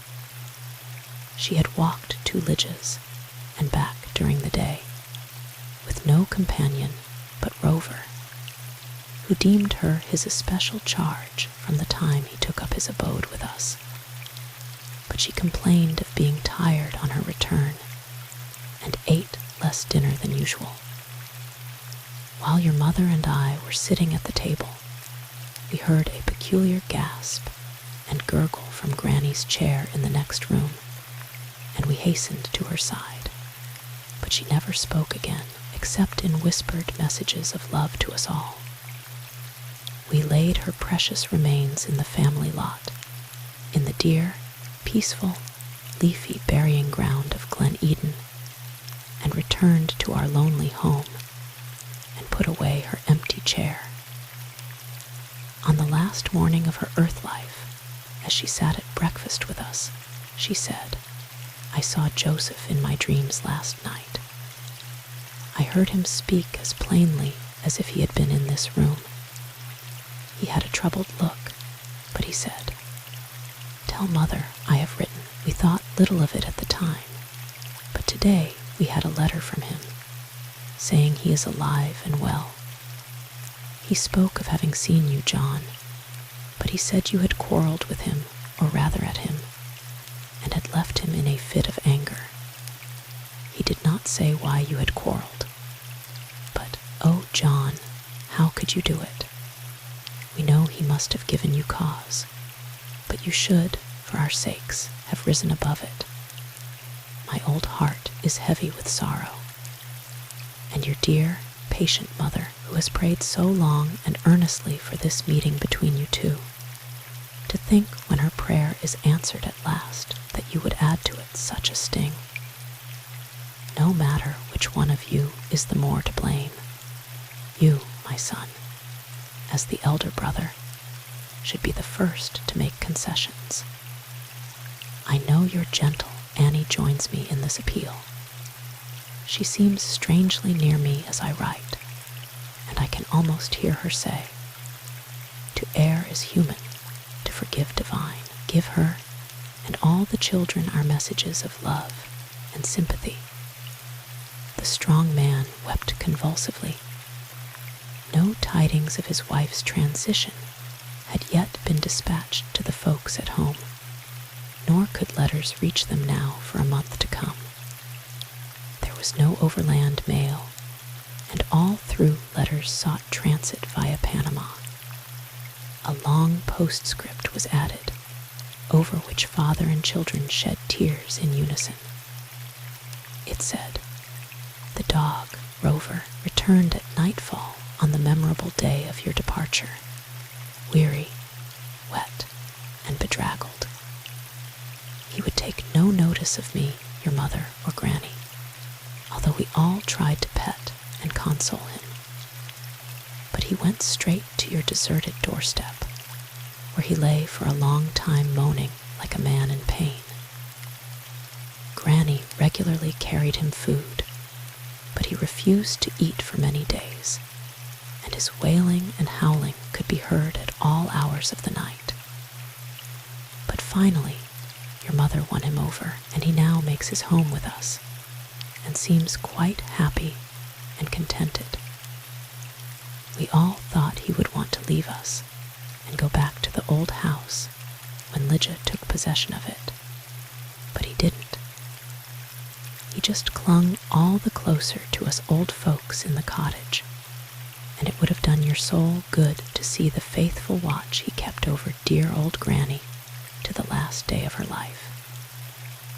He was conspicuous among the chief mourners at the burial, and lingered alone beside the grave long after we all had returned to our homes. Jean, recalling her father's words on that faraway ferry boat, where she had last seen the faithful animal watching and wailing from the riverbank, said, as she looked up from reading her own letters, "Daddy, don't you think now that a dog has a soul?" and her father answered huskily, "I don't see why he hasn't as good a right to a soul as I have." "Here, Mame," said Jean, "is a letter from Cousin Annie Robinson. Listen. She says, 'Please break it gently to Cousin Mame that her beau ideal of a man, the Reverend Thomas Rogers, took to himself a wife before she had been gone a week. And who should it have been but that detestable Agnes Winter, who used to say such spiteful things about Mame.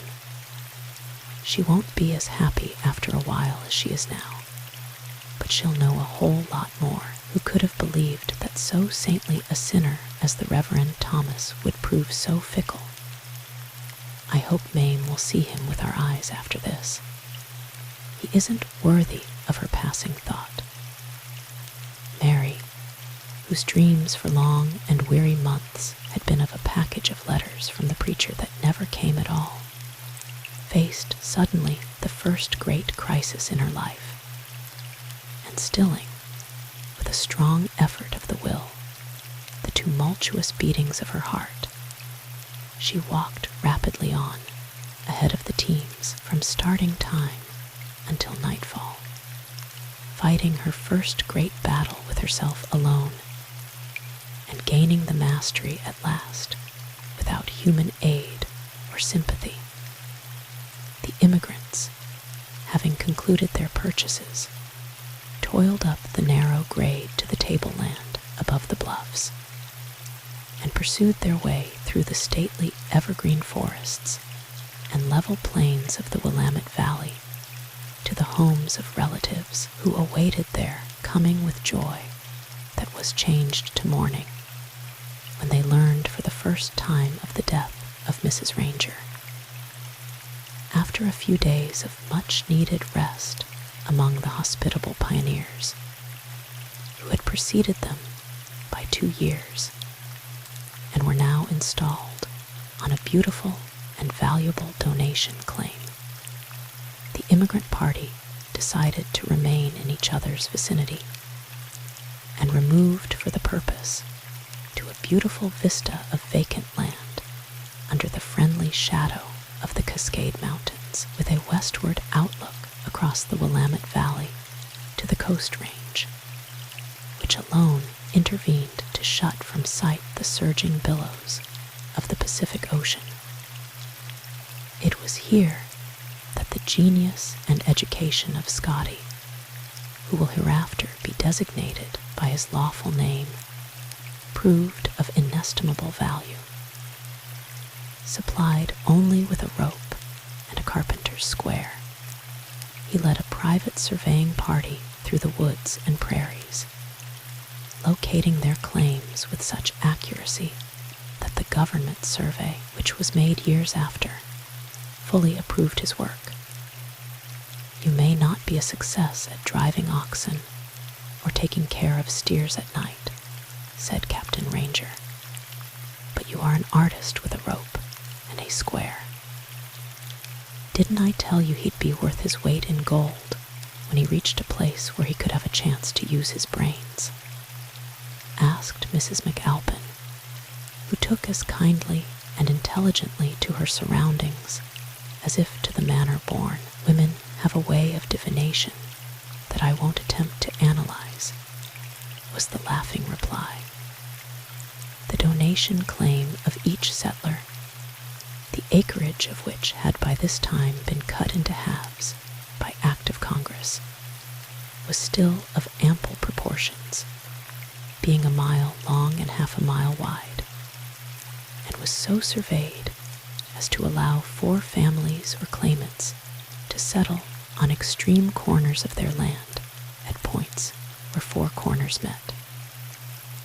This will enable each claimant to build a cabin on his own claim so he can reside upon and cultivate his own land as required by the law, and at the same time have neighbors within call in case of accident or other need, said Mr. Burns. What a grand and glorious prospect, exclaimed Captain Ranger, standing on an eminence where his new house was to go up, and gazing abroad over the wide expanse of the Willamette Valley, in which the winding river was gleaming through the openings in the forest. But I can sense one drawback to your scheme, Mr. Burns. What is it? Some of us will be getting married before long and doubling our opportunity for holding government lands. And as each must reside upon and cultivate his claim and his wife's, it will make it a little awkward, won't it? Not if the contracting parties exercise a little ordinary business ability and discretion, sir. They have but to locate their claims with a view to matrimony, and settle their own bargains to suit themselves. But the captain, who had dealt with the domestic infelicities of his neighbors too often to look upon all such bargains as imbued with old-time stability, had his doubts. If an engaged couple should tire of their bargain, and their change of sentiment should fail to fit the agreement, what then? It would be a blessing for them to discover their mistake in time to forestall the divorce court, was the ready reply. Mr. Burns is right, said Mrs. McAlpin. 2/3 of the unhappy marriages we hear about are the result of haste and lack of understanding. A couple will marry, and when it is too late to recede from the bargain, they want to break it. I don't mind telling you, Captain Ranger, that Mr. Burns and I expect to marry each other someday, and our claims were chosen accordingly. But we'll wait until the law frees me from a bargain, which I repudiated in spirit before it was consummated, and will not marry then if we conclude we are making a mistake. I am glad to hear you make so open and frank a statement in the presence of so competent a witness, exclaimed Mrs. Benson, who still carried an important note in her pocket, frayed and travel-soiled, but none the less precious from being scarcely legible. I think it is a shame to make a commercial bargain of a matrimonial agreement, exclaimed Mary Ranger. And so do I, echoed Jean. Nevertheless, when the boundaries of the several donation claims were established, and the different allotments were assigned to the proper claimants, it was noticed that, in addition to the captain's own quota of virgin acres, an extra claim was reserved adjacent to that of each of his daughters, Mary and Jean, and one next to that of Sally O'Dowd. Equality before the law is a fundamental idea in the government of the United States of America, the captain explained at the land office, and I am glad to see it practically applied to the property rights of the pioneer women of Oregon. It is a good beginning, and none can see the end. Sally O'Dowd isn't a free woman, and she can't get married, thank goodness, cried Jean, as she and her sisters talked the matter over together between themselves alone. That's so, echoed Mary. Sally has a husband living, and so there is no danger of our losing father. Let's not be too certain, cried Jean. If you'd kept your eyes open for the last month, as I have, you wouldn't be surprised at anything. Sally's case was up on appeal when she left the States, but it has doubtless gone by default. She has the custody of her children, and that was all she asked of Sam O'Dowd. Then Sally is a free woman, said Marjorie. No woman is free when she is married, retorted Jean. The laws of men do not recognize the individuality of a married woman. I, for instance, am Jean Ranger today, but if I should marry tomorrow, I'd be nothing but a nonentity named Mrs. Ashton Ashley, interrupted Mary. Women delight in surrendering their names in marriage to the man they love. "You're right," cried Jean, her eyes blazing. "I'd surrender tomorrow if Ashton would come to claim his own. But it would be a partnership, and not a one-sided agreement. That's what every woman thinks when she puts her neck in the noose," laughed Marjorie. "But when the man comes along who is able to capture her heart, she is ready to make the venture." "That's because the fundamental principle of matrimony is correct," retorted Jean. "Dat's so, honey," said Susanna. "Women is just like pigs when one of 'em burns his nose in a trough of hot mash. Dey'll all hurry to investigate and get the same experience." "Of course you'll get some land," said Jean. "I've done ax to Cap'n about it, and he's looked up the law. He says I can't take up no land 'cause I'm nothing but a nigger. The laws o' Oregon are agin it, so are the laws o' the general government. A free country's a great blessin' to women and niggers. It's a great blessin' to be born in a free country, ain't it, Geodai-Wah?" The coon, who had grown and flourished under his 6 months' regimen of flapjacks and bacon, shook his bright brown curls and grinned, displaying an even set of polished ivories. "I couldn't get married if I wanted to," added the negress, "'cause the law is sot agin mixed matches, but does no law know her agin coons," and she ended her harangue with a characteristic "yah, yah, yah." "Then, if you can't marry, you can always work for wages, Susanna, and you'll be better off than Mrs. McAlpin." She was coming to join the group. "Who is going to be married soon, if I can read the stars correctly," laughed Marjorie. "No, Marjorie, I cannot even talk of marriage with the man whom God created for me, and me only. I am not even a grass widow. I cannot legally file upon a claim, because I am the victim of a marriage I cannot honor.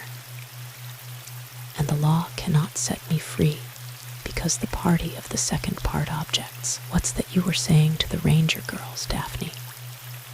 asked Mrs. Benson, who had been engaged in assisting Captain Ranger and Mr. Burns to plan the 2 sets of log houses that were to be erected a mile apart, and to be so arranged as to form separate abodes for 4 families. "Nothing, Mamma. Only I was bewailing my fate."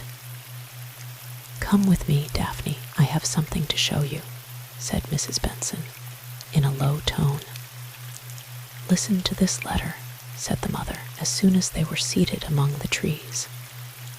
"The time has come for you to know its contents. My dear Mrs. Benson, you have been a brave, devoted mother to an unhappily environed daughter.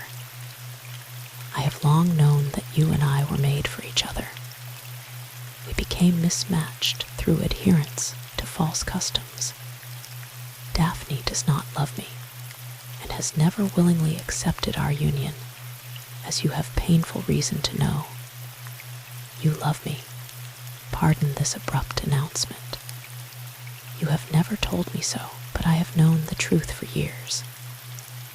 To have this opportunity to tell you that I reciprocate is at present my only joy. I will meet you in the wilds of Oregon. Daphne's latest erratic movements to escape me have all along been known. To follow you, I became a wanderer in these western wilds. I will take measures to set your beautiful daughter free. A couple whom God hath not joined together it is man's duty to put asunder. Keep your own counsel till such time as you are strong enough to take your life and destiny into your own hands, and declare yourself accountable primarily to yourself and God for your own actions. I will be in Portland, Oregon, by November 1st. We shall surely meet again. faithfully through time and for eternity, your devoted but never yet accredited counterpart, Donald McPherson. The daughter clasped her mother's hand and fervently exclaimed, "Thank God." Mrs. Benson wept. "It will never do for you and me to meet again after this revelation," said the daughter after a long silence. "I will take up my permanent abode in this new country, and you can rejoin Donald in New York or Philadelphia via the city of Panama. But you must go to Portland now. We will not set idle tongues to wagging here. It is fortunate indeed that Donald took his mother's name as a part of his last inheritance." Chapter 33. Love Finds a Way. "You needn't select any lands for me, Captain," said Mrs. Benson. "I have decided to go to Portland tomorrow with the team that's going down for supplies. I shall not return, but my daughter will remain and take a claim. She has decided to turn rancher, but I do not like the life. Isn't this a rather sudden change in your program, Mrs. Benson?" "Not at all. I didn't intend to remain when I came here. I wouldn't have come any farther than Oregon City, but I wanted to get a view of the future home of Daphne. And now, as she has chosen for herself and has a fair prospect of happiness ahead, I am ready to look out for myself. I shall stop a while in Portland and be ready to take the next steamer for San Francisco. I will go to New York by way of the Isthmus and will spend the evening of my days in Paris or London. I'm sure I wish you well, Mrs. Benson." "Thank you, Captain. My heart is too full for words. I know you will always be a friend to my dear daughter. You surely do not mean to go where you can never see your daughter again." "Yes, Captain. Do you recall that tall and bronzed and handsome man of whom you bought the buffalo robe you gave to your wife a short time before her death? You mean Donald McPherson?" "Yes, sir. The fates have settled it. He is to be my husband, and Daphne and I must part. You have my best wishes for success and happiness," said the captain earnestly as he offered his hand. "There is some peculiar mystery about all this," he exclaimed to himself the next day as Mrs. Benson climbed into the wagon and started off to meet her fate. "But it's the way of women. They are as fickle as the wind." He thought bitterly of his own budding and now blighted hopes. "Don't grieve for her, Daphne," said Mr. Burns in a husky voice as the wagon disappeared. "She was kind to me when I was crippled and cross, and I shall never forget her watchfulness and care for me under the most trying conditions.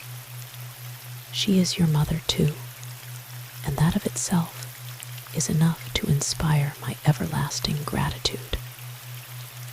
I have no respect for the man who fails to appreciate the woman to whom he is indebted for his wife.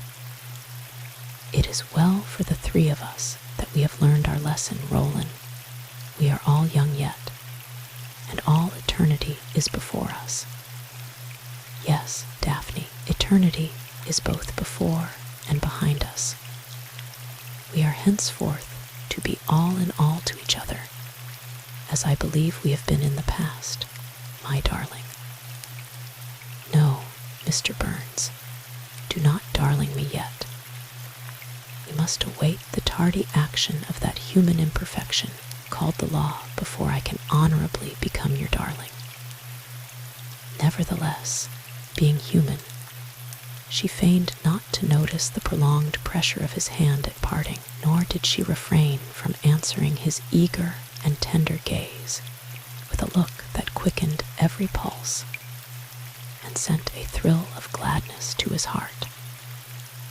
At the primitive hotel in the primitive little city of Portland, Mrs. Benson met an Indian woman, the mother of many children, was introduced to her as Mrs. Addicks.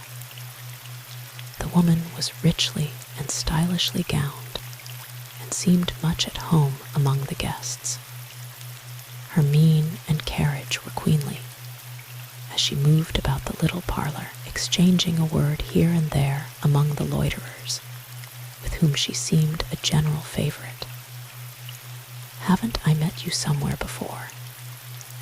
asked Mrs. Benson, with whom, in truth, she had exchanged greetings on the plains under circumstances quite different from the present, as one, at least, had cause to remember. "I do not recall a former meeting, madam, but you might have met me on the plains. I was on my way to Portland when you saw me, if you saw me at all. A frontier trading post is no proper place to bring up a lot of Indian half-breeds.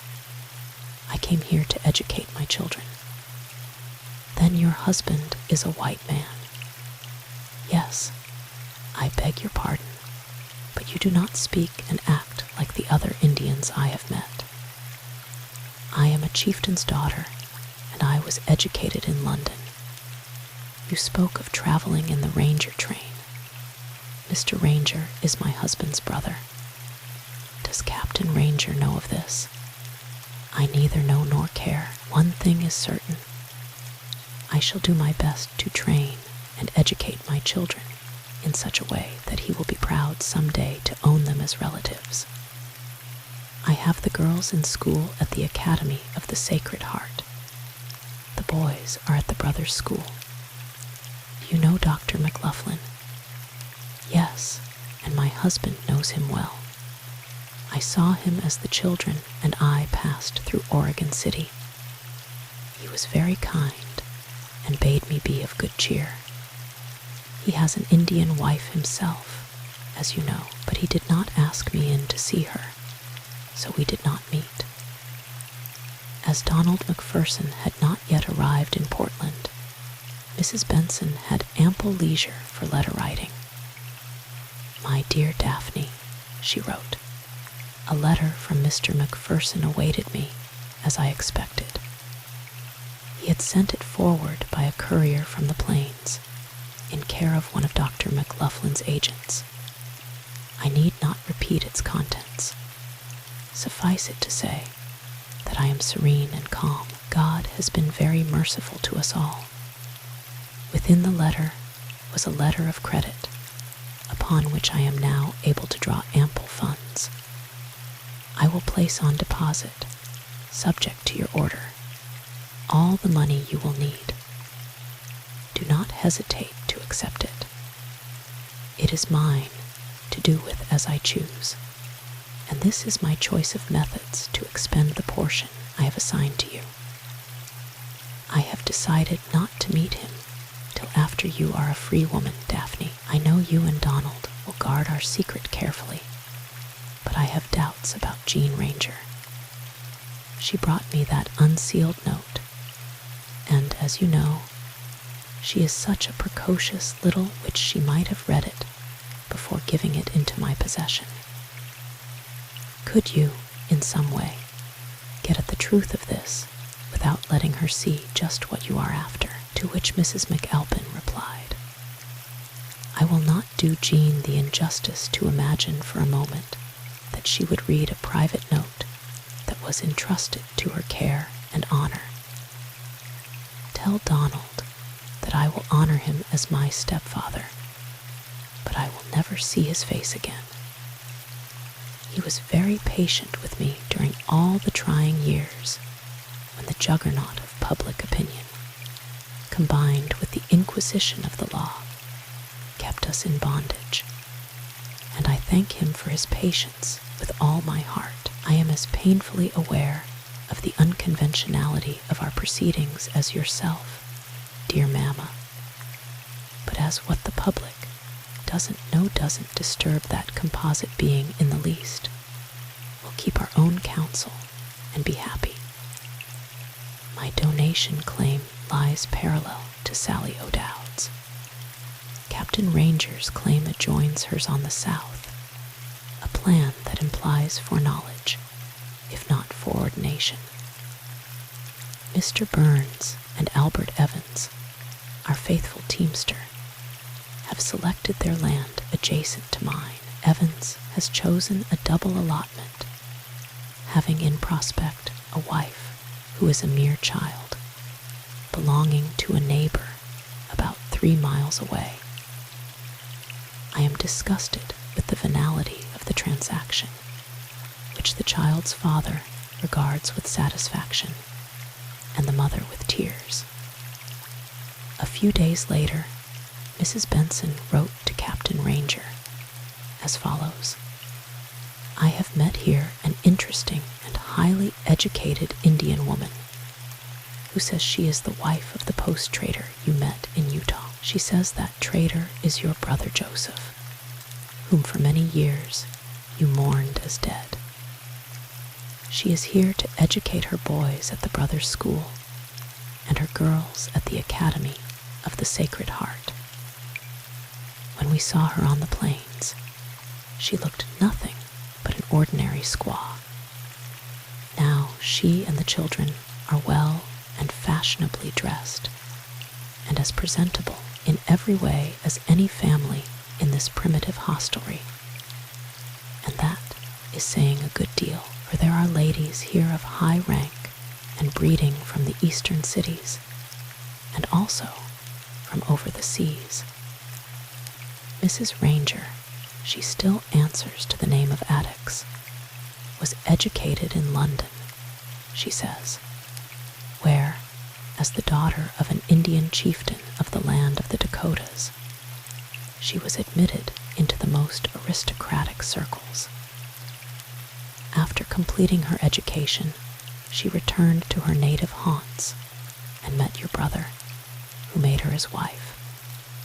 She seems to have plenty of money. Her children are bright and intelligent, the girls especially so, they being, she says, more like their father than the boys. And for this, as you know, there is a physiological reason. I'll see that woman the very first time I go to Portland, said the captain aloud, as he folded the letter deliberately. What woman? Asked Sally O'Dowd. Nobody in particular, he answered, thrusting the letter hurriedly into his pocket and looking confused and foolish as he returned to his work. The labor of felling, hewing, hauling, and finally raising into houses the timbers for the big log buildings, which were to afford homes for the 6 or more families who had, by common consent, adopted a sort of corporate method for residing upon and cultivating their claims, told heavily upon the men, who, already depleted in strength by much hardship, were poorly equipped for their tasks. But there was no shirking of duties nor complaint over backaches, and the borderers' homes arose like magic. How do you like the appearance of the new buildings? Asked Captain Ranger, addressing Sally O'Dowd. Why should you ask me? Was the curt response. Surprised at her reply, but disposed to be communicative, he added, If all goes well, I'll have a sawmill up yonder in the timber by this time next year. That's none of my business, she retorted testily. He looked at her for a moment in blank astonishment. Why isn't it your business? He asked at length. Haven't we agreed to first get you free from a bad bargain, and after that take up our line of march together? And won't your belongings then be mine, and mine yours? What about that other woman you are going to Portland to see? Do you take me for an idiot, Squire? He looked her in the face for an instant, nonplussed. Then, as the reason for her change of manner dawned upon him, he threw back his head and laughed heartily. So that's what the matter with us, is it? He exclaimed, approaching her with a proffered caress. We've been a trifle jealous, haven't we? Behave yourself, sir, elbowing him away, Go to Portland and see that other woman. No doubt a party by the name of Benson is expecting you." He guffawed again, making her angrier still. "Come, Sally, let's have no more nonsense," he said, after his laughter had ceased, motioning her to a seat beside him on the doorway. She stood irresolute. "Very well, if you prefer to do so. You can sit a-standing, like the Dutchman's hen. I've been keeping a letter that's been burning my pocket for 3 days, waiting for an opportunity to show it to you, Mrs. O'Dowd. But you've been so shy I couldn't touch you with a 40-foot pole.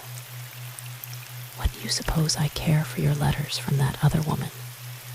she asked, dropping into the space in the doorway, all eagerness and attention, in spite of her disclaimer.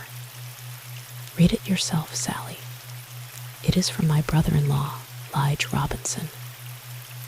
The latest sensation is the suicide of Sam O'Dowd." The letter went on to say, after the usual preliminaries of the border scribe. "No," cried the widow, now such de facto, rising to her feet and turning deathly pale. "Sam wouldn't commit suicide. He'd be afraid to meet his maker. But he did it. Sally, read on. He left a confession, saying it was remorse that drove him to it, and extolling his wife as a model woman, whom he had wronged beyond reparation in every way imaginable. His mother is well-nigh crazy. The home the two of them had wrested from his wife and her mother, in which the old woman had allotted to spend her days, goes back to Sally now, as by his confession, his mother has no right to it. Poor Sam, cried the widow, dropping again into the proffered space in the doorway. He had his faults, but he wasn't all bad. This letter and his confession prove it.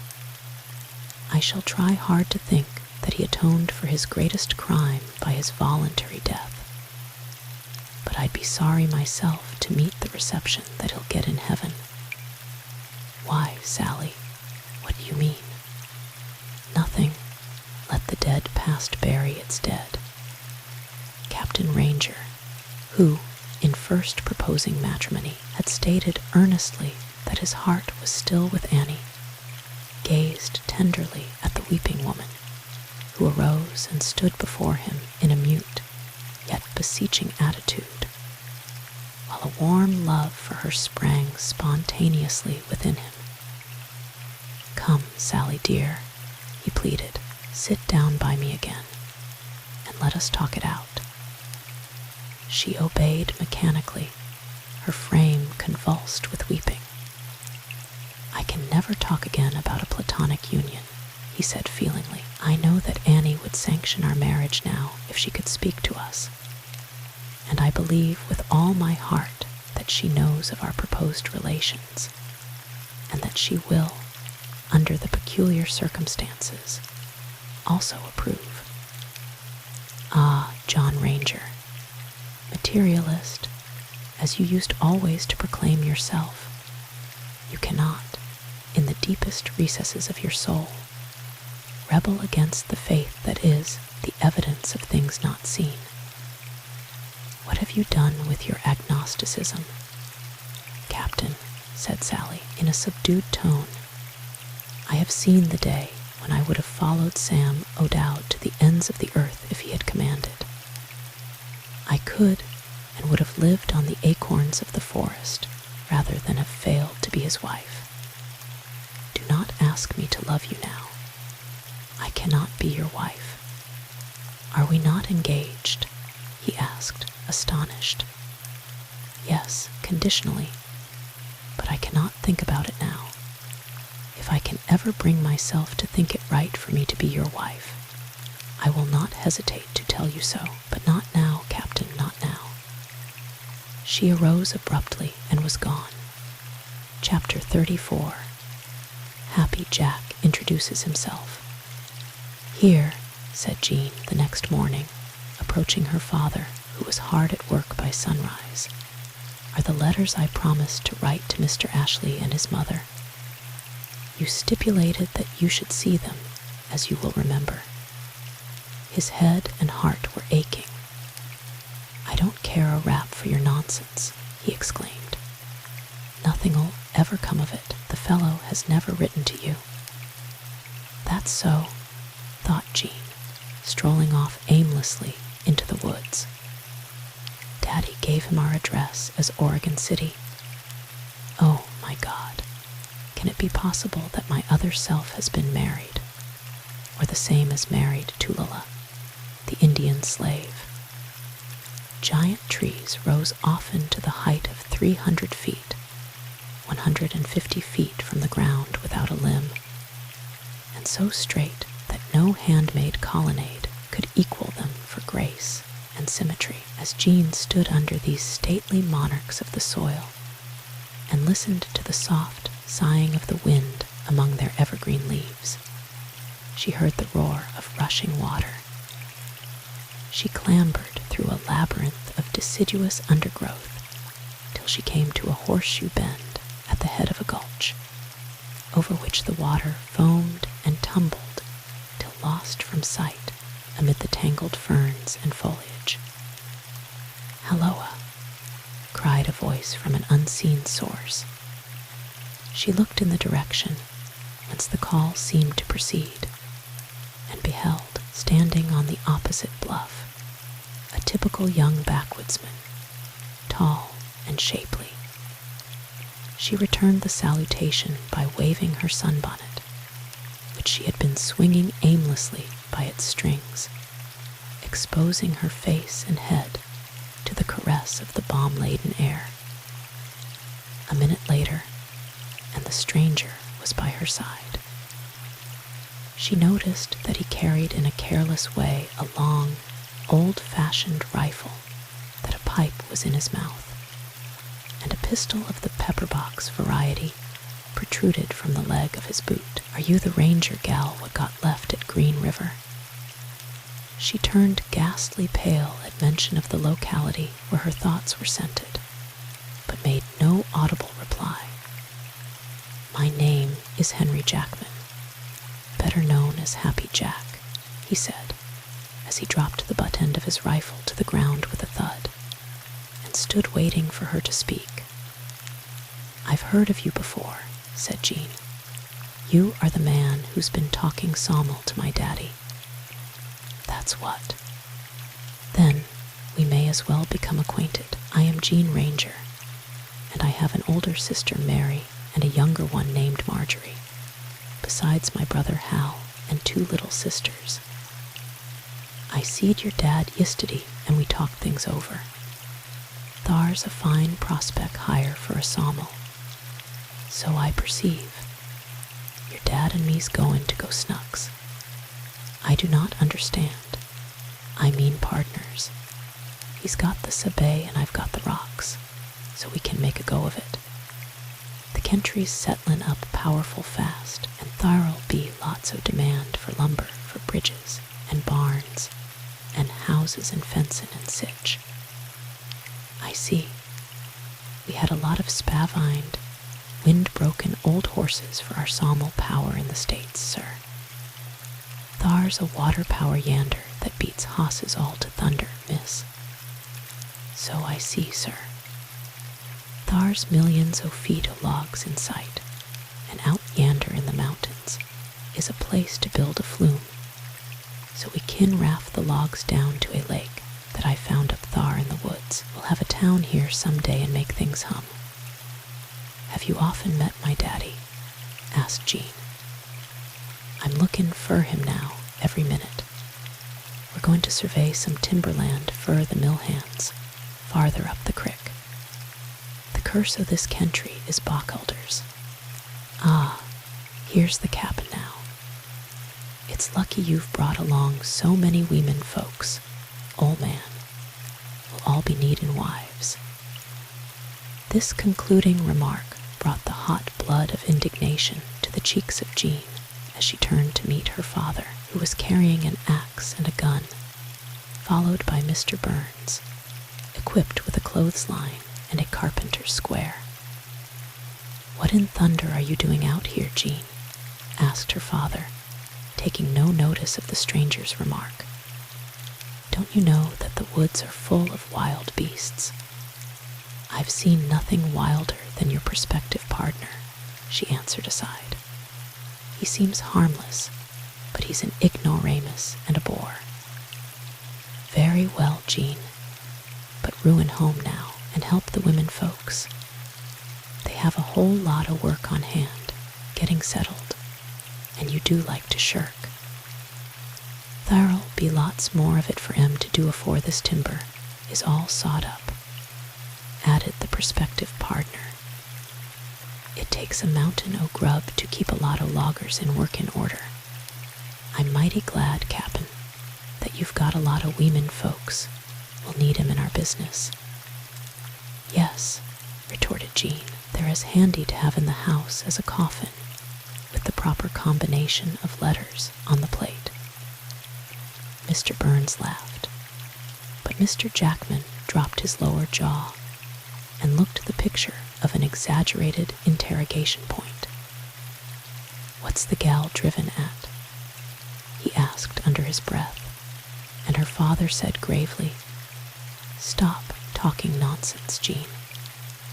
It was mutually agreed upon that a logging camp should be started at once, and the ground prepared during the coming rainy season for the foundation and erection of a combined sawmill, planer, and shingle mill, and that Captain Ranger should return as early as practicable to the States via the Isthmus to purchase the necessary machinery, which could not at that time be procured on the Pacific coast. Soon thereafter, Captain Ranger went to Portland to purchase the necessary supplies for the winter's use. Arriving there, he repaired, in his best Sunday suit, to the Primitive Hotel and inquired for Mrs. Attucks. The lady appeared, after long waiting, fastidiously gowned and so thoroughly at ease that all his thought of the superior quality of the white man's blood departed as he saw her, and he stood in her presence in embarrassed silence. "Won't you be seated, Mr. Ranger?" he said, fumbling his hat awkwardly and shambling into the proffered chair. "To what am I indebted for this visit, Mr. Ranger?" "You will please excuse me, ma'am," he said, crossing his legs clumsily, "but I have come to see you on a little business that concerns us both. Your husband is my brother. Then, sir, you can tell me something about his family. Do his parents yet live?" "They were alive and well at last accounts, but it takes 2 months or more for a letter to go and come. Our grandmother died recently. The dear old lady he calls Granny. Yes, my husband will be grieved to hear of this. I must write to him at once. Can you give me any particulars concerning her last days?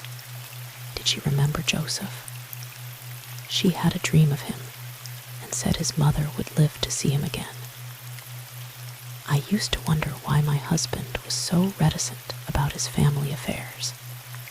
I supposed when we were married that he would take me back to live among his people, but he steadfastly refused to do it, and would not even let me know their post office address. But I know all about it now. He left home under a cloud. But it was not nearly so bad as he thought. I set his mind at rest on that score when we had that last interview. The poor fellow was in daily dread of discovery and pursuit for more than a dozen years. The woman arose and paced the floor in silence, the coppery hue of her complexion enriched by the blood that rushed to her face. She paused and stood before him, her hands folded over the back of a chair as she waited for him to speak again. I did your husband a grievous wrong when I saw him at the post, madam. I must confess that I had no idea that the Indian woman he told me that he had married was. She waved her hand in protest. There, Mr. John, no flattery, if you please. If you had seen me as I was that day, you would have felt justified in spurning your brother's wife. It was not my fault, though, that he kept me like a common squaw. Your conduct is fully forgiven, since it resulted in an open declaration of independence on my part. There were 12 young chieftains and half as many white men who aspired to my hand and heart in my girlhood, but Joseph was a king among them all. But we had not been married a month before I found that I was doomed to the same treatment as his wife that other Indian wives endure. So I lost heart and accepted the situation as stolidly as my father would have done if he had been doomed to perpetual slavery. Did Joseph always treat you badly after your marriage? The woman shrugged her shoulders. Hard times came to our tribe. The Hudson Bay Company's business languished. We had a succession of bitter cold winters, with dry, hot summers following. The different tribes became involved in war. Then famine came, and pestilence. We will draw a veil over what followed. Mr. John, Joseph will never beat his wife again. I have sworn it. The fluctuations of fortune brought us at last to the Utah trading post, where you saw Joseph. We were prosperous then, and might have lived like white folks, but he seemed to prefer to keep me situated like an ordinary squaw, so I gave him all he bargained for. But, ugh, I did detest the life. Finally, my father died and left me an ample inheritance, which is mine absolutely. I will educate my children and take them to London, where there is no prejudice against my people, such as abounds in this land of the free and home of the brave. Do you think Joseph is able to repay a part of the money we lost on his account? My husband will waste more money in a single night sometimes at the gambling table than he will expend on his family in a year. I think he is quite able to pay his debts. How would you like to visit our people back in the old home? When our children reach the age of 6 or 7 years, they begin to outgrow the Indian style and complexion, she said. But I'll not take them among my husband's people while they look like little papooses. Why not take them out to my donation claim? My family will be glad to welcome you. Couldn't I take my nurse along? If you did, some fool would coax her to marry him, so he and she could hold a double quota of land. Better leave her here with your little ones, or set her to washing dishes. In either case, our landlord would marry her himself, I fear, but I'll risk it.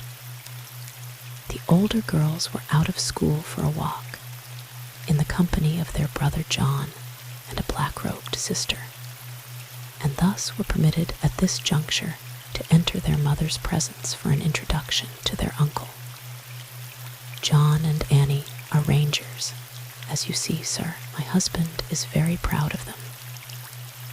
And well he might be, thought the captain, as he scanned them critically. The sun was sinking behind the coast range the next evening, throwing the picturesque valley of the Willamette into deep shadows, and lighting up the tops of the Cascade Heights with tinges of rose and gold and purple, when a carriage and pair were seen ascending the narrow grade leading to the great log house, occupied temporarily by all the families of the ranger colony. The unexpected arrival of the captain created a sensation, which was not at all abated when he vaulted to the ground, followed, before before he could turn to assist her, by a large, well-formed, and faultlessly attired Indian woman with a sheen of gold in her raven-hued hair. "Mrs. O'Dowd," said the captain, offering his hand, "allow me to introduce Mrs. Ranger, number 2, my brother Joseph's wife." Chapter 35. Ashley makes new plans when Henry Jackman saw the wife of Joseph Ranger, whom he had known at the trading post in Utah as Mr. Attucks, and understood the full significance of her arrival as a welcome visitor and relative of the Ranger family. He shrugged his shoulders and walked away, exclaiming, "I'm dumbed. No wonder Uncle Joe was captured by that fine creature," said Jean to herself. She must have been as handsome in her girlhood as Lilla. And for the first time in her life, she fainted away when she awoke to consciousness, which was not till the next morning. She was on the big white bed in the spare chamber, whither she had been carried by loving friends and treated through all the watches of the night by the little doctor with the untiring faithfulness of a devoted friend. "Take that Indian away.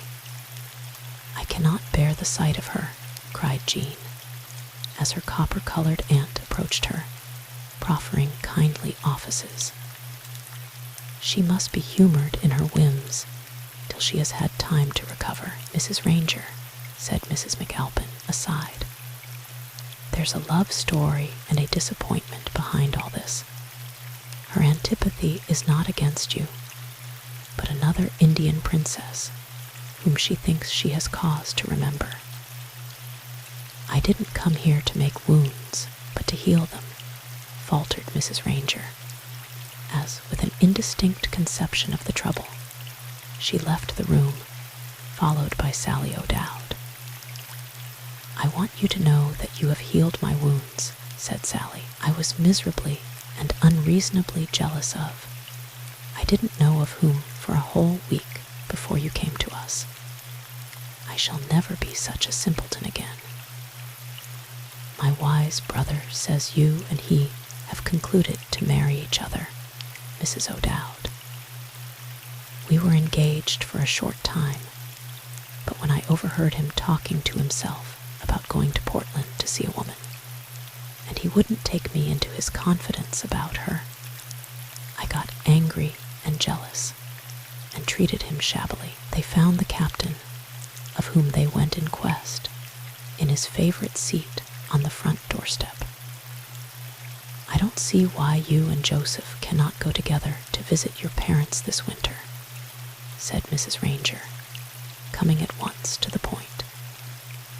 "Your partner can have ample time while you are away to get the foundations ready for the mill and other buildings. I will write to Joseph this very night and urge it if you say so." The captain looked inquiringly at Mrs. O'Dowd. "I quite agree with your brother's wife," she said, extending her hand. "I was an idiot to act toward you as I did. With your permission, I will write at once to Joseph, explaining everything and urging him to come to the ranch at once. The courier goes out tonight, so there is no time to lose." "Yes," said Sally, whose eyes were blazing with a new joy. "It is just as Juanetta says. You can be spared better this winter than later. Will you go if Joseph consents to accompany you and leave you behind? It would be very humiliating to your family and embarrassing to both of us for me to return as your wife to the old home of your Annie John. But you'll marry me before I start." "No, John," she said, the tears welling to her eyes. "We owe to your Annie's people a tender regard for their feelings. If we were to be married before you visit them, they could never be reconciled to me." "I must consult my partner," said the captain. "He may not want me to leave at this time. The fellow is terribly unreasonable at times, "Is that fellow, as you call him, your master?" asked Mary, who was passing on her way to the milk house. "He's been hanging around the house ever since sunup, waiting for a chance to see Jean. He's depending on the three of us to keep the boarding house, and he wants to marry Jean to stop her wages."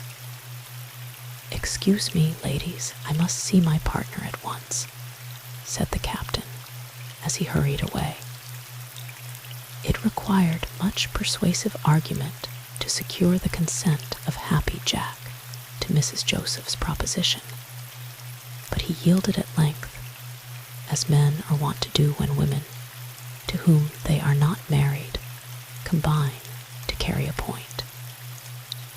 The outgoing courier was to leave Oregon City at sunset, and it was necessary to write many letters for the overland mail destined for Salt Lake and the few intervening points along the route. Among the missives was one from Jean to Ashton Ashley, containing only a few sentences. "I have loved you more than life, but I have awaited tidings from you till hope is dead. I wrote a letter for your mother, but it was not sent to her because I had not heard from you. You will understand.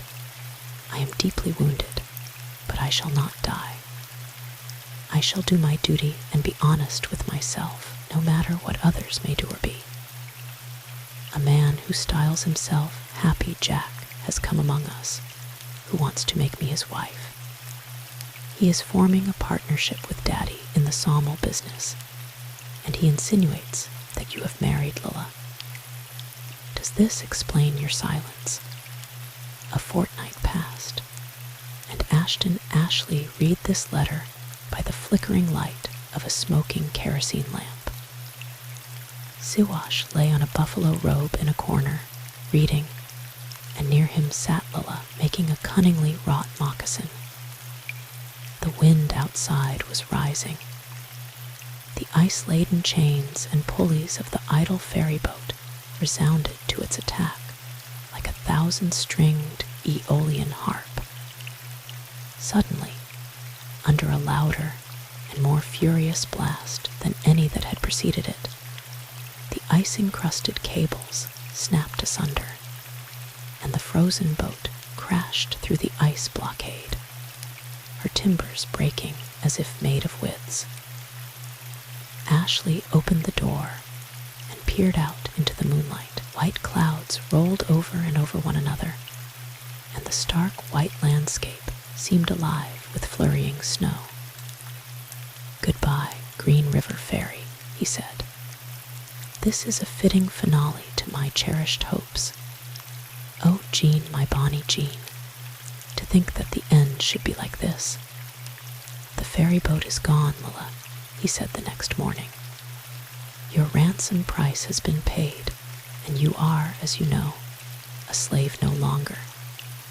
I am going away. Take good care of Lilla, Siwash, my boy, and take good care of yourself also." The girl's English vocabulary was too meager to admit of much expostulation in speech, but her wailing was blood-curdling as she knelt at his feet, alternately embracing his knees and tearing her hair. "I have made a terrible mistake, poor girl," he cried, tearing himself away, "but I meant only to be kind. It was my dream to set you free and take you with me to her. But now I see that it will be impossible." Lilla, still wailing, prepared his breakfast. Siwash brought his mules to the door, in stolid obedience to orders, his face as expressionless as flint. "The white man's heart is hard, like the hoof of the buffalo," he said to Lilla in her native tongue. "You mistook his kindness for love, but never mind, you'll get over it." 2 days of steady travel through the solitudes brought Ashley to the lodgings of the post-trader, Joseph Ranger, alias Attucks. "Your wife," John had written to his brother, "has come to visit us at the ranch of the Whispering Firs. as my girls have named our donation claims, to hold which we have pooled our issues, and have filed upon them as individuals. My family are charmed with her. Do join us here at once. Take a donation claim near to one or more of ours. Forget bygones. And best of all, go with me this winter by the Isthmus route to the dear old home. Do say yes, Joe, and we may all be happy yet. Halloa, cried Ashley as he alighted at the post. Well, cried Joseph Ranger as he opened his canvas door, it's Ashley. Come right in. You're the very man I wanted to see. A savory odor of hot biscuits and frying ham greeted the nostrils of the benumbed and hungry wayfarer. This supper smells good, Mr. Addicks. Mr. Addicks no more, if you please, Mr. Ashley. My name is Ranger, Joseph Ranger. I have found myself, and I shall be known by my real name hereafter. But help yourself to potluck. And please excuse me. I have just begun to read a letter from the coast. The courier hasn't been gone 5 minutes. After Ashley had finished his meal, his host thrust the letter in his face and said, "What do you think of that?" "What do you propose to do?" asked Ashley, after carefully considering the missive. "Why, go to Oregon, of course. What else could a fellow do? But I don't know what in the dickens to do with my stuff. You can leave me in charge if you like. You can invoice at your lowest selling price, and I'll make what profit I can on the venture and close it out in the spring, that is, if you do not care to return next year." "The good Lord has taken pity on me at last," cried the delighted host. "My luck has begun to turn." Chapter 36. Happy Jack is surprised. "You don't seem to like the idea of my going to the States this winter, after all," said Captain Ranger to his partner, who had been for several days exhibiting a degree of ill temper not assuring to a man of peaceful inclinations. "Not by a darn sight. Business is business. Them women folks o' yourn is as independent as so many hogs on ice. They are going back on me about the cooking for the men. But say, I won't object to your going no more if you'll make Jean marry me afore you start. I could manage her all right if she was my wife, and then I could set the pace for the rest of him." The captain paused a moment, in doubt whether to give the fellow the toe of his boot or wipe the ground with his whole body. "My daughters are to be their own choosers," he said. "I have already engaged a crew of loggers to work while I am absent. If the winter is open, we can have everything shipshape by the time the machinery arrives." "Stay, Daddy," cried Jean, who with Mary had come up unobserved by their father. She was ghastly pale and strangely tremulous. "Mame and I have something important to say to you, both before you part." "What is it, gals? Don't hesitate to speak right out."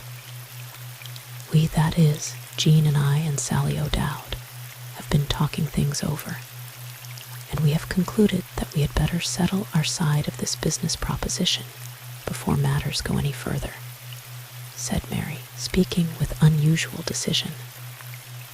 "As you, father, have arranged to have a partner, and as to use his own words, business is business, I want to say that I will be your cook at the partnership mess house, but only at a reasonable salary. If you had no partner, the work would be all in the family, and we could settle its dividend among ourselves. I have engaged a dozen pupils, and will open a little school in a few days," interrupted Jean, who had not heard the partner's proposition in regard to herself, and therefore spoke without embarrassment. I shall have plenty of time to keep the books of the concern after school hours, and I will see that everything is done on business principles." "The deuce you will," thought the partner. Then aloud, "I was intending to keep the books myself." "Are you a practical bookkeeper?" asked Jean. "No, that is, not exactly, but I can keep most any set of transactions in my head. I never in my born days hearn tell of any woman or gal that could keep books, and I never knowed any woman to get a salary." "That was because you never knew the Ranger family," laughed Marjorie.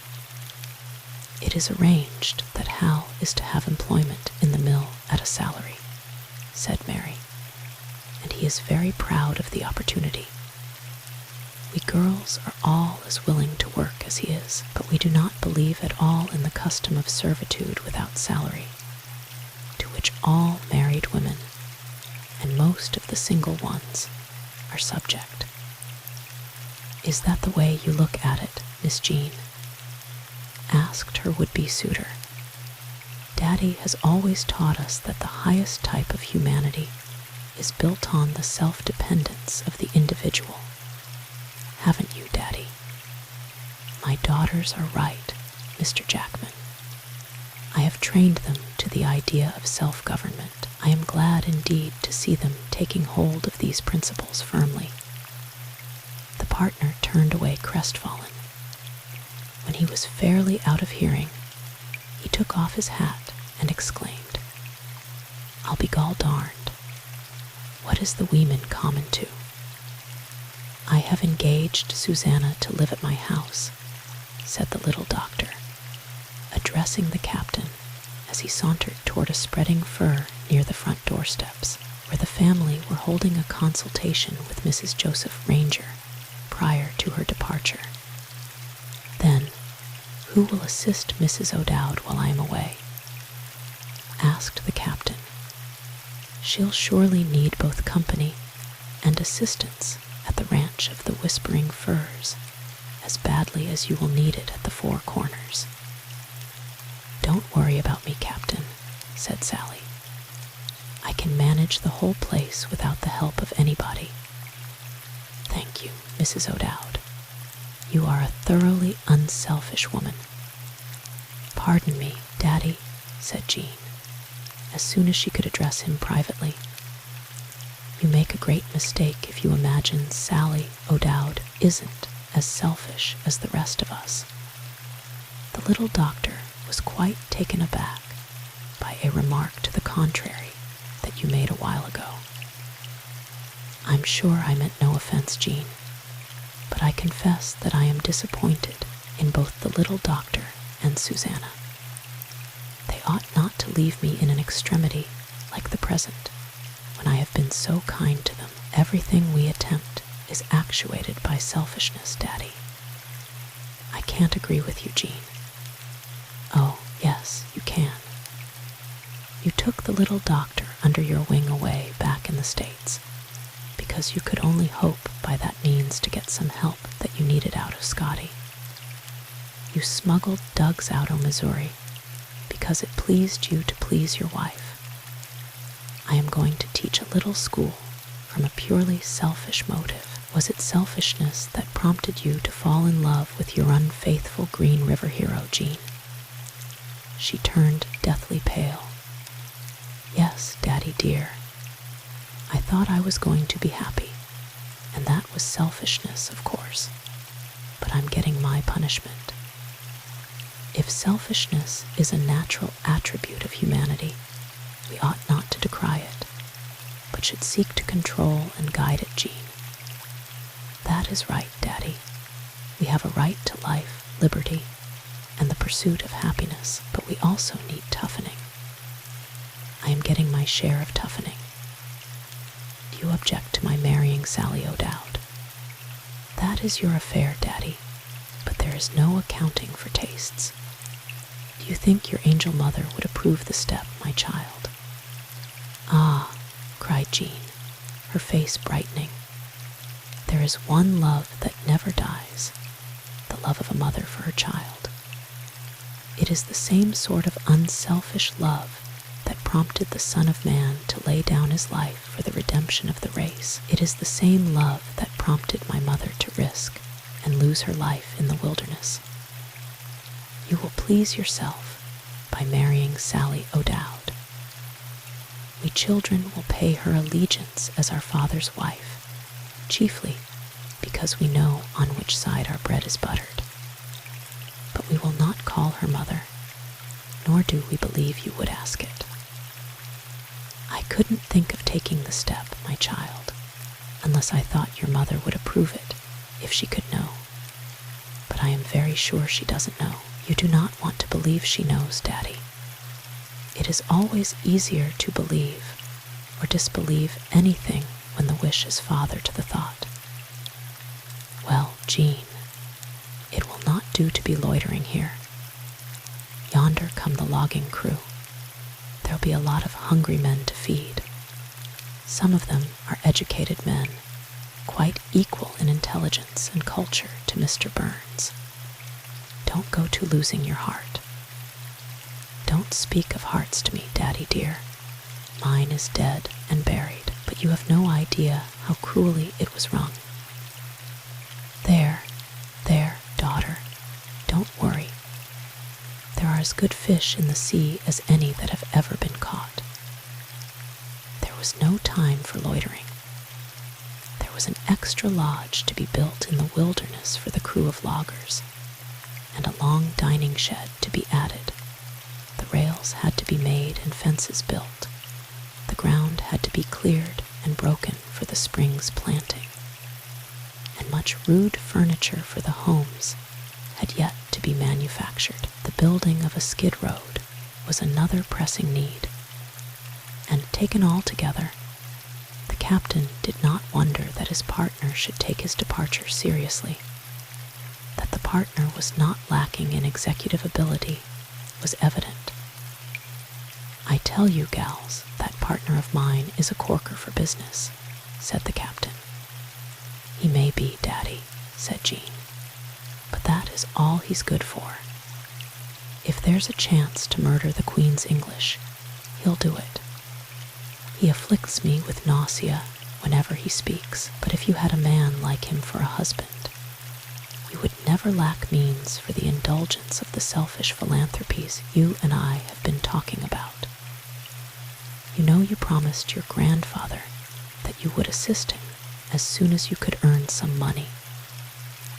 That's so, Daddy, but I must earn it honestly, and I'd be getting it through the worst kind of fraudulent practice if I married Happy Jack.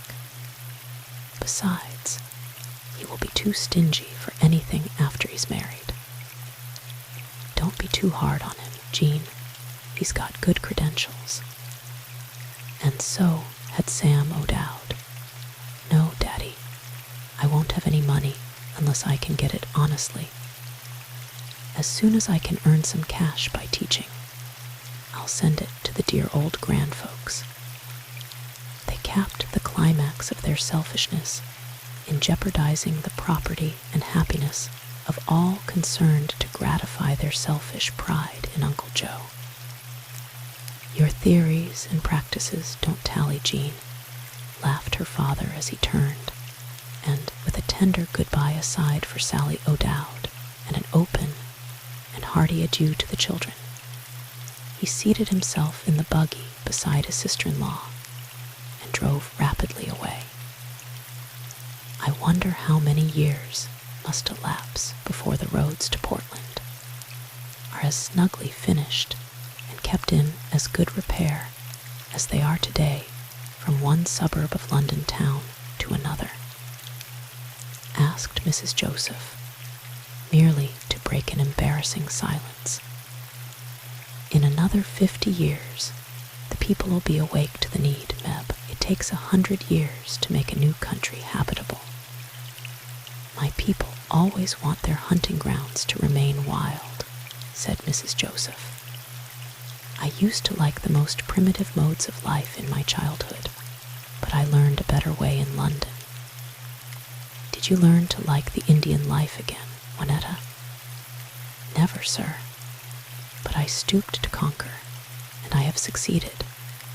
But I never could have done the best that was in me for myself and Joseph, to say nothing of the children, if my father hadn't made me, instead of my husband, his legatee.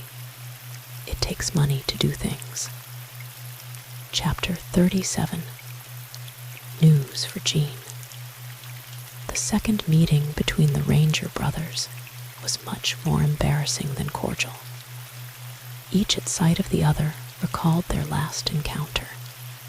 They shook hands hesitatingly, and after an awkward pause sat down together on the front porch of the primitive hotel. Joseph, who had been awaiting the arrival of his wife and the captain for a couple of days, was displeased because his Juanetta had not been within call from the moment of his advent, as long habit had led him to expect. That she met him now with the air of a friend and an equal, and after a pleasant greeting on her part, discreetly left the brothers to themselves, while she went in quest of her babies, was a display of good breeding and motherly solicitude, which Joseph Ranger would have commended in any woman not his wife. But his will had so long been her only law that her greeting, in connection with his embarrassment at meeting his brother, put him in a very unamiable frame of mind. I concluded that you had gone back on your agreement, John, he growled, after a painful silence. Oh, did you? Since when have you made a new record for punctuality, Joe? Since the arrival of the last courier at the trading post, who brought me your letter. What did you think of my proposition? I accepted it at once, or I would not have been here. Who is Juanetta going out driving with, I wonder? I called the cab for a drive with the children a little before you came, sir, said the nurse. Oh, you ought to be very proud of your wife, Joe. I am beginning to be. Yet you never can tell what the Indian nature will attempt. She seems to be all right when she lives with white people, but she'd lapse at once into barbarism again if she got a chance. They all do it. It is in the blood. She doesn't seem to want that sort of a chance, Joe. An Indian is like a wild coyote, John, but you have caught a tame one, Joe. She is above the average, even of white women. Give her the chance she craves. Stand by her like a gentleman. She is as thoroughly civilized as any of us. Did you see her at the trading post last summer? No, but why do you ask? Because you would have beheld her in her native element. You may capture and tame a coyote, but when you turn him loose among his natural environments, you can't distinguish him in a short time from the wildest wolf of the pack. That being the case, there is strong need for keeping your wife in her adopted home, among your own people.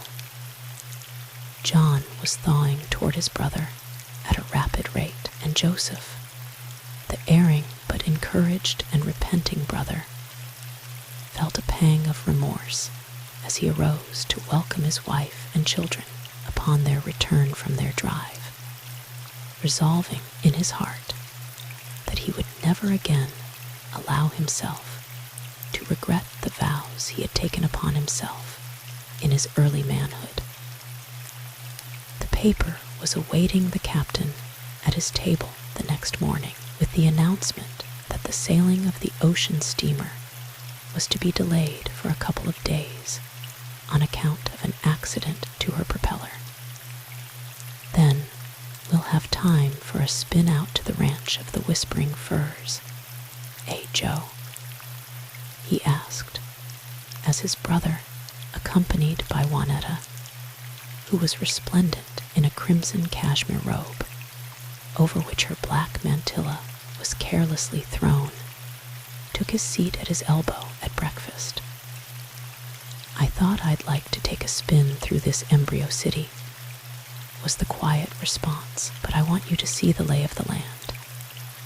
I'm hoping to make you a partner in the ranch and sawmill business. You won't want to buy a pig in a poke." A visit to Joseph's sons and daughters at school was first in order. Then a carriage was called, and the entire party was conducted around and over stumps, logs, and devious primitive roadways to the heights. Why anybody wants to go to the old world for scenery when he can enjoy such a prospect as this right at his very door is one of the mysteries of modern existence, said Juanetta. Away to the north by east of us, in the home of my people, there is a land so different from this that it might be a part of another planet, yet it is passing beautiful. Directly to the north is the traditional Walge, or Puget Sound, where the enemies of my people live, who, like my own, are dying out. This mighty land is a giant baby, wait half a century, and she will be a full-grown giantess. It was 3 o'clock when they returned to the hotel, but a fresh team from the One Livery stable, the metropolis of Oregon Territory, was able to boast was placed at the disposal of the brothers, who spanned a distance of 30 miles in 3 hours. A light rain had fallen in the early morning, and the face of nature was as pure as ether. Resplendent green abounded in the valley, lighted here and there by gleams of the gliding Willamette, on whose silvery current little white steamers were seen at intervals, flitting to and fro like swans. In many spots in the valley, and everywhere on the mountainsides, stood rows on rows of forest firs, and beyond these, coming frequently into view as the road wound in and out among the trees, arose the snow-crowned monarch of the Cascades, majestic Mount Hood, whose slowly dying glaciers discharged their silt into the milk-white waters of the Sandy. "What do you think of it all?" asked the elder brother, after a long silence, in which each had been feasting his eyes upon the beauty of the scene and filling his lungs with the exhilarating air. "I'm thinking of the glories that await the later comers into this beautiful land, after the pioneers have worn their bodies out in their struggles with the native wilderness. I've been shutting my eyes and seeing coal mines, iron mines, gold mines, oil mines, silver mines, farms, fisheries, mills, factories, orchards, gardens, everything. I've lived in Utah and witnessed the marvels of irrigation there, but God does the irrigating in this country, and he does it well. Did you see the fishes that swarmed in the Sandy Joe? Yes, and I've seen salmon and sturgeon struggling up the Columbia, so thick in the current that they looked like Illinois saw logs. I think I know how Moses felt when he had climbed to Pisgah's top and viewed the landscape o'er. Wait till we reach the ranch of the Whispering Firs. Then you will see something worthy of all your rhapsodies. There, cried the captain, as they sighted the broad and slightly sloping plateau on which his new log house was built. In front of it stood a towering fir tree, like an ever-vigilant sentinel, and behind it rose gigantic colonnades of evergreen forests. Foaming waters surged and leaped through a ragged gulch, and tangled thickets of hazel, alder, dogwood, and elder crowded the luxurious growth of ferns that struggled for the mastery. There, he repeated, "What do you think now?" "That I'd like to transport the entire family of rangers root and branch to the ranch of the whispering firs. Suppose we take your old sawmill off Lige's hands and remove the whole thing to Oregon, John. It would be a good way to relieve him of his elephant. The machinery is old and old-fashioned, Joe. We'd better buy everything new and the best of its kind. I was merely thinking of relieving Lige, that's all. As they made the last turn leading to the house, they were accosted impatiently by the captain's junior partner. At this rate, you won't get started to the States afore Christmas, Cap'n. This is my brother Joseph, Mr. Jackman. And this, Joseph, is my partner, Mr. Jackman. The two men glared at each other for a moment in silence. Jackman was the first to speak. Well, I'm dumbed. How came you to be known as Jackman? You posed as Hankins in Utah. And you was Joe Attuck's pard. Better not tell tales out of school. That's a game two can play at. There are no tales to tell on my part. I am masquerading no more. Can you say as much? I'm just beginnin', as it were. How in the name of fate did you come across that chap, John? Asked Joseph, as they alighted from the buggy. He has taken a donation claim on the mountainside, which includes the water power for our mill site. At least, he says it does. Burns and I haven't had time to survey it yet. Better go slow with that fellow, John. What do you know about him, Joe? Nothing. Only he's been a noted crook and jailbreaker. Jean is to be our bookkeeper. She's been disappointed over that Green River affair. Do you know what became of Ashley?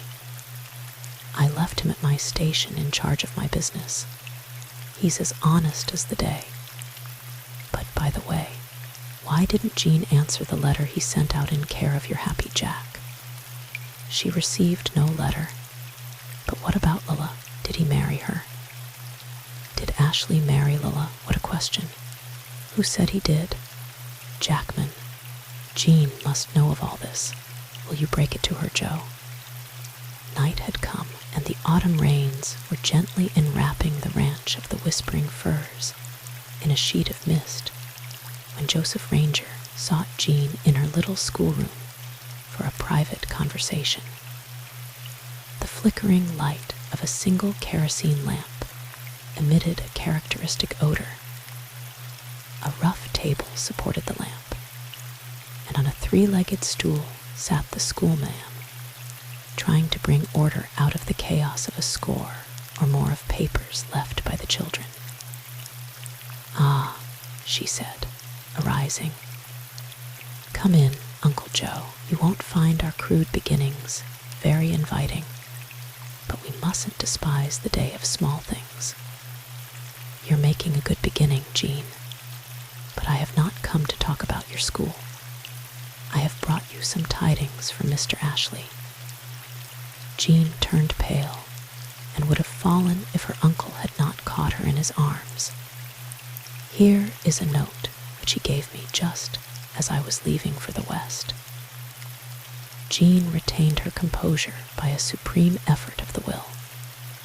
You were my dream. The letter began, I trusted and loved you as I can never trust and love another. And the end is to be your marriage with a fellow you call Happy Jack. Oh, Jean, my bonny Jean, why have you been so fickle and so rash? I sent you a letter and a ring. It was my great-great-grandmother's ring and a hereditary talisman. The messenger was one Harry Hankins, a borderer and scout, who was going to Oregon City. No, Jean, I did not marry Lilla, but I did secure her ransom, and I should before now have been on my way to you, but was awaiting your letter. Goodbye, and may God guard and keep you.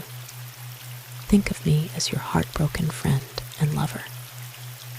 I never received one single word from him, said Jean, and I never saw or heard of Harry Hankins.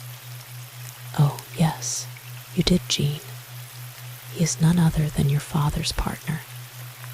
How can I reach Mr. Ashley with a letter? It must be sent at once. That will be impossible, Jean. There will be no courier going out for a month yet.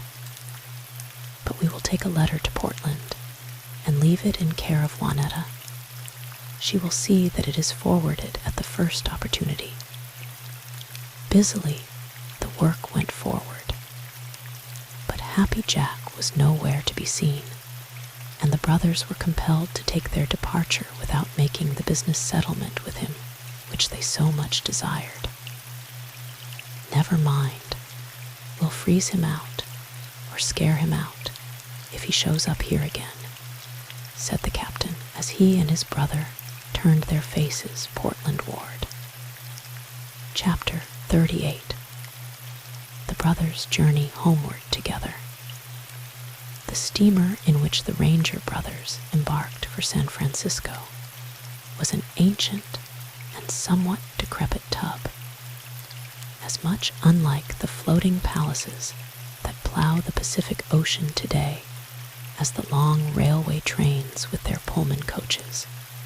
Cushioned seats and electric bells are unlike the prairie schooners which belaboured oxen hauled across deserts and mountains when the oldest pioneer of today was young and Captain Ranger was in his prime. "We're at the jumping off place," said the elder brother when the vessel stopped at Astoria. "There will never be a chance for the restive American citizen to get any farther west than the eastern edge of the Pacific Ocean. And yet who knows?" He added after a pause. "Burns has a theory in which, after all, there may be some logic. He says that the entire planet will someday be under the management of an affiliated government formed by a few great powers, who will organize an alliance to control, and maybe protect, the weaker nationalities from one another. Jean is enthusiastic over the theme. You seem to set great store by Jean. Oh, I don't know. She's about raking up a new engagement with that Green River chap. If she does, she'll marry soon and get immersed in the cares of a family, like all the rest of the girls. If so, she'll never amount to much. No great general can do as much for the world, no matter how many nations he conquers, as the mother who rears a family of noble men and women, John. I would rather be in some mother's shoes than in the president's. And so would I. But it is hard, when a man has raised a daughter of great mental promise, to see her talents buried under the selfish domination of some prig of a husband, who has all the power though he hasn't half her sense. Wait long enough, said John, as they passed Tillamook Head and pursued their undulating way southward.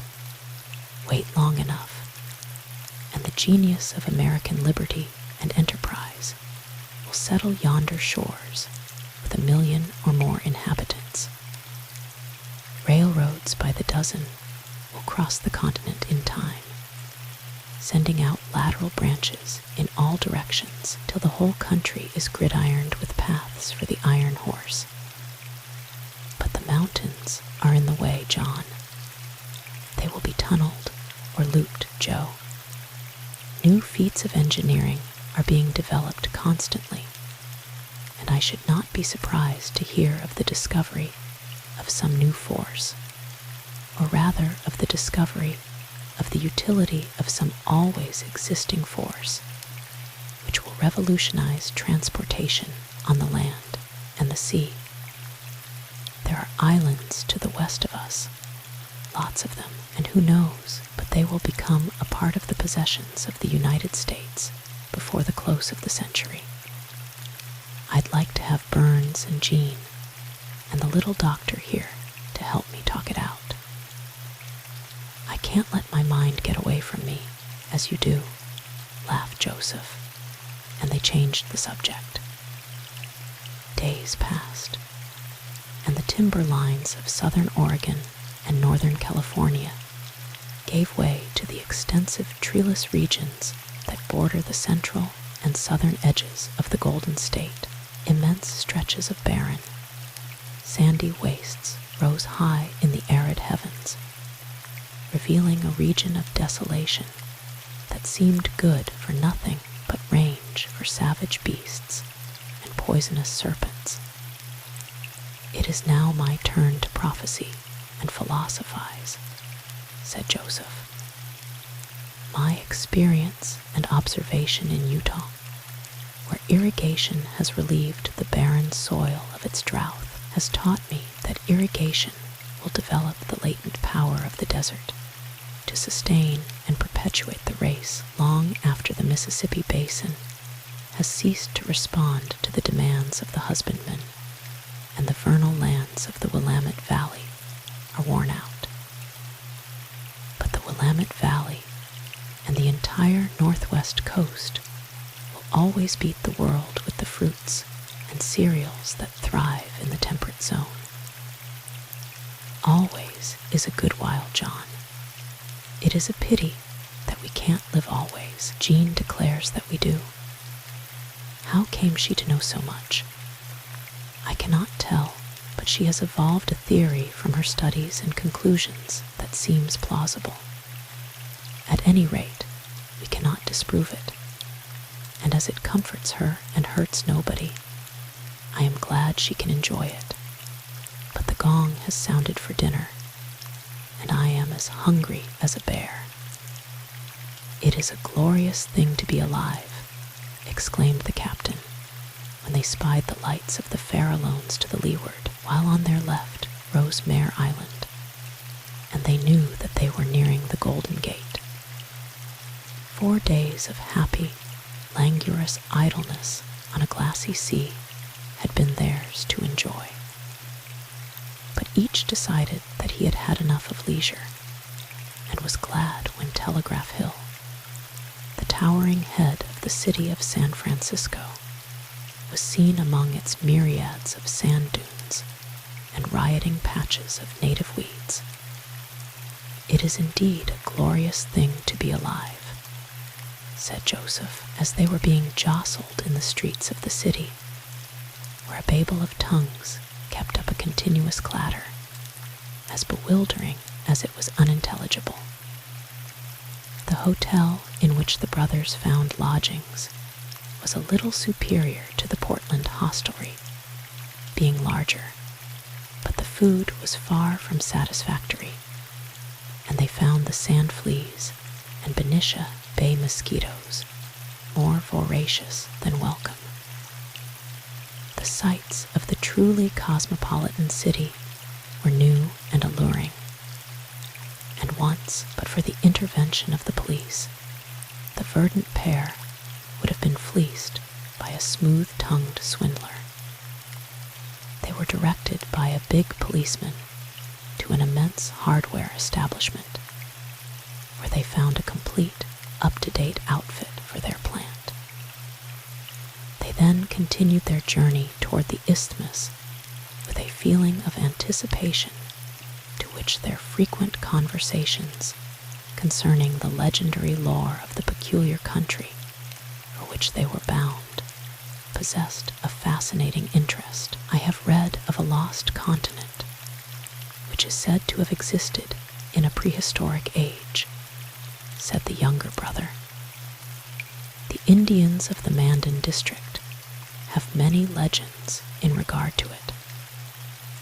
They say the Great Spirit submerged the dry land in a fit of anger, thus separating the so-called Old World from the so-called New, and driving the remnant of the surviving inhabitants to the north as far as the Great Lakes, where they speedily relapsed into the barbarism that ensues from isolation, hardships, and necessity, until at last they perished from the face of the earth. But what of the origin of the Indian race?" asked John.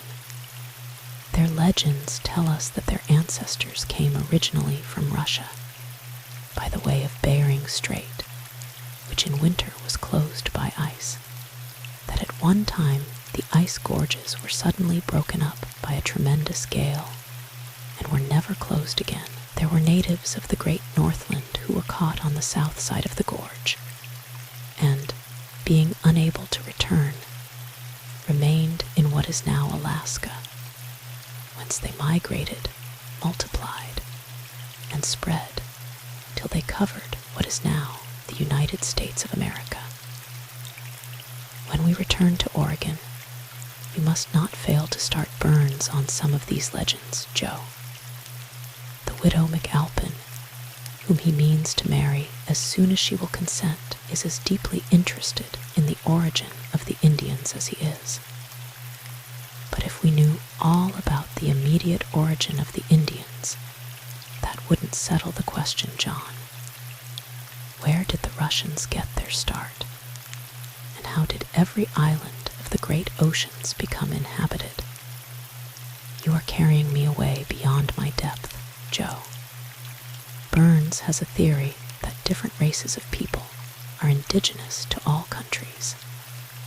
He calls the story of Adam and Eve a myth, or a sort of Kabbalistic tale. That reminds me that Jean once completely nonplussed the Reverend Thomas Rogers by asking who were the daughters of men whom the sons of God took as wives.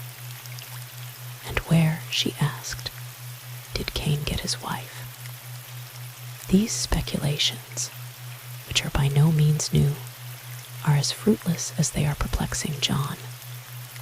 We know no more about them than these donkeys do that are floundering, with us on their backs, across this God-forsaken isthmus. Will there ever be a canal cut across it, I wonder? Guess we'd better talk about spring. That is something we can understand. No, John, we can no more clearly comprehend the springtime, with its many wondrous revelations, than we can comprehend anything else that is unknowable. We know that sunshine, air, and moisture are necessary for the sustenance of organic life, but we don't know what life itself is. It is as invisible to us in all its wonderful activities as God himself. No, we know no more about the life that animates spring than we know about the Atlantans. But we do know that travel is a great eye-opener, and by showing us how little we know or can learn, it helps to take away much of our overweening self-conceit.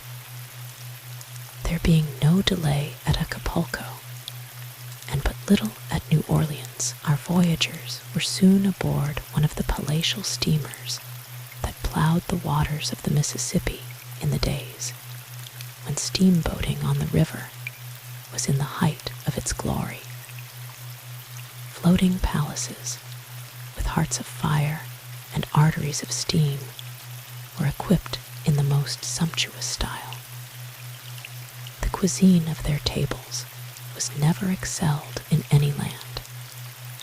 Trained servants were on duty at every hand in all departments, and such river races as the pen of Mark Twain has made immortal infused an alluring element of danger into the daily life of the adventurous traveler. St. Louis was passed, and Cairo, and the voyage up the Illinois to Peoria was speedily consummated. The brothers struck out afoot for the old home, which they came into sight of at sundown. A light snow covered the ground, and a bitter wind was blowing hard. "Down, Rover, down. Don't you know your master?" exclaimed the returned wanderer, as the great mastiff sprang at him with a low, savage growl, which changed at once to vehement proclamations of welcome as the faithful creature recognized his friend. "Bless the dog, but be quiet. We want to surprise the old folks." In the cozy sitting room of the little cottage sat a prematurely aged woman, plying her needle and softly crooning a plaintive lullaby. A couple of tallow candles burned dimly on a little table, and a much-worn work basket sat at her left. In the opposite corner, an old man sat, his head bowed, as if sleeping. An open Bible had fallen from his hand. "There's but one pair of stockings to mend tonight," sighed the woman as she folded her finished work, her thoughts reverting to scenes long vanished. The white-bearded man aroused himself at her words and spoke. "John is 43 tonight," he said huskily, his finger pointing to the family record. "God be with him till we meet again," was the sighing response as the mother struggled to thread her needle by the flickering light. "Mary is a year younger than John, and Joseph came to us 2 years later than Mary," said the patriarch, his finger still pointing to the cherished page. "Oh, Father," cried the wife, "do you think I shall ever hold my Joseph in my arms again?" "God knows best," was the sad reply. A cat purred contentedly at the woman's feet, and crickets sang upon the hearth. Outside, the wind sighed dolefully. "Wonder what's the matter with Rover," said the old man, rising to his feet after repeated efforts and hobbling toward the door. "He's acting strangely tonight." "Don't open the door, Father," pleaded the wife. "The whole country is infested with tramps and robbers. We'd better be cautious. I'm sure I saw faces at the window a while ago." "Rover knows what he's about, wife. He never speaks like that to an enemy. I will open the door." It seemed to the men outside that the door was long in opening. "My fingers are all thumbs," they heard the old man exclaim, after a fruitless effort to withdraw the bolt. "Good evening," exclaimed Joseph in a husky voice. "We are a pair of belated travelers and seek a night's lodging. Can we be accommodated?"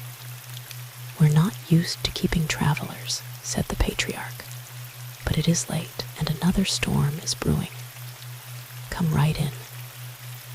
Wife can fix you a shakedown somewhere, I reckon, and we always have a bite on hand to eat. We have 2 sons of our own out in the world somewhere, Father," said the wife. "I will trust the Lord to do by them as we will do by these strangers."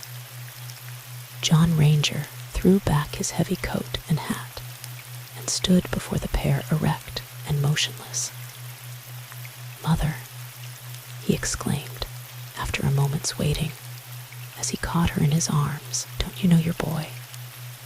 "Why, bless my soul, it's our John, my firstborn baby boy," faltered the mother as she resigned herself to his realistic bear hug.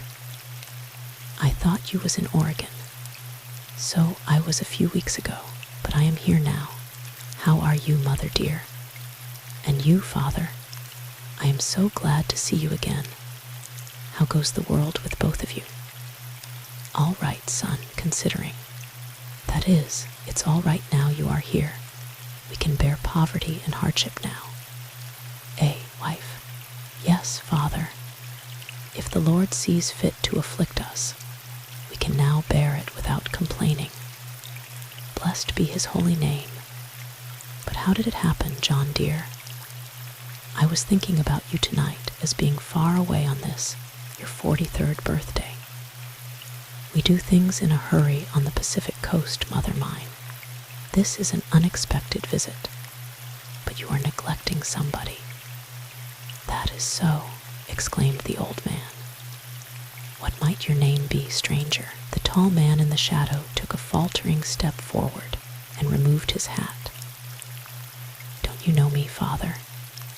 Good God, can it be possible that this is Joseph?"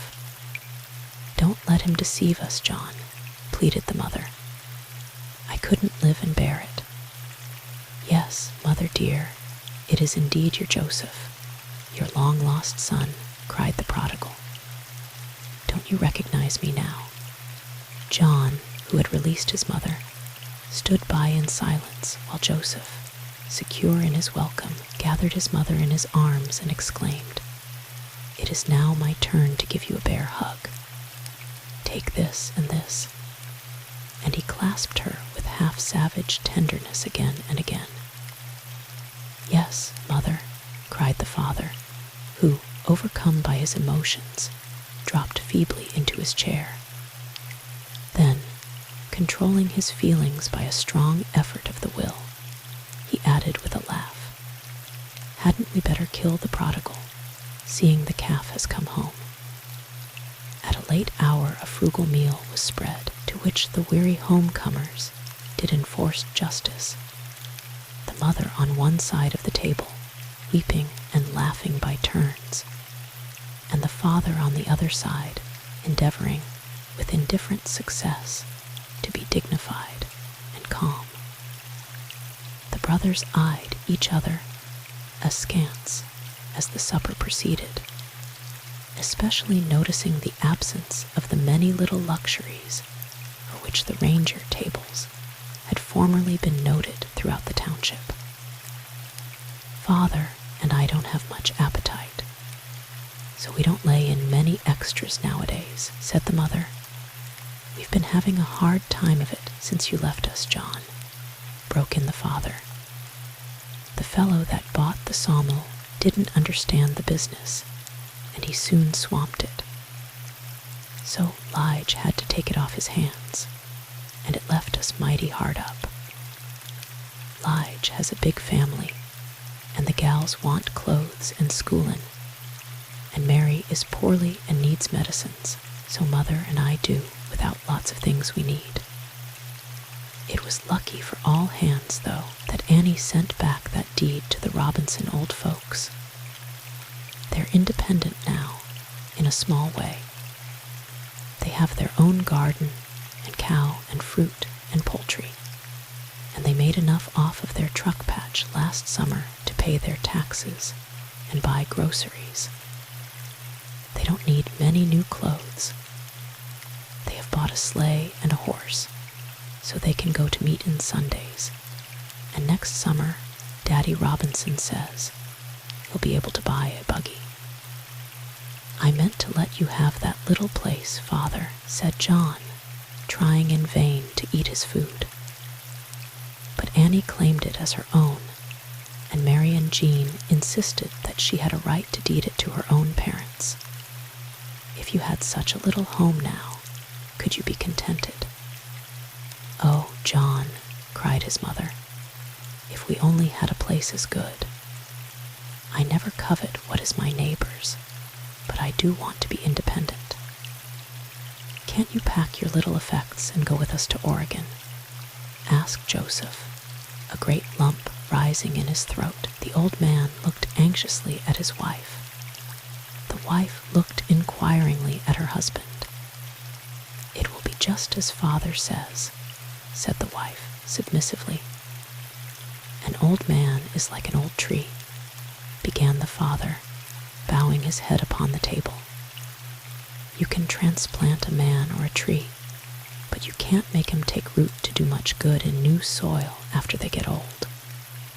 With the young, it's different. It's out o' sight, out o' mind with them. They can take root anywhere if the conditions are favorable and they want to change." "That's right, Father," echoed the wife. "We're too old to make a new start in a new country. Besides, the expense of transplanting us to so great a distance would go a long way toward taking care of us nearer home. I'd like it mighty well if we could live near all our children in our old days, but if it is better for them, and I reckon it is, the sacrifices we must make to bear the separation mustn't count. We ought to be used to privation and poverty by this time. We have all heard of the Irishman's way of feeding, or not feeding, his horse, exclaimed Joseph. The plan seemed successful for a few days, but just when the animal was supposed to be used to the treatment, the ungrateful creature died. I could keep the wolf from the door a few years longer if it wasn't for my rheumatism, said the father. The afterclap of old hardships gets the better of me now and then. I'm only able, much of the time, to potter round the place and help your mother at odd jobs. I reckon she would miss me if I should be called away, however. God grant that we may be called away together when we are wanted in the land of the leal, said the good wife fervently, and her husband responded with a hearty amen. You are not to be allowed to worry any more, exclaimed Joseph, rising to his feet and straightening himself to his full height. I am not rich, but I am amply able to place you above want, and so help me God, I'll do it. I've been the stray sheep. I've wandered far from the fold, and I've been a long time coming to my senses, but I have put the past behind me, and come what will, my dear father and mother shall be provided for during the remainder of their lives. But you have a family, my son. Don't make any promises that will interfere with your obligations to your wife and children. I have some gold mines in Utah, mother dear, and an interest in several trading posts on the frontier. I will never neglect you again. Jean went away under a promise to assist us as soon as she could earn some money of her own, said the father, but we can look for no help from that quarter for some time to come. It isn't right to expect it of her either. Oh, boys, if you could only know how it has stung us to be treated as mendicants, after we have worn ourselves out in the service of our children, you would appreciate our joy over this cheering news. Who is treating you as mendicants, mother? I should like to know, exclaimed the elder son. Didn't I leave you provided for when I started for Oregon? You did your best to make provision for our needs, my son. We are blaming nobody. Don't allow yourself to feel unhappy. We are not complaining of anything but fate. But you ought to blame me, cried Joseph. It was I who brought all these calamities upon my nearest and dearest. But God knows I do repent in sackcloth and ashes. Oh, Father, we can never be unhappy now. Our boy that was lost is found. He that we mourned as dead is with us, alive and well. There is no blood guiltiness upon his head, and no shadow of murder or hatred in his heart. The Lord be praised for all his tender mercies to the children of men. Yes, yes, the Lord be praised, echoed the father fervently. Surely, after all the blessings that have been showered upon us this night, we can take all the balance on trust. We have the promise, Father, trust in the Lord and do good, and verily thou shalt be fed.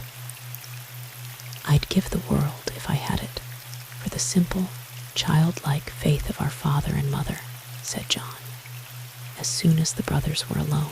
And I'd give the world, if I had it, for a chance to live my life over, that I might have an opportunity to atone for the suffering I have caused you all. Dear Joe, you have suffered too. He turned his face to the wall and relapsed into silence. And as he secretly invoked the presence of his beloved dead, he saw himself in an emigrant's camp far away in the Black Hills. Again, the tethered Flossie lowed plaintively at the wagon wheel, bemoaning the death of her calf. Again the still, white-robed form of his Annie appeared before his mental vision, and the sorrowing husband fell asleep. Chapter 39. The Old Homestead.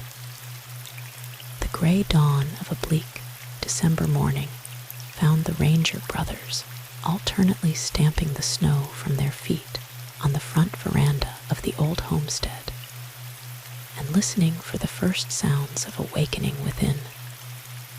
The same denuded locust boughs swept the lattice as of yore, and it seemed but yesterday to John Ranger, as he recalled the time he had caught his gentle Annie in his arms on that momentous and well-remembered evening, and made the startling announcement, "It's all settled, Mother. Brother Lige has bought the farm, and will be off in less than a month for Oregon." He turned to his brother, whose face was like marble as he stood in the shadow of the wall, as silent as the Sphinx, who in thunder is coming here to rout a fellow out of bed at this time of a Sunday morning, growled Lige Robinson as he opened the door an inch or so and peeped out into the biting air. "It is I and another," cried John Ranger, pushing the door wide open. For a moment, the brothers-in-law faced each other in silence. One was dumb with many conflicting emotions, the other with simple wonder. "Your conscience must have troubled you," said Lige, after an awkward pause, "or you wouldn't have come back. But come in. I'll start up the fire. Who's this?" looking hard at Joseph, whose bronzed and bearded face was more than half concealed by the upturned collar of his fur-lined overcoat. "Don't you know him, Lige?" "No, nor I don't want to." Meanwhile, Mrs. Robinson had emerged from her room after a hurried toilet. "Sister Molly, Brother John." For half a minute not another word was spoken. "I never expected to set eyes on you again," cried the sister at last, as, half crying and half laughing, she held him at arm's length for a better view. "It seemed as if you had left the world when you went to Oregon, and now you are back again, the same old John. This is an age of progress, Molly. The planet doesn't seem so very big if you know how to get around it. Will you introduce the stranger, John?" asked his sister in a welcoming tone. "I've been waiting to see if he would be recognized. There is another surprise in store for you, Molly. Did you ever see this man before? Can it be possible," she asked, her face deathly pale, "that this is my brother Joseph?" "Yes, Molly," he cried as he caught her in his arms. "I'm your long-lost brother." "Then I hope you've come prepared to pay your honest debts," growled the brother-in-law. "I've wrestled with that old mortgage till I'm demnition tired. I hope you'll permit me to atone as best I can, Lige. That's what I'm here for. Don't be too hard on him, Lige," pleaded the sister as she helped the prodigal to remove his overcoat. "You're all right now, brother, aren't you? I will be as soon as I have settled some old scores with your bear of a husband." "Don't mind Lige," said his sister aside. "His losses and obligations have made him discouraged and cross. It wasn't natural that he should endure our hardships resignedly, as we did. Blood is thicker than water, you know. Oh, Joseph, if I only could buy for our parents a nice little farm, such as Annie deeded to her father and mother. There's a 10-acre farm adjoining theirs. I cannot sleep for thinking about it. But my whole life work has been devoted to Lige, and must count for nothing. So far as father and mother are concerned, father gave me a cow and calf for a wedding present, as you will remember. They would have made me comfortable long ago if I could have kept them and 1/2 of their increase as mine. Yes, Molly and I acted the brute beast over that gift. I was a bumptious boy then, and I encouraged Lige in the idea that he mustn't allow his wife to own property. I waxed eloquent, as I thought, over coverture and such other archaic injustice as merges the existence of a wife into that of her husband. Men are more appreciative of women on the Pacific coast than they are here, but there are laws and usages out there, yet, that call loudly for a change, the Lord knows. I am not complaining of Lige Joe. He has never offered me any bodily injury in his life, and I've learned not to mind the explosions from his mouth. I have everything I need for my own simple wants, but no matter how hard I struggle, I can never help my parents to a penny unless I steal it. And she laid her head on her brother's shoulder and sobbed aloud. "What's the matter now?" growled her husband. "Can't you stop your bawling when you have company?" "Breakfast is ready," said Annie Robinson, a tall and handsome girl who had been busy in the lean-to kitchen. "Annie, this is Uncle Joseph," said her mother, smiling through her tears. "I don't want to see him," retorted the girl rudely, turning to Uncle John with extended hands and a smile of welcome, and saying in a half-whisper, "What did you bring him here for?" "The hair of the dog is good for the bites sometimes, my girl. Your Uncle Joseph is all right. He'll atone for everything if we'll give him half a chance. You owe Joseph an apology for your rudeness, Annie. I am surprised at you," said her mother. Then, turning to Joseph, "Don't mind Annie. She is unhappy and cross because she could not go to boarding school this winter. If I didn't deserve what I'm getting, I wouldn't stand it, sister. But I've come to atone, and I must take my punishment." The room was severely cold, and the hot breakfast filled the air with a vapor that obscured the window panes. The lighted candles, in their tall receivers, reflected translucent halos, and lit the lithe figure of Annie Robinson, who flitted silently between the table and the great black stove, serving the food, and looking like a weird, uncanny shade. "The way of the transgressor is hard," thought Joseph. "We must be ready to take the back track tomorrow, John," he said, rising from his chair and leaving his food almost untasted. "Whatever business you and Lige may have between you must be agreed upon today. Where can I hire a horse and sleigh?" "I've a cutter in the barn," said Lige, beginning to relax a little as his breakfast stirred his heart and warmed his spirits. "You'll find half a dozen old sawmill horses in the big shed back of the barn. They're spavined and ring-binned, and one of them is knock-kneed, but you can take your pick of the lot." "Won't you let me go along, Joe?" asked his brother as they left the house together.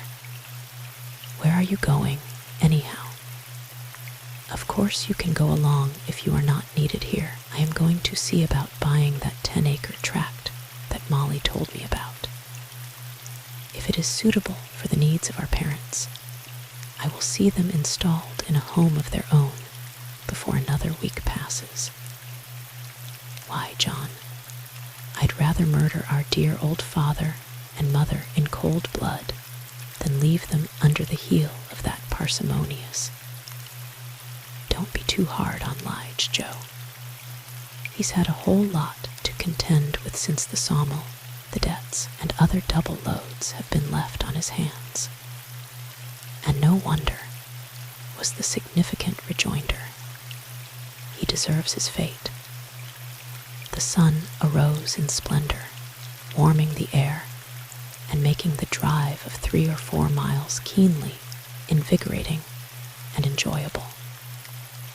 They found the little farm they had come to inspect in fair condition, though in need of some modern improvements, of which the brothers took note. The land had originally belonged to to the senior ranger, who had secured a title to the half-section of which it was a part, directly from the government. If Father had been content with smaller land holdings, it might have been better for him and all the rest of us, said John. There is danger that we may make the same mistake in Oregon, replied Joseph. What a wealthy man Father might have been, though, if he had held on to all the land he acquired in this country in an early day, added John. But he'd be a happier man today on this 10-acre plat, with prosperous small farmers all around him, and all the improvements and conveniences on the plat that it can be made to carry. Then he would be with a whole township on his shoulders under the burdens of taxation and a careless tenantry. I don't know, but you are right, echoed John. It isn't what we own or imagine that we own in this world, but what we can utilize that makes up our real possessions. Oregon will surely suffer in years to come as a result of the present system of land grabbing. Most of the unhappiness of the farmers' wives results from isolation, which small farms would remedy. This little home is a perfect gem. Mother will be delighted, and the Robinson old folks will have congenial neighbors. I can shut my eyes and see Father now, hobbling about the place with his cane, pulling a weed here and a flower there, tending the horse and cow and garden, planting his onions and potatoes in the dark of the moon, as of old, and his cabbage and peas and beans when it is full. And think how Mother will enjoy her poultry and posies.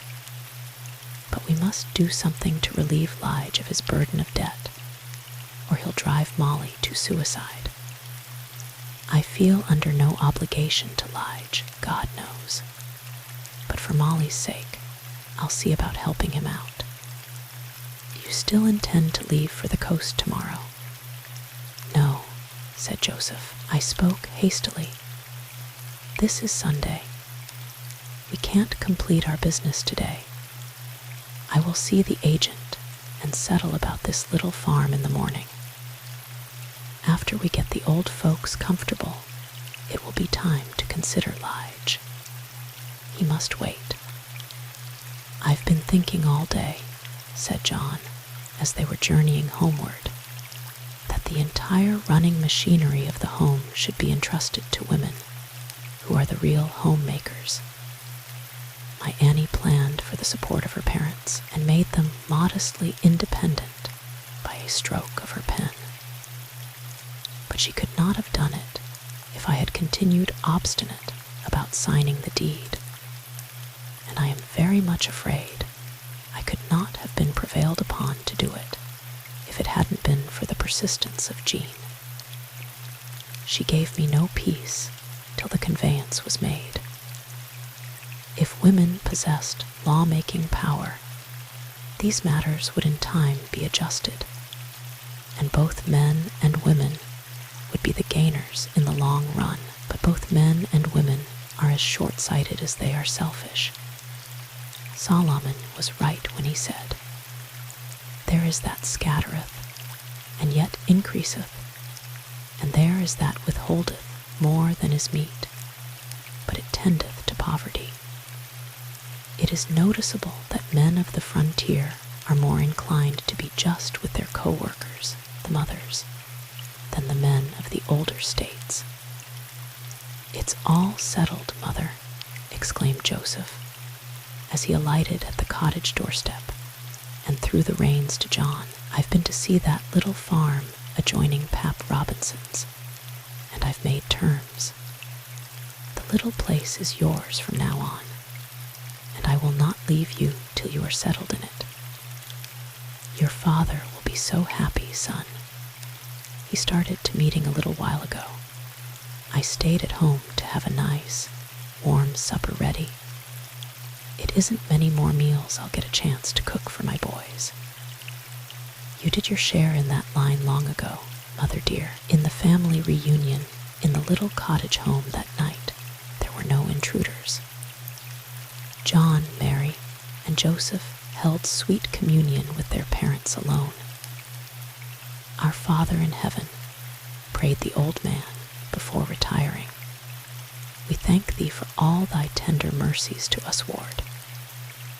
We realize thy hand in our chastening, and we behold thy love in our sorrows, since, but for them, we could not appreciate our joys. We thank thee for John, for Mary, for Joseph, and for this night's reunion. We also thank thee for our absent dear ones, and for those whose bodies are under the snow, whose spirits are with thee. Animate us all with the Christ Spirit, O God, and grant that in thine own good time we all may meet again. And the brothers echoed aloud the good Father's Amen. Chapter 40. The unexpected happens. A year has passed, and the autumn of 1853 has arrived. It has been a most strenuous 12 months on the ranch of the Whispering Firs. Rapid changes, unlooked for vicissitudes, improvements upon the virgin soil, annoying delays, and happy reunions have made the seasons fly. The house was now surrounded by a cultivated field, through the center of which a broad, tree-lined avenue wound upward from the grade below. The cattle, whose labor had saved the lives of the immigrants the previous year, were now sleek and fat. Behind the dwelling rose the foothills of the Cascade Mountains, their sides and summits clothed with the majestic forest of pointed firs from which the ranch had derived its name. Still higher up, and yet up, above the serrated steeps, loomed hoary old Mount Hood, spreading his snowy robes over the misty lesser heights, the top of his white turban hidden among the clouds, his flowing beard resting upon the pointed crests of the most distant trees. The music of machinery filled the air. The sawmill was at its best, running day and night to supply the ever-increasing demand for lumber. The original plant had already been greatly increased.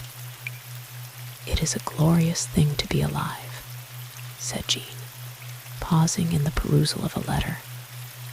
"The air is as balmy as springtime. What a blessed change it will be for Ashton, who has seen nothing but sagebrush, bald mountains, jackrabbits, sage hens, Indians, immigrants, and cacti the summer long. Oh, my darling, it is a whole year since our first meeting. My last day in the schoolroom is over. I have enjoyed my work. Many of the little tots are better for the training I have given them. But best of all is the improvement the experience has brought to me. Every good deed reacts upon the doer. Ashton will hardly realize the progress I have made in education, physical appearance, and culture during the vanished year." And she smiled approvingly at her reflection in the little mirror. "And to think that tomorrow is our wedding day." She resumed the reading of her cherished missive. "It will interest you to know that the fellow Hankins, whose villainy came so near to wrecking our happiness, my beloved, has been sent to the pen at Salt Lake for forgery. What a splendid man he might have been if he had improved his opportunities.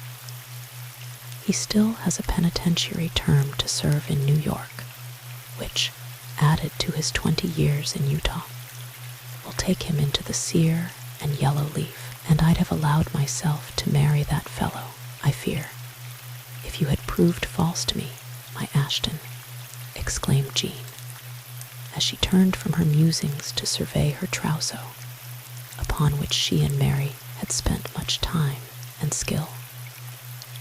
"Are you at leisure, sister?" asked Mary, Of course, I am always at leisure to see you, Mary. But what is the matter? You are as red as a rose and bright as a diamond." And she fondled the sparkling gem upon her own finger lovingly. "Something sweet and momentous has happened, my dear. Wish me joy. Mr. Buckingham and I are to make the fourth couple to join the matrimonial combination at the fateful hour tomorrow. Isn't this rather sudden, Mame? Won't you be leaving Marjorie in the lurch at the cook-house? And above all, what will you do for a trousseau? No, dear, this change is not sudden. As you know, we have been engaged for over 6 months, but my fiancé, being under orders from the government, has not been certain of a permanency before.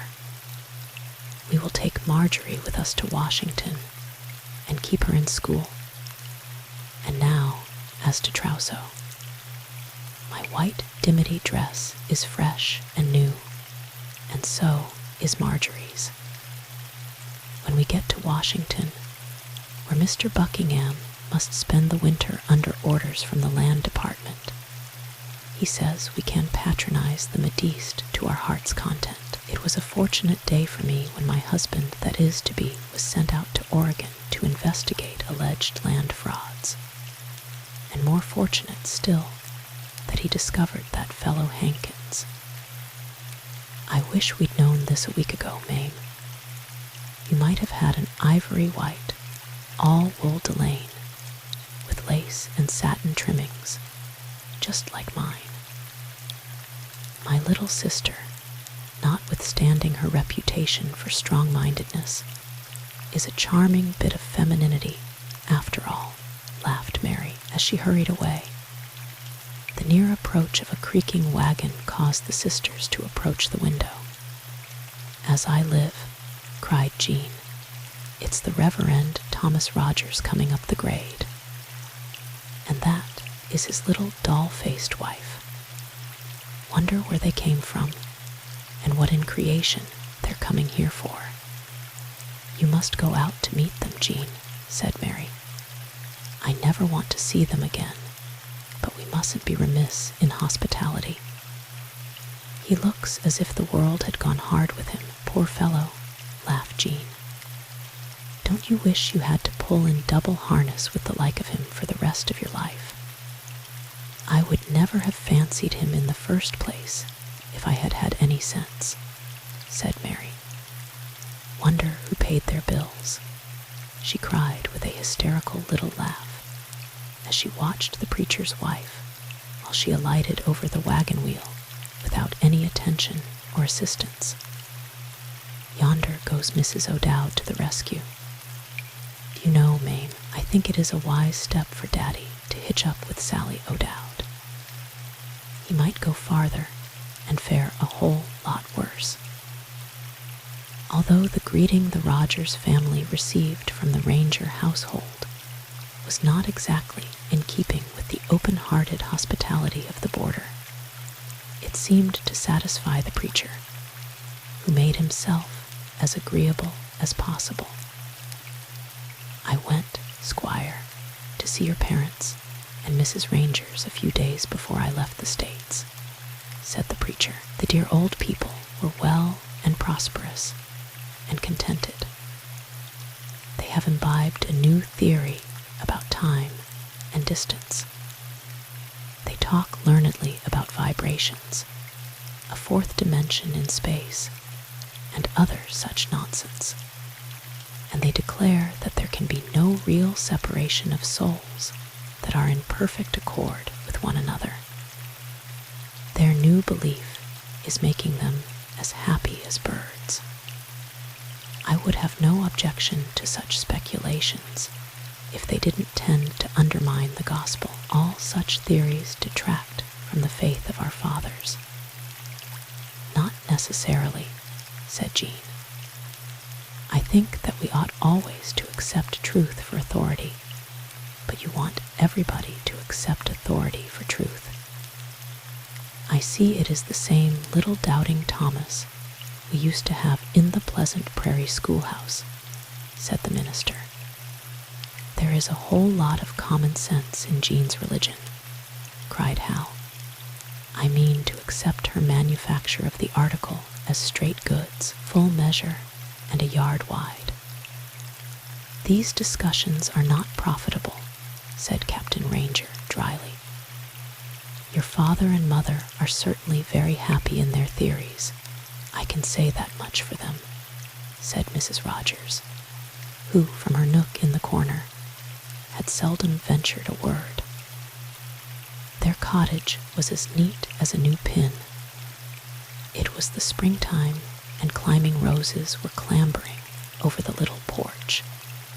The old people seemed to lack for nothing but the companionship of their children, and the little woman, amazed at her own loquacity, shrank back abashed. "God has been very kind and gracious to both of the good old couples," said the preacher, in a sonorous voice. "Some people have an unlimited supply of gall," said Hal, aside to Mary, alluding to the preacher and his wife. "I don't see but they are all right," was the smiling reply of the rosy-cheeked maiden. "They have placed me under everlasting obligations. I do assure you," she arose to greet a handsome visitor, whom she proudly introduced to them as my affianced husband. The preacher's joy was unbounded when Captain Ranger invited him to perform a quadruple marriage ceremony on the morrow, an incident he hailed as an augury of the further social and financial assistance of which he felt so much in need that he began at once to solicit aid for the erection of a church and parsonage. "For heaven's sake, don't begin to bother us about this innovation for a week or two," exclaimed the captain. "I'll see that you are fed and housed for the present. As Jean will be leaving us, we shall need a school teacher. My wife will not want an outsider to use our house for the school, so we must make a schoolhouse and meeting house combined, and let it suffice for the present." The morning brought a scene of hurry, bustle, and happiness. Long tables were spread upon the lawn under the widespread branches of the luxuriant fir tree the woodman had spared when the land was cleared. Flowers and ferns from the wildwood added glow and fragrance to the loaded tables. Mary and Jean, rosy with expectation, flitted everywhere. "Did you ever in all your born days see such a wonderful man as my daddy?" asked Jean, addressing Sally O'Dowd, and the happy woman answered, "I never did." Mr. and Mrs. Joseph Ranger, the latter resplendent in a satin gown of latest fashion, were conspicuous assistants, and their children, all of whom were gotten up for the occasion by their happy mother, regardless of expense, were the observed of all observers. These children, added to the younger members of Captain Ranger's brood, the 3 children of Mrs. O'Dowd, and Susanna's coon, made a formidable array of young Americans. At the appointed hour, Mrs. McAlpin, who had arrived early on horseback to assist in the preparations, was joined by Mr. Burns, who brought to her a sealed package, long overdue, concerning which they kept their own counsel. But in anticipation of its arrival, they had allowed a personal to appear in the local paper in due season, as follows: Mrs. Adele Benson, the handsome widow who spent a few days in this city after crossing the plains last year, and whose widowed daughter, Mrs. Daphne McAlpin, is soon to be the bride of our distinguished fellow citizen, Mr. Roland Burns, recently astonished her friends in Oregon with the announcement of her marriage in London to to the Right Honorable Donald Macpherson, only son and heir of Lady Mary Macpherson, whose extensive estates are the pride and envy of Highhead on the Thames. The appointed hour had come, and the 4 brides expectant were beaming and beautiful in their simple and becoming array. Mr. Burns and Mr. Buckingham awaited the signal to descend with their brides. But where was Ashton Ashley? 10, 15, 20 minutes passed, and he did not come. The dinner was spoiling, and Susanna was furious. "I lose load dod nothing come o' dat cotchip," she said to Hal. "Go ahead and get the ceremonies over," said Jean. "Don't allow this interruption to mar the enjoyment of anybody." And while her father was leading Mrs. O'Dowd to the marriage altar, with Mr. Burns and Mrs. McAlpin following, and Mary and her chosen one bringing up the rear, she sank, white-faced and benumbed upon her bed, and gave no sign of life except in the nervous fluttering of her half-closed eyelids. For a long time she lay thus, mercifully bereft of the power to suffer. "There is some unavoidable reason for this delay," she said over and over to herself. "I'll understand it all in time." The afternoon waned, and darkness fell upon the ranch of the Whispering Firs. "Jean, is that you, Daddy dear?" "Yes, darling." "What do you think has delayed Ashton?" "Try to forget him, Jean. His failure to be on hand at his own marriage ought to prove to you that he is faithless.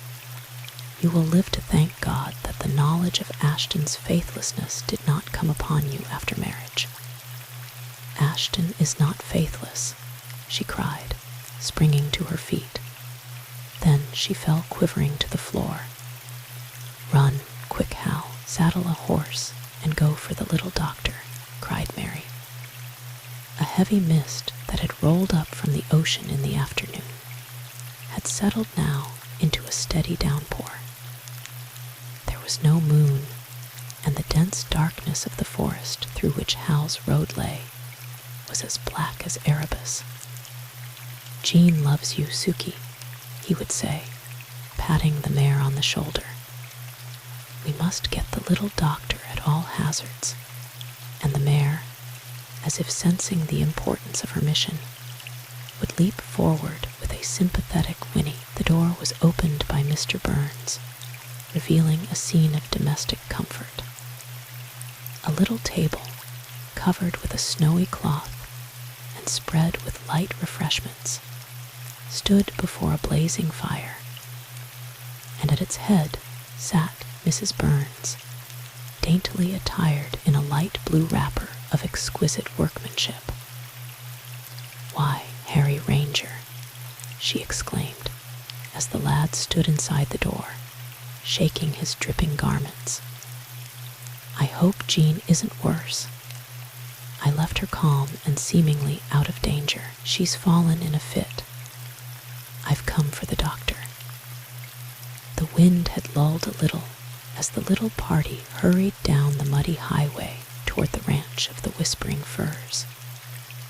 The little doctor, Natalie arrayed in a rain suit, hood and all, sat her horse securely and plunged headlong through the darkness, while Hal rode by her side, followed at a distance by her husband, who bumped up and down in Scotch-English fashion on a heavy trotter, reminding himself of John Gilpin as his hat blew off and his stirrup slipped from his foot.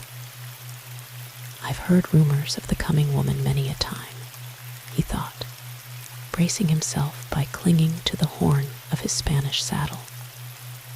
"But the deuce take me if I like the article in practice, though I've long advocated her cause in theory," he said, as much in an injured tone to his wife, as they alighted at the Ranger home, and received for answer, must always consider what is the greatest good for the greatest number, dear. Won't we be well repaid for this night's adventure if Jean is saved?" The little doctor found her patient in a rigid, trance-like state, her eyelids fluttering and her breathing stertorous. "The heart's action is fairly good," she said, after a careful examination. "The most we can do is to keep her quiet. I will administer an opiate, and I think nature will do the rest. Meanwhile, somebody must go after that recalcitrant bridegroom. She would soon recover her tone if she could lose faith in him altogether. It is suspense that kills." Brother Joseph started across the Cascade Mountains after him early in the afternoon, the captain explained. He declared that nothing but foul play or some unavoidable accident could have detained so ardent a suitor. At the hour of midnight, when the ranch of the Whispering Firs was wrapped in silence, Jean awoke, dismissed Susanna, and rose from her bed. "Oh my God," she cried inwardly, "if it be possible, let this cup pass from both of us. I know, O Spirit of good, that my own has not, of his own accord, deserted his counterpart, his other self. Give me strength equal to my day. Let me not fail him now, when I know he needs me most. I must have been in your presence, Ashton, while my body was asleep," she said half-audibly. "For, in spite of my seeming duty to be miserable, I cannot be unhappy or hopeless. I seem to have been on a journey, but my recollection of it is indistinct and disjointed." She went to the window and looked out into the night. The clouds had rolled away, the wind had ceased, and the silent stars were looking down. Chapter 41. In prison, and you visited me. Joseph Ranger left the scene of the triple wedding early in the afternoon in quest of the missing bridegroom, and was overtaken by the storm before riding 12 miles, but the hospitable welcome of the pioneers awaited him at Foster's, and a substantial breakfast was ready for him before the dawn. The sun was barely up before he left the valley and entered the mountain pass. His faithful horse, who seemed to understand that he was bound on no ordinary errand, carefully chose his steps among the rocks and gullies, and bore him onward with gratifying speed. Night overtook him long before he had descended the last of the rugged steeps that crossed his path after passing the summit of the range. Bands of elk and antelope crossed his track at intervals, and at night, when he stopped to camp under a great pine tree, when his fire was built, and his faithful horse and himself had feasted together upon the bag of roasted wheat he had brought along for sustenance, a band of deer, kindly-eyed, graceful, and not afraid, came near him, attracted by the blaze and smoke, and circled around his bed at a respectful distance long after he had retired among his blankets upon a couch of evergreen boughs. "That's right. Come close, my beauties," he exclaimed, as a doe and her daughter came close enough to breathe in his face. "I wouldn't shoot one of you for the world. Your confidence is not misplaced."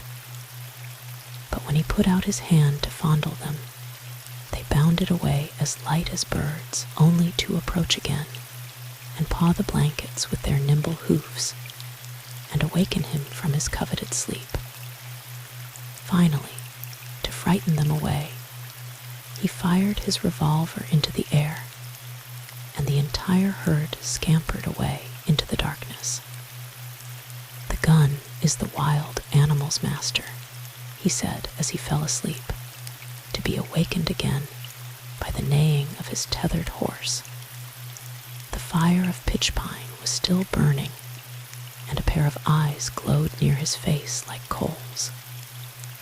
"This is no deer," he thought, as he very cautiously clasped his pepper-box repeater.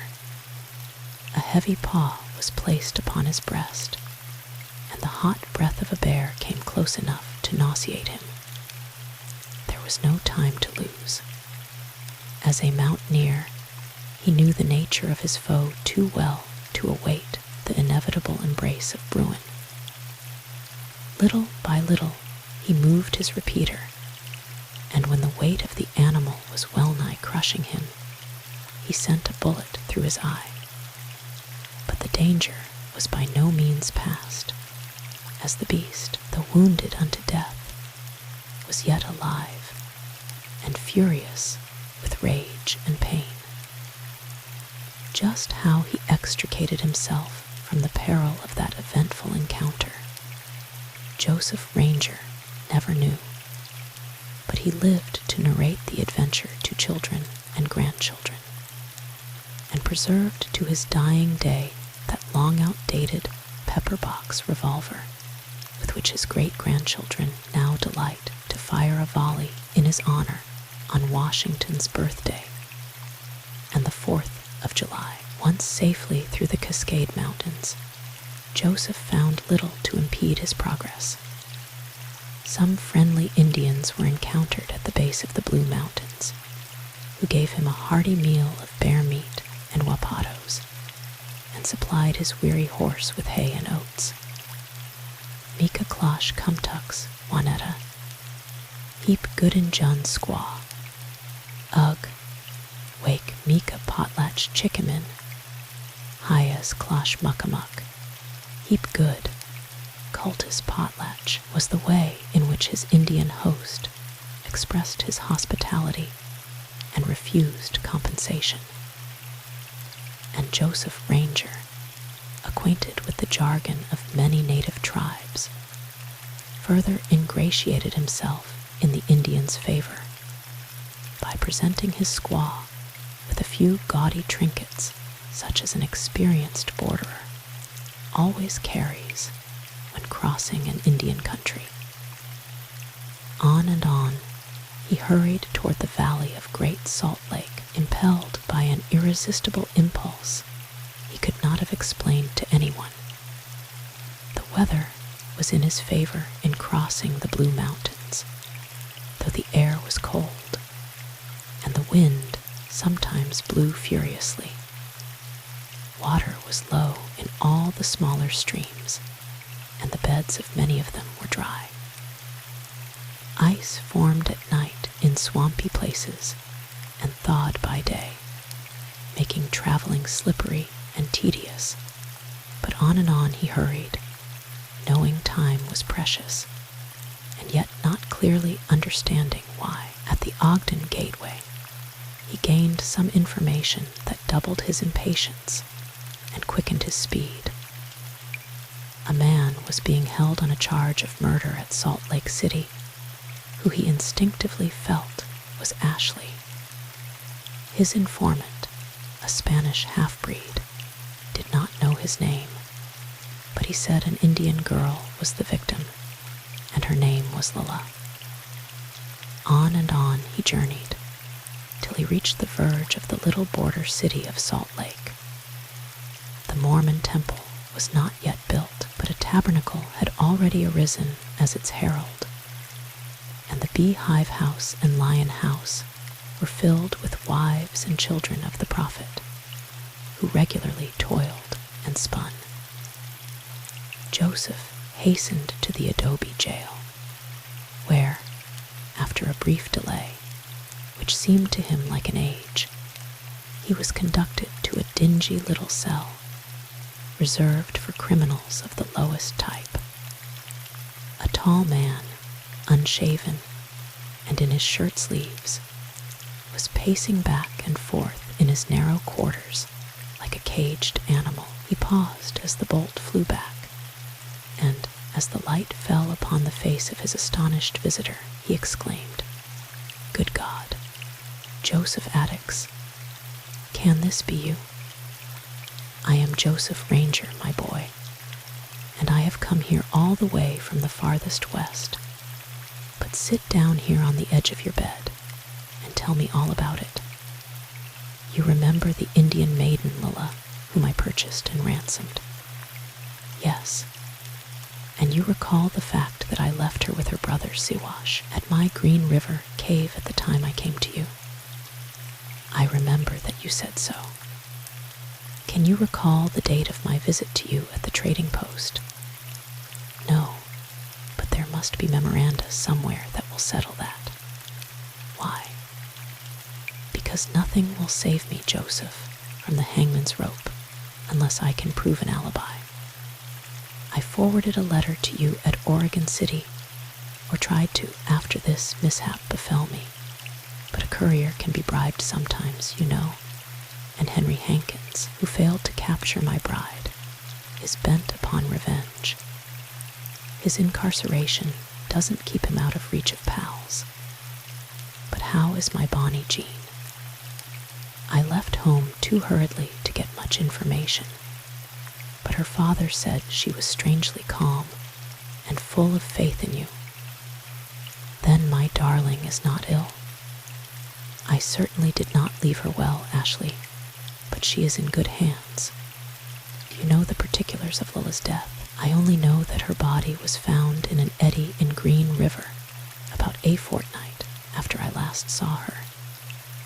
Just as I was on the eve of starting to Oregon to claim my bride, I was arrested, charged with murder, and brought to this villainous den. Be of good cheer, Ashley, I will find Siwash. Say nothing to anyone. The darkest hour of the night is just before the morning. Goodbye, and may God bless you. Chapter 42.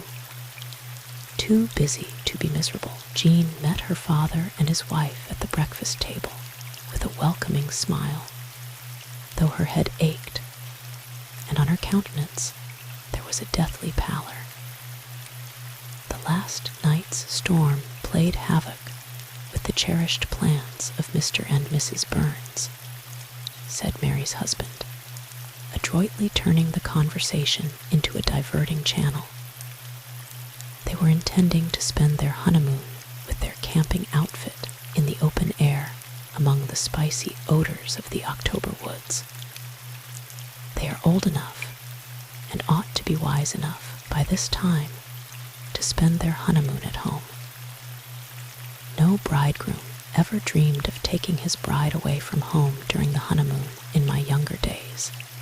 That is, nobody did with whom my lot was cast, said Captain Ranger, beaming tenderly upon his wife, who, being a sensible woman, was not displeased to note the faraway look in his eyes, which betrayed his straying thoughts. You needn't make any plans for a new teacher, for the present at least, Daddy, said Jean. I shall resume my duties in the schoolroom next week. Will you post the required notices for me at the Four Corners and at the sawmill sometime during the day? I wouldn't be in a hurry about teaching, daughter. Your Uncle Joseph has gone by private pony express in quest. He paused, uncertain as to the propriety of speaking the name that was uppermost in all their thoughts.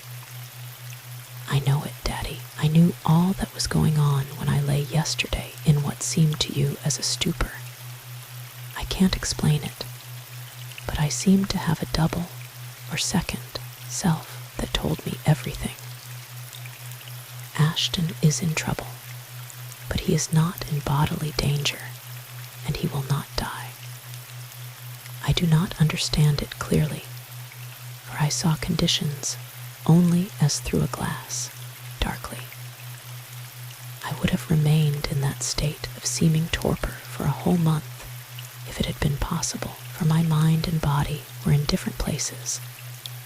But in spite of myself, I am again in a normal condition. I shall be able to devote 2 weeks' work to the erection of that combined schoolhouse and meeting house said Mary's husband. "Can't you wait, sister, to begin your school till then?" "No, Mr. Buckingham. You are very kind, and I thank you from the bottom of my heart, but I cannot wait. There will be time enough for you to take the reins when I am gone, Mr. Rogers." During the remainder of the week, she performed prodigies of labor, but the work lagged at the mess house. The new cook was not a success, and there was much dissatisfaction among the working men. But the Chinaman learned his lessons rapidly under the guidance of the Ranger sisters, and was soon able to load the long tables with plain but savory food. The storm left the face of nature fresh and green and joyous, and Mr. Burns and the little doctor repaired to the woods and foothills for their honeymoon after all. Jean's complexion grew more delicately beautiful, her form more and more symmetrical, and her eyes sparkled like stars. But her girlish exuberance of spirit was gone, and in its place had come a womanly dignity, commanding, gracious, and sweet. The departure of Mary and her husband with Marjorie added heavily to Jean's duties as superintendent of the Sunday school, but her spirit craved work, so she opened a singing school and a metrical geography class. Still no tidings. She cried to herself after an unusually strenuous day. But I will not despair, and I will do my duty though the heavens fall. The whole of this month's salary goes to Grandpa and Grandma Ranger, and for this opportunity to show my appreciation of their lives of self-denial in the service of others, I devoutly thank God. A shadow darkened the door of the deserted schoolroom. "Who is it? And what is wanted?" asked Jean with a start. "It is I, the Reverend Thomas Rogers," said a voice, as stepping out of the shadow, the preacher met her face to face. "I have just completed my day's work, and was about to shut up shop," she said, moving toward the door. "Very well. I will walk homeward with you if I may." "No, you won't," piped a tremulous, complaining voice, and Mrs. Rogers stepped between them and the dorsal. "I came to see Miss Jean about a change in the management of the Sunday school," said the preacher meekly. "And I've come to remind you that you must chop some stove wood and milk the cow." The voice was not tremulous now, but commanding. "I'll teach you to be running after the school, ma'am, at unseemly hours," she said with a vehemence that startled Jean, who had thought her the personification of submission and humility. "And I'll teach you to be courting my husband, Miss Jean. You can divest yourself of all anxiety on that score, Mrs. Rogers. I never saw the time when I would have dreamed of courting the Reverend Thomas Rogers, even before he was married, and I wouldn't court any woman's husband. To be explicit," said the preacher, in a submissive tone, "I think it is high time for the pastor of this church to manage his Sunday school. Miss Jean's methods are not strictly orthodox. I didn't mean to speak of this to her in the presence of any third person. But since you have come upon the scene, Mrs. Rogers, we may as well settle it here and now." "What's the trouble?" asked Jean, laughing irreverently. "The hymns she teaches the children are not solemn enough. They are all about happy days and carefree birds and joyous children, whose chief duty lies in obeying their parents and loving one another. I've looked on during the proceedings, carefully and anxiously, for 4 consecutive Sundays now, and I haven't heard one word about eternal punishment, nor has she exhorted anybody to flee from the wrath to come. you ashamed of your fit of jealousy in the light of this revelation, Mrs. Rogers?" asked Jean, laughing aloud. "I know he was once in love with your sister, Mary," was the evasive but crestfallen reply. "Well, Mr. Rogers," said Jean, closing and locking the door, "we may as well be ending this interview. I founded the Sunday school, and I will not abdicate till I get ready to leave the country. I never could be made to believe by your preaching or teaching that God wasn't as good as my daddy, or even yourself. I am teaching the children to love and serve a beneficent God, and to love their neighbors as themselves. If that is heresy, make the most of it. Good night. And, Mrs. Rogers, the next time you feel the unseemly pangs of jealousy, don't make a fool of yourself before folks." Chapter 43. Jean is happy in another person. December, gloomiest month in the year, had settled over the ranch of the Whispering Firs. The steady mist of the rainy season was at its best, or worst, according to the point of view, mental and physical, of its beholder. The mighty colonnades of trees that reared their pointed crests in the mist-enwrapped heavens were busily engaged at the foot of the Cascade Mountains in storing away the moisture of the skies among the countless layers of vegetable mold and moss from which to draw their supplies for the next summer's drought. The sawmill, planing mill, and shingle loom were running day and night. The skid roads, upon which the leviathans of the forest were dragged to their final doom, were sodden, slippery, and already badly worn. Relays of oxen tugged at the creaking chains and complaining logs. The mill pond, a lake upon the mountainside very much enlarged by a dam, lay half asleep under a soft coating of ice, and higher up at the snow line lay the ice-clad creek that fed it, sheathed in a coat of mail which held in check the waters that were destined, when a thaw should come, to overflow their banks and send a flood into the valley below. "Are you an angel from heaven, or are you Ashton Ashley?" cried Jean, as a tall man entered at the open door and stood before her with outstretched arms. The color faded from her cheeks, and her heart gave a violent thump and then stood still. "Nothing angelic about me or near me this holy minute, unless it is Jean, my bonny Jean," exclaimed the intruder as he clasped her tenderly in his arms. Jean was speechless for the moment with surprise and joy. "Why don't you ask for an explanation, little one?"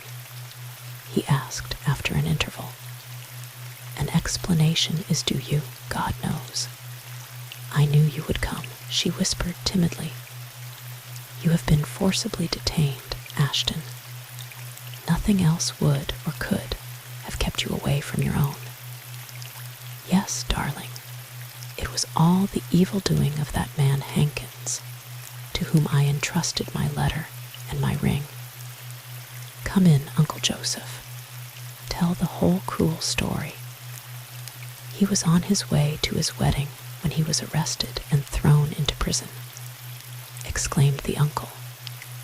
"You remember the slave girl, Lilla, my bonny Jean. I was falsely accused of being her murderer, and they would surely have convicted me of the crime if your uncle had not appeared upon the scene, and after much delay and difficulty proved an alibi.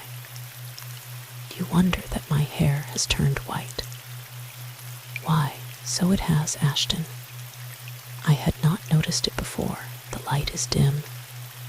But you are all right. Your hair is beautiful. I like it best as it is. I had a deuce of a time proving that alibi," interrupted the uncle. "Our only witness was Siwash, who had left the scene of the tragedy and was nowhere to be found, though I sent scouts out for him in every direction. He had no idea that he was wanted when he finally appeared upon the scene, but he came just in the nick of time. I saw my sister make the fatal leap into Green River. He deposed in excellent English. She had been very despondent after Mr. Ashley left us, and I was often afraid she would take her life, but as the weeks passed, she apparently grew more reconciled, and I had ceased to worry about her, when one day, after getting my luncheon, she refused to wait upon the table and left our cave in a manner that excited my alarm. So I followed her. I saw the fatal leap. She plunged into the rushing water through a hole in the ice, under which her body was imprisoned till last summer, when it was found 3 miles from the fatal scene. I never dreamed of anybody being accused of killing her, least of all Mr. Ashley, our benefactor and friend. Do the citizens of the village near the scene of the tragedy know of the suicide? Asked the court. They do, Your Honor, 12 of them, said the boy. No argument was offered on either side. Hankins was sent back to the penitentiary. Ashton was allowed to go forth a free man, and here, after a hard journey, are both of us to tell the tale Sunday morning at the ranch of the Whispering Firs. The skies, which have been humid and lowering for many days, are once more on their good behavior. The clouds have rolled away to the northland, and the air and sunshine are as balmy as in springtime. Once more there is a gathering, this time at the combined schoolhouse and meeting house, and Jean Ranger, handsomely attired in a well-made traveling suit of gray, with hat to match, the handiwork of her stepmother, and the little doctor is superintending for the last time, at least the last, till after her return from abroad, her beloved Sunday school. The tidings of the bridegroom's arrival had spread from house to house, and everybody within a radius of 12 miles had appeared upon the scene. The children of the district had decorated the room profusely with wild flowers, ferns, and evergreens. Jean, in surrendering her school to the pastor, made a felicitous speech exhorting her pupils to continue in the ways of well-doing. Then, bidding them a loving and hopeful goodbye, she formally resigned her post, and the Reverend Thomas Rogers assumed control. At a given signal from Captain Ranger, a tall and handsome young Englishman, whose youthful face contrasted strangely with his snowy hair, stepped proudly down the aisle, where he was joined by his radiant bride, leaning on the arm of her father, and the preacher pronounced the words that legalized a union made in heaven. The tears that rose unbidden to the eyes of bronzed and bearded men and toil-worn, plainly attired women were tears of joy and peace, goodwill and gladness. A bountiful basket dinner, contributed, as by a common impulse, from the home of almost every family in the district, was served within the building. We leave tomorrow by steamer from Portland, going by way of San Francisco, Acapulco, and the Isthmus up the Atlantic coast to New York, said the happy bridegroom in his postprandial speech, whence we shall sail for Liverpool. I shall take my wife to London to visit my mother. Then, on our return to Oregon, for we will make this neighborhood of the ranch of the Whispering Firs our permanent home, We shall stop over at Washington to see her sisters, Mrs. Buckingham and Marjorie, and after that, we can visit the home of her childhood. But I prefer going first to the home of my grandparents, dearest, said the bride. We can get there easily by the way of the Gulf of Mexico and the Mississippi River and the Illinois, if we'll be on hand before the rivers are frozen over. We can then go on to Washington and to England afterwards. Don't you think this will be the more economical, convenient, and reasonable plan? As this journey is to be in your honor, it shall be as you say, my bonny Jean. The bride blushed and beamed bewitchingly, while the crowd laughed and applauded, and her husband bowed and smiled in approval. All eyes then turned upon the father, who took the happy and exultant bridegroom by the hand, and said in a voice tremulous with emotion, Ashton Ashley, my son through marriage, you have taken to yourself the priceless jewel that I once fondly thought was mine. Value not lightly the radiant gem of womanhood you guard. Then, to the bride he said, embracing her tenderly, while the eyes of the multitude filled afresh with tears, Beloved daughter of thy sainted mother, go thy way with the husband of thy choice. But do not forget to hold thyself always as his equal before God and man. Then shalt thou be his best counselor, his real helpmate, and his wisest friend. To both he added, as he folded their clasped hands between his own broad palms, keep step together, my children, and whether your way shall lead you up the mountain sides of difficulty, or through the quagmires of sorrow, or into the glad valleys of happiness and peace, always march side by side, in time and tune to the eternal harmonies of religion, liberty, equality, justice, and progression. And here, patient reader, with life before them, and love leading the way, these chronicles shall bid adieu to the happy pair, while they take temporary leave of the remnant of the Ranger household and the ranch of the Whispering Firs. The end.